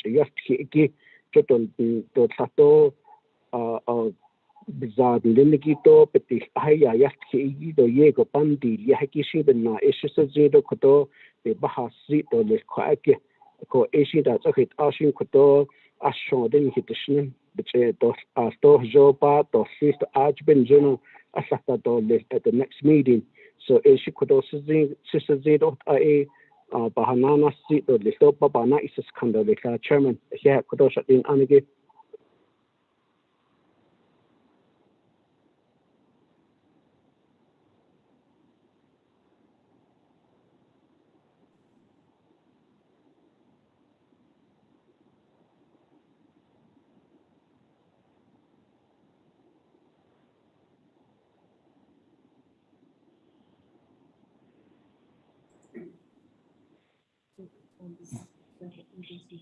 Okay, with that, back to Mr. Paulson Chaka.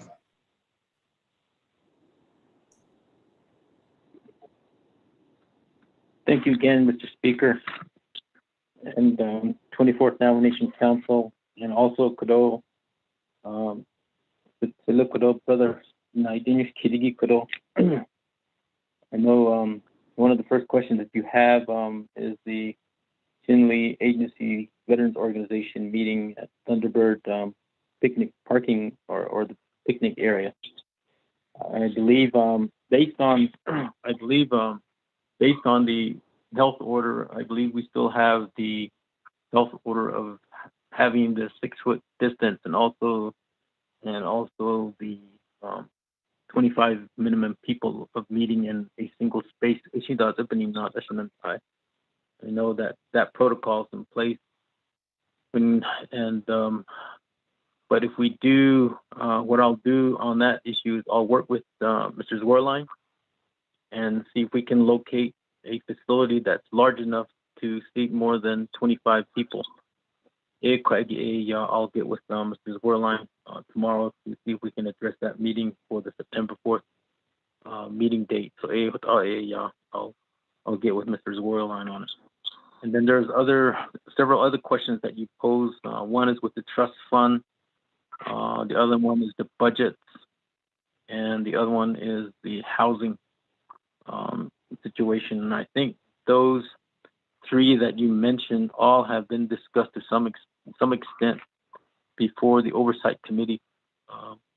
And what I will do is I will go ahead and email Mr. Zwerline to respond back to these questions to you by tomorrow morning. And then we'll CC copies to the 24th Nomination Council as well. So with our brother, Mr. Alan McKay. Yeah, thank you, Mr. Speaker. Thank you.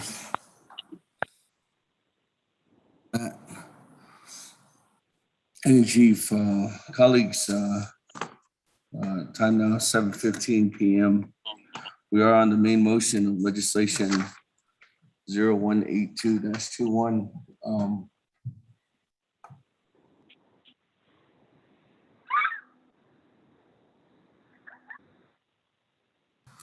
I don't have anybody in the queue. Colleagues, no one checked in, no one's texted in.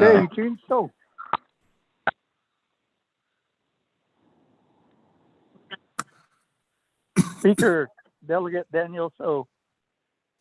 Chairman Eugene So and Chairman Daniel So. Chairman Eugene So, floor is yours. Che. Alo, asita esa no stragi. Ese con esta hunita. Nwe kis kanna shi. Ho ale nwe chen leader.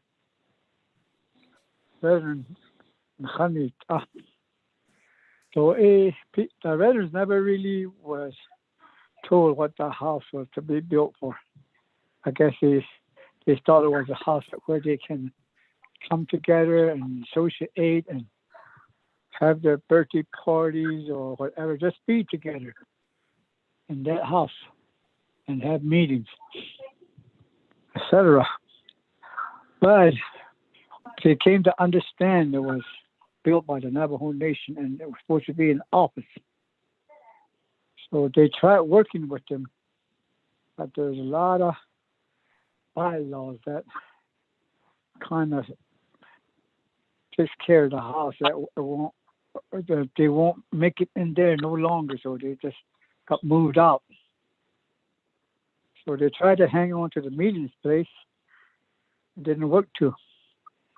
Then they advocate for veterans to get clothing. These veterans did it all on their own. That's like what they're doing right now, all on their own, getting during the pandemic and still now getting things for the veterans, even chainsaws, water tanks. Comes in from Phoenix or Colorado.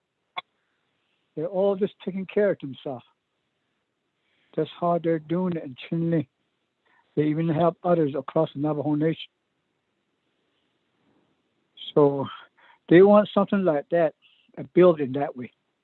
They don't want a building that's going to be owned by the nation, where some director would own them. They don't want to be owned. They want to do things the way they like to do and help one another. That's how they like doing things. It makes them feel better. So that's one of the things I would like to request later on, a building for the veterans.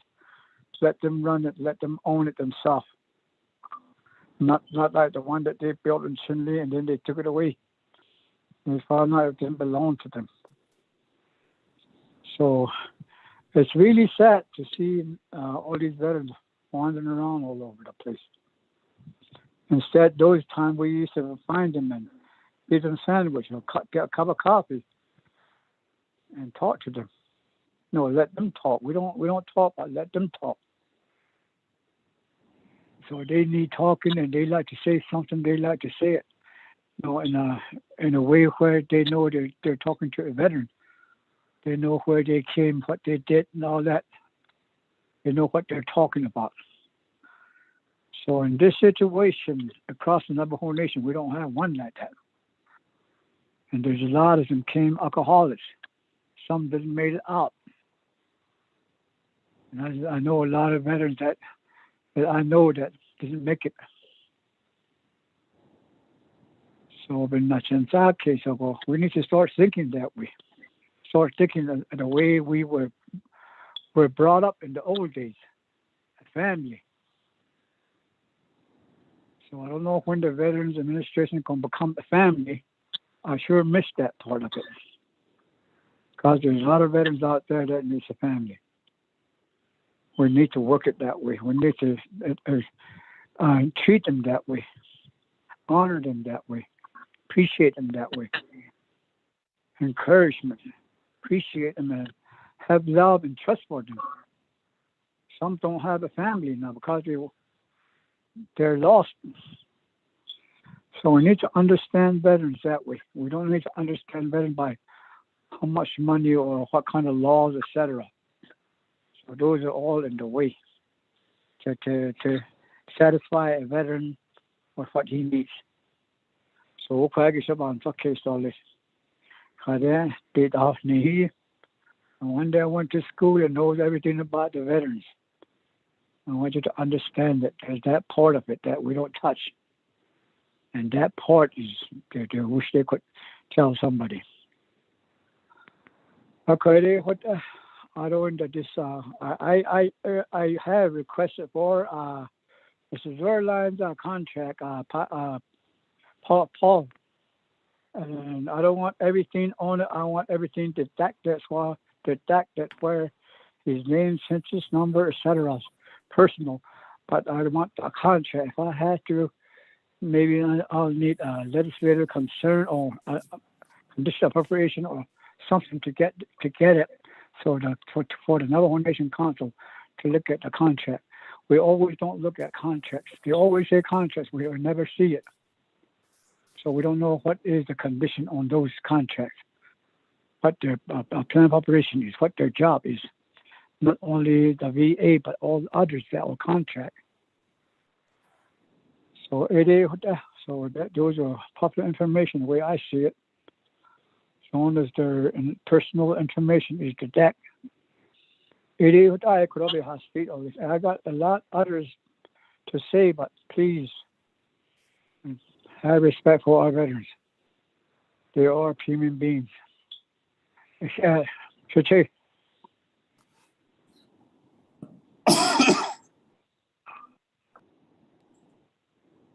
you, Honorable Jinso. Thank you for those words. Mr. Chair, this is Daniel. Colleagues, moving on down, Chairman Daniel. So,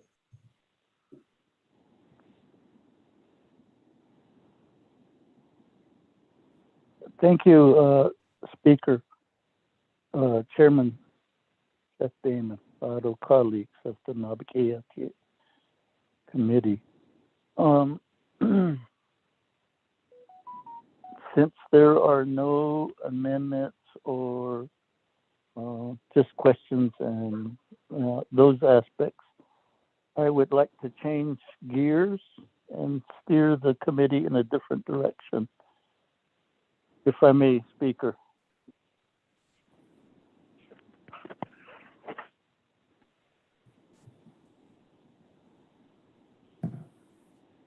Can you hear me? Yes. Chairman, the floor is yours.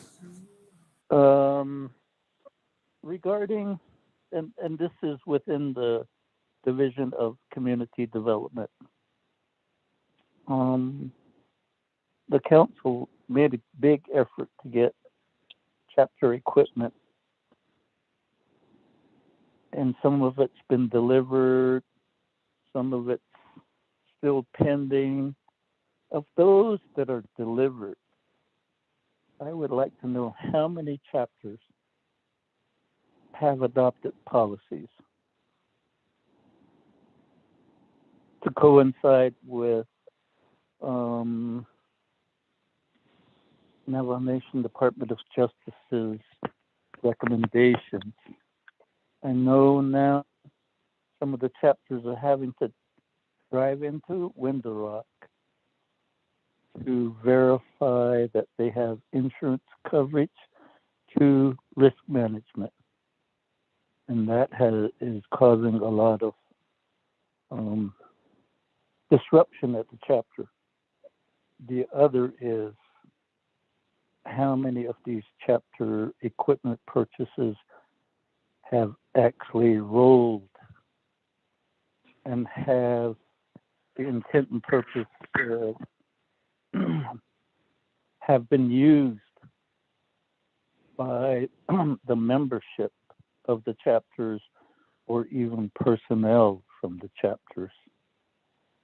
That would be a question to Division of Community Development, and how in the world do we, I guess, as a council, help the chapters in that regard.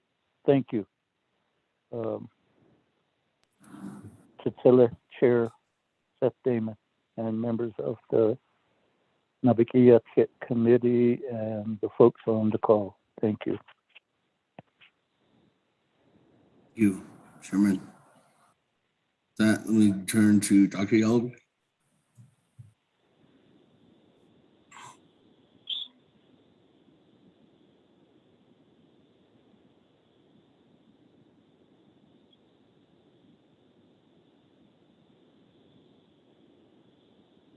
Dr. Yeoman, are you online?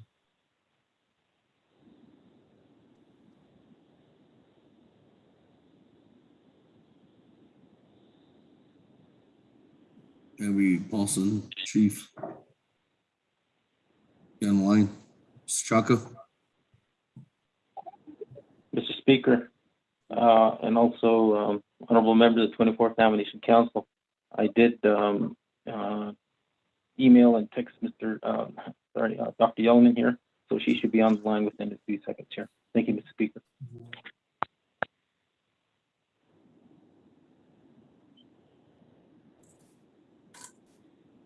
Dr. Yeoman, are you on the line?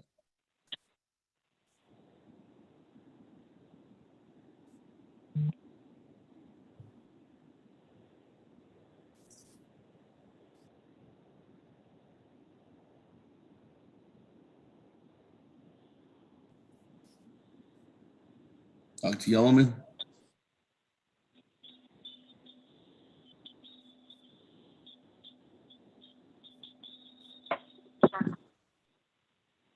Good evening, Speaker. Can you hear me? Yes, good evening, Dr. Yeoman. I hope you were able to hear that question. I was, sir. We'll just get situated here.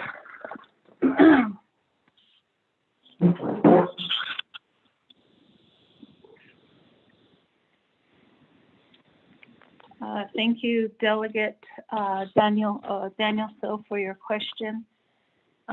Just so I'm clear on the question, it was regarding heavy equipment and the usage of heavy equipment, and some of the circumstances that have been surrounding the heavy equipment.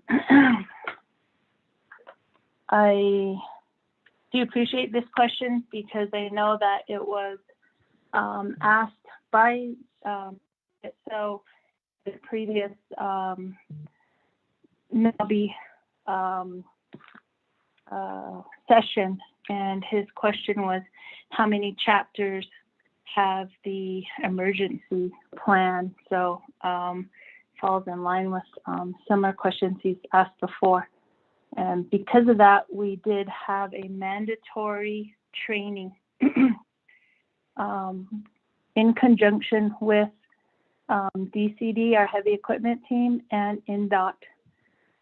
Both the heavy equipment team and INDOT started collaborating during the procurement process of the heavy equipment and produced 17 pieces of documents that went to DOJ for review.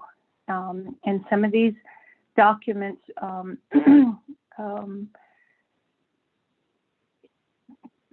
provide templates for chapters to utilize if they don't already have one in place, or if certified chapters or chapters already have a heavy equipment policy or procedure in place. This would allow them to update and enhance some of their policies.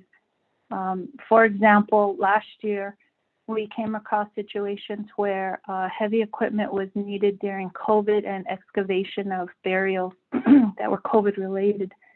And as such, some of the use around the heavy equipment needed to be amended or mitigated for safety reasons.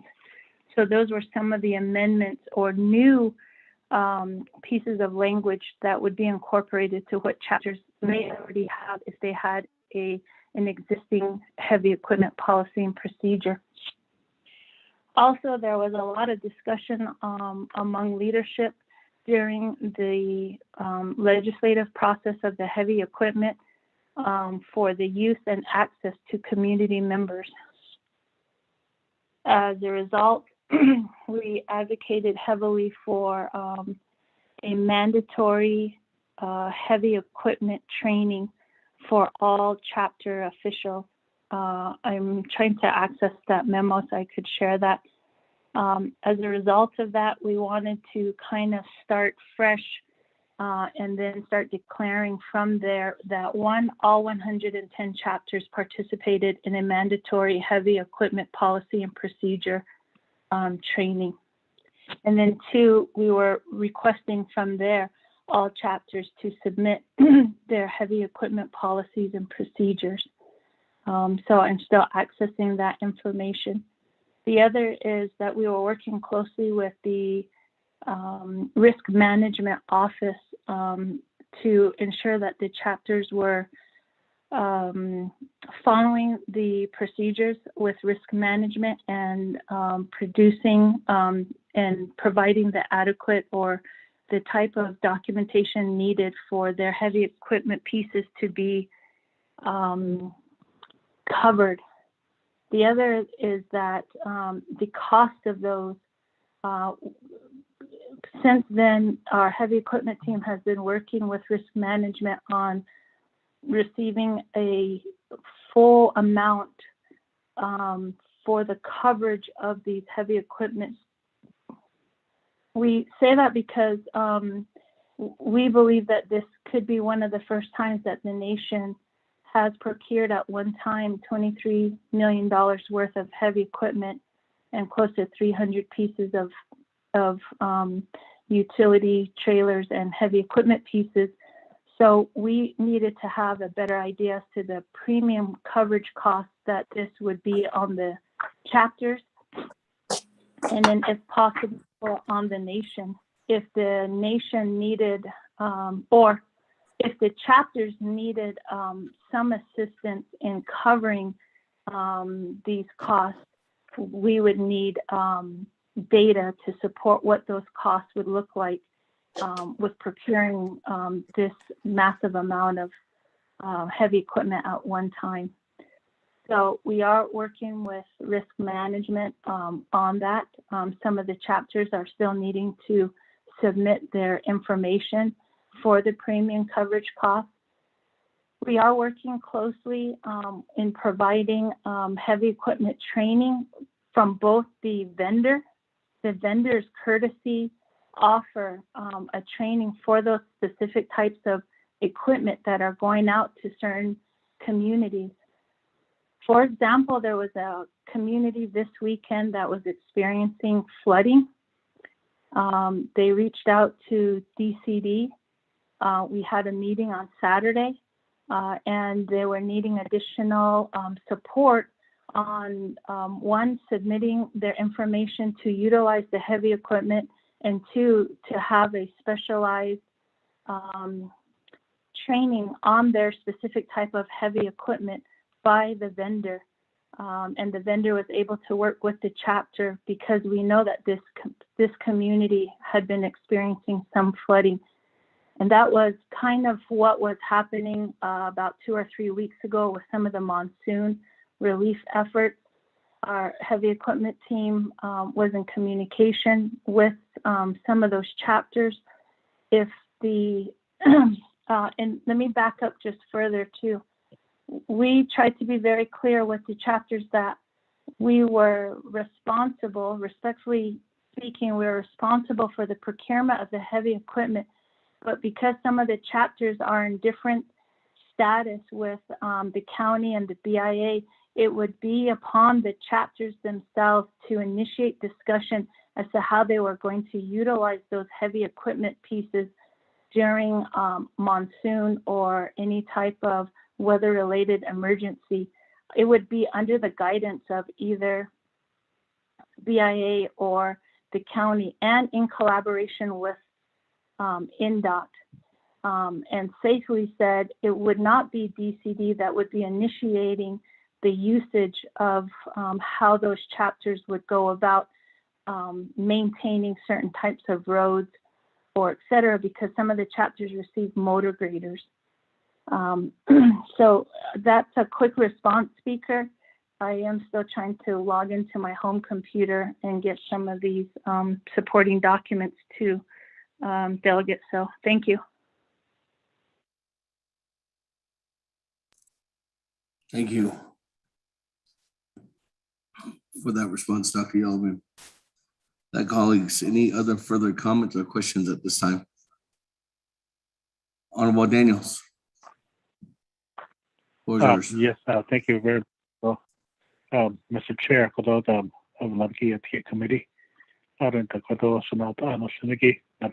Committee members, for those leadership. Thank you. I don't know what this case and thinking about our staff in Winter Rock. I know this is going to go to Navajo Nation Council, but maybe at that time we can do more amendments. So it will not be legal, so that should not so it is all about this. We had only done Navajo Nation Council, which is a special session. I say, now we are not deal, but you had a deal for this one. So I thought by night is kind of less, Mr. Chair. Thank you.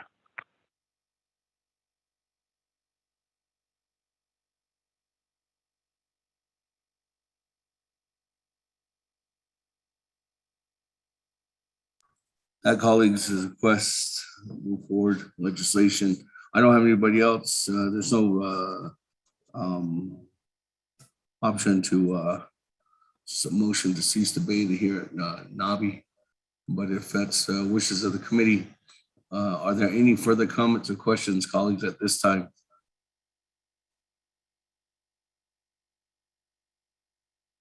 If not, going twice. Speaker.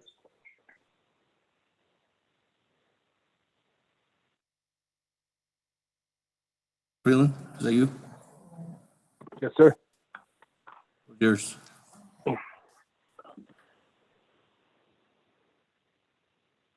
If I may, Speaker? Yeah, I don't believe the floor is yours. Okay, sorry. Just want to make a comment.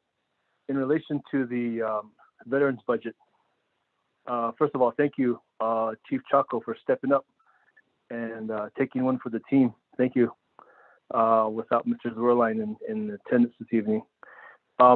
There is a Eastern Agency Veterans Organization resolution opposing the potential plan that's being set forth by Naval Veterans Administration. So all the chapter veterans organizations out here in Eastern did vote on that and pass that resolution. So I'm just thinking how our CVOs are going to have to travel into Crown Point and deal with, of course, the agency office, which is, and then having to travel back to their home communities. My Chase chapter, Torreon, is almost 90 miles away, and one way from Naabik'íyáti to here can be about 100 miles. Counselor, 100 miles. So that's the distances we're looking at. You also have your chapters to the south, Speaker. Chachota and Bahale would have to travel into Crown Point. And up north, I have Herfano. Just to travel to the situation of that, of having to put our veterans in, through these situations. And it's going to be really unfortunate, and it's not going to be accommodating, because it's much easier to have these done at the local level, which is, of course, at the chapters. But the proposed change is going to be very impactful to our CVOs. So I, along with my colleagues, I do advocate for that, to leave it at the chapters and leave it within the chapters CVOs discretion, because they've done very well so far, and they continue to do so. And having to attend these chapter CVO meetings, whether it's in Vicente or Lake Valley or even White Rock, sitting outside with the veterans is a very admirable and honorable thing to listen to their concerns. And, of course, as leaders, we all do that, is we listen to our people, and that's what we do as leaders, is listen. Whether we are for the issue or not, we still have to listen. So I just want to make that comment, Speaker, in relation to that budget and the resolution that was passed by the Eastern Agency Veterans Organization. I want to thank Commander Toth and all of our Eastern veterans and all of our veterans across the Navajo Nation for their service and due diligence to this country. And we appreciate even my colleagues who are veterans as well. And I think my Che put it utmostly respectfully and eloquently that our veterans are human beings also. And I think that really hits home. And I just want to say thank you for making that statement, Che. But area Speaker, I just want to say that. Thank you. Thank you. That, colleagues, we are back on the main motion, legislation 0182 -21, sponsored by Chairman Hinio. This legislation is destined for council colleagues. At this time, we have 2 amendments that have been passed on this legislation. There is a couple possible future legislative concerns, conditions of appropriation that have been requested today, that is working with the Office of Legislative Counsel, that will be ready for council. We do have this legislation bound for council. We do have a session tomorrow starting at 10 a.m. I don't have anybody else in queue. I don't have anybody else texting in. Is there any other comments or questions this evening, colleagues?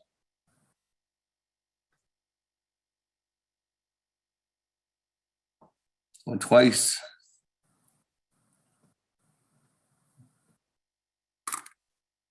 Or 3 times. Rico, second reading. Thank you, Speaker. Members of the Naabik'íyáti Committee. Amendment number 1 on page 5 in paragraphs J of the legislation, as amended and approved by the Budget and Finance Committee on September 3rd, 2021. Add a new subpoint 5 as shown in the underlined text below. At paragraph J, new subpoint 5, $881,197 to the Division of Public Safety, Department of Criminal Investigations, Business Unit number 116011. End of new language. overstrike, old existing 5 and underscore new 6. The remaining amount of overstrike, $2,202,869, and insert $1,321,672. 2, in Exhibit F, proposed carryovers for the FY22 Navajo Nation budget. Add a new row at the bottom of the table on the second page, inserting in columns 2 to 6 the new business unit number 116011 and related information as shown as underlined text below. Column 2 underscore 116011. Column 3 underscore NDCI. Column 4 underscore DPS Department of Criminal Investigations. Column 5 underscore remaining operating balance. Column 6 underscore request to carry forward into FY 2022 all remaining balances from FY 2021. Replace the original Exhibit F with the new revised Exhibit F that will reflect the changes described in this amendment, paragraph 2, and will be provided by the Office of Management and Budget when available. Also attached to this amendment are budget forms 1, 2, 4 for business unit number 116011. Amendment number 2 on page 5, line 19, insert new paragraph J as follows. J, waivers of Navajo Nation law.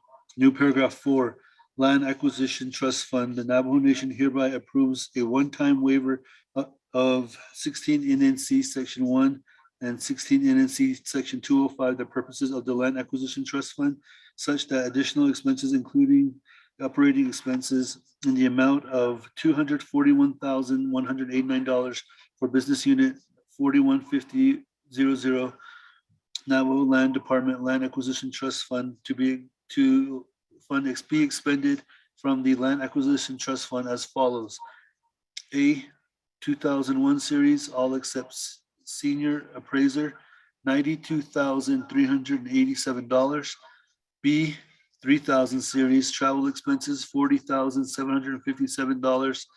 C, 4000 series, supplies, $15,450. D, 5500 series, communications and utilities, $7,632. E, 6000 series, repairs and maintenance, $47,667. F, 6500 series, contractual services, $32,200. G, 7000 series, special transactions, $5,096. H, total $241,189. 2, Exhibit K, FY 2022 budget detail is hereby amended to reflect this amendment. 3, the Navajo Land Department is directed to work with the Office of Management and Budget to supply the financial information to be inserted in Exhibit K, the FY 2022 budget detail exhibit. 4, page 7, line 9, insert paragraph D to section 3 directives as follows. Section 3 directives, new paragraph D, Auditor General. The Navajo Nation hereby directs the Office of the Auditor General to conduct an audit of the Land Acquisition Trust Fund dating from 2005 to 2021, end of new language. 5, renumber, reletter succeeding paragraphs or sections accordingly if necessary. The Office of Legislative Services, the Office of Management and Budget, and the Office of Legislative Counsel with notice to the sponsor of the legislation are hereby authorized to make necessary grammatical changes, numerical corrections, and cumulative total corrections as necessary to conform to the intent of this amendment. This amendment shall supersede inconsistent language contained in any other committee amendment which shall be conformed to the intent or language of this amendment. Mr. Speaker. Thank you.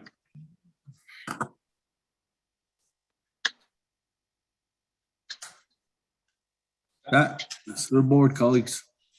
Vote on the main motion, legislation 0182-21 with 2 amendments. Honorable Elmer Begay. I'll vote green. Honorable Elmer Begay votes green. Honorable Key Allen Begay Jr. Yeah, okay, Key Allen votes green. Thank you. Honorable Key Allen Begay Jr. votes green. Honorable Paul Begay. Delegate Paul Begay votes green. Honorable Paul Begay votes green. Honorable Nathaniel Brown.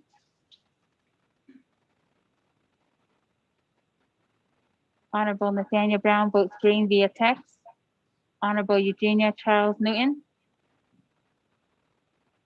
Charles Newton votes green. Honorable Eugenia Charles Newton votes green. Honorable Amber Canasba Crotty. Shada, this is Delegate Amber Kinas-Bakrati, and I'll vote red. Thank you. Honorable Amber Canasba Crotty votes red. Honorable Herman M. Daniels Jr. I vote green. Honorable Herman M. Daniels Jr. votes green. Honorable Mark Freeland. Green. Honorable Mark Freeland votes green. Honorable Pernell Halona. Honorable Pernell Halona. Honorable Pernell. Honorable Pernell Halona votes green. Honorable Jamie Henyo. Green votes green. Honorable Jamie Henyo votes green. Honorable Vince James.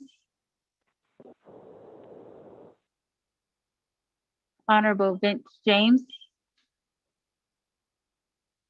Honorable Vince James Delegate did not James vote. votes red. Honorable Vince James votes red.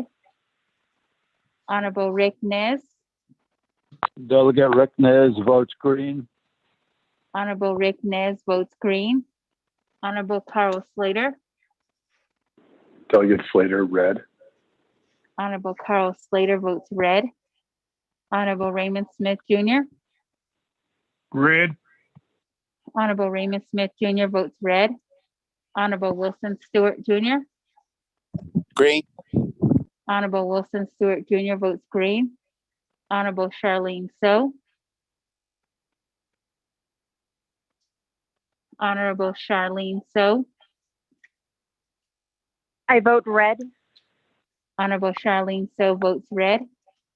Honorable Daniel So. I vote green. Honorable Daniel So votes green.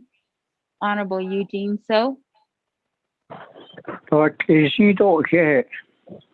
Honorable Eugene So votes green. Honorable Otto So. Honorable Otto So. Honorable Otto So did not vote. Honorable Thomas Walker Jr. I vote green. Honorable Thomas Walker Jr. votes green. Honorable Edison Wanika. Green. Honorable Edison Wanika votes green. Honorable Edmund Yazzie. Green. Honorable Edmund Yazzie votes green. Honorable Jimmy Yellowhair. I vote green. Honorable Jimmy Yellowhair votes green. Going back up. Honorable Otto So. Honorable Otto So. Honorable Otto Question of So privilege, Speaker. did not vote. Question of privilege while we're voting. Madam Chair Charles Speaker, Newton. just really, the amendment regarding the land acquisition trust fund. So just for clarification, if I vote red on this legislation is the one that's going to require a 2/3 vote. Is that correct, Speaker? Either way, this legislation, if either way, the legislation is still a 2/3 vote according to 820I. It needs to be waived. Speaker, I'd like to change my vote to red.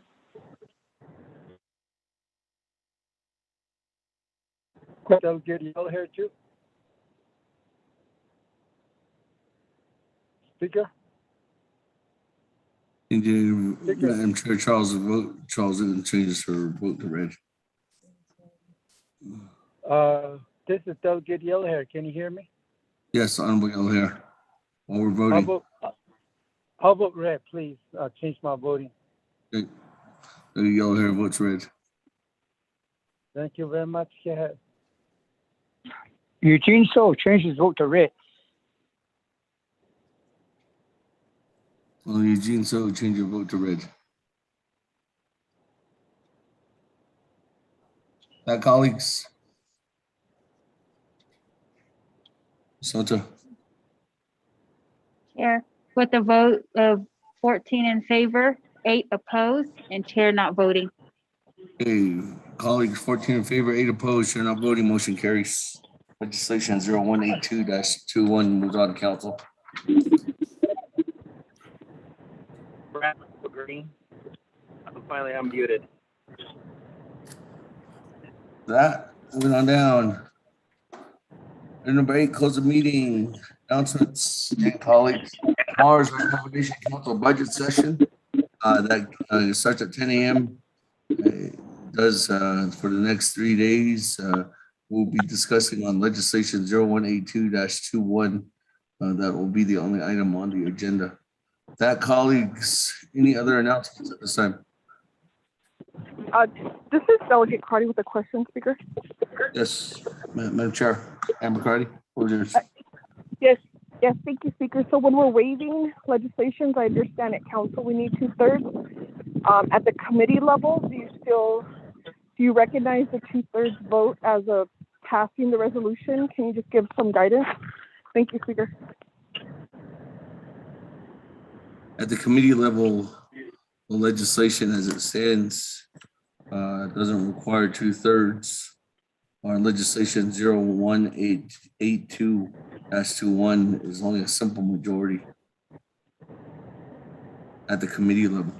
When it gets to Navajo Nation Council, then that's when the legislation 01821-21 is a 2/3 legislation. Thank you, Speaker. I hope veterans can get their budget in order. Thank you. Thank you. No other comments or no announcements? Is there a motion to adjourn, colleagues?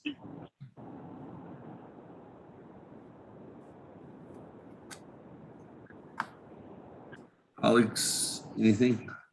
Motion. Motion to adjourn. Second, by Charles Honorable Newton. Daniels. Second by Madam Chair Charles Newton. Adjourning at 7:55 p.m. Honorable Daniels, second by Madam Chair Charles Newton. That, go to the board.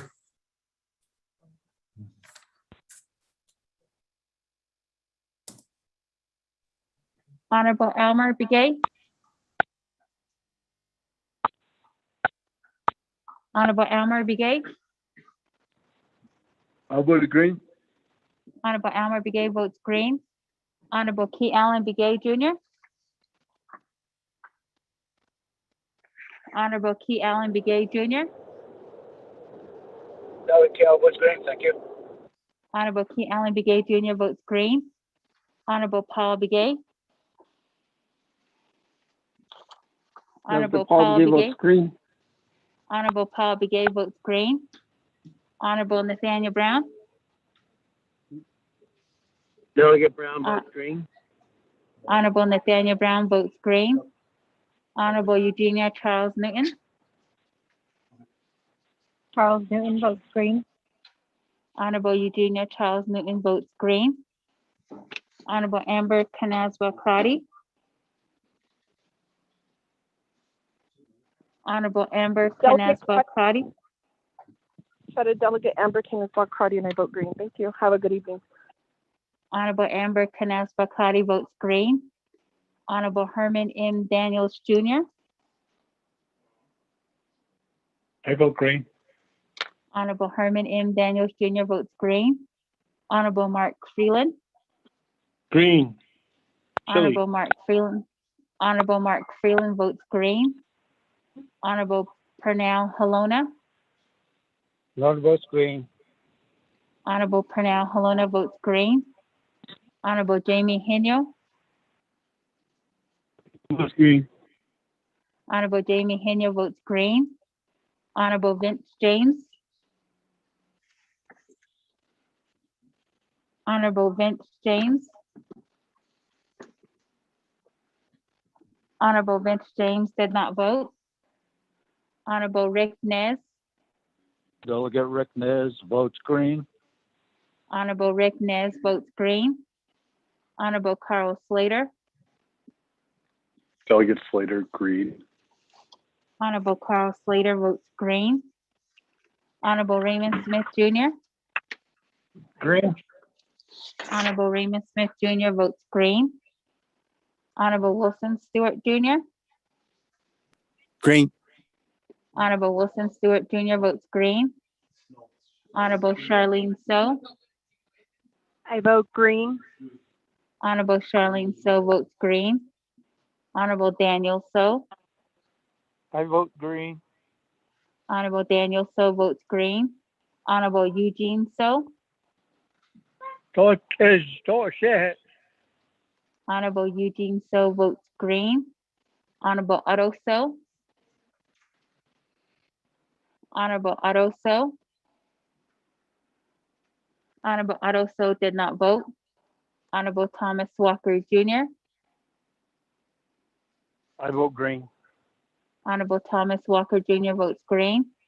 Honorable Edison Winika. Green. Honorable Edison Winika votes green. Honorable Edmund Yazi.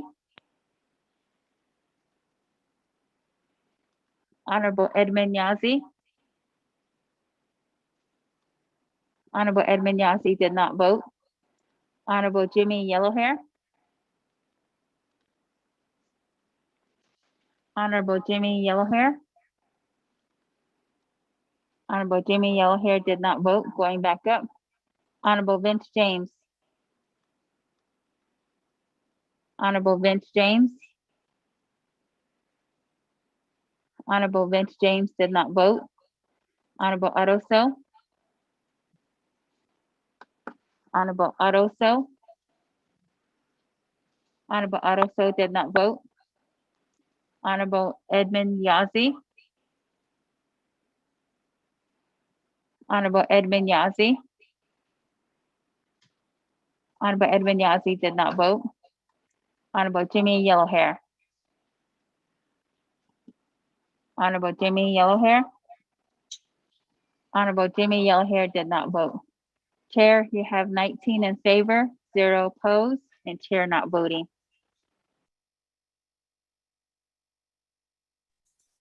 Thank you. So that call is officially adjourned at 7:55 p.m. with 19 in favor, 0 opposed, Delegate chair James not votes voting. green.